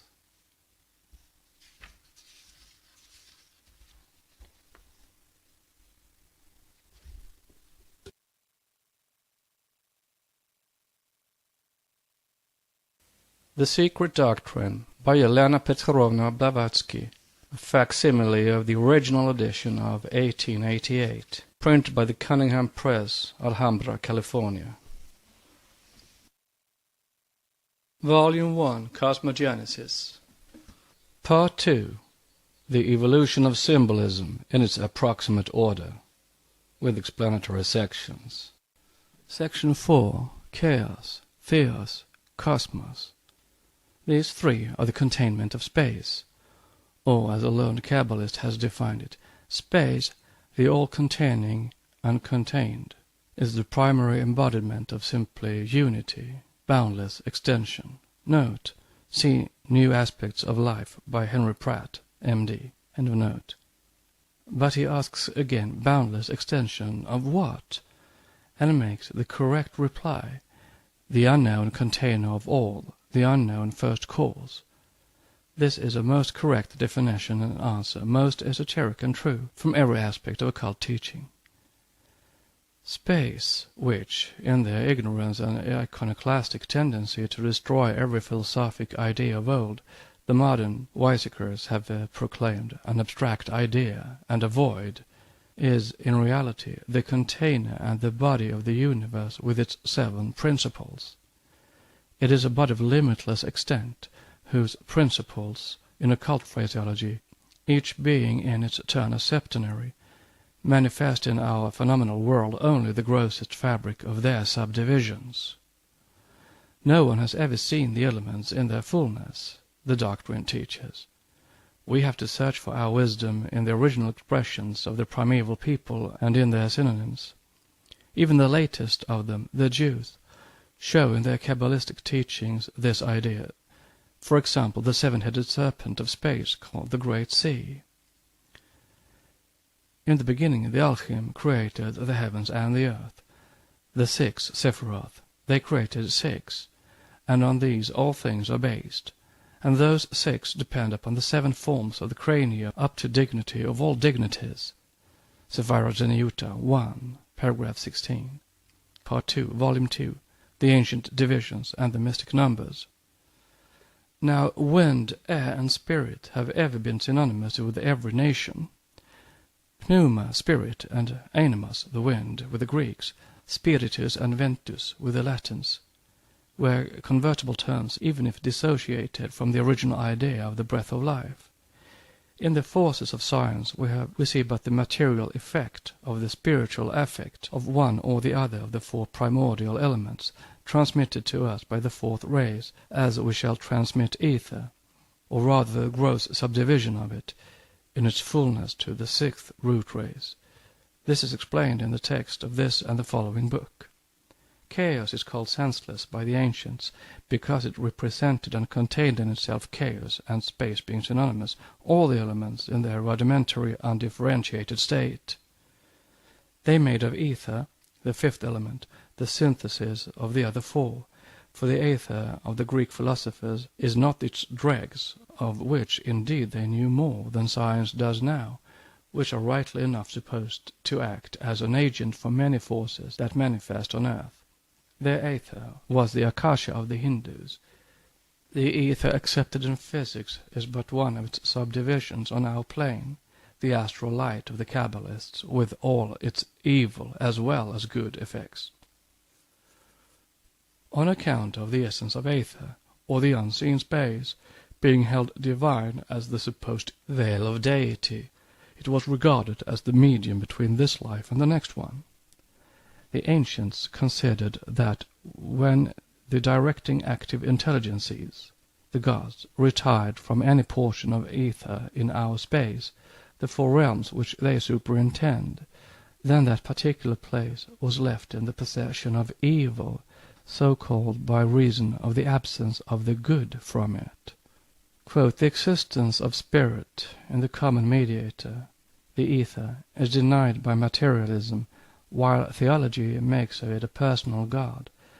But the Kabbalist holds that both are wrong, saying that in ether the elements represent but matter, the blind cosmic forces of nature, while spirit represents the intelligence which directs them. The Arian, Hermetic, Orphic, and Pythagorean cosmogonical doctrines, as well as those of Sanchoniathon and Berosus, are all based upon one irrefutable formula, meaning that the ether and chaos, or, in the Platonic language, mind and matter, were the 2 primeval and eternal principles of the universe, utterly independent of anything else. The former was the all-vivifying intellectual principle, the chaos, a shapeless liquid principle, without form or sense, from the union of which two sprung into existence the universe, or rather the universal world, the first androgynous deity, the chaotic matter becoming its body, and ether its soul. According to the phraseology of a fragment of Hermias, chaos, from this union with the spirit, obtaining sense, shone with pleasure, and thus was produced the protogonos, the firstborn, light. Note: Damascus in the Theogony calls it dis, the disposer of all things. See Courier, Ancient Fragments, page 314. This is the universal trinity based on the metaphysical conceptions of the ancients who, reasoning by analogy, made of man, who is a compound of intellect and matter, the microcosm of the macrocosm, or great universe. This whole quote was from Isis Unveiled. Nature abhors vacuum, said the Peripatetics, who comprehended, perhaps, though materialists in their way, why Democritus, with his instructor Leucippus, taught that the first principles of all things contained in the universe were atoms and a vacuum. The latter means simply latent deity or force, which, before its first manifestation when it became will, communicating the first impulse to these atoms, was the great nothingness, Ein Sof, or no thing, was therefore to every sense a void, or chaos. That chaos, however, became the soul of the world, according to Plato and the Pythagoreans. According to Hindu teaching, deity in the shape of aether, Akasha, pervades all things, and it was called therefore by the theurgists the living fire, the spirit of light, and sometimes Magnes. It was the highest deity itself which, according to Plato, built the universe in the geometrical form of the dodecahedron, and its first begotten was born of chaos and primordial light, the central sun. This firstborn, however, was only the aggregate of the host of the builders, the first constructive forces, who are called in ancient cosmogonies the ancients, born of the deep or chaos, and the first point. Here is the tetragrammaton, so called, at the head of the 7 lower Sephiroth. This was the belief of the Chaldees.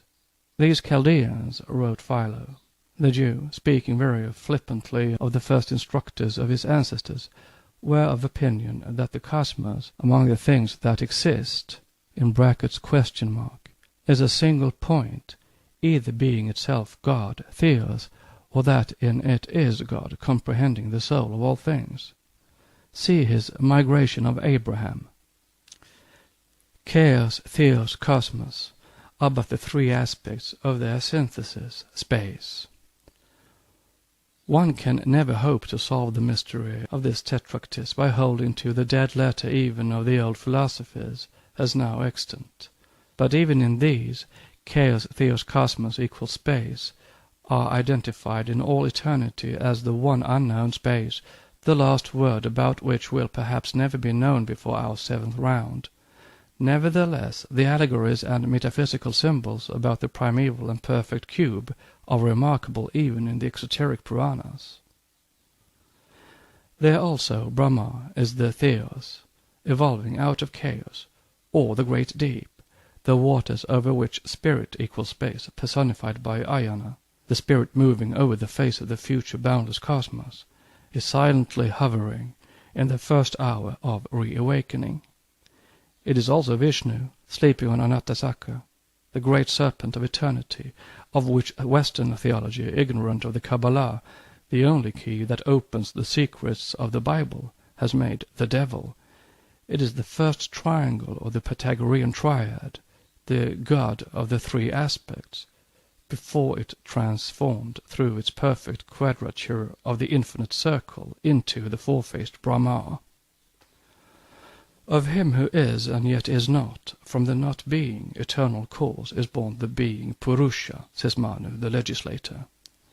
In Isis Unveiled it is said that, in the Egyptian mythology, Kneph, the eternal unrevealed god, is represented by a snake emblem of eternity encircling a water urn, with its head hovering over the waters, which it incubates with its breath. In this case, the serpent is the Agato-daemon, the good spirit. In its opposite aspect, it is the Kako-daemon, the bad one. In the Scandinavian Eddas, the honeydew, the fruit of the gods and of the creative busy Yggdrasil, bees, falls during the hours of night, when the atmosphere is impregnated with humidity, and in the northern mythologies, as the passive principle of creation, it typifies the creation of the universe out of water. This dew is the astral light in one of its combinations, and possesses creative as well as destructive properties. In the Chaldean legend of Berossus, Oannes or Dagon, the man-fish, instructing the people, shows the infant world created out of water, and all beings originating from this prima materia. Moses teaches that only earth and water can bring a living soul, and we read in the scriptures that herbs could not grow until the Eternal caused it to rain upon earth. In the Mexican Popol Vuh, man is created out of mud or clay, terre glaise, taken from under the water.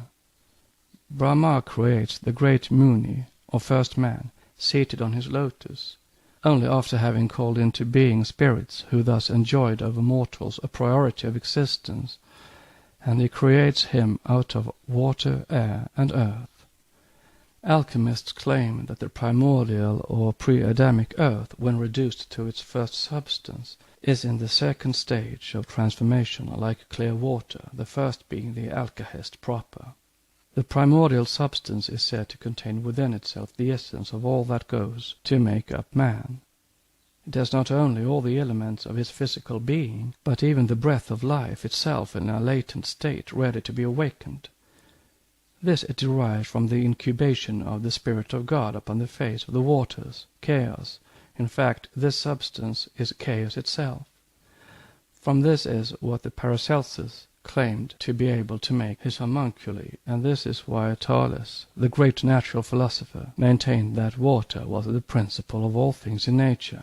Note: with the Greeks, the river gods, all of them the sons of the primeval ocean, chaos in its masculine aspect, were the respective ancestors of the Hellenic races.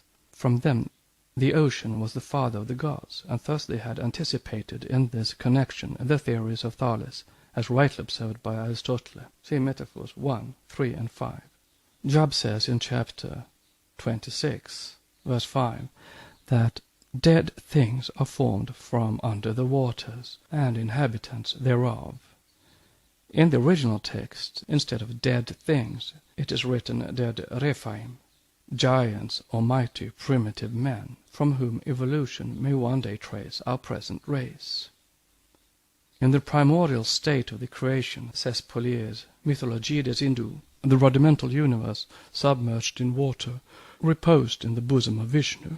Sprung from this chaos and darkness, Brahma, the architect of the world, poised on a lotus leaf, floated, moved, upon the waters, unable to discern anything but water and darkness. Perceiving such a dismal state of things, Brahma soliloquizes in consternation. Who am I? Whence came I? Then he hears a voice. Note: the spirit or hidden voice of the mantras, the active manifestation of the latent force or occult potency. End of note. Direct your thoughts to Bhagavat. Brahma, rising from his natatory position, seats himself upon the lotus in an attitude of contemplation, and reflects upon the Eternal, who, pleased with this evidence of piety, disperses the primeval darkness and opens his understanding. After this, Brahma issues from the universal egg, infinite chaos, as light, for his understanding is now opened, and he seats himself to work. He moves on the eternal waters with the Spirit of God within himself, and in his capacity of mover of the waters he is Vishnu, or Narayana.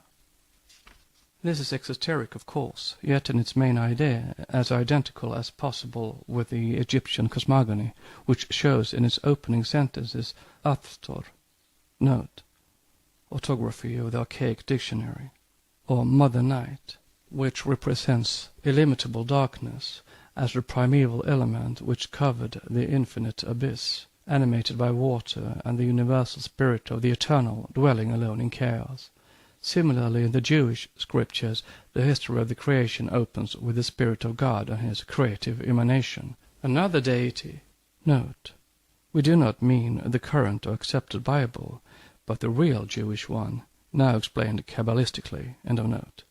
The Zohar teaches that it is the primordial elements, the trinity of fire, air, and water, the four cardinal points, and all the forces of nature which form collectively the voice of the will, memrab, or the word, the logos, of the absolute silent all.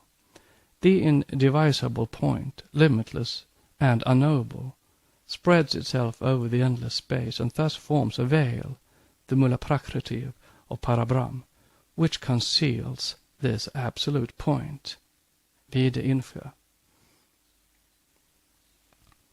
In the cosmogonies of all the nations, it is the architects synthesized by Demiurgus in the Bible, the Elohim, who fashion cosmos out of chaos, and who are the collective theos, male, female, spirit, and matter. By a series, yom, of foundations, Hasoth, the Alchim, caused earth and heaven to be. Genesis chapter 2, verse 4. In the Bible it is first Alchim, then Java Alchim, and finally Jehovah, after the separation of the sexes in chapter 4 of Genesis. It is noticeable that nowhere, except in the later, the last cosmogonies of our fifth race, is the ineffable and unutterable name. Note: it is unutterable for the simple reason that it is non-existent. It never was a name, nor any word at all, but an idea that could not be expressed. A substitute was created for it in the century preceding our era. End of note. The symbol of the unknown deity, which was used only in the mysteries used in connection with the creation of the universe. It is the movers, the runners, the theoi, from thein, to run, who do the work of formation, the messengers of the manvantaric law, who have now become in Christianity the messengers, malakim, and it seems the same in Hinduism or early Brahmanism. For it is not Brahma who creates in the Rig Veda, but the Prajapati, the lords of being, who are the rishis. The word rishi, according to Professor Mahideo Kunti, being connected with the word to move, to lead on, applied to them in their terrestrial character when, as patriarchs, they led their hosts on the 7 rivers. Moreover, the very word God in the singular, embracing all the gods, or theos from theoi, came to the quote superior unquote civilized nations from a strange source, one entirely and preeminently phallic, as the sincere, open-spoken Lingham of India. The attempt to derive God from the Anglo-Saxon synonym good is an abandoned idea, for in no other language, in all of which the term varies more or less from the Persian coda down to the Latin deus, has an instance been found of a name of God being derived from the attribute of goodness. To the Latin races it comes from the Aryan diaos, the day. To the Slavonian from the Greek Bacchus, Bagbog. And to the Saxon races directly from the Hebrew Yod or Jod. The latter is the Hebrew number letter 10, male and female, and Jod, the phallic hook. Hence the Saxon good, and the Germanic Gott, and the English God. This symbolic term may be said to represent the creator of physical, quote, humanity, unquote, on the terrestrial plane. But surely it had nothing to do with the formation or creation of spirit, gods, or cosmos. Chaos, Theos, Cosmos, the triple deity, is all in all. Therefore it is said to be male and female, good and evil, positive and negative, the whole series of contrasted qualities. When latent in pralaya, it is incognizable and becomes the unknowable deity. It can be known only in its active functions, hence as matter force and living spirit, the correlations and outcome or the expression of the visible plane, of the ultimate and ever to be unknown unity. In its turn, this triple unit is the producer of the four primary elements, which are known in our visible terrestrial nature as the seven, so far the 5 elements, each divisible into 49 or 7 times 7 sub-elements, with about 70 of which chemistry is acquainted. Reader's note.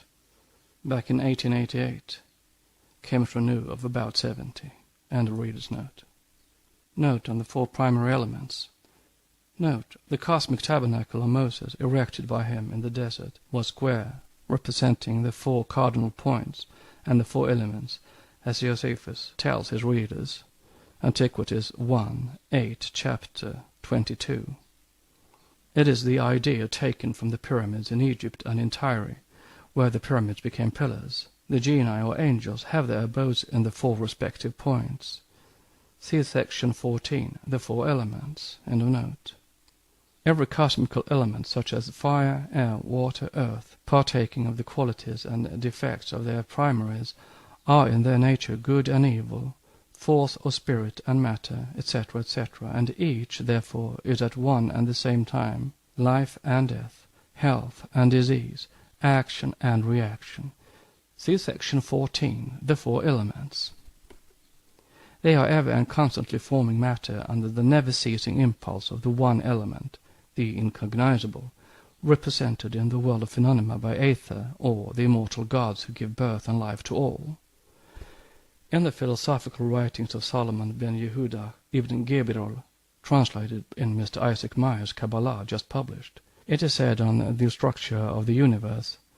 Our Yehuda began, it is written, Elohim said, "Let there be a firmament in the midst of the waters. Come see, at the time that the Holy created the world." He created 7 heavens above, heaven, earths below, 7 seas, 7 days, 7 rivers, 7 weeks, 7 years, 7 times, and 7,000 years that the world has been. The Holy is the 7th of all, etc. Page 415. This, besides showing a strange identity with the cosmogony of the Puranas, for example Vishnu Purana, first book, corroborates with regard to number 7 all our teachings as briefly given in esoteric Buddhism. The Hindus have an endless series of allegories to express this idea. In the primordial chaos before it became developed into the 7 oceans, Sapta Samudra, emblematical of the 7 gunas, conditioned qualities composed of 3 gunas, Sattva, Rajas, and Tamas, see Puranyas, lie latent both Amrita, immortality, and Visha, poison, death, evil. This allegory is found in the churning of the ocean by the gods.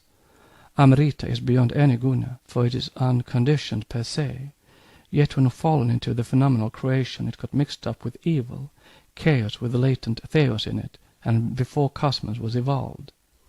Hence one finds Vishnu standing here for eternal law, periodically calling forth cosmos into activity, churning out of the primitive ocean, boundless chaos, the Amrita of eternity, reserved only for the gods and devas, and he has to employ in the task Nagas and Asuras, demons in exoteric Hinduism.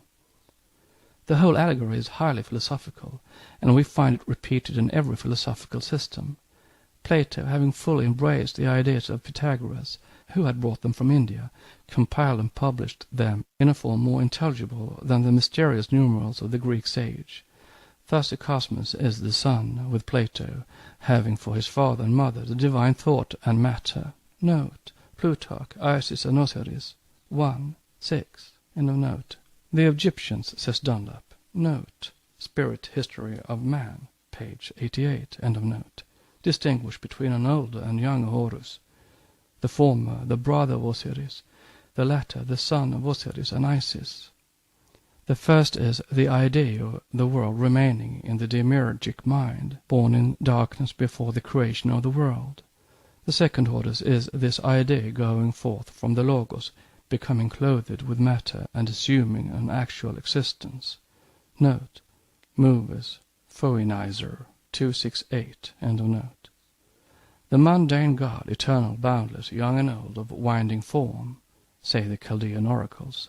Note, Kore Fragments, 240, end of note. This winding form is a figure to express the vibratory motion of the astral light, with which the ancient priests were perfectly well acquainted, though its name was invented by the Martinists. Now cosmolatry has the finger of scorn pointed at its superstitions by modern science, which ought, however, as advised by French savants, before laughing at it, to remodel entirely its own system of cosmoptomatological education, satis eloquentia, sapiente parvum. Cosmolatry, like pantheism, may be made to yield in its ultimate expression the words applied to Vishnu. He is only the ideal cause of the potencies to be created in the work of creation, and from him proceed the potencies to be created after they have become the real cause. Save that one ideal cause, there is no other to which the world can be referred. Through the potency of that cause, every created thing comes by its proper nature. Original Sanskrit texts, Part 4, pages 32 and 33. Next section is Section 5 on the hidden deity, its symbols and glyphs.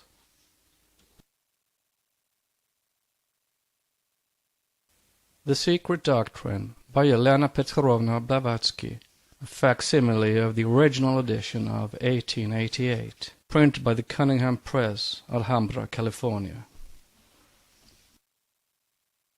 Volume 1, Cosmogenesis. Part 2, The Evolution of Symbolism in its Approximate Order, with explanatory sections. Section 5, on the hidden deity, its symbols and glyphs. The Logos, or creative deity, the quote, word made flesh, unquote, of every religion, has to be traced to its ultimate source and essence.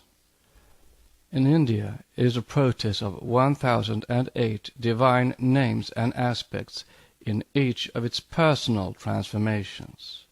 From Brahma Purusha, down through the 7 divine rishis and 10 semi-divine Prajapati, also rishis, to the divine human avatars. The same puzzling problem of the one in many and the multitude in one is found in other pantheons, in the Egyptian, the Greek, and the Chaldeo-Judaic, the latter having made Confucian still more confused by presenting its gods as euhemerizations in the shapes of patriarchs. The latter are now accepted by those who reject Romulus as a myth, and are represented as living and historical entities. Verbum satis sapienti. In the Zohar and Soph is also the One and the infinite unity. This was known to the very few learned fathers of the Church, who were aware that Jehovah was but a third-rate potency and no, quote, highest, unquote, God. But while complaining bitterly of the Gnostics and saying, quote, our heretics hold that pro pater is known but to the only begotten Son, who is Brahma among the rest, that is, to the mind, nous. Irenaeus never mentioned that the Jews did the same in their real secret books. Note, as Mula Prakriti is known only to Ishvar, the Logos, as he is called now by Mr. T. Sabaro of Madras, see his Bhagavad Gita lectures.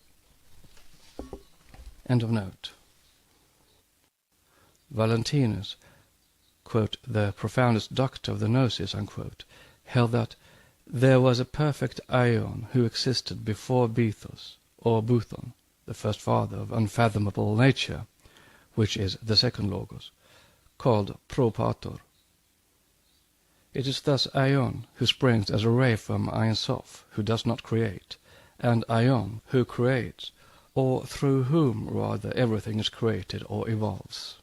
For, as the Basilidians taught, there was a supreme God, Abhachach, by whom was created mind, that is Mahat in Sanskrit, nous in Greek. From mind proceeded the word, Logos, from the word providence, or divine light rather. Then from it virtue and wisdom in its principalities, powers, angels, etc., etc. By these angels the 365 aeons were created, among the lowest indeed, and those who made this world, he, Basilides, sets last of all the God of the Jews, whom he denies to be God, and very rightly, affirming he is one of the angels. See the same source. Here then we find the same system as in the Puranas, wherein the incomprehensible drops a seed, which becomes the golden egg, from which Brahma is produced. Brahma produces Mahat, etc., etc. True esoteric philosophy, however, speaks neither of creation nor of evolution in the sense the exoteric religions do.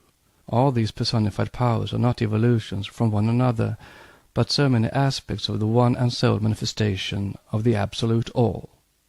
The same system as the Gnostic prevails in the sephirothal aspects of Ein Sof. Yet, as these aspects are in space and time, a certain order is maintained in their successive appearances. Therefore, it becomes impossible not to take notice of the great changes that the Zohar has undergone under the handling of generations of Christian mystics.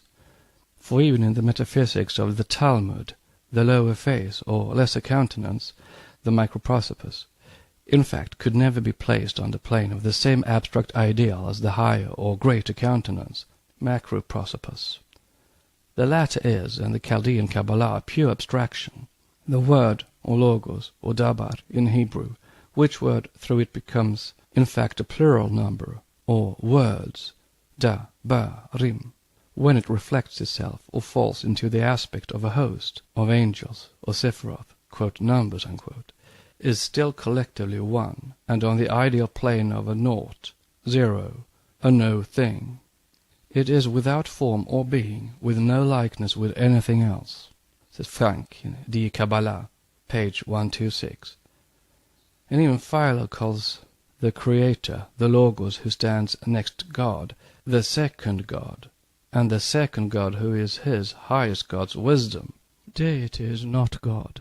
It is nothing and darkness. It is nameless and therefore called Ein Sof, the word Ayin meaning nothing. See Frank, Die Kabbalah, page 153.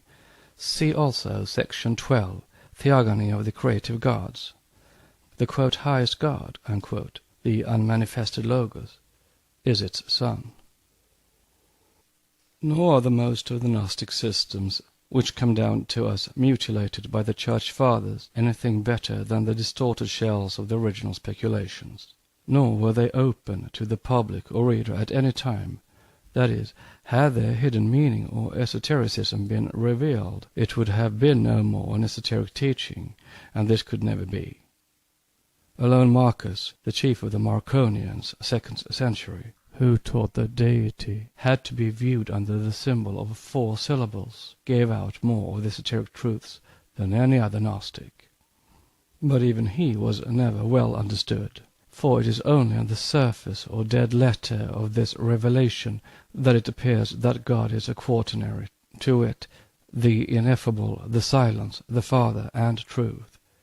In reality it is quite erroneous, and divulges only one more esoteric riddle. This teaching of Marcus was that of the early Kabbalists, and ours, for he makes of deity the number 30 in 4 syllables, which, translated esoterically, means a triad or triangle, and a quaternary or square, in all 7, which, on the lower plane, made the 7 divine or secret letters of which the God name is composed. This requires demonstration. In his revelation, speaking of divine mysteries expressed by means of letters and numbers, Marcus narrates how the supreme tetrad came down unto me, him, from the region which cannot be seen nor named, in a female form, because the world would have had been unable to bear her appearing under a male figure, and revealed to him the generation of the universe, untold before to either gods or men. This first sentence already contains a double meaning. Why should a female figure be more easily borne or listened to by the world than a male figure? On the very face of it, this appears nonsensical. Withal, it is quite simple and clear to one who is acquainted with the mystery language. Esoteric philosophy, or the secret wisdom, was symbolized by a female form, while a male figure stood for the unveiled mystery. Hence, the world not being ready to receive, could not bear it, and the revelation of Marcus had to be given allegorically.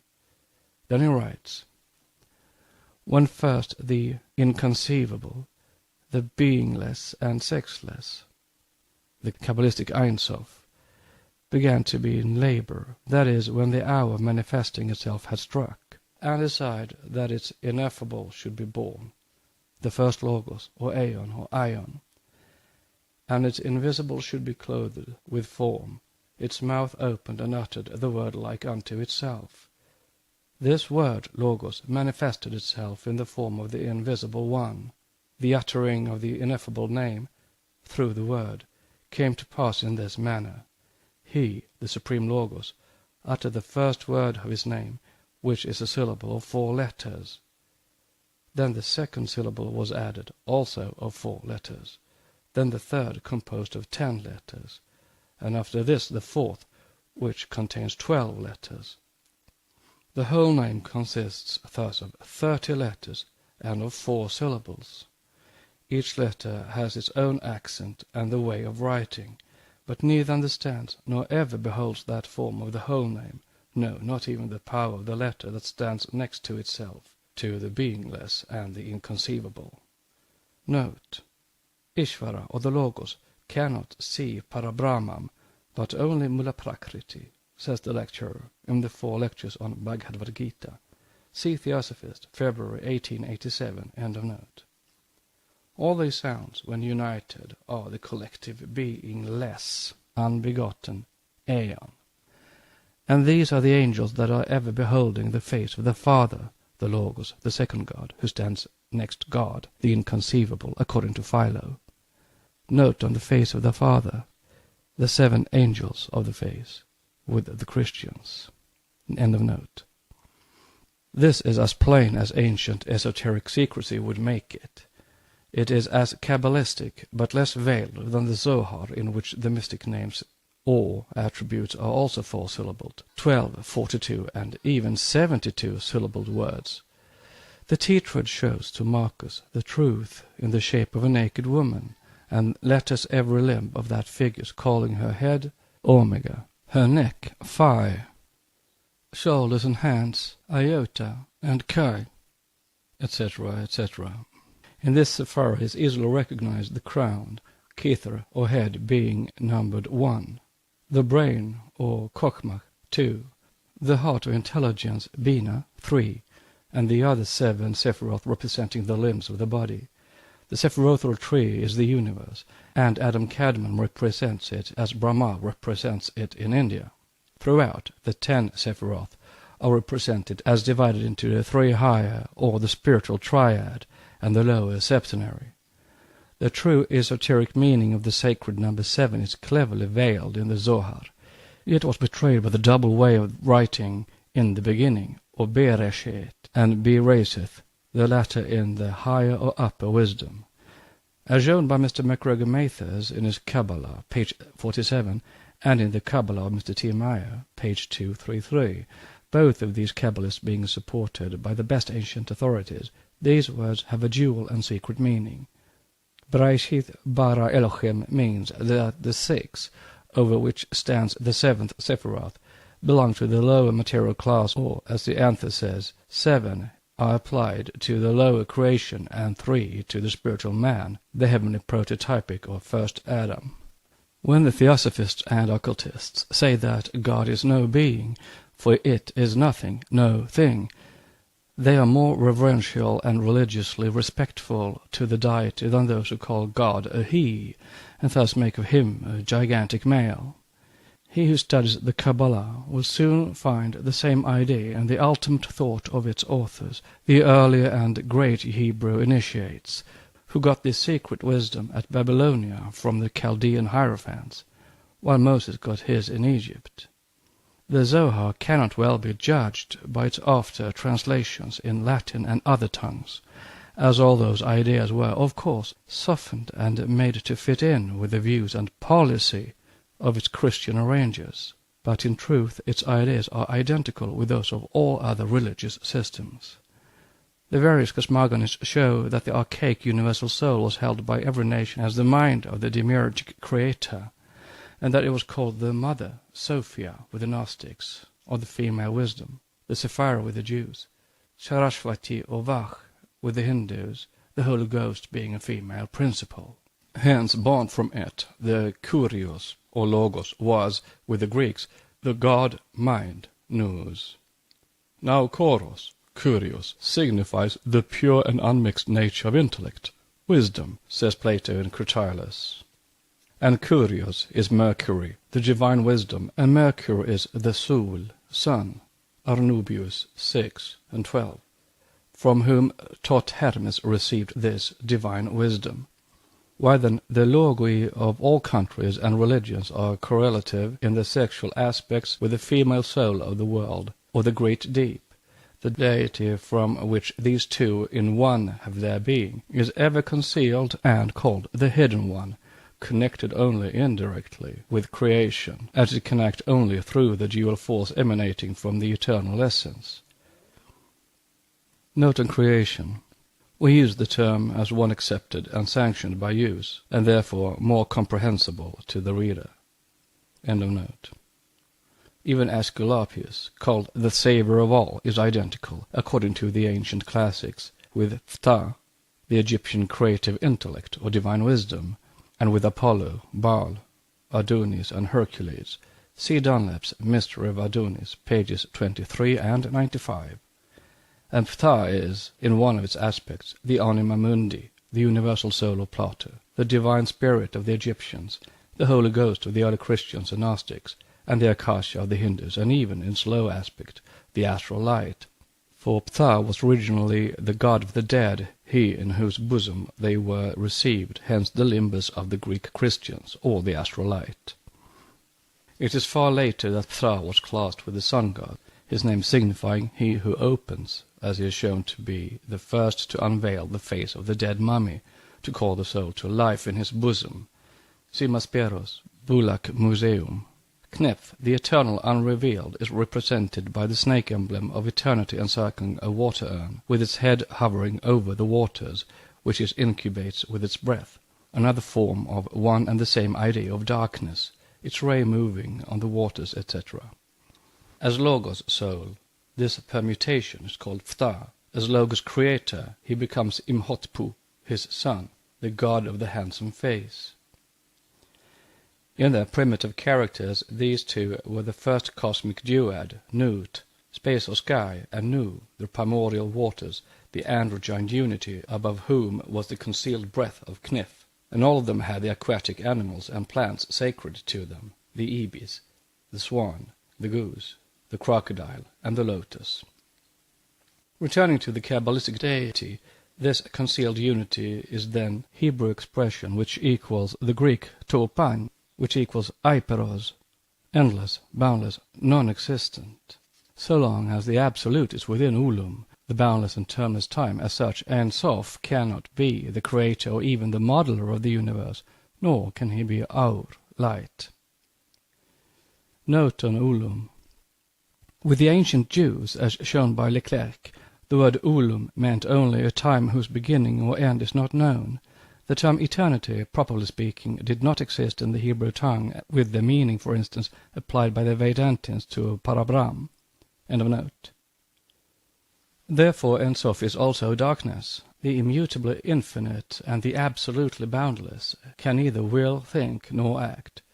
To do this it has to become finite, and it does so by its ray penetrating into the mundane egg, infinite space, and emanating from it as a finite God. All this is left to the ray latent in the One. When the period arrives, the Absolute will expands naturally the force within it, according to the law which it is the inner and ultimate essence. The Hebrews did not adopt the egg as a symbol, but they substituted for it the duplex heavens, for translated correctly, the sentence God made the heavens and the earth would read, in and out of his own essence as a womb, the mundane egg, God created the two heavens. But the Christians have chosen as the symbol of their Holy Ghost the dove. Whosoever acquaints himself with the Merkaba and the Lagash, secret speech or incantation, will learn the secret of secrets, Lagash is nearly identical in meaning with Vak, the hidden power of the mantras.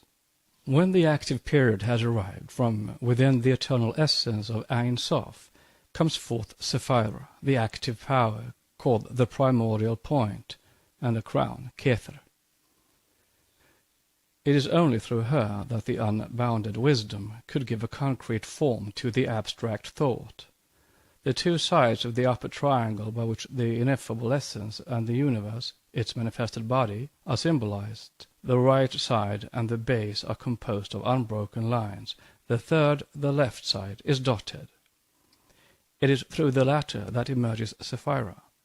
Spreading in every direction, she finally encompasses the whole triangle. In this emanation the triple triad is formed. From the invisible dew falling from the high unitriad, thus leaving 7 sephiroths only, the head, Sephira creates primeval waters, that is, chaos takes shape. It is the first stage towards the solidification of spirit which through various modifications will produce earth. It requires Kath and water to make a living soul, says Moses. It requires the image of an aquatic bird to connect it with water, the female element of procreation with the egg and the bird that fecundates it. When Sephira emerges like an active power from within the latent deity, she is female. When she assumes the office of a creator, she becomes a male. Hence, she is androgyne. She is the father and mother Aditi of the Hindu cosmogony and of the secret doctrine. If the oldest Hebrew scrolls had been preserved, the modern Jehovah worshipper would have found that many and uncomely were the symbols of the creative God. The frog in the moon, typical of its generative character, was the most frequent. All the birds and animals now held unclean in the Bible had been the symbols of the deity in days of old. It was because they were too sacred that a mask of uncleanness was placed over them in order to preserve them from destruction. The brazen serpent was not a bit more poetical than the goose or swan, if symbols are to be accepted à la lettre. In the words of the Zohar, the indivisible point, which has no limit and cannot be comprehended because of its purity and brightness, expanded from without, forming a brightness that served the indivisible point as a veil. Yet the latter also could not be viewed in consequence of its immeasurable light. It, too, expanded from without, and the expansion was its garment. Thus, through a constant upheaving, motion, fire of the world originated. Zohar 1:20a. The spiritual substance sent forth by the infinite light is the first Sephira, or Shekinah. Sephira exoterically contains all the other 9 sephiroths in her. Esoterically she contains but 2, Chokhmah, or wisdom, a masculine active potency whose divine name is Jah, and Bina, a feminine passive potency, intelligence represented by the divine name Jehovah, which 2 potencies form, with Sephira the third, the Jewish trinity of the crown, Kether. These 2 sephiroths, called Father, Abba, and Mother, Amona, are the Jewed or the double-sexed logos from which issued the other 7 sephiroths. See Zohar. This first Jewish triad, Sephira, Chokhmah, and Bina, is the Hindu Trimurti. Note, in the Indian pantheon, the double-sexed logos is Brahma, the creator, whose 7 mind-born sons are the primeval rishis, the builders. End of note. However veiled, even in the Zohar, and more still in the exoteric pantheon of India, every particular connected with one is reproduced in the other. The Prajapati are the sephiroths. 10 with the Brahma they dwindle to 7 when the Trimurti and the Kabbalistic triad are separated from the rest. The 7 builders, creators, become the 7 Prajapati or the 7 rishis in the same order as the sephiroths become the creators, then the patriarchs, etc. In both secret systems, the one universal essence is incomprehensible and inactive in its absoluteness, and can be connected with the building of the universe only in an indirect way. In both, the primeval male-female or androgynous principle and their 10 and 7 emanations, Brahma Viraj and Aditi Vak on the one part, and the Elohim Jehovah, or Adam Adami, Adam Kadmon, and Sephira Eve on the other, with their Prajapati and Sephiroth represent in their totality first of all the archetypal man, the proto-logos, and only in their secondary aspect do they become cosmic powers and astronomical or sidereal bodies. If Aditi is the mother of the gods, Devamatri, Eve is the mother of all living. They are the Shakti or generative power in their female aspect of the heavenly man, and they are all compound creators. Says a Gupta Vidya Sutra, in the beginning, a ray issuing from Paramartika, the one and only true existence, it became manifested in Vyavarkika, conventional existence, which was used as a vahan to descend into the universal mother and to cause her to expand, swell, bri. And in the Sohar it is stated, the infinite unity, formless and without similitude, after the form of the heavenly man was created, used it. The unknown light, that is darkness, used the heavenly form as a chariot through which to descend, and wished to be called by this form, which is the sacred name, Jehovah. Note on the unknown light, darkness. Says Rabbi Simon, our companions, man as an emanation was both man and woman, as well on the side of the father as on the side of the mother. And this is the sense of the words. And Elohim spoke, let there be light, and it was light. And this is the twofold man. Auszüge aus dem Zohar, page 13 and 15. Light, then, in Genesis, stood for the androgyne ray, or heavenly man. End of note. As the Zohar says, in the beginning was the will of the king, prior to any other existence. It, the will, sketched the forms of all things that had been concealed but now came into view.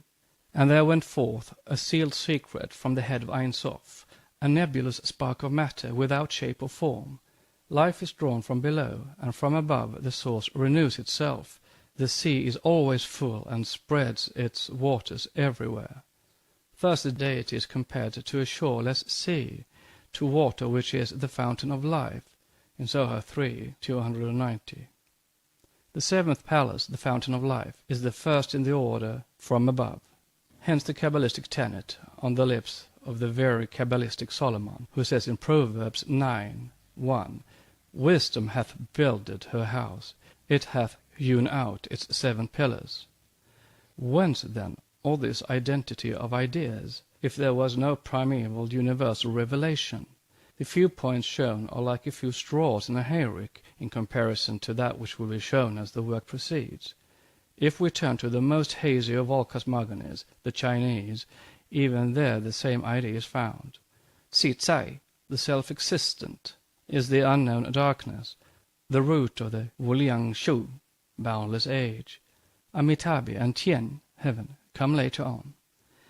The great extreme of Confucius gives the same idea, his straws notwithstanding. The latter are a source of great amusement to the missionaries. These laugh at every heathen religion, despise and hate that of their brother Christians of other denominations, and yet one and all accept à la lettre their own Genesis. If we turn to Chaldea, we find in it Anu, the concealed deity, the one whose name, moreover, shows it to be of Sanskrit origin. Anu, which means in Sanskrit atom, Aniyamsam Aniyasam, smallest of the small, is the name of Parabrahm in the Vedantic philosophy, Parabrahm being described as smaller than the smallest atom and greater than the greatest sphere or universe. Anagraniam and Mahatorvart. This is what George Smith gives as the first verses of the Akkadian Genesis as found in the cuneiform texts as the Lateras Coctiles. There also we find Anu, the passive deity or Ensof, Bel, the creator, the spirit of God, Sephira, moving on the face of the waters, hence water itself, and here the universal soul or wisdom of the three combined. The first 8 verses read thus. 1. When above were not raised the heavens. 2. And below on the earth a plant had not grown up. 3. The abyss had not broken its boundaries. 4. The chaos, or water, Tiamat, the sea, was the producing mother of the whole of them.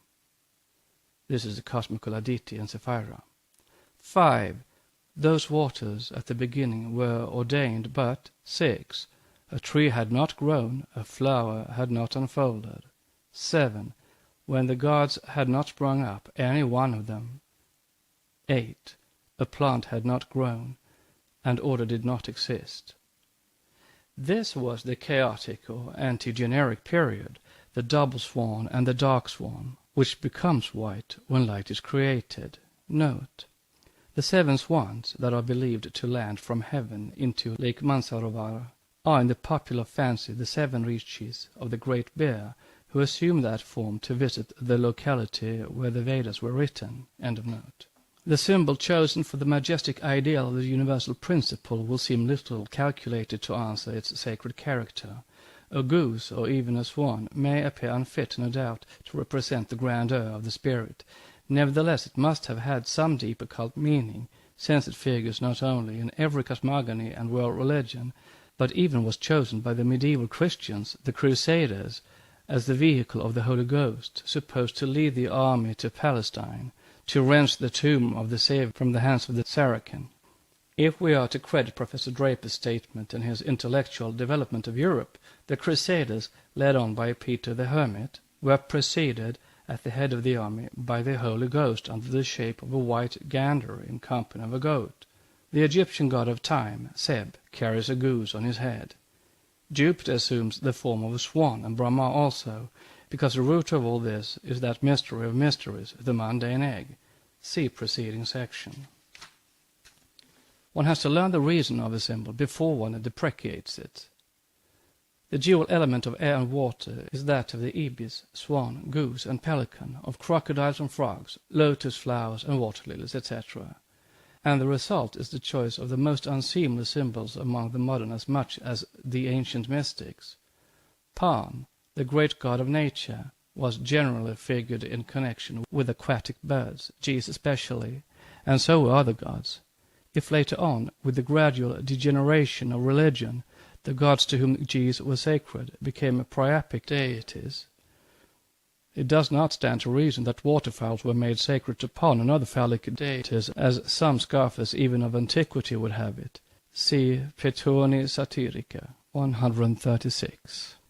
But that the abstract and divine power of procreative nature had become grossly anthropomorphized. Nor does the swan of Leda show priapic doings and her enjoyment thereof, as Mr. Hargrave Jennings chastely expresses it. For the myth is but another version of the same philosophical idea of cosmogony. Swans are frequently found associated with Apollo, as they are the emblems of water and fire, sunlight also, before the separation of the elements. Our modern symbologists might profit by some remarks made by a well-known writer, Mrs. Lydia Maria Child. From time immemorial, an emblem has been worshipped in Hindustan as the type of creation or the origin of life, Shiva or the Mahadeva being not only the reproducer of human forms, but also the fructifying principle, the generative power that pervades the universe. The maternal emblem is likewise a religious type. This reverence for the production of life introduced into the worship of Osiris the sexual emblems. Is it strange that they regarded with reverence the great mystery of human birth? Were they impure thus to regard it, or are we impure that do not so regard it? But no clean and thoughtful mind could so regard them. We have travelled far, and unclean have been the paths, since those old anchorites first spoke of God and the soul in the solemn depths of their first sanctuaries. Let us not smile at their mode of tracing the infinite and the incomprehensible cause throughout all the mysteries of nature, lest by doing so we cast the shadow of our own grossness on their patriarchal simplicity. From Progress of Religious Ideas, Volume 1, page 17, et sequens. Next section is section 6, The Mundane Egg. The Secret Doctrine, by Helena Petrovna Blavatsky, a facsimile of the original edition of 1888, printed by the Cunningham Press, Alhambra, California. Volume 1, Cosmogenesis. Part 2, The Evolution of Symbolism in its Approximate Order, with explanatory sections. Section 6, The Mundane Egg. Whence this universal symbol? The egg was incorporated as a sacred sign in the cosmogony of every people on the earth, and was revered both on account of its form and its inner mystery. From the earliest mental conceptions of man, it was known as that which represented most successfully the origin and secret of being. The gradual development of the imperceptible germ within the closed shell, the inward working, without any apparent outward interference of force, which from a latent nothing produced an active something, needing naught save heat, and which, having gradually evolved into a concrete living creature, broke its shell, appearing to the outward senses of all this self-generated and self-created being, must have been a standing miracle from the beginning. The secret teaching explains the reason for this reverence by the symbolism of the prehistoric races. The first cause had no name in the beginnings. Late it was pictured in the fancy of the thinkers as an ever-invisible, mysterious bird that dropped an egg into chaos, which egg becomes the universe. Hence Brahm was called Kalahansa, the swan in space and time. He became the swan of eternity, who lays at the beginning of each Mahamanvantara a golden egg. It typifies the great circle, or O, itself a symbol for the universe and its spherical bodies. The second reason for its having been chosen as the symbolical representation of the universe and of our earth was its form. It was a circle on a sphere, and the oviform shape of our globe must have been known from the beginning of symbology, since it was so universally adopted. The first manifestation of the cosmos in the form of an egg was the most widely diffused belief of antiquity. As Bryant shows, Chapter 3, page 165, it was a symbol adopted among the Greeks, Assyrians, Persians, and Egyptians.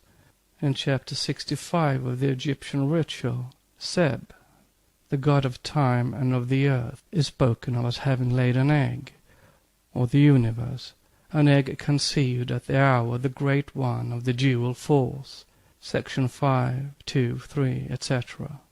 Ra is shown like gestating in the egg of the universe. The deceased is resplendent in the egg of the land of mysteries, for this is the egg to which is given life among the gods. Chapter 42, 2. It is the egg of the great clucking hen, the egg of Seb, who issues from it like a hawk. 64, 1, 2, 3, and 77, 1. With the Greeks, the Orphic egg is described by Aristophanes, and was part of the Dionysiac and other mysteries, during which the mundane egg was consecrated and its significance explained, Porphyry showing it a representation of the world, ermeu to a de tou cosmou. Faber and Bryant have tried to show that the egg typified the Ark of Noah, which, unless the latter is accepted as purely allegorical and symbolical, is a wild belief. It can have typified the Ark only as a synonym of the moon, the Arga, which carries the universal seed of life, but it had surely nothing to do with the Ark of the Bible.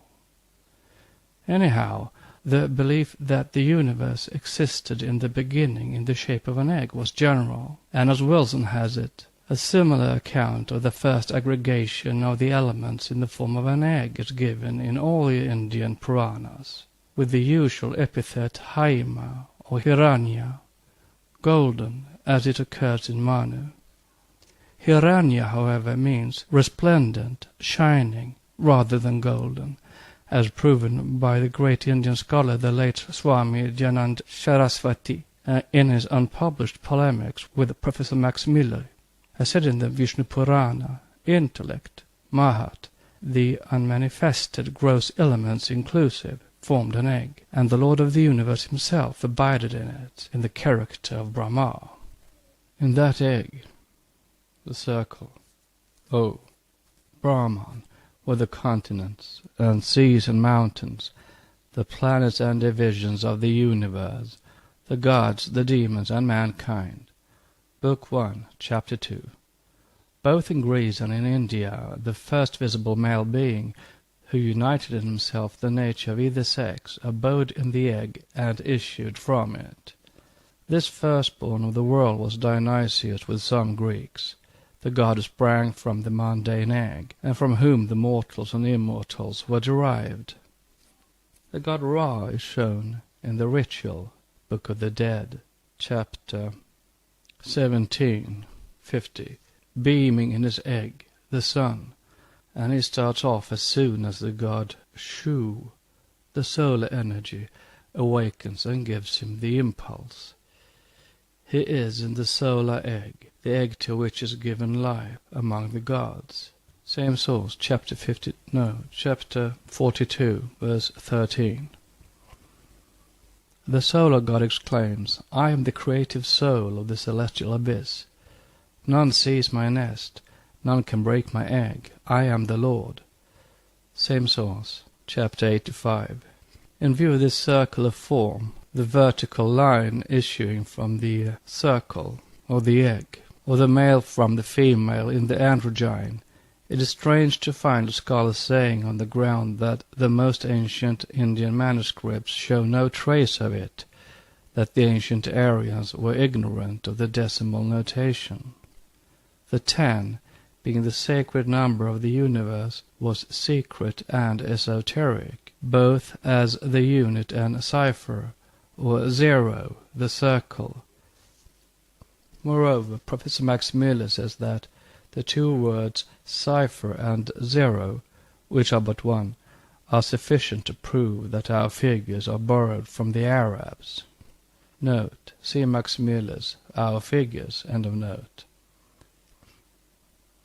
Cipher is the Arabic sifron, and means empty, a translation of the Sanskrit name of naught, sinya, he says. Note, a Kabbalist would be rather inclined to believe that as the Arabic sifron was taken from the Indian sinya, naught, so the Jewish Kabbalistic sifrim, were taken from the word cipher, not in the sense of emptiness, but the reverse, that of creation by number and degrees in their evolution. 10, or the vertical line within the circle. End of note. The Arabs had their figures from Hindustan, and never claimed the discovery for themselves. Note, see Max Miller's Our Figures, end of note. As to the Pythagoreans, we need but turn to the ancient manuscripts of Boethius' Geometry, composed in the 6th century, to find among the Pythagorean numerals the 1 and the 0, as the first and final ciphers. Note, see King's Gnostics and their remains, plate 13, end of note. And Porphyry, who quotes from the Pythagorean Moderatus, says that the numerals of Pythagoras were hieroglyphical symbols by means whereof he explained ideas concerning the nature of things, or the origin of the universe. Note, Vita Pythagorae, end of note. Now, if on the other hand the most ancient Indian manuscripts show as yet no trace of decimal notation in them, and Max Miller states very clearly that until now he has found but 9 letters, the initials of the Sanskrit numerals, in them, on the other hand we have records as ancient to supply the wanted proof. We speak of the sculptures and the sacred imagery in the most ancient temples of the Far East. Pythagoras derived his knowledge from India, and we find Professor Max Miller corroborating this statement at least so far as to allow the Neo-Pythagoreans to have been the first teachers of ciphering among the Greeks and Romans. that they at Alexandria or in Syria became acquainted with the Indian figures, and adapted them to the Pythagorean abacus, our figures. This cautious admission implies that Pythagoras himself was acquainted with but 9 figures. Thus we might reasonably answer that, although we possess no certain proof exoterically that the decimal notation was known by Pythagoras, who lived on the very close of the archaic ages, we have yet sufficient evidence to show that the full numbers as given by Boethius were known to the Pythagoreans even before Alexandria was built. Note on the close of the archaic ages, 608 before Christ, end of note. Note on Alexandria. This city was built 332 before Christ, end of note. This evidence we find in Aristotle, who says that some philosophers hold that ideas and numbers are of the same nature and amount to 10 in all. Note, Metaphors, chapter 7, section F. This, we believe, will be sufficient to show that the decimal notation was known among them at least as early as 4 centuries before Christ, for Aristotle does not seem to treat the question as an innovation of the Neo-Pythagoreans. But we know more than that. We know that the decimal system must have been known to the mankind of the earliest archaic ages, since the whole astronomical and geometrical portion of the secret sacerdotal language was built upon the number 10, or the combination of the male and female principles, and since the pyramid of Cheops is built upon the measures of this decimal notation, or rather upon the digits and their combinations with the naught. Of this, however, sufficient was said in Isis Unveiled, and it is useless to repeat and return to the same subject. The symbolism of the lunar and solar deities is so inextricably mixed up that it is next to impossible to separate such glyphs as the egg, the lotus, and the quote sacred unquote animals from each other. The ibis, for instance, sacred to Isis, who is often represented with the head of that bird, sacred also to Mercury or Thoth, because that god assumed its form while escaping from Typhon. The ibis was held in the greatest veneration in Egypt. There were 2 kinds of ibises, Herodotus tells us, in the 2nd volume, chapter 75 at sequence.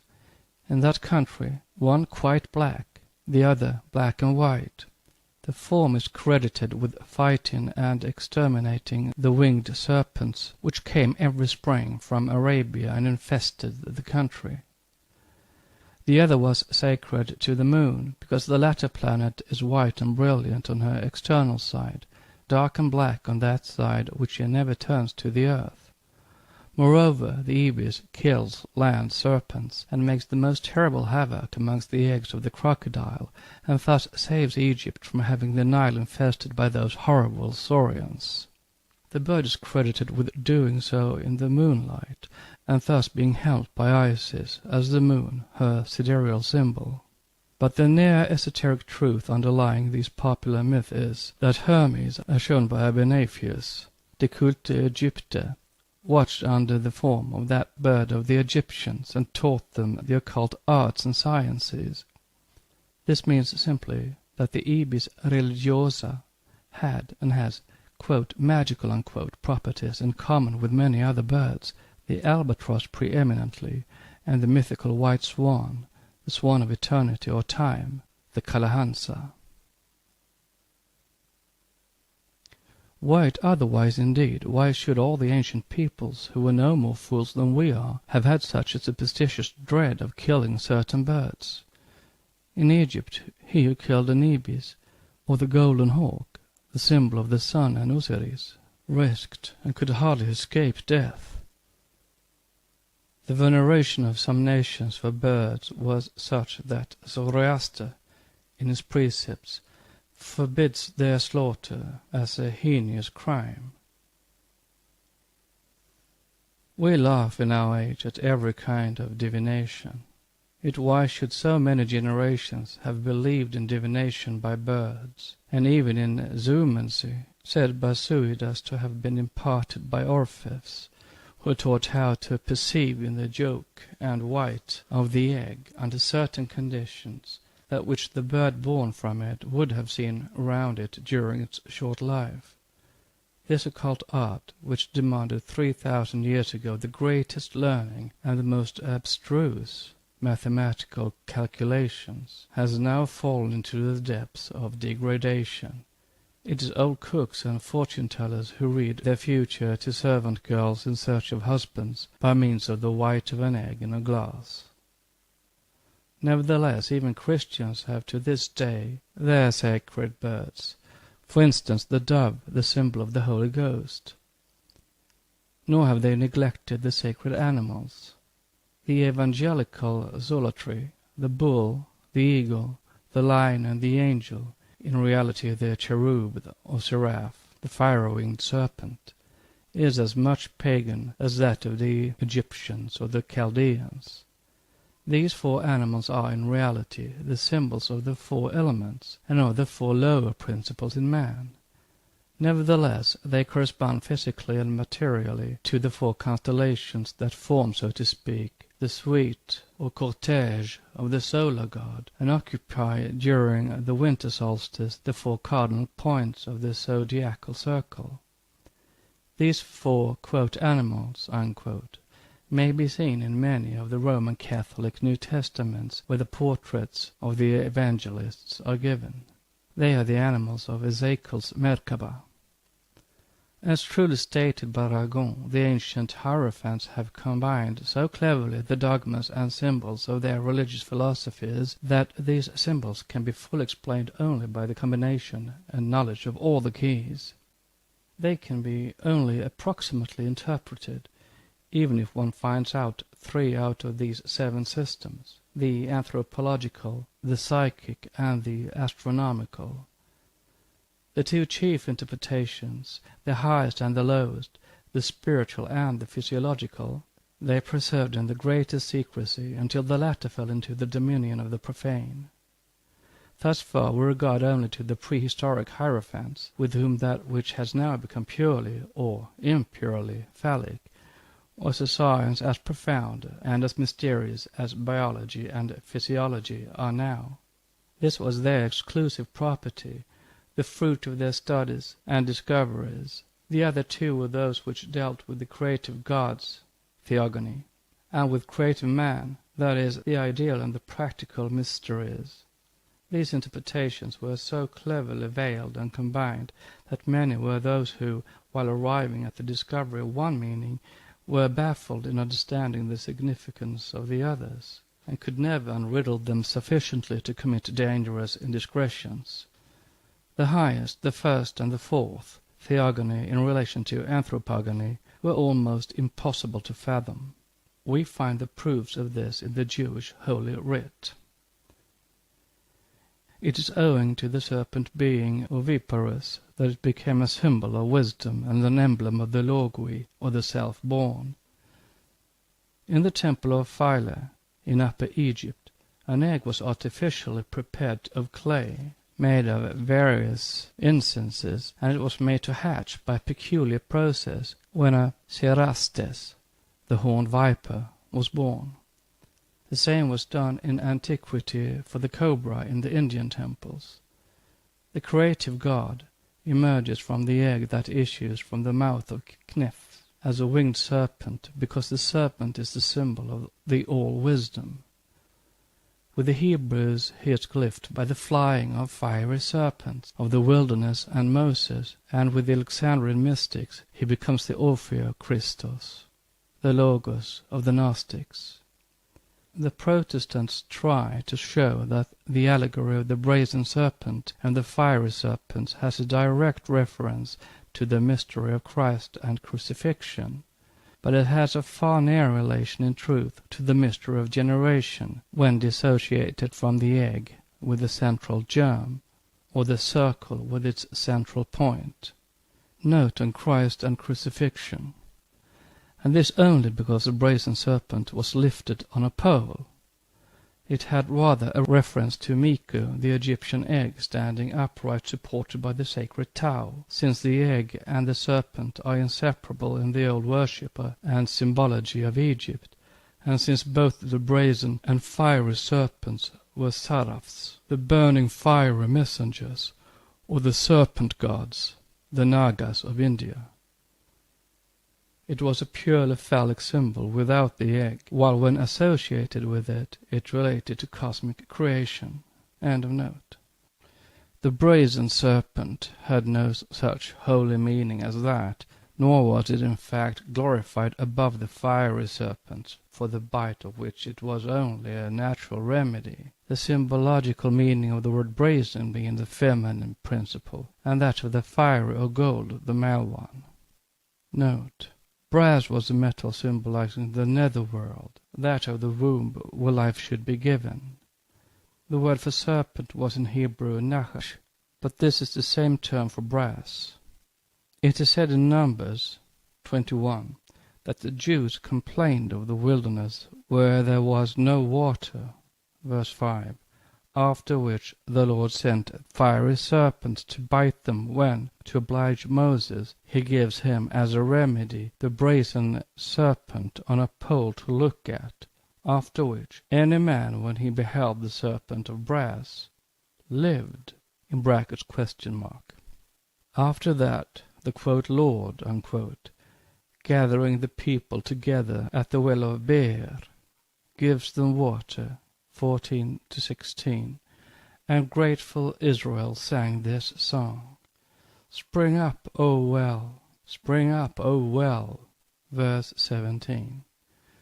When, after studying symbology, the Christian reader comes to understand the innermost meaning of these three symbols, water, brazen, the serpent, and a few more, in the sense given to them in the Holy Bible, he will hardly like to connect the sacred name of his Saviour with the brazen serpent incident. The seraphim, fiery winged serpents, are no doubt connected with and inseparable from the idea of the serpent of eternity, God, as explained in Kinnelly's Apocalypse. But the word cherub also meant serpent in one sense, though its direct meaning is different, because the cherubim and the Persian winged griffins, the guardians of the Golden Mountain, are the same, and their compound name shows their character, as it is formed of kr, circle, and aub, or ob, serpent, therefore a serpent in a circle. And this settles the phallic character of the brazen serpent, and justifies Hezekiah for breaking it. See 2 Kings 18:4, verbum sat sapienti. End of note. In the Book of the Dead, as just shown, reference is often made to the egg. Ra, the Mighty One, remains in his egg during the struggle between the children of the rebellion and Shu, the solar energy, and the dragon of darkness. Chapter 17. The deceased is resplendent in his egg when he crosses the land of mystery. 22:1. He is the egg of Seb. Leviticus 1-3. The egg was a symbol of life in immortality and eternity, and also the glyph of the generative matrix, and the tau associated with it only of life and birth in generation. The mundane egg was placed in Knum, the water of space, or the feminine abstract principle, Knum becoming, with the fall of mankind into generation and phallicism, Ammon, the creative god. And when Ptah, the fiery god, carries the mundane egg in his hand, then the symbolism becomes quite terrestrial and concrete in its significance. In conjunction with the hawk, the symbol of Osiris' sun, the symbol is dual. It relates to both lives, the mortal and the immortal. In Kirsch's Oedipus Egypticus, Volume 3, page 124, one can see in the papyrus engraved in it an egg floating above the mummy. This is a symbol of hope and the promise of a second birth for the Osirified dead. His soul, after due purification in the Amenti, will gestate in this egg of immortality to be reborn from it into a new life on earth. For this egg, in the esoteric doctrine, is the Devakan, the abode of bliss, the winged Scarabaeus being alike a symbol of it. The winged globe is but another form of the egg, and has the same significance as the Scarabaeus, the kopiru, from the root kupuru, to become, to be reborn, which relates to the rebirth of man as well as to his spiritual regeneration. In the Theogony of Mokus, we find aether first, and then the air, from which ulom, the intelligible, uetos, deity, the visible universe of matter, is born out of the mundane egg. See Mervis, Foinaise, page 282. In the Orphic hymns, the eros furnace evolved from the divine egg, which the ethereal winds impregnate, wind being the spirit of the unknown darkness, the spirit of God, as explains K.O. Müller, 236. The divine idea, says Plato, who is said to move aether. In the Hindu Kathakopanishad, Purusha, the divine spirit, already stands before the original matter, from whose union springs the great soul of the world, Mahatma, Brahma, the spirit of life, etc., etc. Notes. The latter appellations are all identical with Anima Mundi, or the universal soul, the astral light of the Kabbalists and the occultists, or the egg of darkness. Note. See Weber, Academie Foles, pages 213, 214, et sequens. End of notes. Besides this, there are many charming allegories on the subject, scattered through the sacred books of the Brahmins. In one place it is the female creator who is first a germ, then a drop of heavenly dew, a pearl, and then an egg. In such cases, of which there are too many to enumerate them separately, the egg gives birth to the 4 elements within the 5th, ether, and is covered with 7 coverings, which become later on the 7 upper and the 7 lower worlds. Breaking in two, the shell becomes the heaven, and the meat in the egg the earth, the white forming the terrestrial waters. Then again it is Vishnu who emerges from within the egg with a lotus in his hand. Vineta, a daughter of Daksha and wife of Kashyapa, the self-born sprung from time, one of the 7, quote, creators, unquote, of our world, brought forth an egg from which was born Garuda, the vehicle of Vishnu, the latter allegory having a relation to our earth only, as Garuda is the great cycle. The egg was sacred to Isis. The priests of Egypt never ate eggs on that account. Note. Isis is almost always represented holding a lotus in one hand and in the other a circle and the cross, crux ansata, the egg being sacred to her. End of note. Diodorus Siculus states that Osiris was born from an egg, like Brahma. From Leda's egg, Apollo and Latona were born, as also Castor and Pollux, the bright Gemini. And though the Buddhists do not attribute the same origin to their founder, yet no more than the ancient Egyptians or the modern Brahmins do they eat eggs, lest they should destroy the germ of life latent in them and commit thereby sin. The Chinese believe that their first man was born from an egg, which Tien, a god, dropped down from heaven to earth into the waters. Note. The Chinese seem to have thus anticipated Sir William Thomson's theory that the first living germ had dropped to the earth from some passing comet.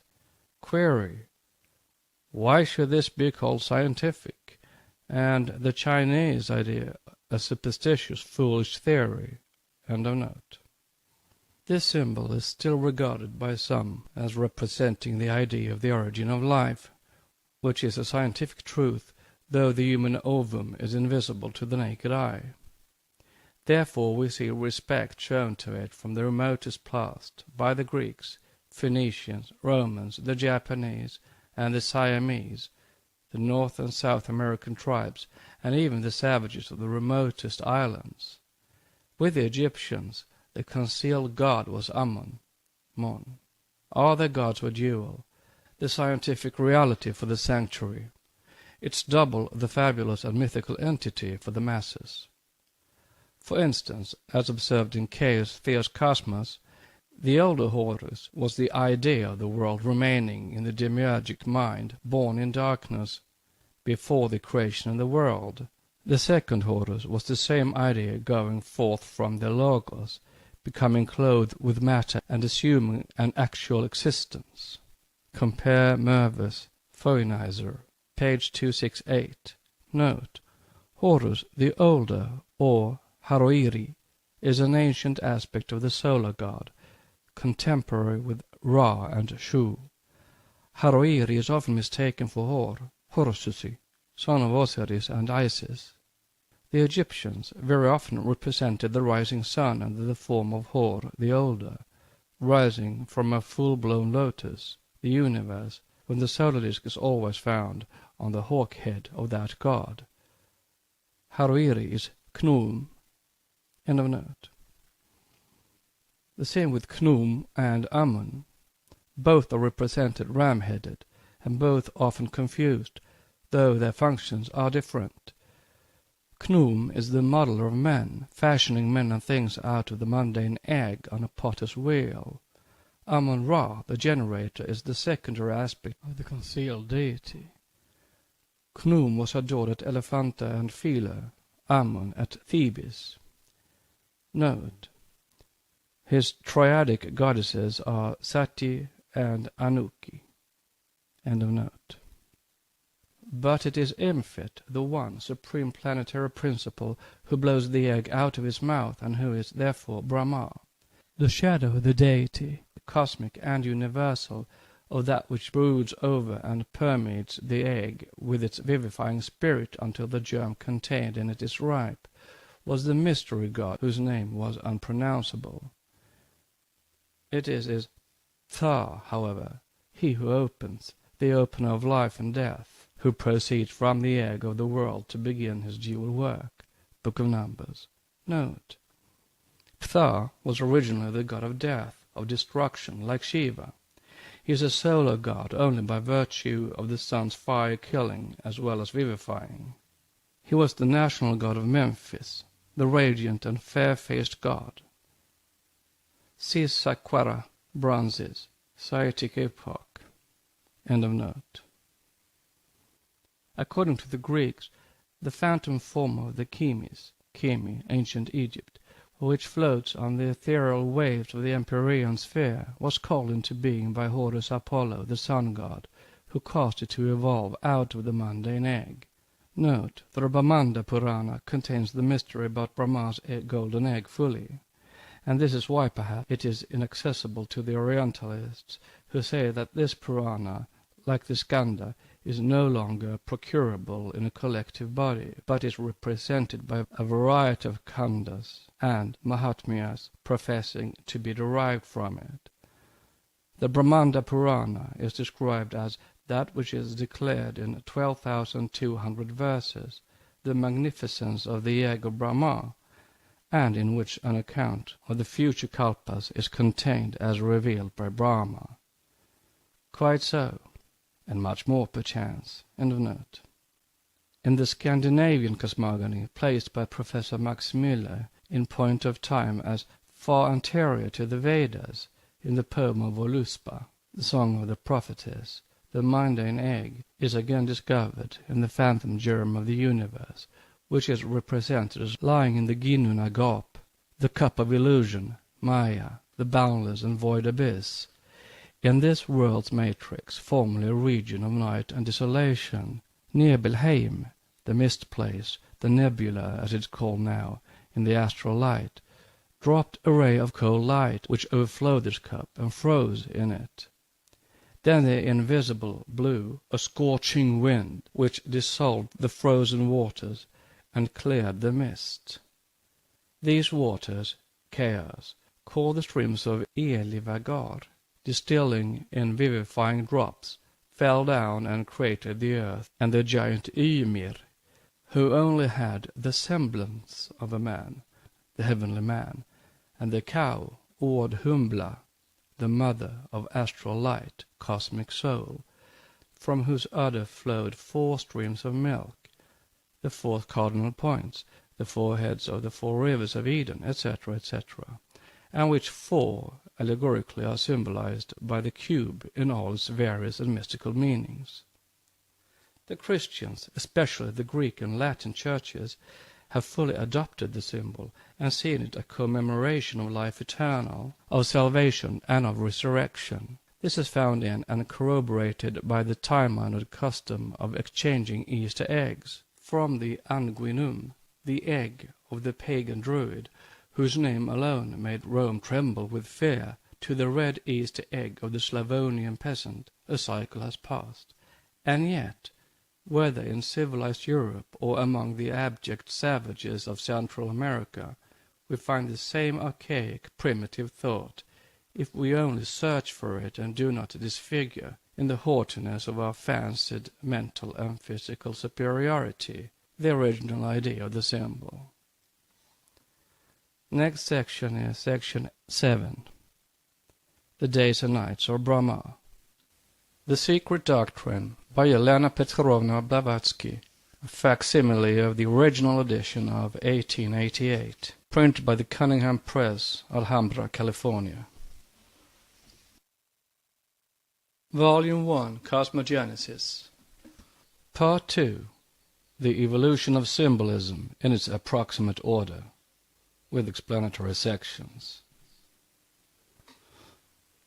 Section 7, The Days and Nights of Brahma. This is the name given to the period called Manvantara, Manuantara, or between the Manus, and Pralaya, dissolution, one referring to the active periods of the universe, the other to its times of relative and complete rest, according to whether they occur at the end of a, quote, day, unquote, or an, quote, age, unquote, a life of Brahma. These periods, which follow each other in regular succession, also called kalpas, small and great, the minor and the maha-kalpa, though, properly speaking, the maha-kalpa is never a day, but a whole life or age of Brahma. For it is said in the Brahma Vaivata, chronologers compute a kalpa by the life of Brahma. Minor kalpas, as Samvarta and the rest, are numerous.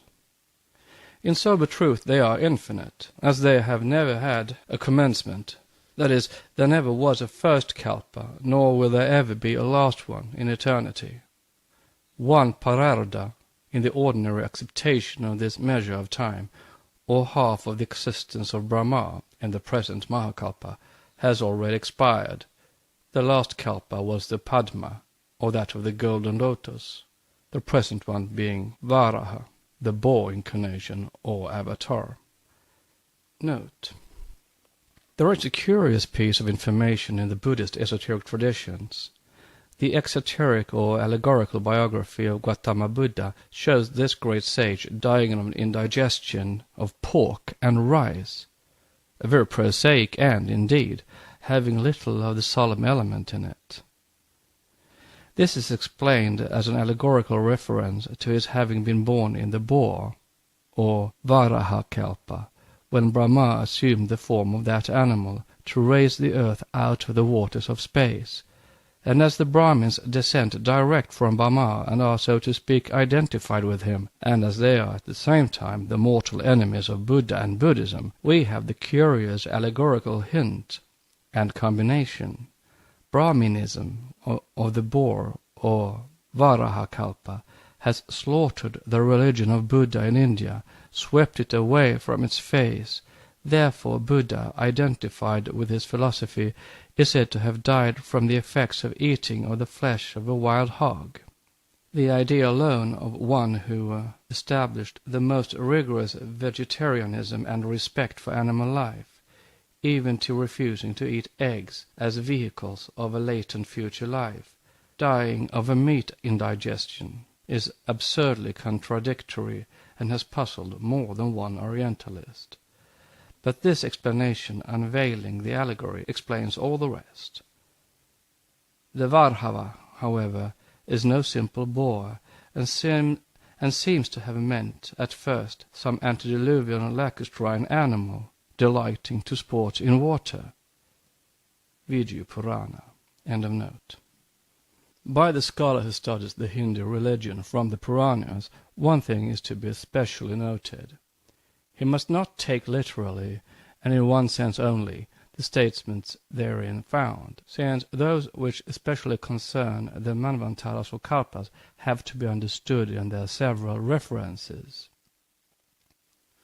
So, for instance, these periods relate in the same language to both the great and the small periods, to Mahakalpas and to minor cycles. The Matsya, or fish avatar, happened before the Varaha, or boar avatar. The allegories, therefore, must relate to both the Padma and the present Manvantara, and also to the minor cycles which took place since the reappearance of our chain of worlds and earth. And as the Matsya avatar of Vishnu and Vaivasvata's deluge are correctly connected with an event that happened on our earth during this round, it is evident that while it may relate to pre-cosmic events in the sense of our cosmos or solar system, it has reference in our case to a distant geological period. Not even esoteric philosophy can claim to know, except by analogical inference, that which took place before the reappearance of our solar system and previous to our last Mahapralaya.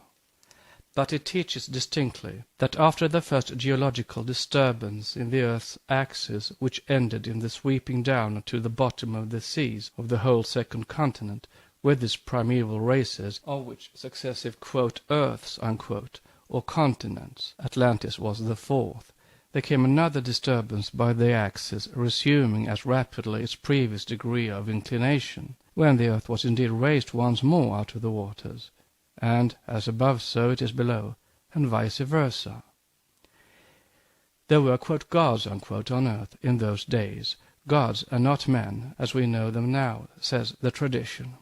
As will be shown in Book 2, the computation of periods in exoteric Hinduism refers to both the great cosmic and the small terrestrial events and cataclysms, and the same may be shown for names. For instance, Yudhishthira, the first king of the Sasya, who opens the Kali Yuga era, which has to last 432,000 years, an actual king and man who lived 3,102 years before Christ, applies also, name and all, to the great deluge at the time of the first sinking of Atlantis.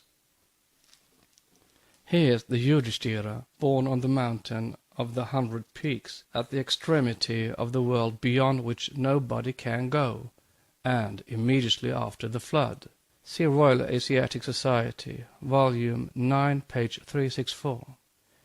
We know of no, "flood", 3,102 years before Christ. Not even that of Noah, for, agreeably with Judeo-Christian chronology, it took place 2,349 years before Christ. This relates to an esoteric division of time and a mystery explained elsewhere, and may therefore be left aside for the present. Suffice to remark, at this juncture, that all the efforts of imagination of the Wilfords, Bentleys, and other would-be Oedipuses of esoteric Hindu chronology have sadly failed. No computation of either the 4 ages or the Manvantaras has ever been unriddled by our very learned Orientalists, who have therefore cut the Gordian knot by proclaiming the whole a figment of the Brahmanical brain. So be it, and may the great scholars rest in peace. This "figment" is given in the preliminary sections which preface Anthropogenesis in Book 2, and with esoteric additions. Let us see, however, what were the 3 kinds of pralayas, and what is the popular belief about them.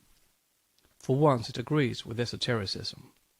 Of the pralaya before which 14 manvantaras elapse, having over them as many presiding manus, and at whose close occurs the "incidental", or Brahma's dissolution, it is said in the Vishnu Purana, in condensed form, that at the end of 1,000 periods of 4 ages, which complete a day of Brahma, the earth is almost exhausted.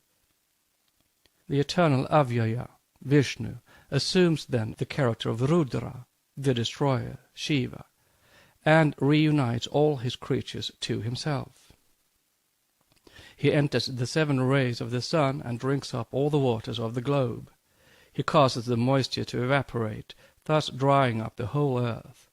oceans and rivers, torrents and small streams, all are exhaled. Thus fed with abundant moisture, the 7 solar rays become 7 suns by dilation, and they finally set the world on fire.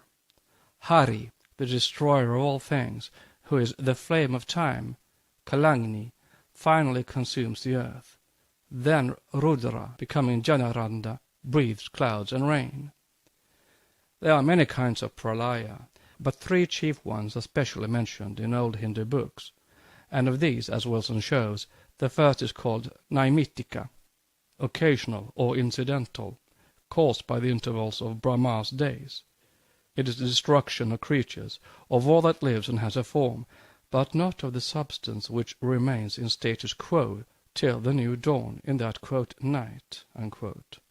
Note in the Vedanta and Nyaya Nimitta, from which Naimitika is rendered as the efficient cause, when antithesized with Upadana, the physical or material cause.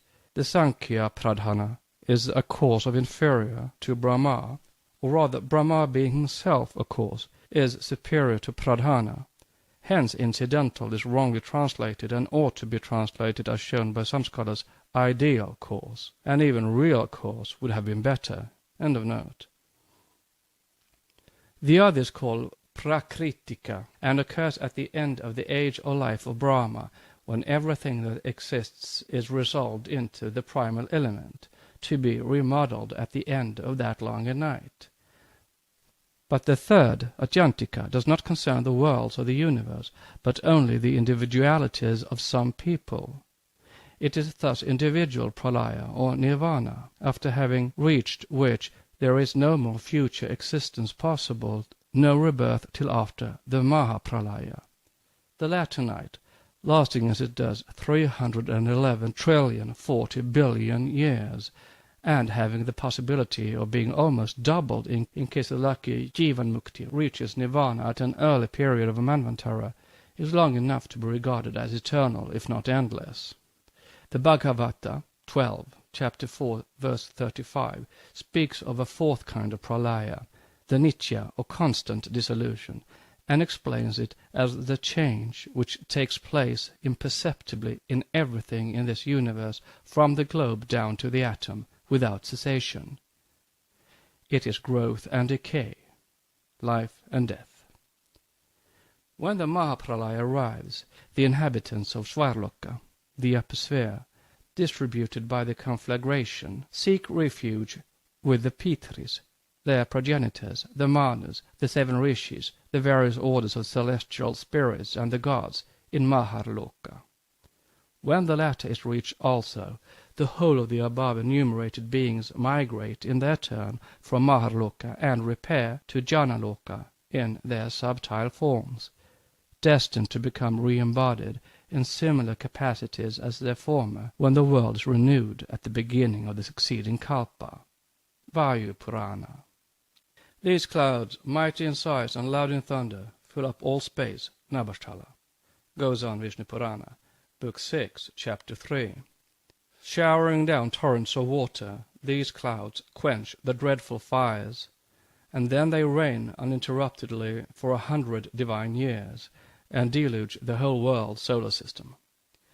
Pouring down in drops as large as dice, these rains overspread the earth and fill the middle region, Bhuvaloka, and inundate heaven.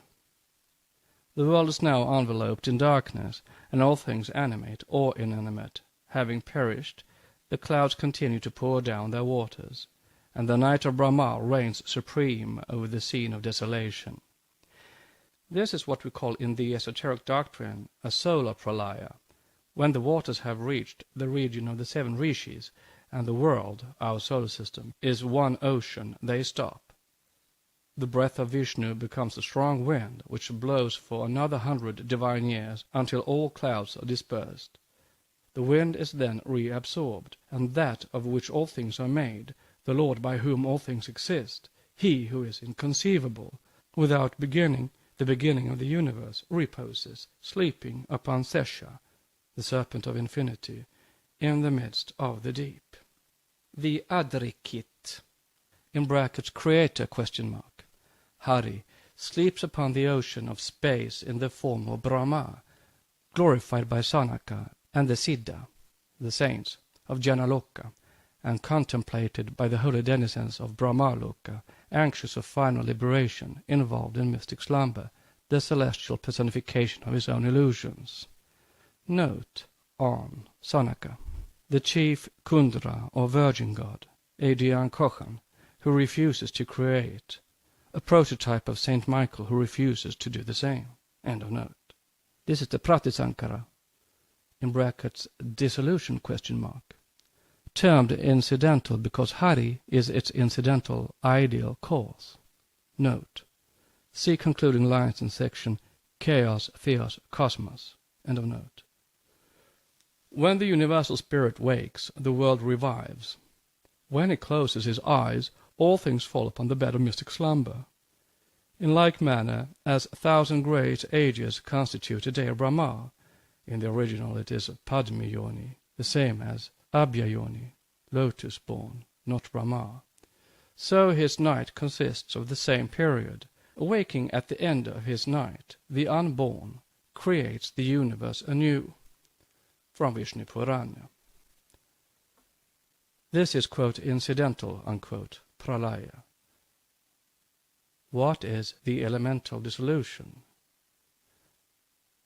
When by the earth and fire, says Parashara to Maitreya, all the worlds and pachalas, hells, are withered up, the progress of elemental dissolution is begun. Note on are withered up. This prospect would hardly suit Christian theology, which prefers an eternal, everlasting hell for its followers. End of note. Then, first the waters swallow up the property of earth, which is the rudiment of smell, and earth deprived of this property proceeds to destruction and becomes one with water.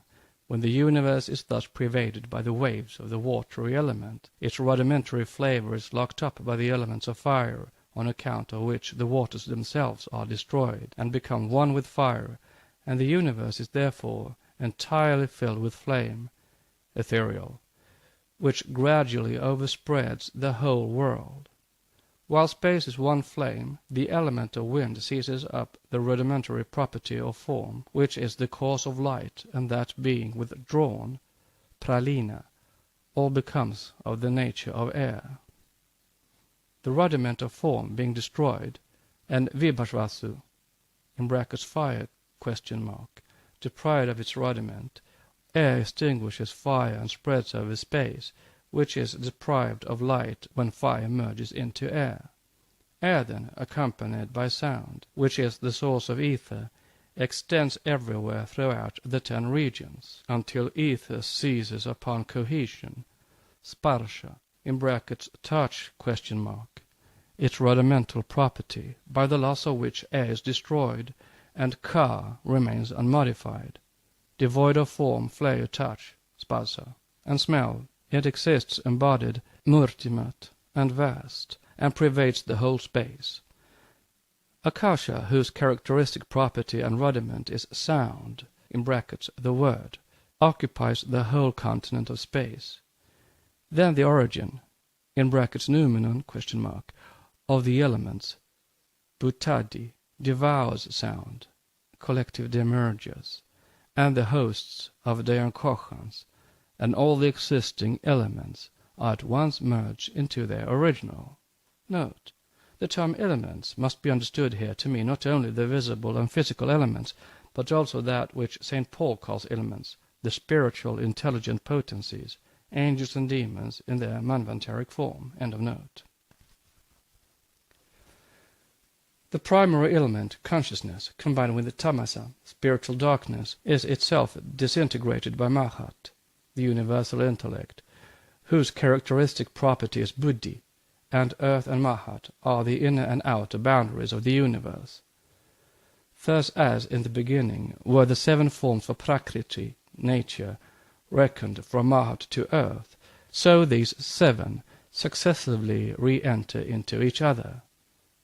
Note, When this description is correctly understood by Orientalists in its esoteric significance, then it will be found that this cosmic correlation of world elements may explain the correlation of physical forces better than those now known. At any rate, Theosophists will perceive that Prakriti has 7 forms or principles, reckoned from Mahat to earth. The waters mean here the mystic mother, the womb of abstract nature, in which the manifested universe is conceived. The 7 zones have reference to the 7 divisions of that universe, or the noumena of the forces that bring it into being. It is all allegorical. End of note.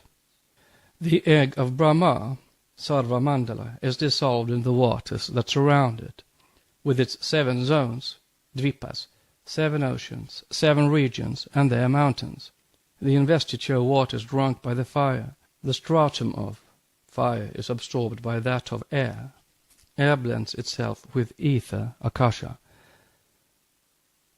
The butadi, the origin, or rather the cause of the primary element, devours the ether and is itself destroyed by Mahat, the great, the universal mind, which, along with all these, is seized upon by Prakriti and disappears.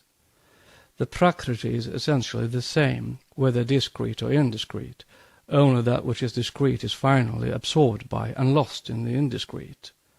Pums, spirit, also, which is one, pure, imperishable, eternal, all-pervading, is a portion of that supreme spirit, which is all things. That spirit, sarvesa, which is other than embodied spirit, and in which there are no attributes of name, species, naman, and jati, or rupa, hence body rather than species, or the like, remains the sole existence, satta. Prakriti and Purusha both resolving finally into supreme spirit. From Vishnu Purana, Wilson's mistakes being here corrected, and original words put in brackets. This is the final pralaya. Note: as it is the Maha, the great, or so-called final pralaya, which is here described, everything is reabsorbed into its original one element, the gods themselves, Brahma and the rest, being said to die and disappear during that long night. End of note. The final pralaya, the death of cosmos, after which its spirit rests in nirvana, or in that for which there is neither day nor night. All the other pralayas are periodical and follow in regular succession the manvantaras, as the night follows the day of every human creature, animal and plant. The cycle of creation of the lives of cosmos is run down, the energy of the manifested word, having its growth, culmination, and decrease, as have all things temporary, however long their duration. The creative force is eternal as noumenon. As a phenomenal manifestation in its aspects, it has a beginning and must therefore have an end. During that interval, it has its periods of activity and its periods of rest, and these are the days and the nights of Brahma. The Jewish Kabbalists felt this necessity of immutability in an eternal, infinite deity, and therefore applied the same thought to the anthropomorphic God. The idea is poetical and very appropriate in its application. In the Zohar we read as follows: as Moses was keeping a vigil on Mount Sinai in company with the deity who was concealed from his sight by a cloud, he felt a great fear overcome him and suddenly asked, "Lord, where art thou? Sleepest thou, O Lord?" And the Spirit answered him, "I never sleep. Were I to fall asleep for a moment before my time, all the creation would crumble into dissolution in one instant."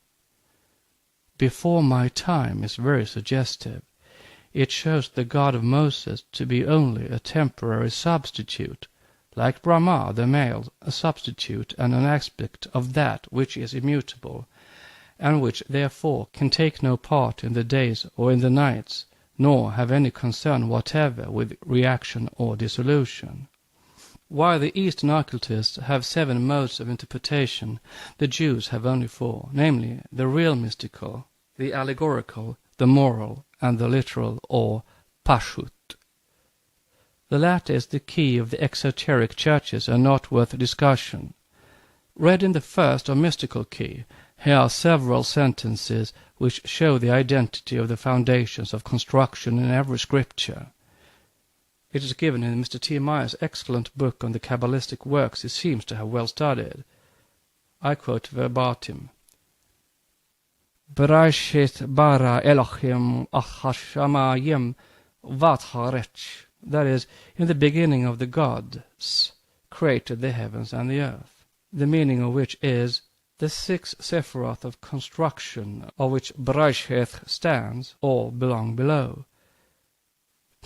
Note of the 6 Sephiroth of construction, the builders of the stanzas. End of note. It created 6, and on these stand all things. And those depend upon the 7 forms of the cranium up to the dignity of all dignities. And the second earth does not come into calculation, therefore it has been said, and from it, the earth, which underwent the curse, came it forth. It, the earth, was without form and void, and darkness was over the face of the abyss, and the spirit of Elohim was breathing me-recha-fath, that is, hovering, brooding over, moving. 13 depend on 13 forms of the most worthy dignity. 6,000 years hang, or refer to, in the first 6 words. The 7th, 1,000, the millennium, above it, the cursed earth, is that which is strong by itself, and it was rendered entirely desolate during 12 hours, 1 day, as is written. In the 13th, it, the deity, shall restore all, and everything shall be renewed as before, and all those 6 shall continue, etc.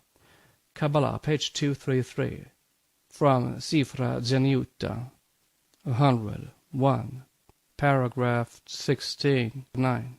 The Sephiroth of construction are the 6 Giankochans, or Manus, or Prajapatis, synthesized by the 7 Braisheth, the first emanation, or Logos, and who are called, therefore, the builders of the lower or physical universe. All belong below. These 6, the 6-pointed star with a dot in it, whose essence is of the 7th, are the Apadi, the base or fundamental stone on which the objective universe is built, the noumenoi of all things. Hence they are at the same time the forces of nature, the 7 angels or the presence, the 6th and the 7th principles in man, the spiritual psychophysical spheres of the septenary chain, the root races, etc., etc. They all depend upon the 7 forms of the cranium, up to the highest.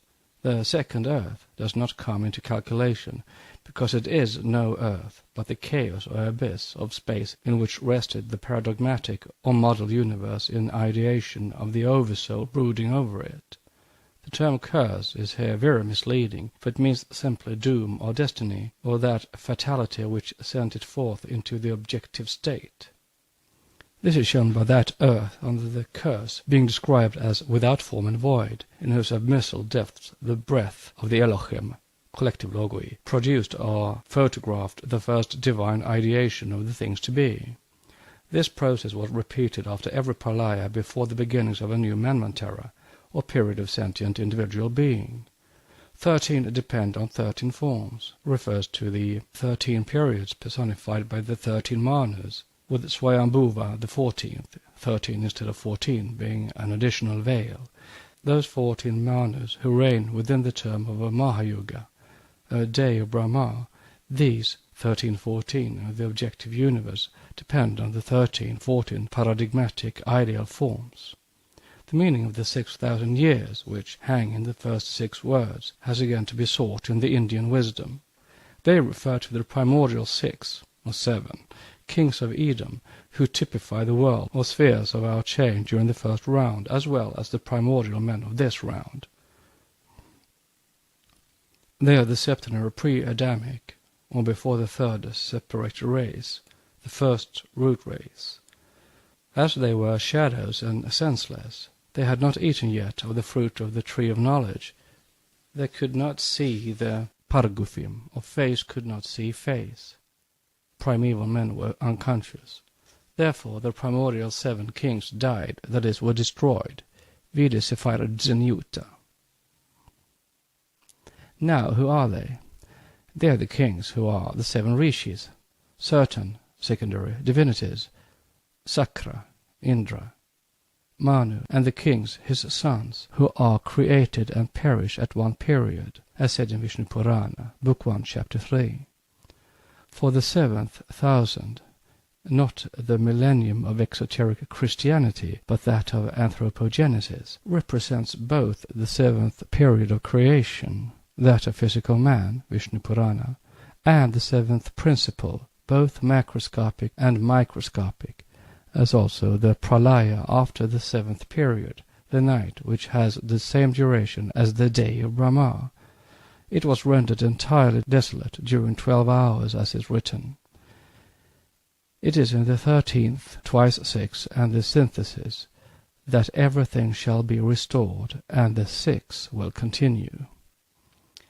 Thus the author of the Kabbalah remarks quite truly that long before his, Ibn Gibral's, time, many centuries before the Christian era, there was in Central Asia a wisdom religion, fragments of which subsequently existed among the learned men of the archaic Egyptians, the ancient Chinese, Hindus, etc., and that the Kabbalah most likely originally came from the Aryan sources, through Central Asia, Persia, India, and Mesopotamia, for from Ur and Haran came Abraham and many others into Palestine. Page 221. And such was the firm conviction of C.W. King, the author of the Gnostics and their remains. Vamadeva Modeli describes the coming night most poetically. Though it is given in Isis Unveiled, it is worthy of repetition. Strange noises are heard, proceeding from every point. These are the precursors of the night of Brahma.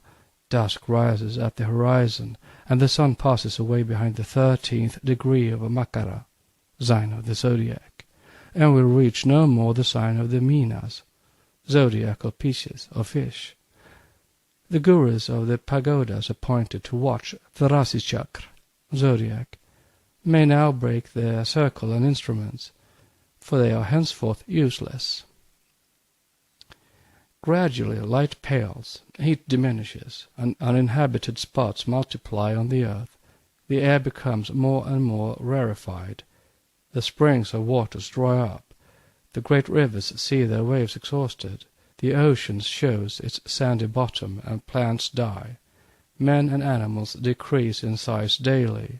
Life and motion lose their force. Planets can hardly gravitate in space. They are extinguished one by one, like a lamp which the hand of the chokra servant neglects to replenish. Surya, the sun, flickers and goes out, matter falls into dissolution, pralaya, and Brahma merges back into Dayus, the unrevealed God, and, his task being accomplished, he falls asleep.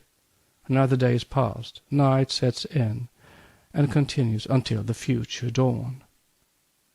And now again he re-enters into the golden egg of his thought, the germs of all that exist, as the divine Manu tells us. During his peaceful rest, the animated beings endowed with the principles of action cease their functions, and all feeling, manas, becomes dormant. When they are all absorbed in the Supreme Soul, this soul of all the beings sleeps in complete repose till the day when it resumes its form, and awakens again from its primitive darkness. Note. See Jacquiau's Les Filles de Dieu, L'Inde de Brahms, page 230. End of note. As the Satya Yuga is always the first in the series of the 4 ages or yugas, so the Kali ever comes the last. The Kali Yuga reigns now supreme in India, and it seems to coincide with that of the Western Age. Anyhow, it is curious to see how prophetic in almost all things was the writer of Vishnu Purana when foretelling to Maitreya some of the dark influences and sins of this Kali Yuga.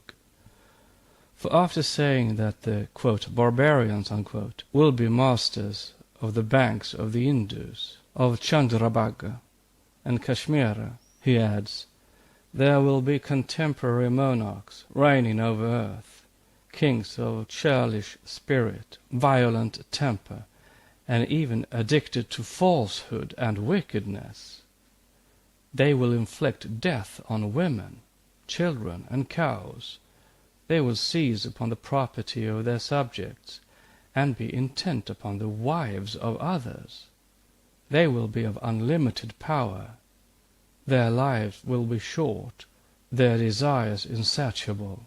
People of various countries intermingling with them will follow their example, and the barbarians being powerful, in India in the patronage of the princes, while pure tribes are neglected, the people will perish, or, as the commentator has it, the mlechas will be in the center and the areas in the end. Note: if this is not prophetic, what is? End of note. Wealth and piety will decrease until the world will be wholly depraved.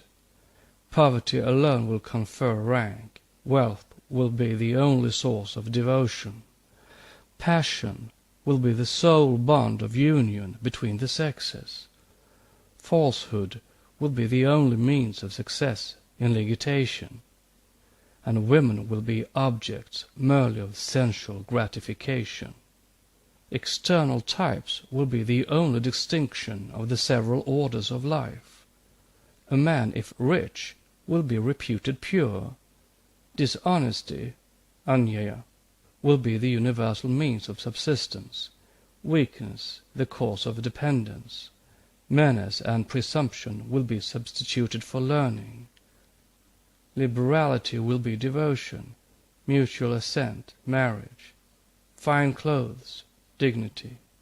He who is the strongest will reign. The people unable to bear the heavy burden, karabara, the load of taxes, will take refuge among the valleys. Thus, in the Kali age, will decay constantly proceed, until the human race approaches its annihilation, pralaya. When the close of the Kali age shall be nigh, a portion of that divine being which exists of its own spiritual nature shall descend on earth, Kalki avatar, endowed with the 8 superhuman faculties. He will re-establish righteousness on earth, and the minds of those who live at the end of Kali Yuga shall be awakened and become as pellucid as crystal. The men who are thus changed shall be the seeds of human beings, and shall give birth to a race who shall follow the laws of the Krita age, the age of purity. As it is said, when the sun and the moon and the lunar asterism Tishya and the planet Jupiter are in one mansion, the Krita, or Satya age, shall return.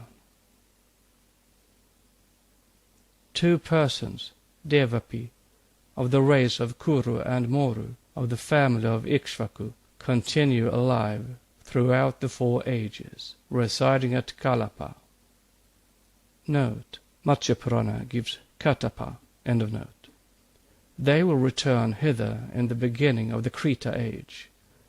Moru, the son of Sikru, through the power of yoga, is still living, and will be the restorer of the Kshatriya race of the Solar dynasty. From Vainu Purana, Volume 3, page 197. Notes on Moru. Maximilian translates the name as Maurya, of the Maurya dynasty, to which Chandragupta belonged. No, see Sanskrit literature. In Matsya Purana, chapter 277, the dynasty of the 10 Mauryas, or Mauryas, is spoken of. In the same chapter, 272, it is stated that the Mauryas will one day reign over India after restoring the Kshatriya race many thousand years hence. Only that reign will be purely spiritual and not of this world. It will be the kingdom of the next avatar. Colonel Todd believes the name Maurya, or Mauryas, a corruption of Mauri, a Rajput tribe, and the commentary on Mahavansa thinks that some princes have taken their name, Maurya, from their town called Mori, or, as Professor Max Müller gives it, Maurya Nagara, which is more correct, after the original Mahavansa. Vakyaspatia were informed by a brother, Devan Badhadur R. Raghunath Rao of Madras, a Sanskrit encyclopedia, places Kalapa, on the northern side of the Himalayas, hence in Tibet. The same is stated in chapter 12, Skanda, of Bhagavad, volume 3, page 325. Note in the Solar Dynasty. The Vayu Purana declares that Moru will re-establish the Kshatriya in the 19th coming Yuga. See 5 Years of Theosophy, page 483. The Mauryas and Kutumi. End of notes. Whether right or wrong with regard to the latter prophecy, the quote blessings unquote of Kali Yuga are well described and fit in admirably even with that which one sees and hears in Europe and other civilized and Christian lands in full 19th and at the dawn of the 20th century of our great era of enlightenment, so-called. Next section is section 8, The Lotus as a Universal. The Secret Doctrine by Helena Petrovna Blavatsky, a facsimile of the original edition of 1888, printed by the Cunningham Press, Alhambra, California. Volume 1, Cosmogenesis. Part 2, The Evolution of Symbolism in its Approximate Order, with explanatory sections.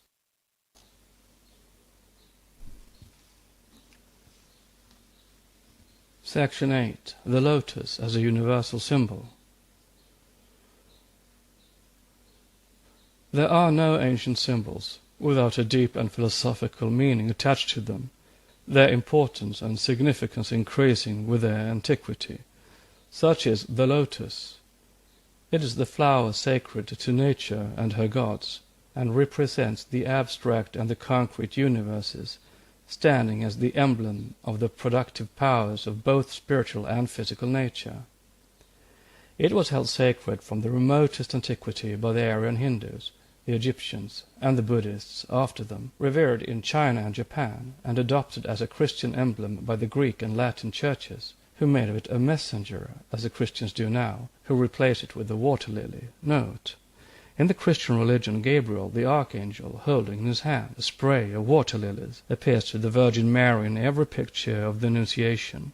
This spray typifying fine water, or the idea of creation and generation, symbolizes precisely the same idea as the lotus in the hand of the Bodhisattva who announces to Mahamaya, Gautama's mother, the birth of the world's savior, Buddha. Thus also Osiris and Horus were represented by the Egyptians constantly in association with the lotus flower, the two being sun gods or fire, the Holy Ghost being still typified by tongues of fire. End of note. It had and still has its mystic meaning, which is identical with every nation on the earth. We refer the reader to Sir William Jones. Note: see Sir William Jones, Dissertations Relating to Asia. End of note. With the Hindus, the lotus is the emblem of the productive power of nature through the agency of fire and water, spirit and matter. Eternal, says a verse in the Bhagavad Gita. I see Brahm, the Creator, enthroned in thee, above the lotus. And Sir W. Jones shows, as noted in the stanzas, that the seeds of the lotus contain, even before they germinate, perfectly formed leaves, the miniature shapes of what one day, as perfected plants, they will become. The lotus in India is the symbol of the prolific earth, and what is more, of Mount Meru. The 4 angels or genii of the 4 quarters of heaven, the Maharajas, see stanzas, stand each on a lotus. The lotus is the twofold type of the divine and human hermaphrodite, being of dual sex, so to say. The spirit of fire or heat, which stirs up, fructifies, and develops into concrete form everything from its ideal prototype, which is born of water or primordial earth, evolved Brahma with the Hindus.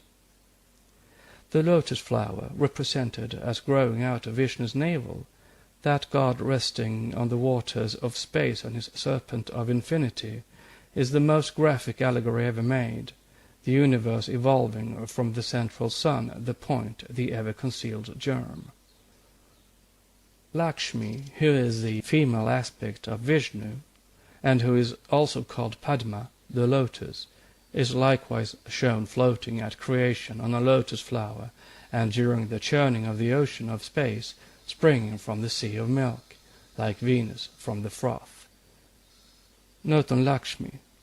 Lakshmi is Venus, Aphrodite, and, like the latter, she sprang from the froth of the ocean with a lotus in her hand. In the Ramayana she is called Padma. End of note. Then, seated on a lotus, beauty's bright goddess, peerless Shri, arose out of the waves, sings an English Orientalist and poet, Sir Monier Williams. The underlying idea in this symbol is very beautiful, and it shows furthermore its identical parentage in all the religious systems. Whether in the lotus or water-lily shape, it signifies one and the same philosophical idea, namely, the emanation of the objective from the subjective, divine ideation passing from the abstract into the concrete or visible form. For as soon as darkness, rather that which is, quote, darkness, unquote, for ignorance, has disappeared in its own realm of eternal light, leaving behind itself only its divine manifested ideation, the creative logoi have their understanding opened, and they see in the ideal world, hitherto concealed in the divine thought, the archetypal forms of all, and proceed to copy and build or fashion upon these models forms evanescent and transcendent. At this stage of action, the demiurge is not yet the architect. Note on the demiurge. In esoteric philosophy, the demiurge, or logos, regarded as the creator, is simply an abstract term, an idea, like army, as the latter is the all-embracing term for a body of collective forces or working units, soldiers. So is the demiurge the qualitative compound of a multitude of creators or builders. Burnouf, the great Orientalist, has seized the idea perfectly when saying that Brahma does not create the earth any more than the rest of the universe. Quote, having evolved himself from the soul of the world, once separated from the first cause, he evaporates with and emanates all nature out of himself. He does not stand above it, but is mixed up with it. Brahma and the universe form one being, each particle of which is in its essence Brahma itself, who proceeded out of himself. End of quote and end of note. Born in the twilight of action, he has yet to first perceive the plan, to realize the ideal forms which lie buried in the bosom of eternal ideation, as the future lotus leaves, the immaculate petals, are concealed within the seed of that plant. In chapter 81 of the ritual Book of the Dead, called Transformation into the Lotus, a head emerging from this flower, the god exclaims, I am the pure lotus emerging from the luminous one. I carry the messages of Horus. I am the pure lotus which comes from the solar fields. The lotus idea may be traced even in the Elohistic chapter, the first of Genesis, as stated in Isis. It is in this idea that we must look for the origin and explanation of the verse in the Jewish cosmogony which reads, And God said, Let the earth bring forth the fruit tree yielding fruit after his kind, whose seed is in itself. In all the primitive religions, the Son of the Father is the creative God, that is, his thought made visible. And before the Christian era, from the Trimurti of the Hindus down to the three Kabbalistic heads of the scriptures as explained by the Jews, the triune Godhead of each nation was fully defined and substantiated in its allegories. Such is the cosmic and ideal significance of this great symbol with the Eastern peoples. But applied to practical and exoteric worship, which had also its esoteric symbology, the lotus became in time the carrier and container of a more terrestrial idea. No dogmatic religion has ever escaped the sexual element in it, and to this day it soils the moral beauty of the root idea. The following is quoted from the same Kabbalistic manuscripts already mentioned. Pointing to like signification was the lotus growing in the waters of the Nile. Its mode of growth peculiarly fitted it as a symbol of their generative activities. The flower of the lotus, which is the bearer of the seed for reproduction, as the result of its maturing, is connected by its placenta-like attachment with Mother Earth, or the womb of Isis, through the water of the womb, that is, the river Nile, by means of the long cord-like stalk, the umbilicus. Nothing can be plainer than the symbol, and to make it perfect in its intended signification, a child is sometimes represented as seated in or issuing from the flower. Note: in Indian Puranas it is Vishnu the first and Brahma the second logos, or the ideal and practical creators, who are respectively represented, one as manifesting the lotus, the other as issuing from it. End of note. Thus Osiris and Isis, the children of Kronos, or time without end in the development of their nature forces, in this picture become the parents of man under the name Horus. See section 10, Deus Lunus. Quote, "We cannot lay too great stress upon the use of this generative function as a basis for a symbolical language and a scientific art speech. Thought upon the idea leads at once to reflection upon the subject of creative cause. In its workings, nature is observed to have fashioned a wonderful piece of living mechanism governed by an added living soul, the life development and history of which soul, as to its whence, its present, and its whither, surpasses all efforts of the human intellect." Note: not the efforts of the trained psychic faculties of an initiate into Eastern metaphysics and the mysteries of creative nature. It is the profane of the past ages who have degraded the pure ideal of cosmic creation into an emblem of mere human reproduction and sexual functions.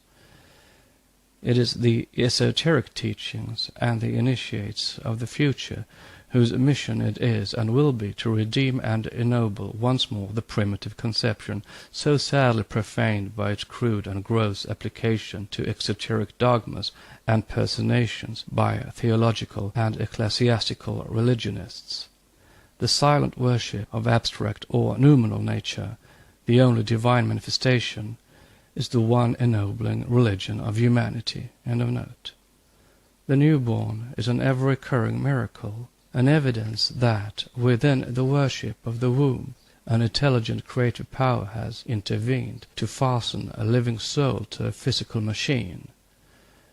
This amazing wonderfulness of the fact attaches a holy sacredness to all connected with the organs of reproduction, as the dwelling and place of evident constructive intervention of deity." Unquote. This is a correct rendering of the underlying ideas of old, of the purely pantheistic conceptions, impersonal and reverential of the archaic philosophers of the prehistoric ages. Not so, however, when applied to sinful humanity, to the gross ideas attached to personality. Therefore, no pantheistic philosopher would fail to find the remarks that follow the above and which represent the anthropomorphism of Judean symbology, other than dangerous for the sacredness of true religion and fitting only our materialistic age, which is the direct outcome and result of that anthropomorphic character. For this is the keynote to the entire spirit and essence of the Old Testament. Therefore, goes on the manuscripts, treating of the symbolism of art speech of the Bible. Quote, "The locality of the womb is to be taken as the most holy place, the sanctum sanctorum, and the veritable temple of the living God." Note: surely the words of the old initiate into the primitive mysteries of Christianity, "Know ye not, ye are the temple of God," 1 Corinthians letters, chapter 3, verse 16, could not be applied in this sense to men. The meaning may have been, and was so, undeniably in the minds of the Hebrew compilers of the Old Testament. And here is the abyss that lies between the symbolism of the New Testament and the Jewish Canaan. This gulf would have remained and ever widened had not Christianity, especially and most glaringly the Latin Church, thrown a bridge over it. Modern popery has now spanned it entirely, by its dogma of the two immaculate conceptions, and the anthropomorphic and at the same time idolatrous character it has conferred upon the mother of its God. End of note. With man, the possession of the woman has always been considered as an essential part of himself, to make one out of the two, and jealously guarded as sacred.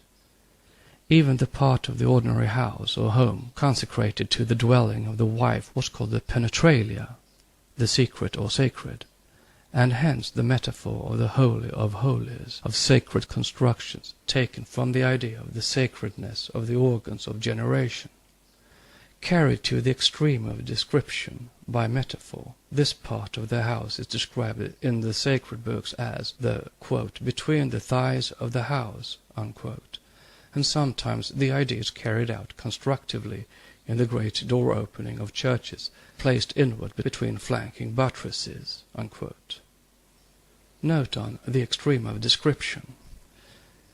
It was so carried only in the Hebrew Bible, and its servile copyist, Christian theology. End of note. No such thought, quote, carried to the extreme, unquote, ever existed among the old primitive Aryans. This is proven by the fact that in the Vedic period their women were not placed apart from men in penetralia, or zenanas. Their seclusion began when the Mohammedans, the next heirs to the Hebrew symbolism after Christian ecclesiasticism, had conquered the land and gradually enforced their ways and customs upon the Hindus. The pre- and post-Vedic woman was as free as man, and no impure terrestrial thought was ever mixed with the religious symbology of the early Aryans. The idea and application are purely Semitic. This is corroborated by the writer of the said intensely learned and Kabbalistic revelation himself, when he closes the above-quoted passages by adding, quote, if to these organs as symbols of creative cosmic agencies the idea of the origin of measures as well as of time periods can be attached, then indeed, in the construction of the temples as dwellings of deity or of Jehovah, that part designated as the Holy of Holies, or the most holy place, should borrow its title from the recognized sacredness of the generative organs, considered as symbols of measures as well as of creative cause. With the ancient wise, there was no name and no idea and no symbol of a first cause, unquote. Most decidedly not. Rather never give a thought to it and leave it forever nameless, as the early pantheists did, than degrade the sacredness of that ideal of ideals by dragging down its symbols into such anthropomorphic forms. Here again one perceives the immense chasm between Aryan and Semitic religious thought, two opposite poles, sincerity and concealment.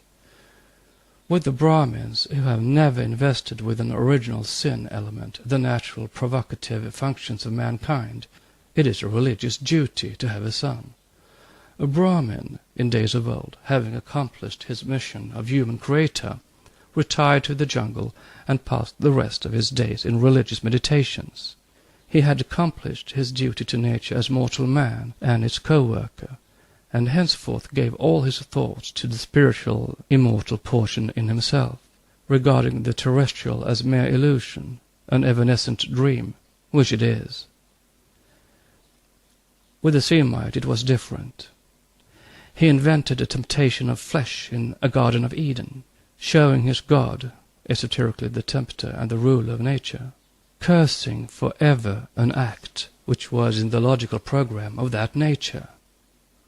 Note: the same idea is carried out exoterically in the incidents of Egypt. The Lord God tempts sorely Pharaoh, and plagues him with great plagues, lest the king should escape punishment, and thus afford no pretext for one more triumph to his chosen people. End of note. All this exoterically, as in the cloak and dead letter of Genesis and the rest, and at the same time esoterically regarded the supposed sin and fall as an act so sacred as to choose the organ, the perpetrator of the original sin, as the fittest and most sacred symbol to represent that God, who is shown as branding its entering into function as disobedience and everlasting sin. Who can ever fathom the paradoxical depths of the Semitic mind? And this paradoxical element, minus its innermost significance, has now passed entirely into Christian theology and dogma. Whether the early fathers of the Church knew the esoteric meaning of the Hebrew Old Testament, or whether only a few of them were aware of it, while the others remained ignorant of the secret, is for posterity to decide.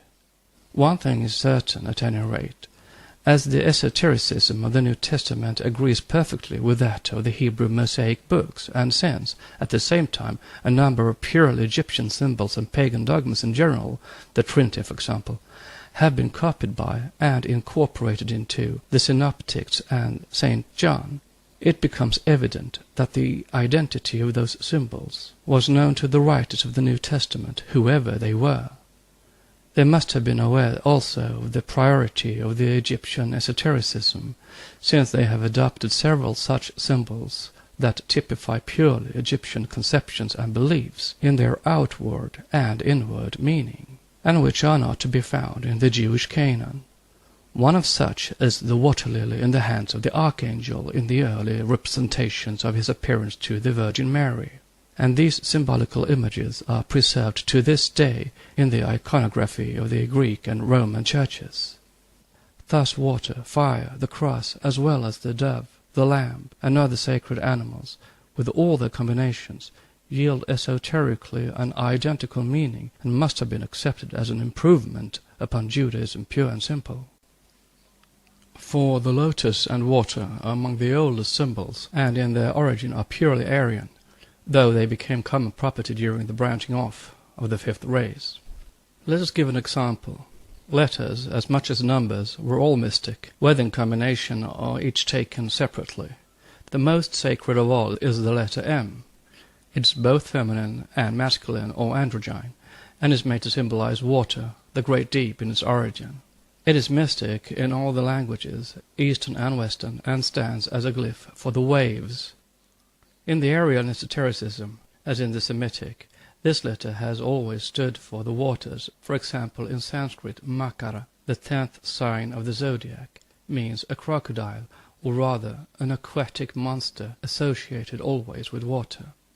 The letter Ma is equivalent to and corresponds with number 5, composed of a binary, the symbol of the two sexes separated, and of the ternary, symbol of the third life, the progeny of the binary. This, again, is often symbolized by a pentagon, the latter being a sacred sign, a divine monogram. Maitreya is the secret name of the fifth Buddha and the Kalki avatar of the Brahmins, the last Messiah who will come at the culmination of the great cycle. It is also the initial letter of the Greek metis, or divine wisdom, of Mimra, the word or logos, and of Mithras, the mir, the monad, mystery. All these are born in and from the great deep, and are the sons of Maya, the mother. In Egypt, mouth, in Greece, Minerva, divine wisdom, Mary, or Miriam, Mira, etc., of the mother of the Christian Logos, and of Maya, the mother of Buddha. Madhava and Madhavi are the titles of the most important gods and goddesses of the Hindu pantheon. Finally, Mandala is in Sanskrit a circle or an orb, the 10 divisions of the Rig Veda. The most sacred names in India begin with this letter generally, from Mahat, the first manifested intellect, and Mandara, the great mountain used by the gods to churn the ocean, down to Mandakin, the heavenly Ganga, Ganges, Manu, etc., etc. Shall this be called coincidence? A strange one it is then, indeed, when we find even Moses, found in the water of the Nile, having the symbolical consonant in his name. And Pharaoh's daughter called his name Moses, because, she said, I drew him out of water. Exodus 2, verse 10. Note, even to the 7 daughters of the Midian priest, who, coming to draw the water, had Moses water their flock, for which service the Midian gives to Moses Zipporah, the shining wave, as wife. Exodus 2. All this has the same sacred meaning. End of note. Besides which, the Hebrew sacred name of God applied to this letter M is Meborach, the holy or the blessed, and the name for the water of the flood is Mbul, a reminder of the 3 Marias at the crucifixion, and their connection with Ma, the sea or water, may close this example. This is why in Judaism and Christianity the Messiah is always connected with water, baptism, the fishes, the sign of the zodiac called Menam in Sanskrit, and even with the Matsya, fish avatar, and the lotus, the symbol of the womb, or the water lily, which is the same. In the relics of ancient Egypt, the greater the antiquity of the votive symbols and emblems of the object exhumed, the oftener are the lotus flowers and the water found in connection with the solar gods. The god Khnum, the moist power, water as Thales taught it, being the principle of all things, sits on a throne enshrined in a lotus, Saitic epoch, Serapeum. The god Bes stands on a lotus ready to devour his progeny, same source, Abydos. Tot, the god of mystery and wisdom, the sacred scribe of Amenti, wearing the solar disk as head-gear, sits with a bull's head, the sacred bull of Mendes being a form of Tot, and a human body on a full-blown lotus. 4th dynasty.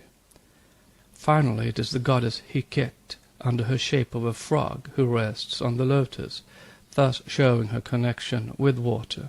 And it is this frog symbol, undeniably the most ancient of the Egyptian deities, from whose unpoetical shape the Egyptologists have been vainly trying to unravel her mystery and functions. Its adoption in the Church by the early Christians show that they knew it better than our modern Orientalists. The frog or toad goddess was one of the chief cosmic deities connected with creation on account of her amphibious nature, and chiefly because of her apparent resurrection after long ages of solitary life enshrined in old walls, in rocks, etc. She not only participated in the organization of the world together with Khnum, but was also connected with the dogma of resurrection. Note: with the Egyptians, it was the resurrection in rebirth after 3,000 years of purification, either in Devakan or the fields of bliss. End of note. There must have been some very profound and sacred meaning attached to this symbol, since, notwithstanding the risk of being charged with a disgusting form of zealotry, the early Egyptian Christians adopted it in their churches. A frog or toad enshrined in a lotus flower, or simply without the latter emblem, was the form chosen for the church lamps, on which were engraved the words, "I am the resurrection," ego eim anastasis. These frog goddesses are also found on all the mummies. Note: such frog goddesses may be seen at Bulak in the Cairo Museum. For the statement about the church lamps and inscriptions, it is the learned ex-director of the Bulak Museum, Mr. Gaston Maspero, who must be held responsible. See his Guide de Visiteur au Musée de Bulak, page 146. End of note. Next section is section 9, the moon, Deus Lunus, Phoebe.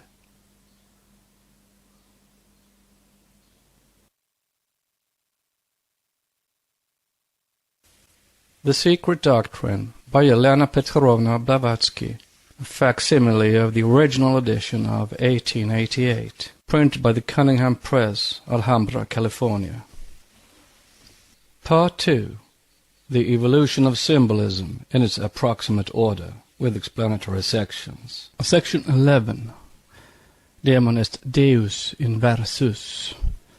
This symbological sentence, in its many-sided forms, is certainly most dangerous and iconoclastic in the face of all the dualistic later religions, or rather theologies, and especially so in the light of Christianity.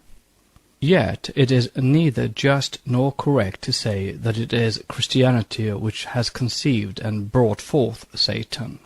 As an, quote, adversary, unquote, the opposing power required by the equilibrium and harmony of things in nature, like shadow to throw off still brighter the light, like night to bring into greater relief the day, and like cold to make one appreciate the more the comfort of heat. Satan has ever existed. Homogeneity is one and indivisible, but if the homogeneous one and absolute is no mere figure of speech, and if heterogeneity in its dualistic aspect is its offspring, its bifurcous shadow or reflection, then even that divine homogeneity must contain in itself the essence of both good and evil. If, quote, God, unquote, is absolute, infinite, and the universal root of all, and everything in nature and its universe, whence comes evil, or the evil, if not from the same golden womb of the absolute? Thus we are forced either to accept the emanation of good and evil, of Agathodaimon and Kakodaimon as offshoots from the same trunk of the tree of being, or to resign ourselves to the absurdity of believing in two eternal absolutes. Having to trace the origin of the idea to the very beginnings of human mind, it is but just, meanwhile, to give his due even to the proverbial devil. Antiquity knew of no isolated, thoroughly and absolutely bad god of evil. Pagan thought represented good and evil as twin brothers, born from the same mother, nature. So soon as that thought ceased to be archaic, wisdom too became philosophy. In the beginning the symbols of good and evil were mere abstractions, light and darkness. Then their types became chosen among the most natural and ever-recurrent periodical cosmic phenomena, the day and the night, or the sun and moon. Then the hosts of the solar and lunar deities were made to represent them, and the dragon of darkness was contrasted with the dragon of light. See stanzas 5 and 7 of Book 1. The host of Satan is the son of God, no less than the host of the Bnei Alchim, these children of God coming to present themselves before the Lord, their Father.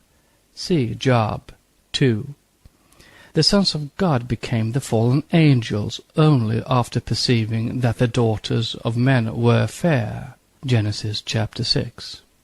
In the Indian philosophy, the Suras are among the earliest and the brightest gods, and became Asuras only when dethroned by Brahminical fancy.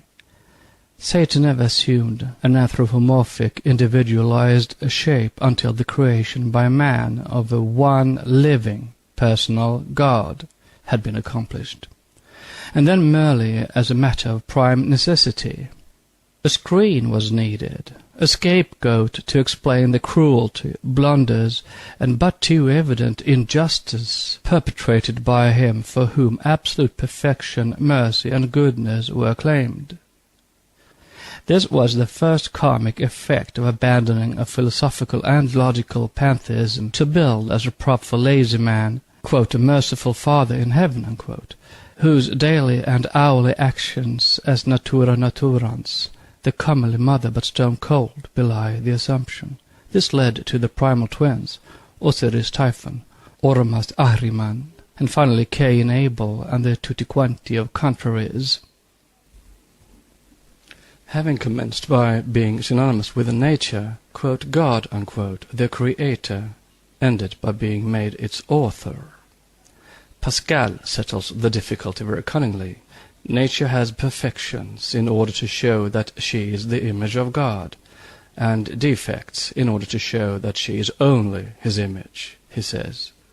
The further back one recedes into the darkness of the prehistoric ages, the more philosophical does the prototypic figure of the later Satan appear.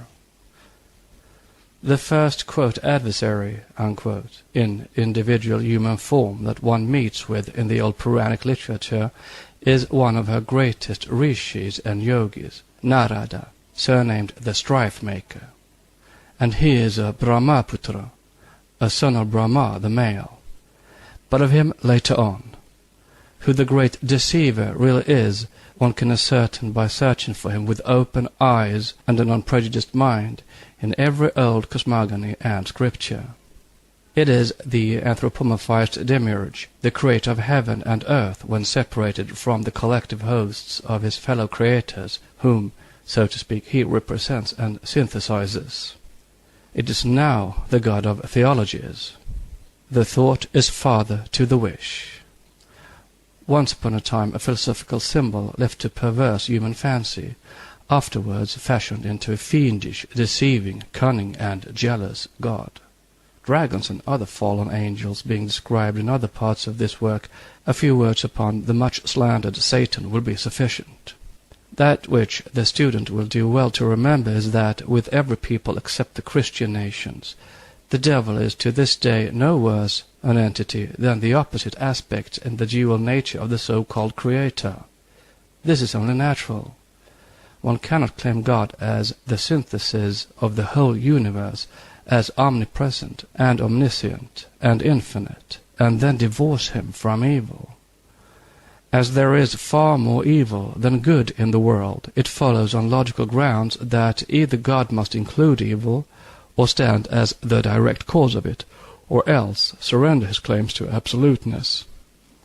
The ancients understood this so well that their philosophers, now followed by the Kabbalists, defined evil as the lining of God or good, demon est deus inversus, being a very old adage. Indeed, evil is but an antagonizing blind force in nature.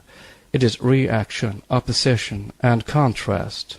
Evil for some, good for others. There is no malum in se, only the shadow of light, without which light could have no existence, even in our perceptions. If evil disappeared, good would disappear along with it from earth. The old dragon was pure spirit before he became matter, passive before he became active.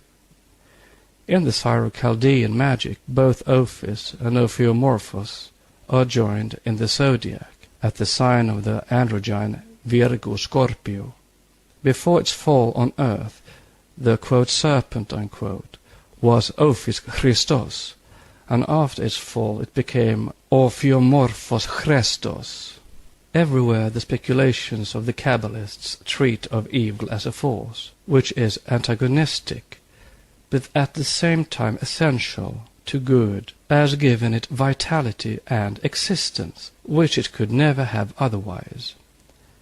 There would be no life possible, in the Mayavic sense, without death, nor regeneration and reconstruction without destruction.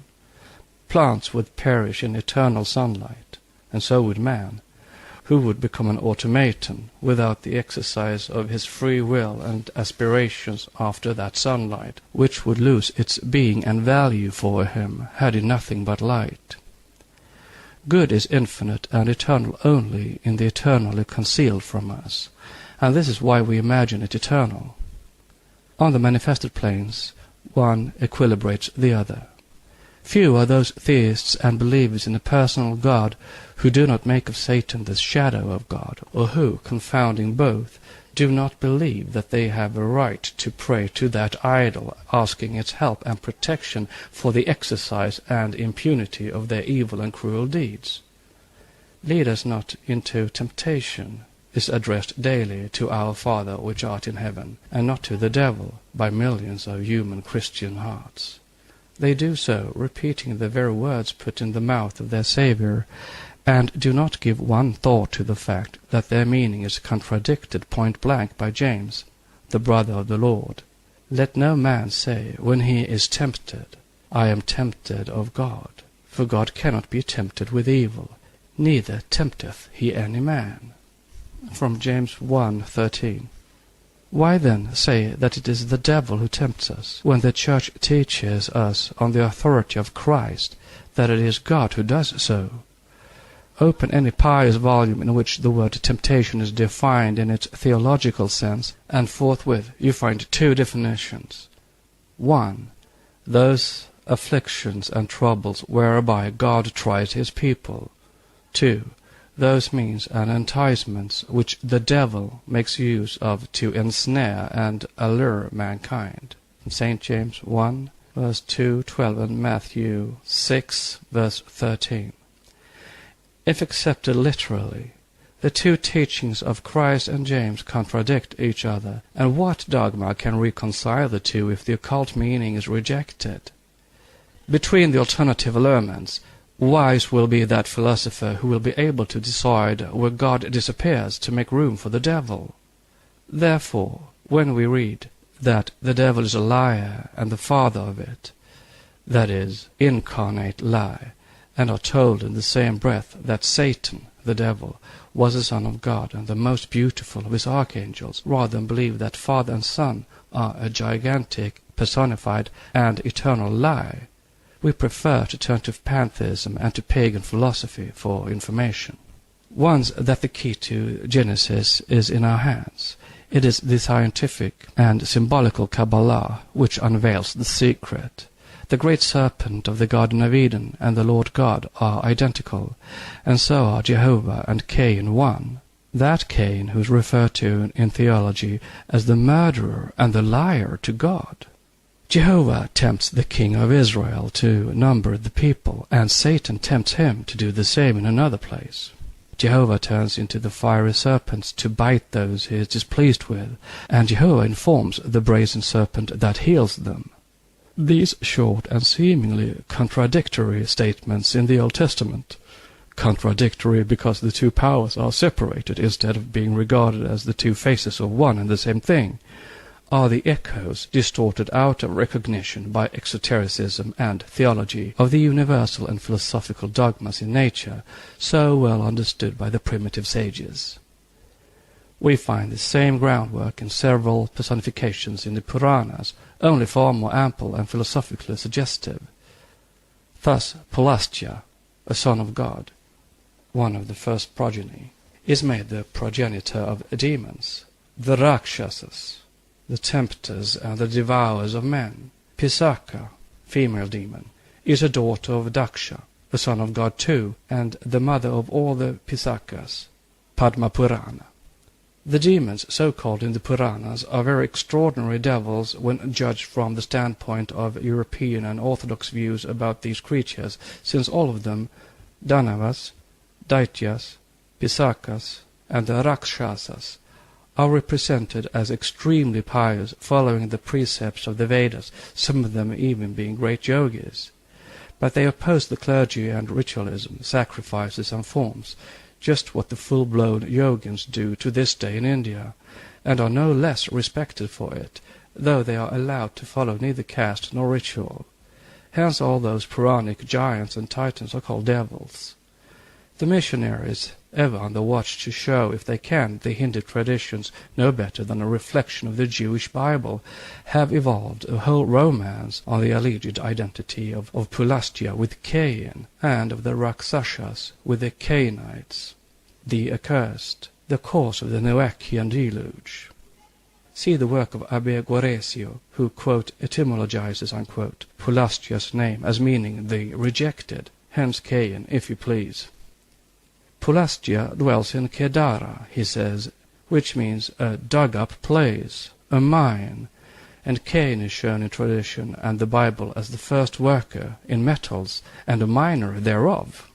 While it is very probable that the Giborim, the giants of the Bible, are the Rakshasas of the Hindus, it is still more certain that both are Atlanteans and belong to the submerged races.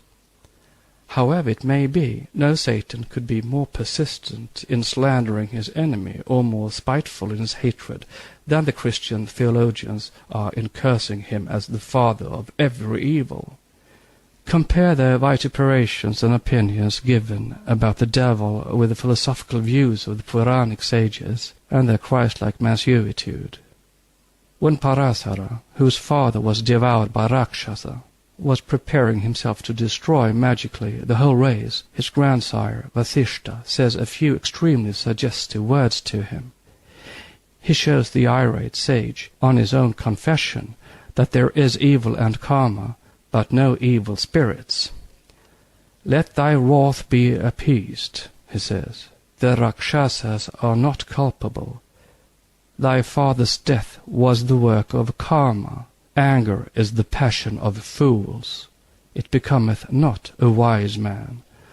By whom, it may be asked, is anyone killed? Every man reaps the consequences of his own acts. Anger, my son, is the destruction of all that man obtains, and prevents the attainment of emancipation. The sages shun wrath. Be not thou, my child, subject to its influence. Let not those unoffending spirits of darkness be consumed. Let thy sacrifice cease. Mercy is the might of the righteous. Vishnu Purana, Book 1, Chapter 1. Thus, every such, quote, sacrifice, unquote, or prayer to God for help is no better than an act of black magic. That which Parasara prayed for was the destruction of the spirits of darkness for his personal revenge. He is called a pagan, and the Christians have doomed him as such to eternal hell. Yet, in what respect is the prayer of sovereigns and generals who pray before every battle for the destruction of their enemy any better? Such a prayer is, in every case, black magic of the worst kind, concealed like a demon, Mr. Hyde, under a sanctimonious Dr. Jekyll. In human nature, evil denotes only the polarity of matter and spirit, a struggle for life between the two manifested principles in space and time, which principles are one per se, inasmuch they are rooted in the absolute. In cosmos, the equilibrium must be preserved. The operations of the two contraries produce harmony, like the centripetal and centrifugal forces, which are necessary to each other, mutually interdependent, in order that both should live. If one is arrested, the action of the other will become immediately self-destructive. Since the personification called Satan has been amply analyzed from its triple aspect in the Old Testament Christian theology and the ancient Gentile attitude of thought, those who would learn more of it refer to Volume 2 of Isis Unveiled, Chapter 10. See also several sections in Book 2, Part 2 of this work. The present subject is touched upon and fresh explanations attempted for a very good reason. Before we can approach the evolution of physical and divine man, we have first to master the idea of cyclic evolution, to acquaint ourselves with the philosophies and beliefs of the four races which preceded our present race, to learn what were the ideas of those titans and giants verily, mentally as well as physically. The whole of antiquity was imbued with that philosophy which teaches the involution of spirit into matter, the progressive downward cyclic descent, or active self-conscious evolution. The Alexandrian Gnostics have sufficiently divulged the secret of initiations, and their records are full of, quote, the sliding down of aeons, unquote, in their double qualification of angelic beings and periods, the one the natural evolution of the other. On the other hand, Oriental traditions on both sides of the Black Water, the oceans that separate the two Easts, are as full of allegories about the downfall of Pleroma, of that of the gods and devas. One and all, they allegorized and explained the fall as the desire to learn and acquire knowledge, to know. This is the natural sequence of mental evolution, the spiritual becoming transmuted into the material or physical. The same law of descent into materiality and reascent into spirituality asserted itself during the Christian era, the reaction having stopped only just now in our own special sub-race. That which, perhaps 10 millenniums ago, was allegorized in Pimander in a triune character of interpretation, meant as a record of an astronomical, anthropological, and even alchemical fact, namely, the allegory of the 7 rectors breaking through the 7 circles of fire, was dwarfed into one material and anthropomorphic interpretation, the rebellion and fall of the angels. The multivocal, profoundly philosophical narrative under its poetical form of the marriage of heaven with earth, the love of nature for divine form, and the heavenly man enraptured with his own beauty mirrored in nature, that is, spirit attracted into matter, has now become, under theological handling, the seven rectors disobeying Jehovah, self-admiration generating satanic pride, followed by their fall, Jehovah permitting no worship to be lost save upon himself. Unquote. In short, the beautiful planet angels, the glorious cyclic aeons of the ancients, became henceforward synthesized in their most orthodox shape in Samael, the chief of the demons in the Talmud. Quote, that great serpent with 12 wings that draws down after himself in his fall the solar system or the Titans. Unquote.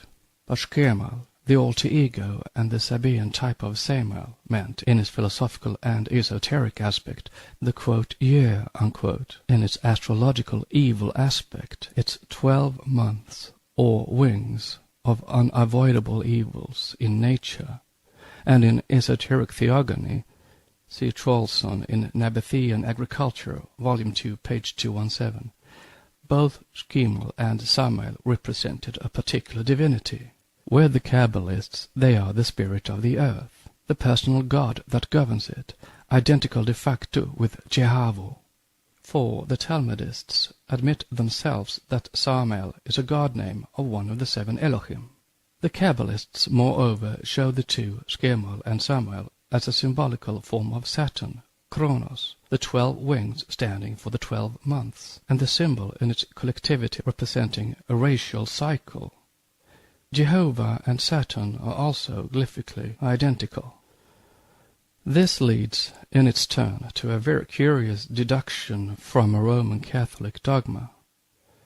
Many renowned writers belonging to the Latin Church admit that a difference exists and should be made between the Uranian Titans, the antediluvian giants, also Titans, and those post-diluvian giants in whom they, the Roman Catholics, will see the descendants of the mythical Ham. In clear words, there is a difference to be made between the cosmic, primordial opposing forces guided by cyclic law, the Atlantean human giants, and the post-diluvian great adepts, whether of the right or the left hand. At the same time, they show that Michael, quote, the generalissimus of the fighting celestial host, the bodyguard of Jehovah, unquote, as it would seem, C. de Merville, is also a Titan, only with the adjective of divine before the cognomen. Thus those, quote, Uranides, unquote, who are called everywhere divine Titans, and who, having rebelled against Kronos, Saturn, and therefore also shown to be the enemies of Samael, an Elohim also and synonymous with Jehovah in his collectivity, are identical with Michael and his host.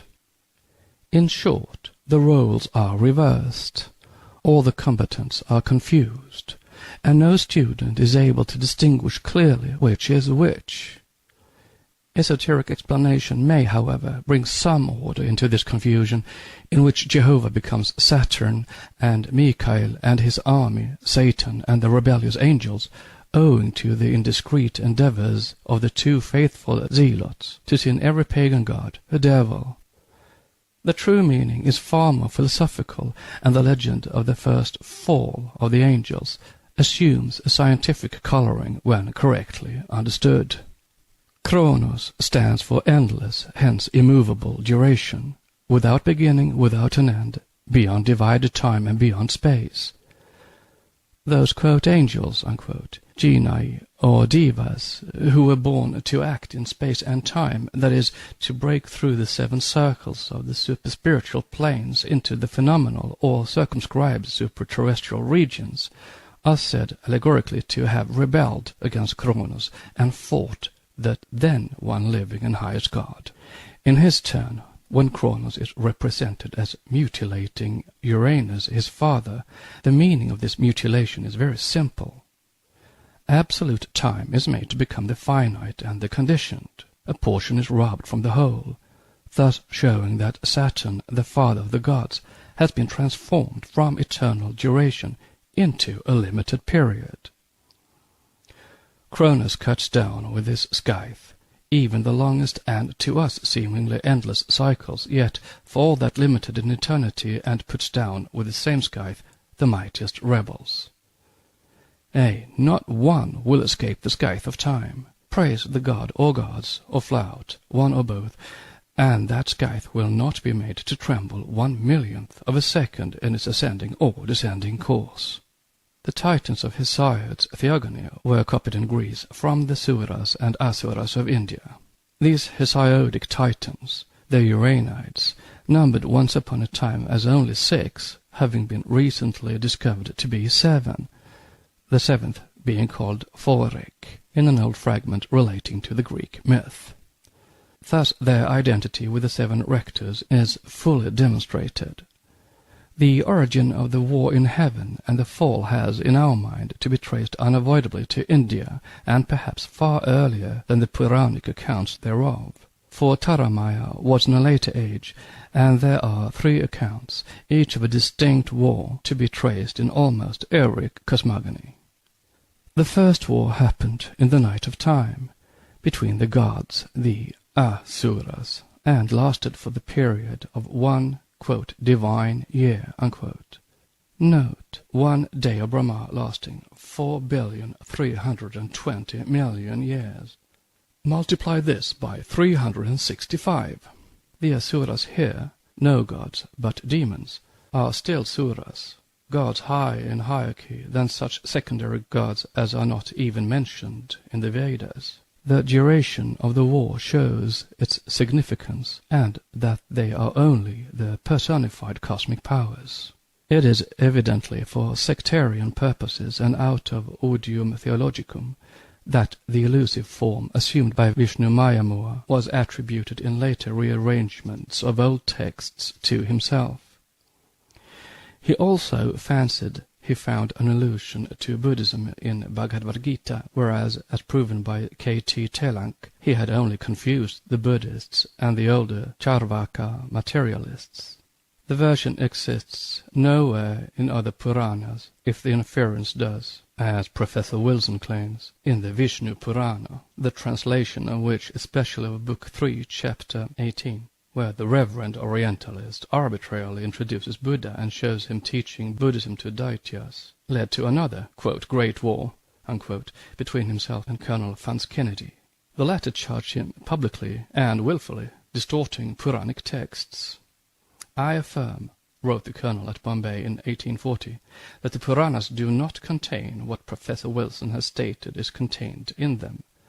Until such passages are produced, I may be allowed to repeat my former conclusions, that Professor Wilson's opinion that the Puranas as now extant and compilations made between the 8th and 17th centuries, Anno Domini, rests solely on gratuitous assumptions and unfounded assertions, and that his reasoning in support of it is either futile, fallacious, contradictory, or improbable. See Vishnu Purana, translated by Wilson, edition by Fitz-Edward Hall, Volume 5, Appendix. End of note.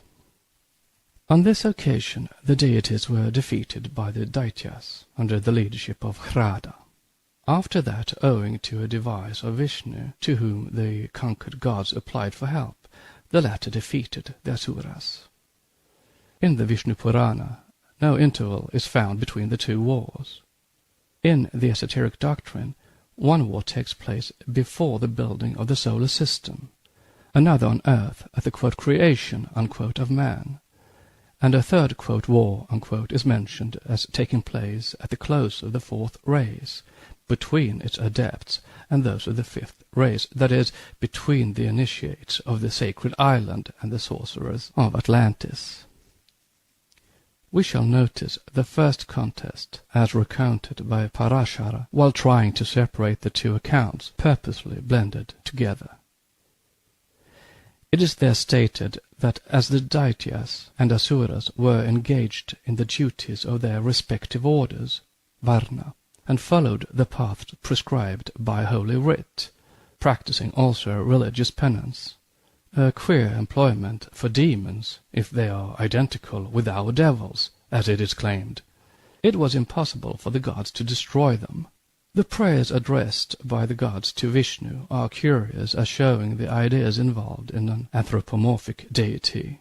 Having, after their defeat, quote, fled to the northern shore of the Milky Ocean, Atlantic Ocean, the discomfited gods address many supplications to the first of beings, the divine Vishnu, and among others this one: Glory to thee, who art one with the saints, whose perfect nature is ever blessed. Glory to thee, who art one with the serpent race, double-tongued, impetuous, cruel, insatiate of enjoyment, and abounding with wealth. Glory to thee, O Lord, who hast neither color, nor extension, nor size, Gana, nor any predictable qualities, and whose essence, Rupa, purest of the pure, is appreciable only by holy Paramarshi, greatest of sages or rishis. We bow to thee in the nature of Brahma, uncreated, undecaying, Avyaya, who art in our bodies, and in all other bodies, and in all living creatures, and beside whom nothing exists. We glorify that Vasudeva, the Lord of all, who is without soil, the seed of all things, exempt from dissolution, unborn, eternal, being in essence Parampadatmavat, beyond the condition of spirit, and in essence and substance, Rupa, the whole of this universe. From Book 3, Chapter 17, Vishnu Purana. Note on the northern shore of the Milky Ocean, Atlantic Ocean. This statement belongs to the Third War, since the terrestrial continents, seas, and rivers are mentioned in connection with it. End of note. The above is quoted as an illustration of the vast field offered by the Puranas to adverse and erroneous criticism by every European bigot who forms an estimate of an alien religion on mere external evidence. Any man accustomed to subject what he reads to thoughtful analysis will see at a glance the incongruity of addressing the accepted unknowable, the formless, and attributeless absolute, such as the Vedantians define Brahma as being, quote, one with the serpent race, double-tongued, cruel, and insatiable, unquote, thus associating the abstract with the concrete, and bestowing adjectives on that which is freed from any limitations and conditionless. Even Dr. Wilson, who, after living surrounded by Brahmins and Pundits in India for so many years, ought to have known better. Even that scholar lost no opportunity to criticize the Hindu scriptures on this account. Thus he exclaims, note, in Book 1, Chapter 17, narrating the story of Prahlada, the son of Hiranyakasipu, the Puranic Satan, the great enemy of Vishnu, and the king of the three worlds in whose heart Vishnu entered. End of note. Quote, the Puranas constantly teach incompatible doctrines. According to this passage, the Supreme Being is not the inert cause of creation only, but exercises the functions of an active providence. The commentator quotes a text of the Veda in support of this view. Universal soul entering into men governs their conduct. Incongruities, however, are as frequent in the Vedas as in the Puranas. Unquote. Less frequent, in sober truth, than in the Mosaic Bible. But prejudice is great in the hearts of our Orientalists, especially in those of reverend scholars. Universal soul is not the inert cause of creation, or para, Brahma, but simply that which we call the sixth principle of intellectual cosmos on the manifested plane of being. It is Mahat, or Mahabuddhi, the great soul, the vehicle of spirit, the first primeval reflection of the formless cause, and that which is even beyond spirit. So much for Professor Wilson's uncalled-for fling. As for the apparently incongruous appeal to Vishnu by the defeated gods, the explanation is there, in the text of Vishnu Purana, if Orientalists would only notice it. Note: this ignorance is truly and beautifully expressed in the praise of the yogins to Brahma, the upholder of the earth, in Book 1, Chapter 4 of Vishnu Purana, when they say, "Those who have not practiced devotion conceive erroneously of the nature of the world. The ignorant who do not perceive that this universe is of the nature of wisdom, and judge of it as an object of perception only, are lost in the ocean of spiritual ignorance. But they who know true wisdom, and whose minds are pure, behold this whole world as one with divine knowledge, as one with thee, O God. Be favorable, O universal Spirit." End of note. There is Vishnu as Brahma, and Vishnu in his two aspects philosophy teaches. There is but one Brahma, essentially Prakriti and Spirit, etc. Therefore, it is not Vishnu, the inert cause of creation, which exercised the functions of an active providence, but the universal soul, that which Eliphas Levi calls astral light in its material aspect. And this, quote, soul, unquote, is, in its dual aspect of spirit and matter, the true anthropomorphic God of the theists, as this God is a personification of that universal creative agent, pure and impure both, owing to its manifested condition and differentiation in this myopic world, God and devil, truly. But Dr. Wilson failed to see how Vishnu, in this character, closely resembles the Lord God of Israel, especially in his policy of deception, temptation, and cunning. In the Vishnu Purana this is made as plain as can be, for it is said there that, quote, "At the conclusion of their prayers, stotra, the gods beheld the sovereign deity Hari, Vishnu, armed with the conch, the discus, and the mace, riding on Garuda." Unquote. Now, Garuda is the manvantaric cycle, as will be shown in its place. Vishnu, therefore, is the deity in space and time, the peculiar god of the Vaishnavas, a tribal or racial god, as they are called in esoteric philosophy, that is, one of the many Dhyanis or gods or Elohim, one of whom was generally chosen for some special reasons by a nation or a tribe, and thus became gradually a god above all gods.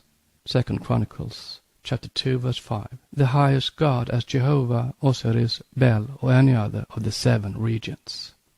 The tree is known by its fruit, the nature of a god by his actions. The latter we have either to judge by the dead letter narratives or to accept allegorically. If we compare the two, Vishnu as the defender and champion of the defeated gods, and Jehovah, the defender and champion of the chosen people, so called by defender and champion of the, quote, chosen, unquote, people, so called by antiphrases, no doubt, as it is the Jews who had chosen that, quote, jealous, unquote, God, we shall find that both use deceit and cunning. They do so on the principle of the end justifying the means, in order to have the best of their respective opponents and foes, the demons. Thus, while, according to the Kabbalists, Jehovah assumes the shape of the tempting serpent in the Garden of Eden, sends Satan with a special mission to tempt Job, and harasses and wearies Pharaoh with Sarai, Abraham's wife, and hardens his heart against Moses, lest there should be no opportunity for plaguing his victims with great plagues, from Genesis chapter 12, Exodus. Vishnu is made in his Purana to resort to a trick no less unworthy of any respectable god. Quote, "Have compassion upon us, O Lord, and protect us who have come to thee for succor from the Daityas, demons. Pray the defeated gods. They have seized upon the 3 worlds and appropriated the offerings which are our portion, taking care not to transgress the precepts of the Veda, although we, as well as they, are parts of thee, engaged as they are in the paths prescribed by the Holy Writ. It is impossible for us to destroy them. Do thou, whose wisdom is immeasurable, Ame Atman, instruct us in some device by which we may be able to exterminate the enemies of the gods." Unquote. Note on "we as well as they are parts of thee." Quote, "There was a day when the sons of God came before the Lord, and Satan came with his brothers also before the Lord." Unquote. From Job chapter 2, the Abyss, Ethiopic text. End of note. Quote, "When the mighty Vishnu heard their request, he emitted from his body an illusory form, Mayama, the deluder by illusion, which he gave to the gods, and thus spake, 'This Mayama shall wholly beguile the Deitas, so that being led astray from the path of the Vedas, they may not be put to death. Go then and fear not. Let this delusive vision precede you. It shall this day be of great service unto you, O gods.' After this, the great delusion, Mayama, descending to earth, beheld the Deitas engaged in ascetic penances, and approaching them in the semblance of a Digambara, naked mendicant, with his head shaven, he thus addressed them in gentle accents, 'O lords of the Deita race, wherefore is it that you practice these acts of penances?' Finally, the Deitas were seduced by the wily talk of Mahamura, as Eve was seduced by the advice of the serpent. They became apostasies to the Vedas. As Dr. Muir translates the passage, quote, "The great deceiver practicing illusion next beguiled other Daityas by means of many other sorts of heresy. In a very short time these Asuras, Daityas, deluded by the deceiver, who was Vishnu, abandoned the entire system founded on the ordinances of the triple Veda. Some reviled the Vedas, others the gods, others the ceremonial of sacrifice, and others the Brahmans. This, they exclaimed, is a doctrine which will not bear discussion. The slaughter of animals in sacrifice is not conducive to religious merit. To say that oblations of butter consumed in the fire produce any future reward is the assertion of a child. If it be a fact that a beast slain in sacrifice is exalted to heaven, why does not the worshipper slaughter his own father? Infallible utterances do not, great Asuras, fall from the skies. It is only assertions founded on reasoning that are accepted by me and by other intelligent persons like yourselves. Thus by numerous methods the Daityas were unsettled by the great deceiver, reason. When they had entered upon the path of error, the gods mustered all their energies and approached to battle. Then followed a combat between the gods and the Asuras, and the latter, who had abandoned the right road, were smitten by the former. In previous times they had been defended by the armor of righteousness which they bore, but when that had been destroyed, they also perished. Quote from Journal of the Royal Asiatic Society, Volume 19, page 302. Whatever may be thought of Hindus, no enemy of theirs can regard them as fools, a people whose holy men and sages have left to the world the greatest and most sublime philosophies that ever emanated from the minds of men, must have known the difference between right and wrong. Even a savage can discern white from black, good from bad, and deceit from sincerity and truthfulness. Those who had narrated this event in the biography of their god must have seen that in this case it was that god who was the arch-deceiver, and the Daityas who never transgressed the precepts of the Vedas, who had the sunny side in the transaction, and who were the true gods. Thence there must have been, and there is, a secret meaning hidden under this allegory.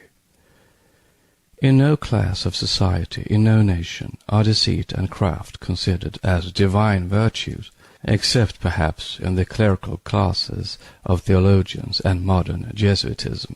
The Vishnu Purana, like all other works of this kind, has passed at a later period into the hands of the temple Brahmins, and the old manuscripts have no doubt been once more tampered with by sectarians.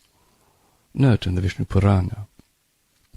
Wilson's opinion that the Vishnu Purana is a production of our era, and that in its present form it is not earlier than between the 8th and the 17th century, is absurd beyond noticing. End of note. But there was a time when the Puranas were esoteric works, and so they are still for the initiates who can read them with the key that is in their possession. Whether the Brahmin initiates will ever give out the full meaning of these allegories is a question with which the writer is not concerned. The present object is to show that, while honoring the creative powers in their multiple forms, no philosopher could, or even has, accepted the allegory for the true spirit, except perhaps some philosophers belonging to the present, quote, superior and civilized, unquote, Christian races. For as shown, Jehovah is not one whit the superior of Vishnu on the plane of ethics. This is why the occultists, and even some Kabbalists, whether they regard or not those creative forces as living and conscious entities, and one does not see why they should not be so accepted, will never confuse the cause with the effect, and accept the spirit of the earth for Parabrahm or Ein Sof. At all events, they know well the true nature of what was called Father Aether by the Greeks, Jupiter,